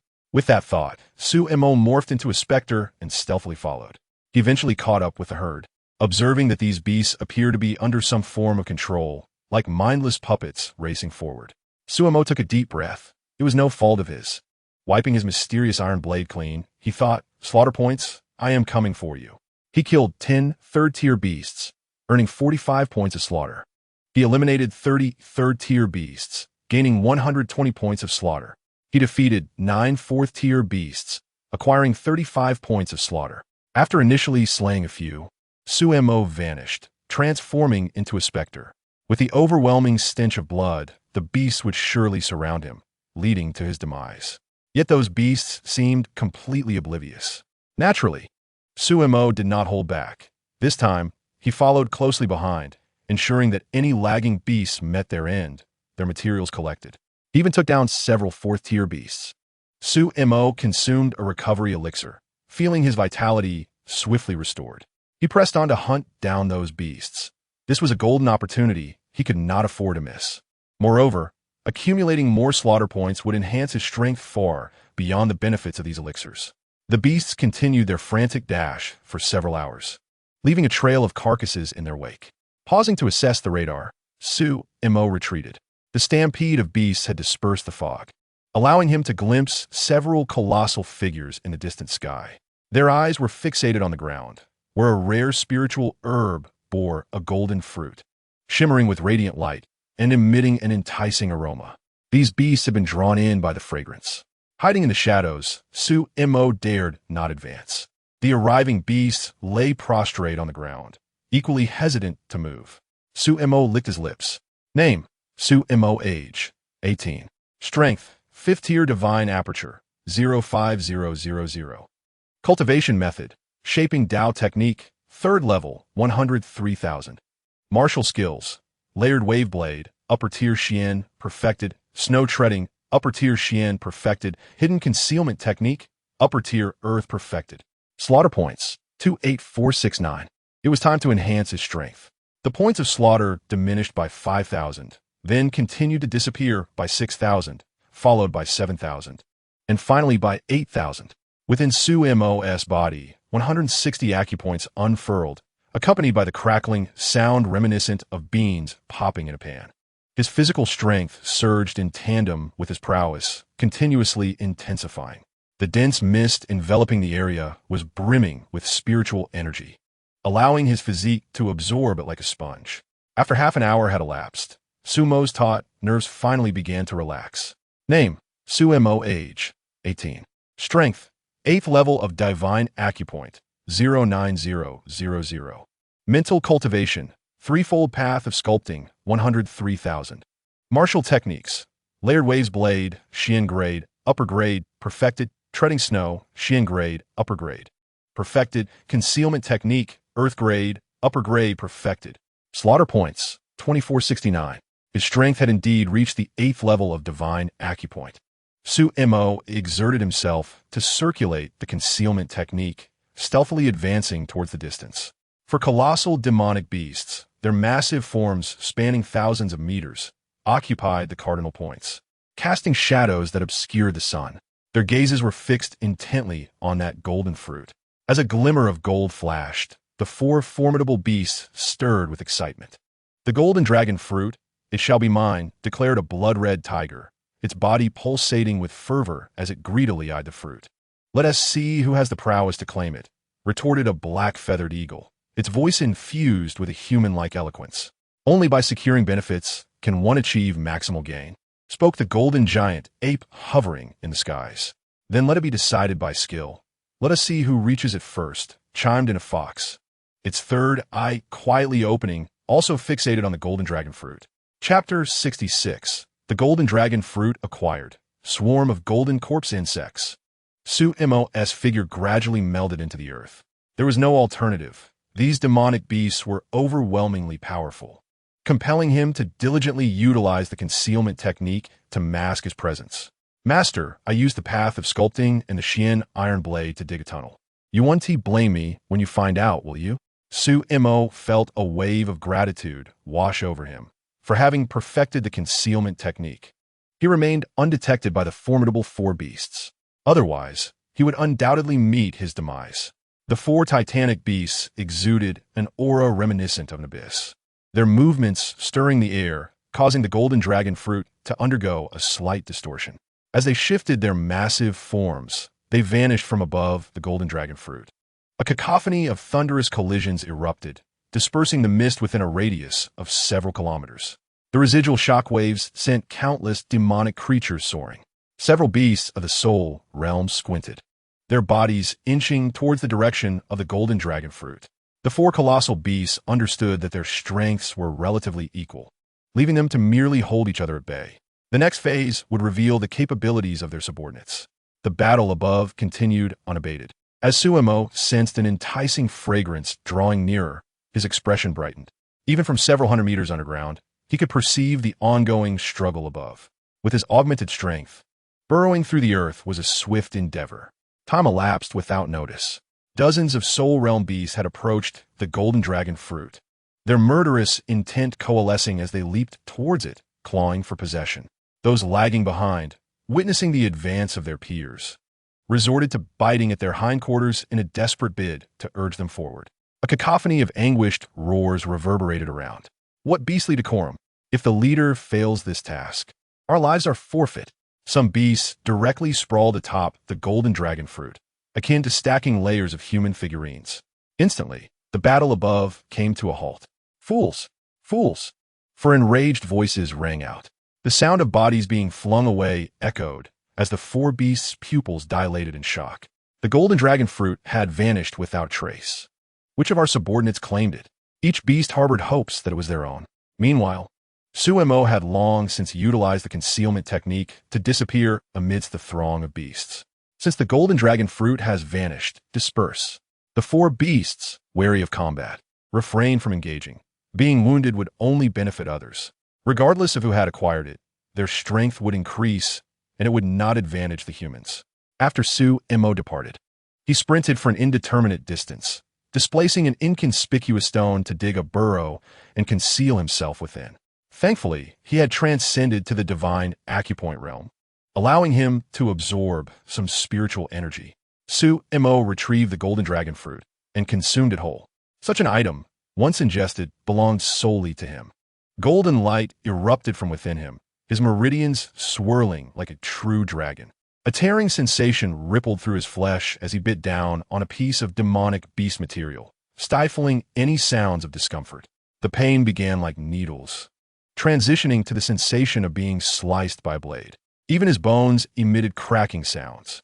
Beads of sweat, as large as mung beans, adorned his forehead, and his entire body felt drenched. Once that wave of agony subsided, Suemo's spirit relaxed, and he could no longer endure the toll. He succumbed to unconsciousness. Time passed without measure, until a stone was pushed aside. A dark-skinned figure emerged from the depths, revealing only a flash of white teeth and the whites of its eyes. Suemo detected an overwhelming stench emanating from himself.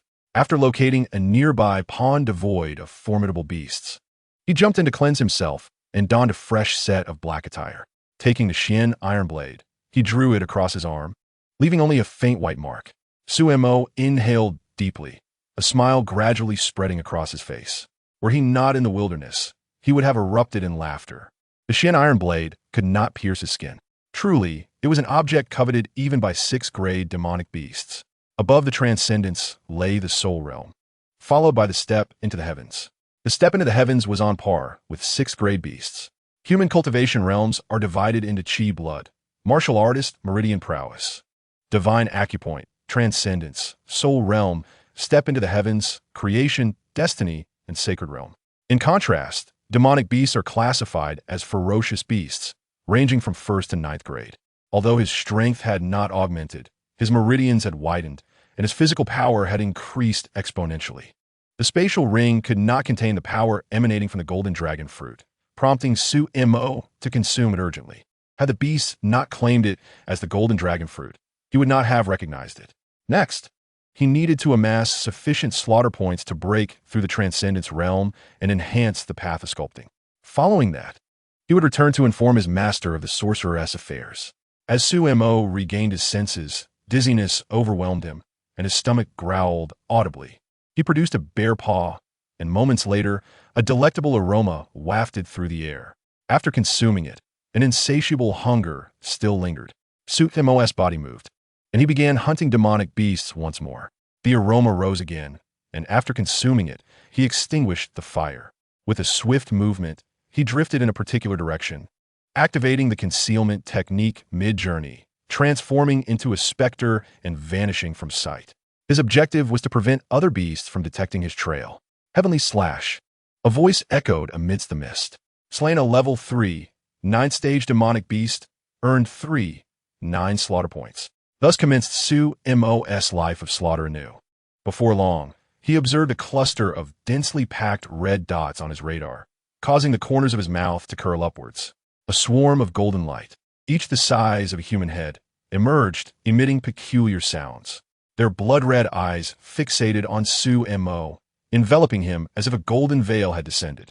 Slain 1,000 golden corpse insects, earned 380 slaughter points. Slain 700 golden corpse insects, earned 260 slaughter points. Suddenly, a golden corpse insect lunged from behind, sinking its fangs into Su-Mo's neck. With a sharp crack, the teeth shattered instantly. The golden corpse beetle was left momentarily bewildered, its crimson eyes reflecting confusion. Su-Mo seized it and crushed it effortlessly. Slaying one golden corpse beetle awarded 2 points of carnage. Goodness, they are all mine. None shall escape. Su-Mo gripped his mysterious iron blade tightly. In the blink of an eye, an entire hour had elapsed. He hurriedly retrieved a medicinal pill, only managing to restore half of his strength. Taking out another, he consumed it, finally replenishing his power. The few pills he had purchased were nearly exhausted. The golden corpse beetles multiplied with each kill. These creatures thrived on corpses, growing stronger and reproducing at an alarming rate with each feast. Just moments ago, Su-Mo had lost count of how many he had slain, and now he found himself surrounded by a veritable sea of gold. Numerous, beastly creatures observed from a distance. Then, without a word, turned and fled, including one of spiritual realm caliber. Come, let us continue. Su-Mo charged toward the golden corpse beetles once more. After half an hour, he found himself muttering, Brother, apologize, I was wrong. Transforming into a phantom, he drifted away. Brother, do not chase. I truly made a mistake. As he ran, he cursed under his breath, realizing that even the Transcendence Realm golden corpse beetles had emerged in droves. These creatures were not only capable of flight, but also remarkably swift. He felt a sharp bite on his rear. Oh. Su-Mo sprang up, his speed surging once again. Upon noticing that the golden corpse beetles had not pursued him, disappointment flickered in his eyes. These insects had not taken the bait. Su-Mo had initially intended to lure the Transcendence Realm golden corpse beetles away, only to turn and strike back, but after a brief chase, they had ceased pursuit. He scratched his behind. His clothing had been torn, exposing part of his backside. No wonder he felt a chilling breeze. Chapter 67. Breaking Through Transcendence, the 9 Attributes.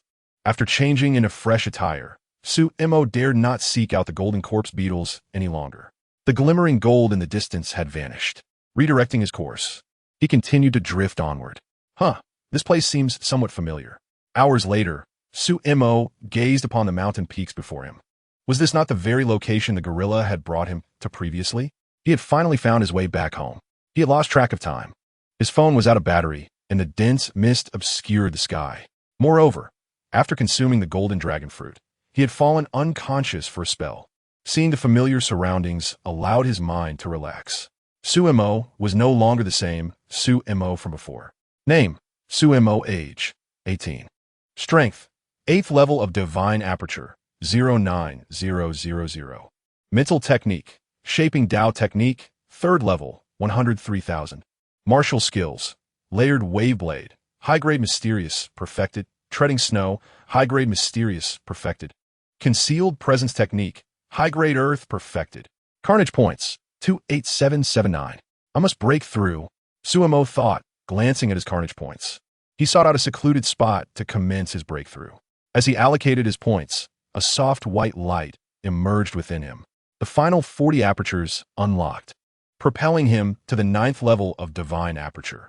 After vanishing for another 10,000 points, his strength coalesced in his dantian, the dantian opening wide, allowing the surrounding spiritual energy to flow incessantly into Su-Mo's body. He hastily allocated more points to his technique, advancing the Shaping Tao technique to the 4th level.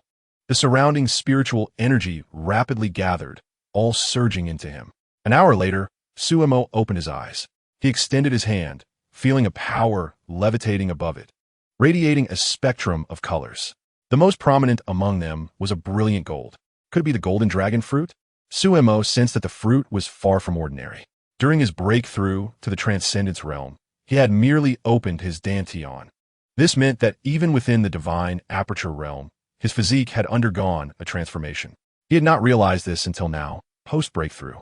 The golden dragon fruit was undoubtedly extraordinary. Upon awakening his attributes, he could select one prominent attribute to cultivate, maximizing his benefits. The combination of metal attributes with blade intent was quite favorable. A single strike would be far more formidable than before.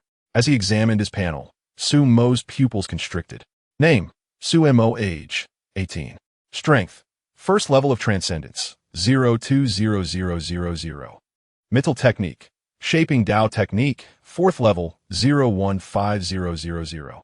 Martial skills: layered wave blade, high-grade mysterious, perfected, treading snow, high-grade mysterious, perfected, concealed presence technique, high-grade earth, perfected. Dao intent, 2nd level blade intent.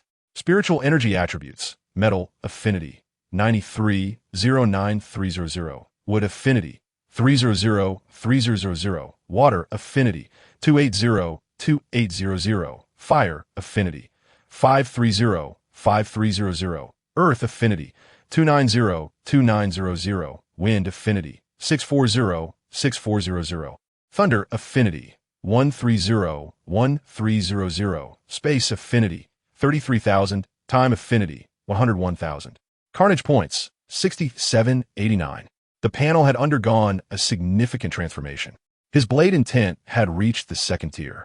It seemed that continuously hunting beasts bore fruit, though alas, one could not allocate points for enhancement. Sumo's greatest surprise lay in his spiritual energy attributes. The affinity for metal reached 93, undoubtedly a result of the golden dragon fruit, followed closely by wind, then fire, perhaps due to the concept of fire giving birth to metal. Most importantly, affinities could be allocated points, potentially elevating all 9 attributes to 100. The thought filled Suemo with immense excitement. However, he noted that the increase in affinity for space and time was tenfold compared to other attributes. Yet, for Suemo, these were trivial matters. He stroked his chin, contemplating first raising the metal attribute to 100, followed by wind for combat and metal for defense. What perplexed him further was how he had awakened 9 attributes. He had never heard of such a phenomenon in all his years. Could it be related to his blood vitality? Suemo recalled that after breaking through as a martial artist, his vitality had been significantly higher than others, defying common understanding. He decided to leave these ponderings for another day, as his strength had now broken through to transcendence, and his speed had increased dramatically. In no time, he found himself before the familiar city gates, taking a deep breath. By the heavens, it felt as though he had traversed the halls of the underworld these past few days. When Baishio spotted Suemo, an expression of peculiarity crossed his face. What the hell? 2 months, and you still remember to come back? I thought you had perished out there. 2 months?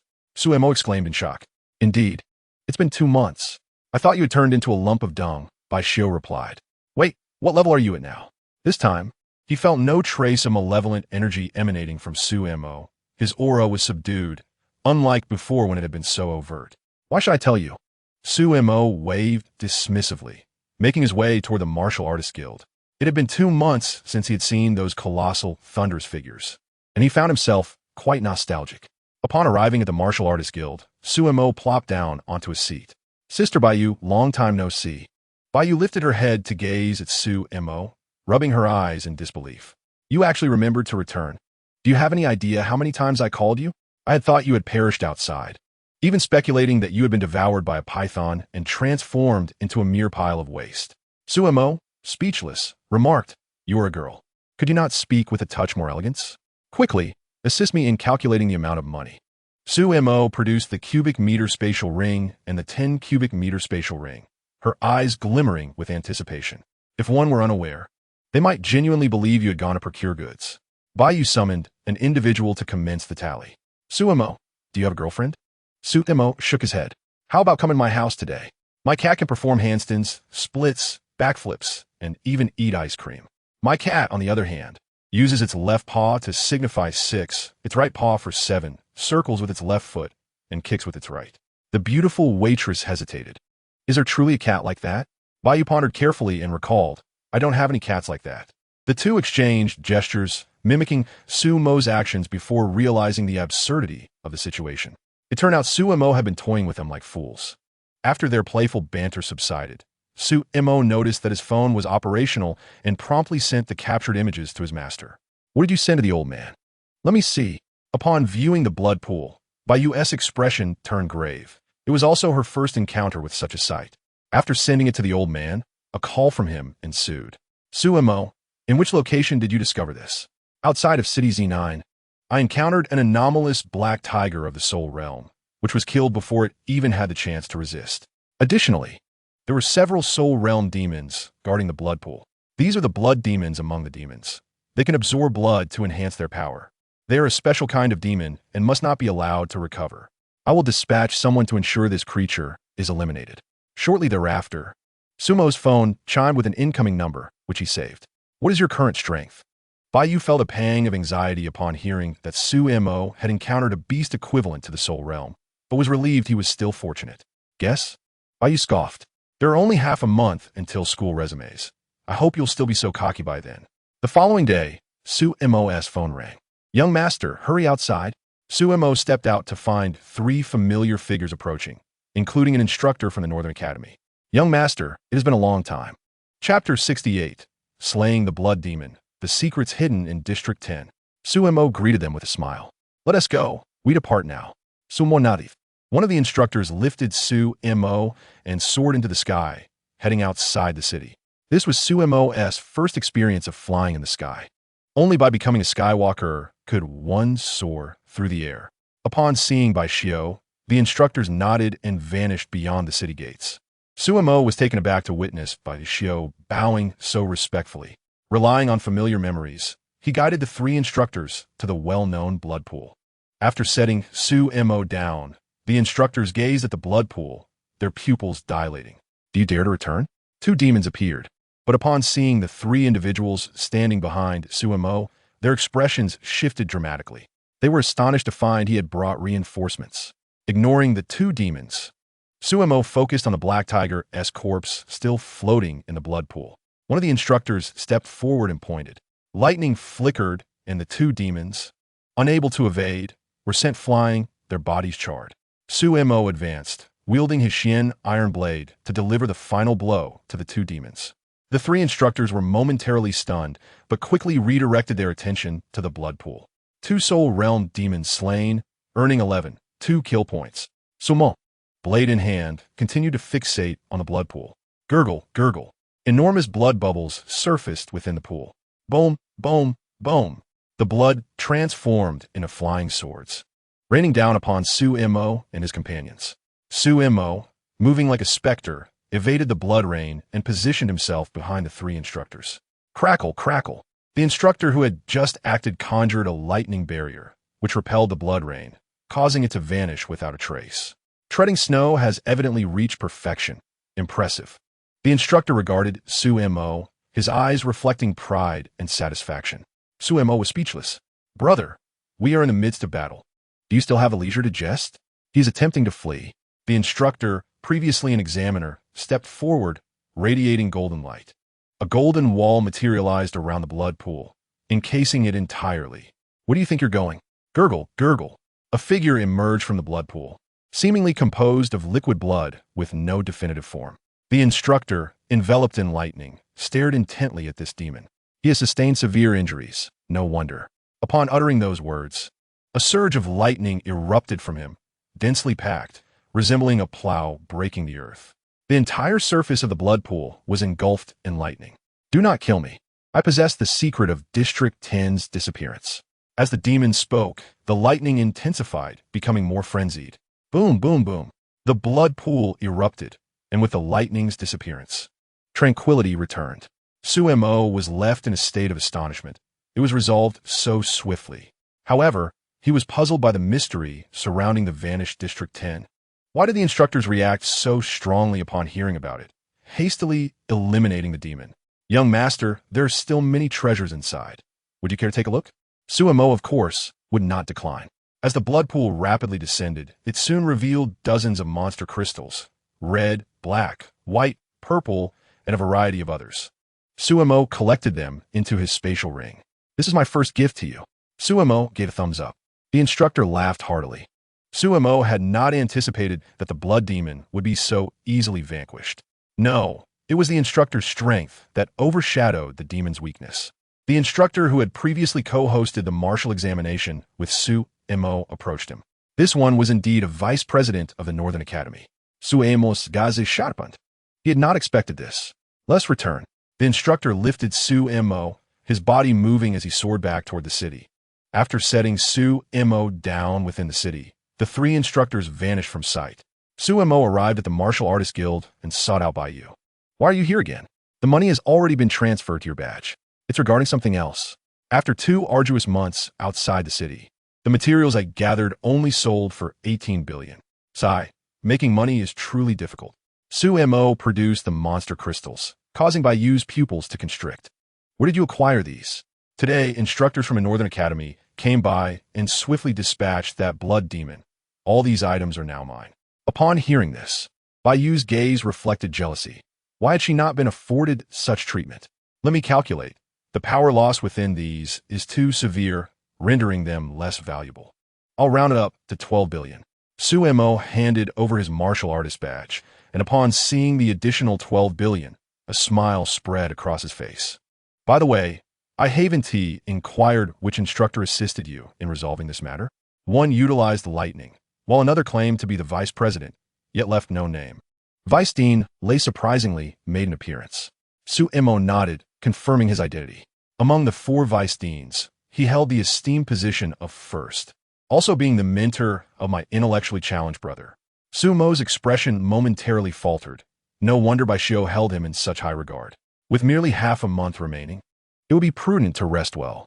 When the time comes, I shall accompany you to the Northern Academy, where our internship will conclude and we will return together. In that place, you will witness the brilliance of many more prodigies. At this moment, within the Northern Academy, Vice Dean Lei, accompanied by 2 teachers, approached the dean. "What news?" Long Lintian inquired. "Indeed, there is a connection to District 10. He has been eliminated." Upon hearing this, Long Lintian finally exhaled in relief. "And that insufferable brat?" "The dean has been fortunate. He has broken through to the Transcendence realm. It appears to be of the metal attribute, though I am uncertain of his affinity level. I estimate it to be above 80. Long Lintian spat out the water he had been drinking. Vice Dean Lei narrowly avoided being drenched. While the 2 teachers were not so fortunate, they cast disdainful glances at the dean, though their expressions were more astonished than anything else. Having already reached transcendence at such a young age, only 18, was remarkable. Moreover, an affinity of 80 meant that the potential power he could wield was immense. Truly, Vice Dean Lei was perceptive to have discerned this. Long Lintian regained his composure and placed a document before them. Upon seeing it, Vice Dean Lei's expression shifted drastically. How could this be possible? After reading the document, he reduced it to ashes in his hands. Could it be that our human race has fallen into such peril? A sense of melancholy clouded Vice Dean Lei's features. The implications of this outcome weighed heavily on him. The 2 teachers behind him shared his sentiment. This matter must not be disclosed. The secret regarding the disappearance of District 10 must remain hidden for now. Otherwise, it would lead to a tremendous shock for humanity. As the strongest in the Northern District, Long Lintian understood the panic that would ensue should this information spread. At least we still have some time. I hope our race can cultivate more formidable warriors. Long Lintian sighed. What do you think about allowing that young lad to participate in the return examination with Bayu and the others in half a month? Let us see how he fares. Vice Dean Lei and the 2 teachers regained their focus, exchanging glances with Long Lintian. Your disciple is indeed unfortunate. You ought to consider who else is in that group. It could work, Long Lintian replied. Very well, let him take part. The 4 exchanged knowing smiles, revealing a hint of mischief. Chapter 69. The Serpent's Death. A mysterious figure live streams the hunt for Suemo. As Suemo departed from the Warrior Association, he did not return to rest. He was a man who repaid grudges and sought vengeance. He had previously declared that once he broke through to the Transcendence realm, it would mark the end for that serpent. Baishio, seeing Su-mo preparing to leave, could hardly muster the energy to greet him. He had been boasting about the back shadow previously, yet last time, he had brought 2 girls along and ignored by Shio. When he noticed that Su-mo didn't even spare him a glance, Bai Shio's mouth opened in disbelief. "This brat, just wait until I trip you up." After leaving the city gates, Su-mo ventured into the wilderness. As he stepped onto the snow, his form transformed into an ethereal shadow, vanishing into the mists. At that moment, a notification appeared on the Northern District Forum. The pride of the Northern District, the acknowledged genius of the Northern Academy. The dean's closed-door disciple. Today marks his demise. As the announcement materialized, many rushed to click on it, confirming that Su-mo was indeed traversing the fog. Within the Warrior Association, the staff's expressions shifted. "President, this is bad. You must see what's happening on the Warrior Forum." Baiyu picked up her phone, and upon reading the title, her expression hardened, revealing her distress. At the city gate, Bai Shio stared at his phone screen, his countenance equally grim. In the safety management office, all 9 city lords watched the unfolding events on the Warrior Forum, their expressions transforming dramatically. In the fog, where no signal could penetrate, how was there a live stream? Numerous individuals hastily attempted to call Su-mo, only to find their calls failing to connect. Meanwhile, within the Northern Academy, Long Lintian scrutinized the scene before him, his eyes narrowing in contemplation. The vice deans were equally transfixed by the display. "Dean, those individuals have resurfaced, and this time they are targeting Su-mo. Should we send someone to assist him?" Vice Dean Lei asked, concern etched on his face. "The outside is shrouded in fog. Locating Su-mo is futile. We must deploy technical personnel to ascertain the identities of those individuals." Long Lintian was acutely aware of their intentions. He had painstakingly endeavored to elevate Su-mo as a pillar of strength to enhance the cohesion of humanity, while these individuals sought to dismantle it. Unbeknownst to Su-mo, he was being live-streamed. Moreover, he had not anticipated this, especially with the serpent already making an appearance.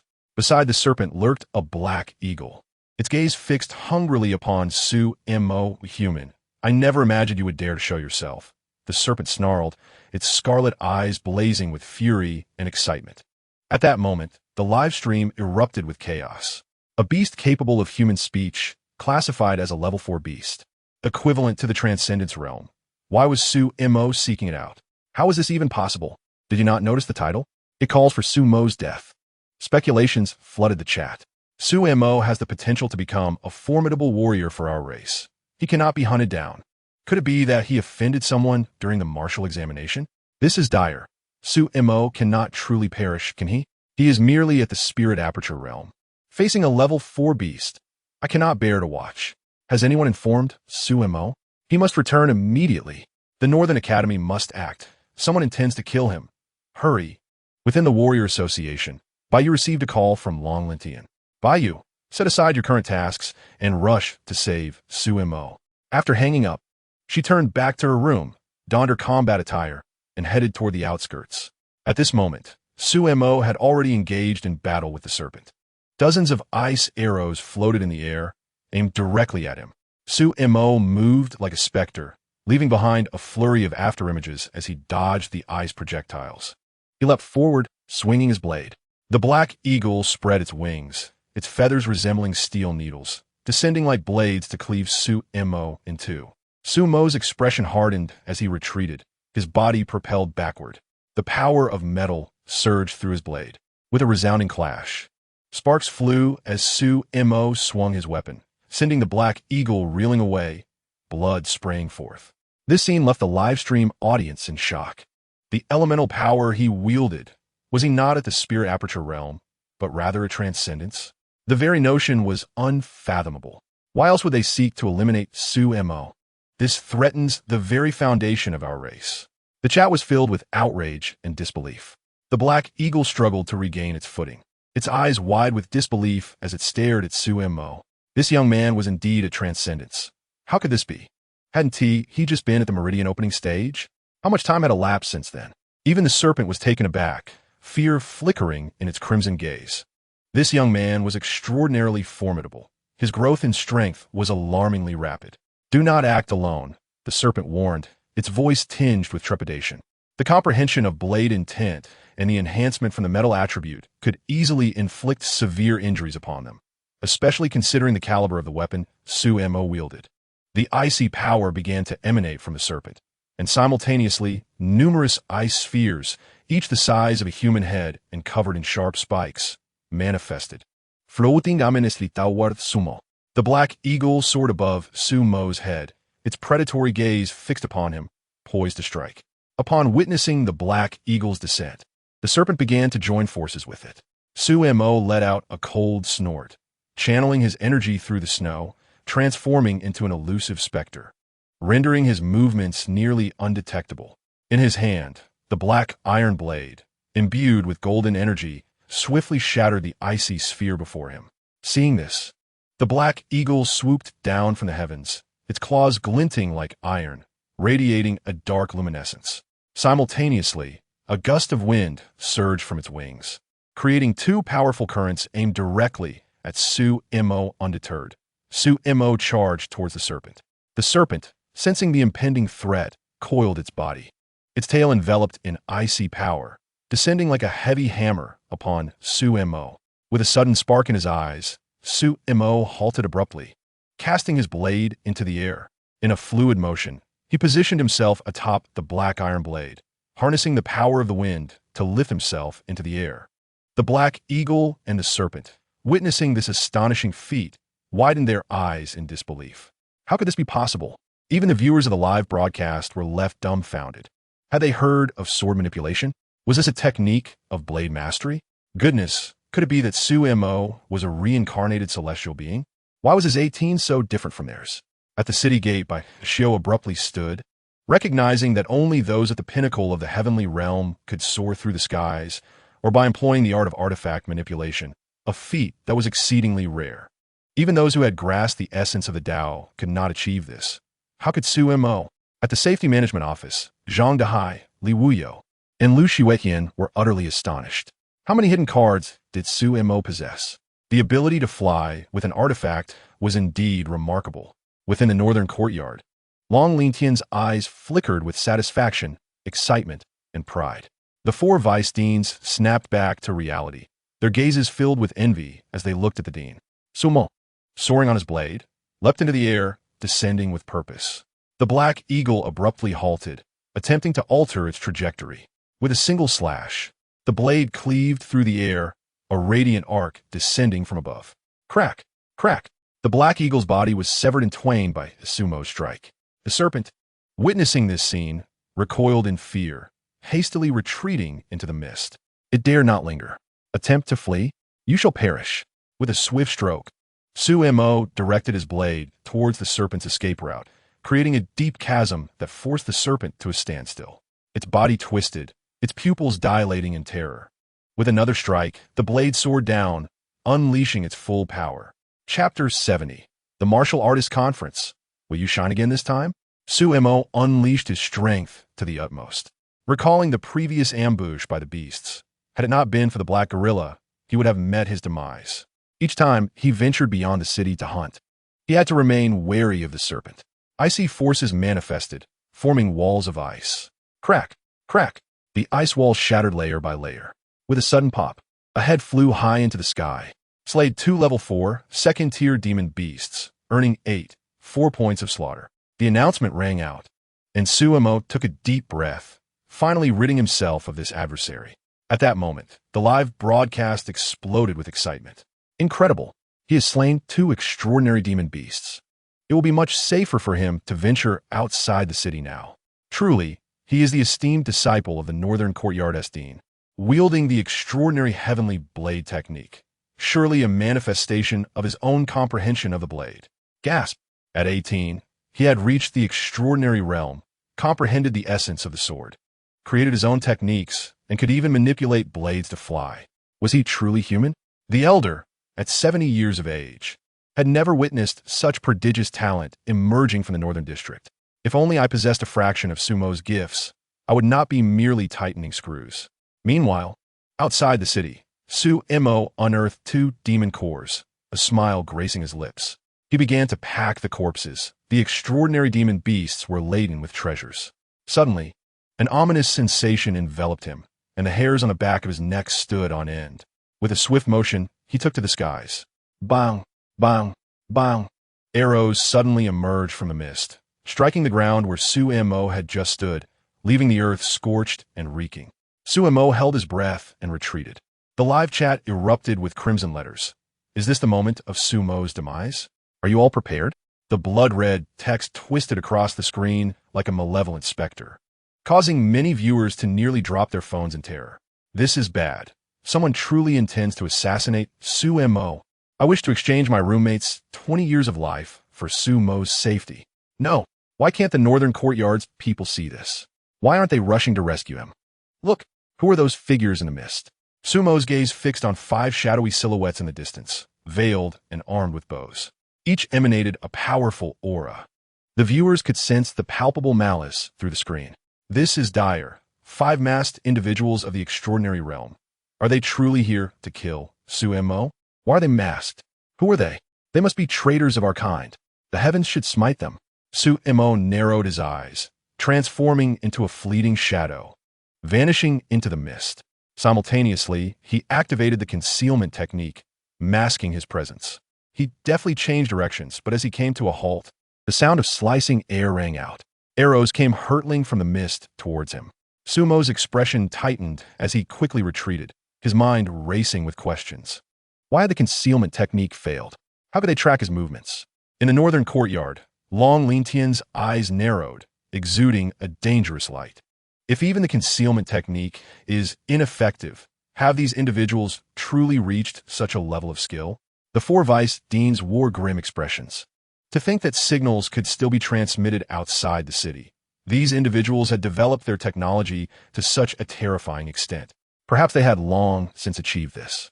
Long Lintian took a deep breath, a sense of crisis rising within him. Internal and external troubles had indeed arisen. The expressions of the 4 vice deans grew increasingly cold. At that moment, the scene revealed Sumo had come to a stop, for no matter what technique he employed, these individuals could detect his presence. As if a camera were affixed to him, Sumo glanced at his radar, contemplating the possibility that this device was the key.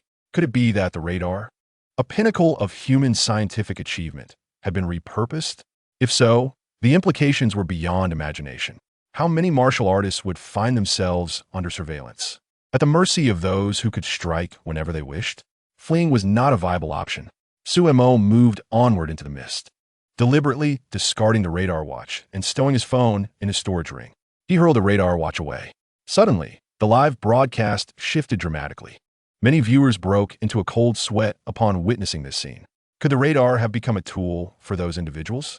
Have they been monitoring martial artists all along, clandestinely hunting them, while we remain oblivious? Did this mean we had no secrets from them, while we were unaware of their identities? 5 arrows once again rained down where the radar had been. Sumo suddenly leaped forth, lunging at one of the assailants. Puff! A head soared into the air, landing not far from the radar. Slayed a 2nd-tier demon from the extraordinary realm, earning 2 points of slaughter. Upon hearing the sound, Sumo narrowed his eyes, perplexed by why these demons resembled ordinary humans. Could it be that, oh dear, I was startled, a head suddenly intruding. Good heavens, my soul. I too was taken aback. Thankfully, it was not Sumo's head, but that of a villain. Go, Sumo, do your best and return alive. How astute Sumo is. Swiftly detecting the anomaly of the watch radar. With a decisive strike, he beheaded 1 foe, then executed a flurry of movements, cleaving through 4 demons in one fell swoop. Sumo soared into the sky, riding his blade, vanishing into the mist. The 4 demons, losing sight of him, searched frantically. With another decisive strike, a blade of light descended from the heavens. Where to look? The 4 demons glanced upwards, only to hear Sumo's voice resounding from behind. With a soft thud, 4 heads took flight, landing around the radar of the watch. Having slain 4 second-ranked demons, acquired 8 points of slaughter. As Sumo dispatched 5 demons, the live stream erupted with cheers. What a splendid performance by Sumo. And they dare to seek his life? They should train harder before attempting again. But do not be complacent. They surely have more tricks up their sleeves, though their nature remains unknown. Sumo tore away the veils of the 5 demons, revealing faces eerily similar to humans, albeit marked with grotesque patterns. Upon witnessing this, the viewers in the live stream gasped in shock. Wait, why do these beings resemble normal people, lacking horns? Could it be that they were once human, only to transform into this? Suemo picked up the watch radar. A chilling sound emanated from one of the demons, akin to a bell tolling. A sound both eerie, reminiscent of a devil's whisper, and a ghostly howl. Why such a bell? How terrifying! What chaos has befallen this world? Silence. Suemo is pulling out his phone. He gazed at the virtual number on the screen and pressed the answer key. A hoarse voice, not one that seemed human, resonated from the other end. Suemo, 18 years old, orphaned, a first-rank exorcist, disciple of Long Lintian. The head of the North Academy. You've grasped the essence of the blade and reached the second rank, capable of manipulating objects to fly. Truly a genius. Despite possessing evidence of the enemy's crimes, it is curious they wait for the martial arts conference to reveal themselves. Quite clever. As the voice trailed off, applause echoed. The martial arts conference has put you in the limelight. Just as well, I relish this. Now, I shall continue to play my cards. Let us see if fortune favors you again. Chapter 71. Zhao Yong's death, Suemo's fury, 3 hours remain. The situation has escalated. They will undoubtedly target those close to him. Suemo's expression tightened as he sprinted towards the city at an astonishing speed. Preparation is imperative. En route. He caught sight of a graceful figure, her demeanor anxious. Upon noticing Suemo, her pace slowed. By you scrutinized Sumo. Are you unharmed? After speaking, she produced a pill and handed it to him. Suemo shook his head. Dispatching those foes had not demanded such effort. Together, they rushed towards the city as Suemo retrieved his phone. A notification popped up on the screen. Immediately, a message appeared on everyone's devices. Do you think Suemo can triumph in this game? Just a few short words, prompting many to hastily click in. A dimly lit room materialized, empty of furnishings. Suddenly, a burning candle flickered into existence, casting an unsettling glow. Greetings, everyone. A voice, raspy and ghostly, sent shivers down spines. A grotesque mask emerged. Thank you for your patience. The voice continued, the candle shielding the ghastly visage, heightening the atmosphere of dread, coldness, and solitude. Sumo, you should be watching the live stream now. The martial arts conference has revealed you as a prodigy to the North District. Since you are acknowledged as a genius, let us engage in a game. I have individuals you might recognize. The first is Zhao Yong, who once assisted you in the market. Then there are Lu Xuetian, Li Wuyo, and Zhang Dehai, who have also aided you. And another, Lu Xiudao, who covertly captured members of the Zhou family, a collaboration that proved fruitful. You must feel quite satisfied avenging your grievances. At this moment, comments flooded the screen. The Zhou family seeks to kill Suemo. Why shouldn't he retaliate? You shadowy rat, dare to show your face. How about removing that mask so we can see your true identity? Your theatrics are as pathetic as the filth you crawl through. I'm curious about the game this person plays with Suemo. I eagerly await it. What do you mean by that? I will do as I please. What can you do about it? Suemo, so inflated with pride, yet you cannot see the truth. At last, someone dares to speak against him. I have never liked Suemo. He is no good. Damn you all. Do not engage with them. Those fools surely resent Suemo due to the martial arts examination, or perhaps they have wronged him before and now face retribution. The masked figure observed the comments as Suemo, now holding by Yu's phone, began dialing. Zhao Yong, Lu Xuetian, Lu Xiudao, Zhang Dehai, Li Wuyo. None of their numbers connected. Suemo, did you get through? The masked figure's mocking voice echoed. Then he picked up a phone, activating it before everyone. Try again. Suemo dialed Zhao Yong's number. Let us discuss your terms. The masked figure erupted in laughter. Huh, Suemo, I thought you wouldn't seek help. I rather like this attitude of yours. However, I'm the architect of this game. You are merely a player. The masked figure slowly swayed the candle's flame, and soon, a figure suspended appeared before all, mouth gagged, unable to utter sound. Recognizing the familiar bald head, Suemo's gaze sharpened. Speak your terms. Since you harbor such animosity towards me, you must long to eliminate me. The masked figure crushed the phone, dismissing Suemo's words. Ladies and gentlemen, behold the fate of those who assisted Suemo. This is merely the beginning. After speaking, he removed the cloth from Zhao Yong's mouth. Zhao Yong, do you regret aiding Suemo? The masked figure taunted, eyeing the beads of sweat on Zhao Yong's forehead. Ha! You sewer rat. Do not think I'm unaware of your schemes. You dare not confront Su-mo and instead target those around him. You truly are shadowy vermin. Muck from the gutter. It's a pity I am not a martial artist, or I would relish in shattering you into pieces for the dogs. Even if I perish, there are countless others like me. Not all fear death. Come on, if you dare, kill me. Brother Su-mo, I, Zhao Yong, do not regret knowing you. Even if I am killed today, do not blame yourself. Your mission is of greater importance. Applause erupted in the desolate environment, a stark contrast to the gravity of the moment. Su-mo, your character is indeed noble. However, you shall soon learn what true nightmares entail. None who assist you will meet a favorable end. I will make you fall from grace, crashing down until you are shattered. The masked figure concluded his words before producing a dagger. Sumo's gaze remained fixated on the screen. You vile creature, what means do you employ against me?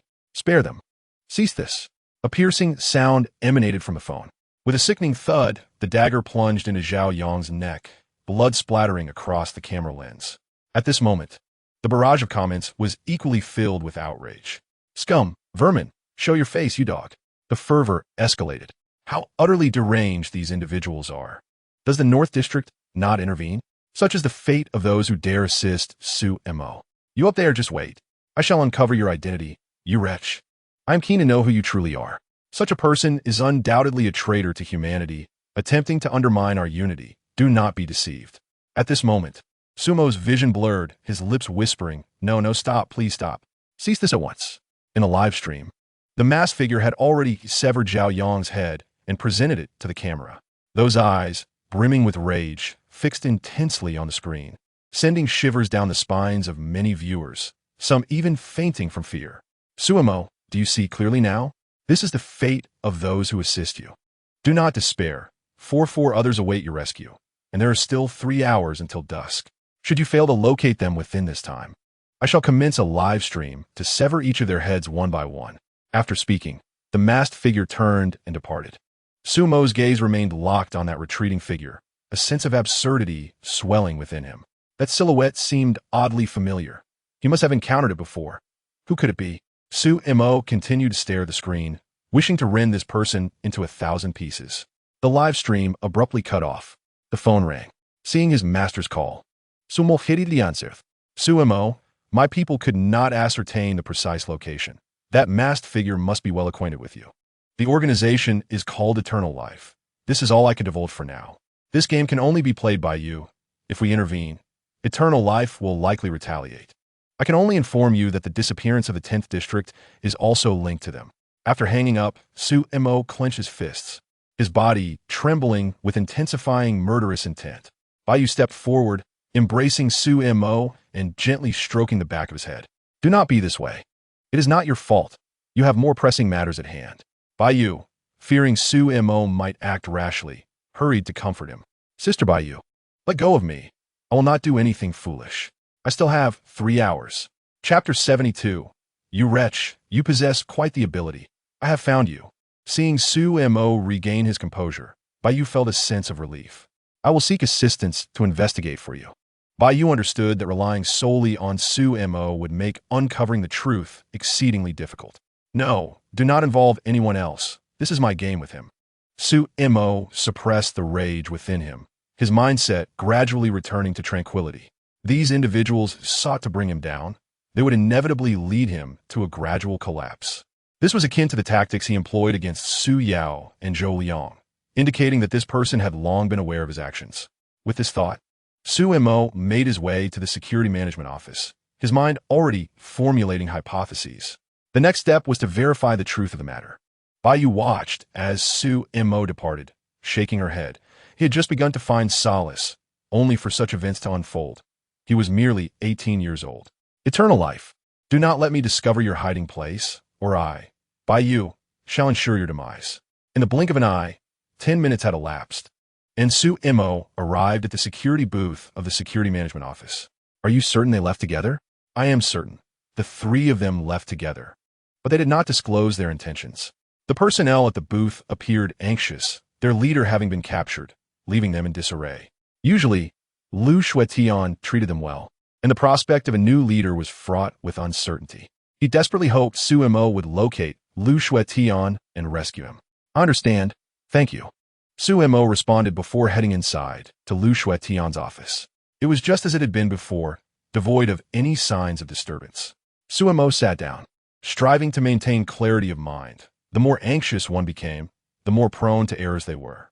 With 3 individuals, including the city lord Lu Shuedao, captured, and Zhao Yong already dead, Sumo could not allow any further misfortunes to befall them. He continuously reflected on recent events. This individual was a member of the Eternal Life Organization. If they had captured these individuals, it was likely a coordinated effort, making it difficult to locate them. However, if it were a sole perpetrator, the situation became intriguingly complex. Among those who had aided Sumo, Baiyu is undoubtedly significant. Baiyu's safety could be attributed to her circumstances or her strength. If so, then the masked figure was not exceptionally powerful. Sumo speculated that if he lacked strength, he would have simply dispatched him with a single blow. Furthermore, the 5 slain transcendent demons, could they have been allies of the masked figure, eliminated and thus left without assistance? Only the city lord could unite Lu Shuetian and the others for a task. Or perhaps there was a mutation of the beast involved. If the city lord were indeed the case, then the matter at hand must pertain to that particular event. With this revelation, Sumo abruptly stood, turning and sprinting outside. 20 minutes later, Sumo descended from the vehicle, eyes landing on the familiar wall. At this moment, the 10th High School was devoid of students. The evacuation of 10th High and the relocation of students was currently the most pressing issue in Z9 City. This individual also craved recognition, but previously had to conceal himself due to the tasks assigned by Eternal Life. Now that 10th High had vanished, it signified a failure of his plans, potentially leading to expulsion from Eternal Life. Sumo's conviction in this hypothesis grew stronger. Even if this individual had concealed himself, their personality was difficult to control, often diverging from that of other teachers. As far as Sumo knew, several instructors at 10th High exhibited such traits. The familiar silhouette began to merge with the figure in his mind. Sumo's expression hardened. It was you. He raced toward a specific location. If there were a most concealed spot within 10th High, it would undoubtedly be the abandoned teaching building, where Sumo had frequently honed his combat skills. The area surrounding the dilapidated building was overgrown with weeds, and the oppressive heat exuded a foul odor. In many rooms, one could even find desiccated remnants. Given the darkness, it had to be underground. At this moment, unbeknownst to Sumo, a live stream had quietly commenced. Next, please enjoy my masterpiece, How Sumo Vanished. Upon the live announcement, hundreds of thousands surged into the stream. Where exactly is Sumo? Is that not the abandoned building of 10th High? Why is Sumo in this place? I have a theory. This person is familiar with Sumo and may have ties to 10th High. Only matters concerning 10th High could prompt the city lord to emerge. Speculations flooded the screen. I simply wish to know how Sumo disappeared. Such a person harms themselves and others, unworthy of lamentation. Sumo is not a deity. Do you think he can foresee all events? Brother, just wait. I have already uncovered your address. Prepare yourself. Why don't you come here? If Sumo were to die, it might actually be a blessing in disguise. Sumo approached the furthest corner of the room, where a heap of clutter lay. After tidying up the mess, a handle emerged from the ground. At that moment, the ghost-faced man reappeared in the dimly lit room, a candle casting shadows over his features. Ladies and gentlemen, prepare to witness my masterpiece. As you observe the vanishing of Sumo, the ghost-faced man seemed visibly excited when Sumo placed her hand upon the handle. With a subtle motion, Sumo transformed into a wraith and vanished in the blink of an eye within the abandoned building. Upon her emergence, she soared through the air, fleeing towards the distance. Suddenly, a blinding flash of fire erupted skyward, followed by a series of 3 explosive detonations. Concrete and rebar were sent flying in all directions. Half of the derelict teaching building had been reduced to ruins. Meanwhile, the barrage of comments in the live stream had disappeared. This was sheer madness. Who was this ghastly entity? Thankfully, Sumo was astute, or she might have perished in the explosion. This time the ghost-faced man must be furious. Even the heavens seemed to have turned against him. If only Sumo had met her end in that blast. Just moments away, had it been 2 seconds later, Sumo would have been obliterated, and all would have come to an end. What a pity. I still wish to witness the spectacle of Sumo being reduced to a pulp. At this moment, the ghost-faced man fixated on the screen, his visage obscured. Yet his trembling form betrayed his intense fury. Upon landing, Sumo, still shaken, remembered that individual, recalling a previous instance when she had seen him appear stealthily from this very spot, a moment she had dismissed at that time. Back then, she had been a mere waste, understanding that curiosity could lead to peril, and thus refrained from investigating further. In the video, the ghost-faced man suddenly noticed Sumo's disappearance, and a sense of foreboding surged within him. The candle extinguished as he ventured outside. Bang! A sharp sound reverberated, and in the live stream, viewers witnessed Sumo materializing before the ghost-faced man. At this instant, those who had awaited Sumo's return erupted in jubilant cheers. Well done, Sumo. I shall see what this ghostly fiend is truly made of. Go on, continue your rants. This time, it is you who will vanish. Within the shadowy confines of the room, the ghost-faced man retreated, evidently terrified of Sumo. You wretched cur, you possess quite the prowess. Chapter 73. Revenge on the Ghost-Faced Man and Future Arrangements. Upon concluding her words, Sumo pounced upon the ghost-faced man like a tiger descending from the mountain.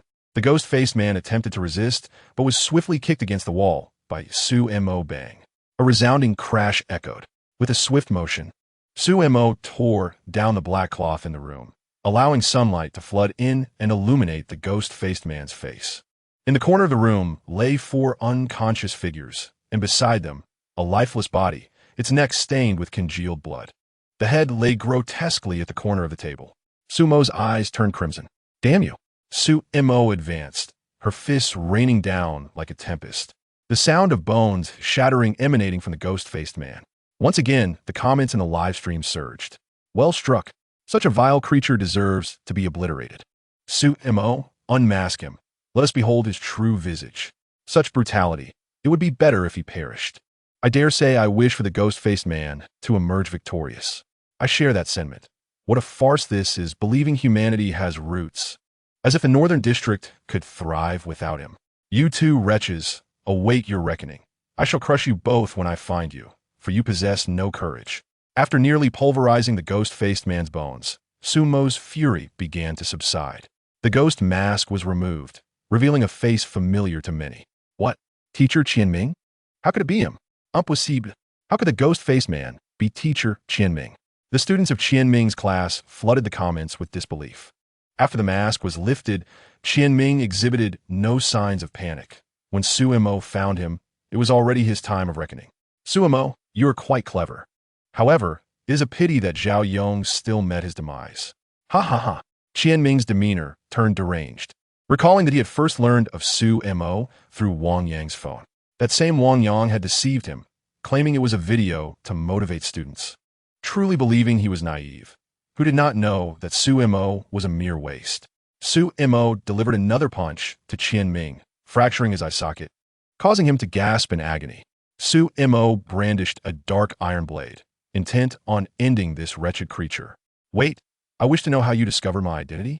The blade pressed against Qianming's brow, her gaze fixed intently upon him. I know you are merely a pawn. I cannot divulge anything. As for how I deduced it was you, go to hell and ask the King of Hell. With a sickening squelch, blood erupted, splattering over the camera lens.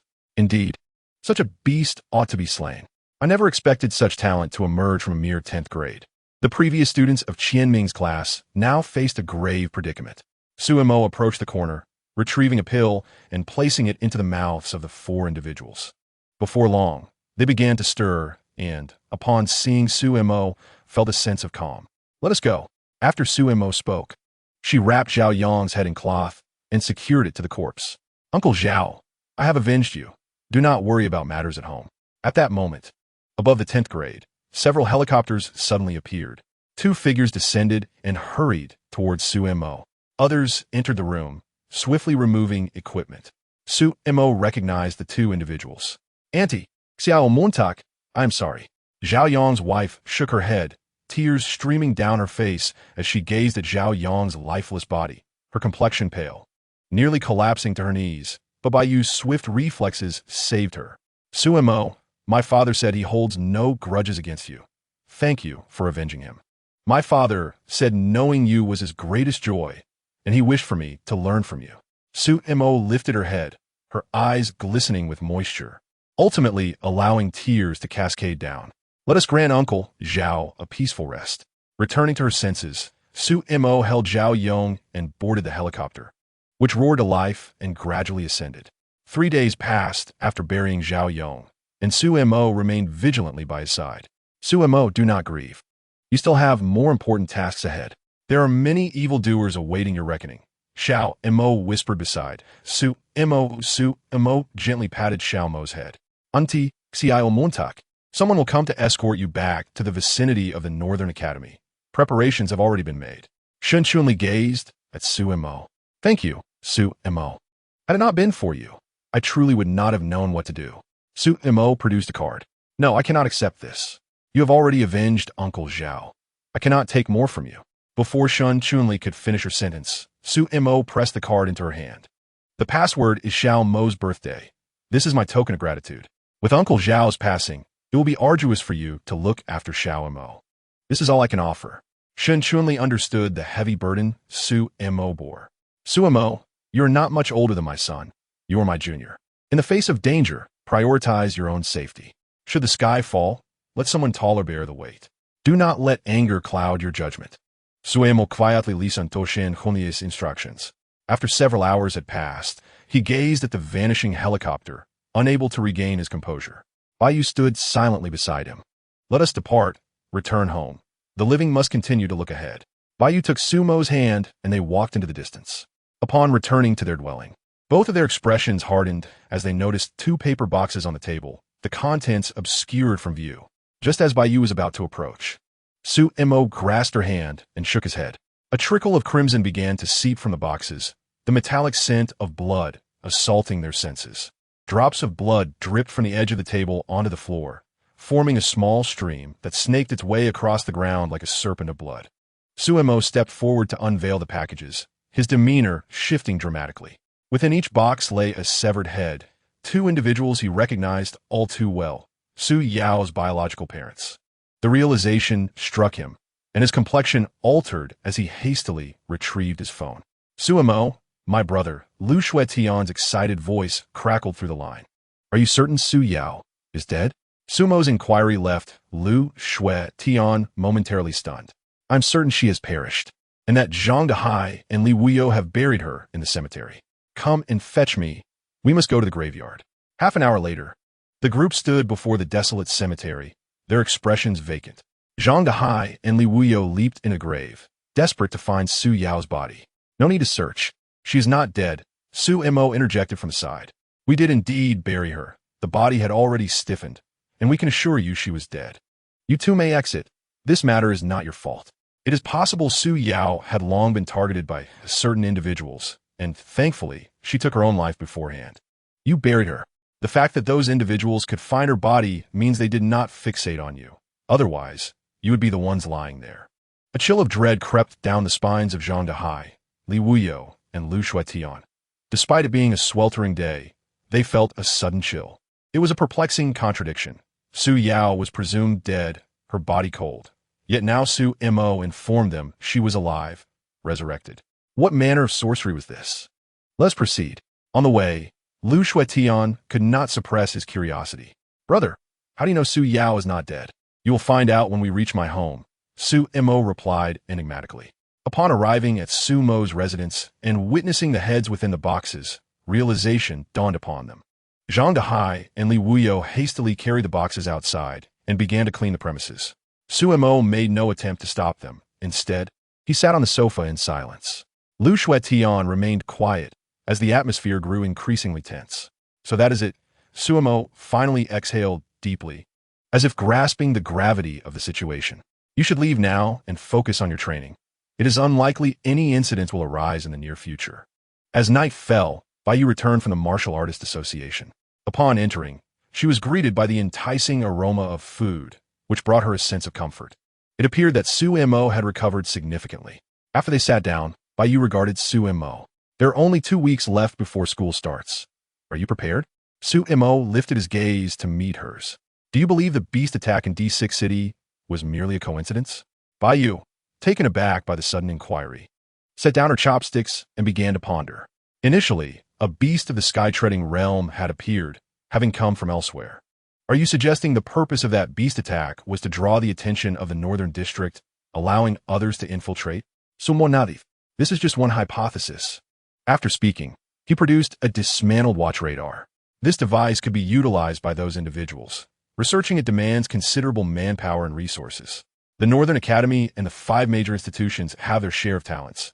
Yet somehow, this watch radar and external signal monitoring have been deciphered by outsiders. Baiyu felt a chill creep up her spine upon hearing Su Mo's speculation. First and foremost, in terms of financial resources, where is the easiest source of wealth? The Martial Artist Association. Each city possesses one, making it effortless to acquire substantial funds. Moreover, is it truly impossible to research this device? Or perhaps, you are implying that many of the guards at the city gates may have joined their ranks, correct? Su Mo remained silent, his acquiescence serving as confirmation. Do you understand why so many students in our cohort have tasks related to the city gates and the Martial Artist Association? Sumo's expression sharpened. So that was your intent all along. You were merely toying with me. Some matters are best left unprovoked. Pulling one thread can unravel the entire tapestry. The 10th district serves as a cautionary tale. At least the 9th district still exists, does it not? Su Mo nodded, choosing not to elaborate further. While others may remain passive, you cannot afford to be idle. Given how they have treated you, revenge is only natural. Baiyu narrowed her eyes, scrutinizing Su Mo. She did not perceive him as a person who would remain tranquil. Su Mo merely smiled, remaining silent. Yet it was evident that plans were taking shape within him. What are your thoughts on those heads? Su Mo inquired of Baiyu. Are you referring to the larger head or the smaller one? Baiyu stared at him, perplexed. I am speaking quite seriously, Baiyu. Su Mo replied exasperatedly. I too am quite serious. Today, 2 young ladies from the Martial Artist Association came by. Worried sick about you. Nearly brought to tears, Baiyu remarked with a hint of mockery. Su Mo chose not to engage further, recognizing the peculiarities of her behavior. At that moment, he retreated to his room and lay upon his bed, contemplating the events that had transpired. Qianming was likely an external member of that organization. Distant from the core, his motives against Su Mo stemmed from the dissolution of the 10th district. His task had been to either kill Su Mo or meet his own demise. This indicated that numerous schools had been infiltrated, targeting geniuses for motives yet unknown to Su Mo. Those individuals were leveraging the situation to expand their influence, likely in connection with Su Yao's body. At this juncture, nearly all eyes were fixated on the masked man. These individuals operated with meticulous caution, employing grand gestures to obscure minor actions, revealing their insidious cunning. The second aspect was Su Yao's resurrection. The 2 heads served as her message to Su Mo, I am still alive, abandoning her biological parents to their fate. The next target was undoubtedly him. The third aspect pertained to the guards at the city gates. How many of them belonged to that organization? What secrets lay hidden within the vanished 10th district? The last encounter with Vice Dean Lei had seen the swift resolution of the Demon Man. Did it involve significant individuals or a more extensive conspiracy? What kind of organization could dare to name itself after the concept of immortality? Su Yao's return from death. What method had been employed? How many others within the 9th district had experienced similar fates? What were their identities? Ding dong. The phone chimed, and Su Mo glanced at the message from Lu Shuetian. This was a message from Qianming, and, as he read its contents, he discovered that Qianming was not truly Qianming, but Lu Ming, a fugitive loathed by the masses. Now, Su Yao found herself in a similar predicament, previously scorned. Her resurrection would undoubtedly lead to retribution. Thus, these individuals were traceable, those with anti-human tendencies, as well as those who had been driven to the brink of despair. Su Mo speculated that the emergence of the demons might be intricately linked to the organization of immortality. Today, he had hoped to extract some information from Baiyu, yet all he received were lewd remarks, devoid of any useful insights. His master would undoubtedly remain tight-lipped as well. It seemed that he would have to seek out that crow's mouth for inquiries. Perhaps he could elicit some valuable information from him. As for methods of retaliation, Su Mo had devised 2 plans. One involved leveraging the upcoming enrollment of new students in the Northern District in half a month's time. Taking a deep breath, he gazed at the display before him. Name, Su Mo. Age, 18.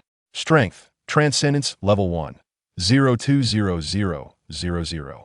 Mind Technique, Shaping Dao, Level 4, 015000. Martial Skills, Layered Wave Blade, Xian Grade, High Quality, Perfected, Snow Treading, Xian Grade, High Quality, Perfected, Concealment Technique, Earth Grade, High Quality, Perfected. Dao Intent, Level 2 Sword Intent.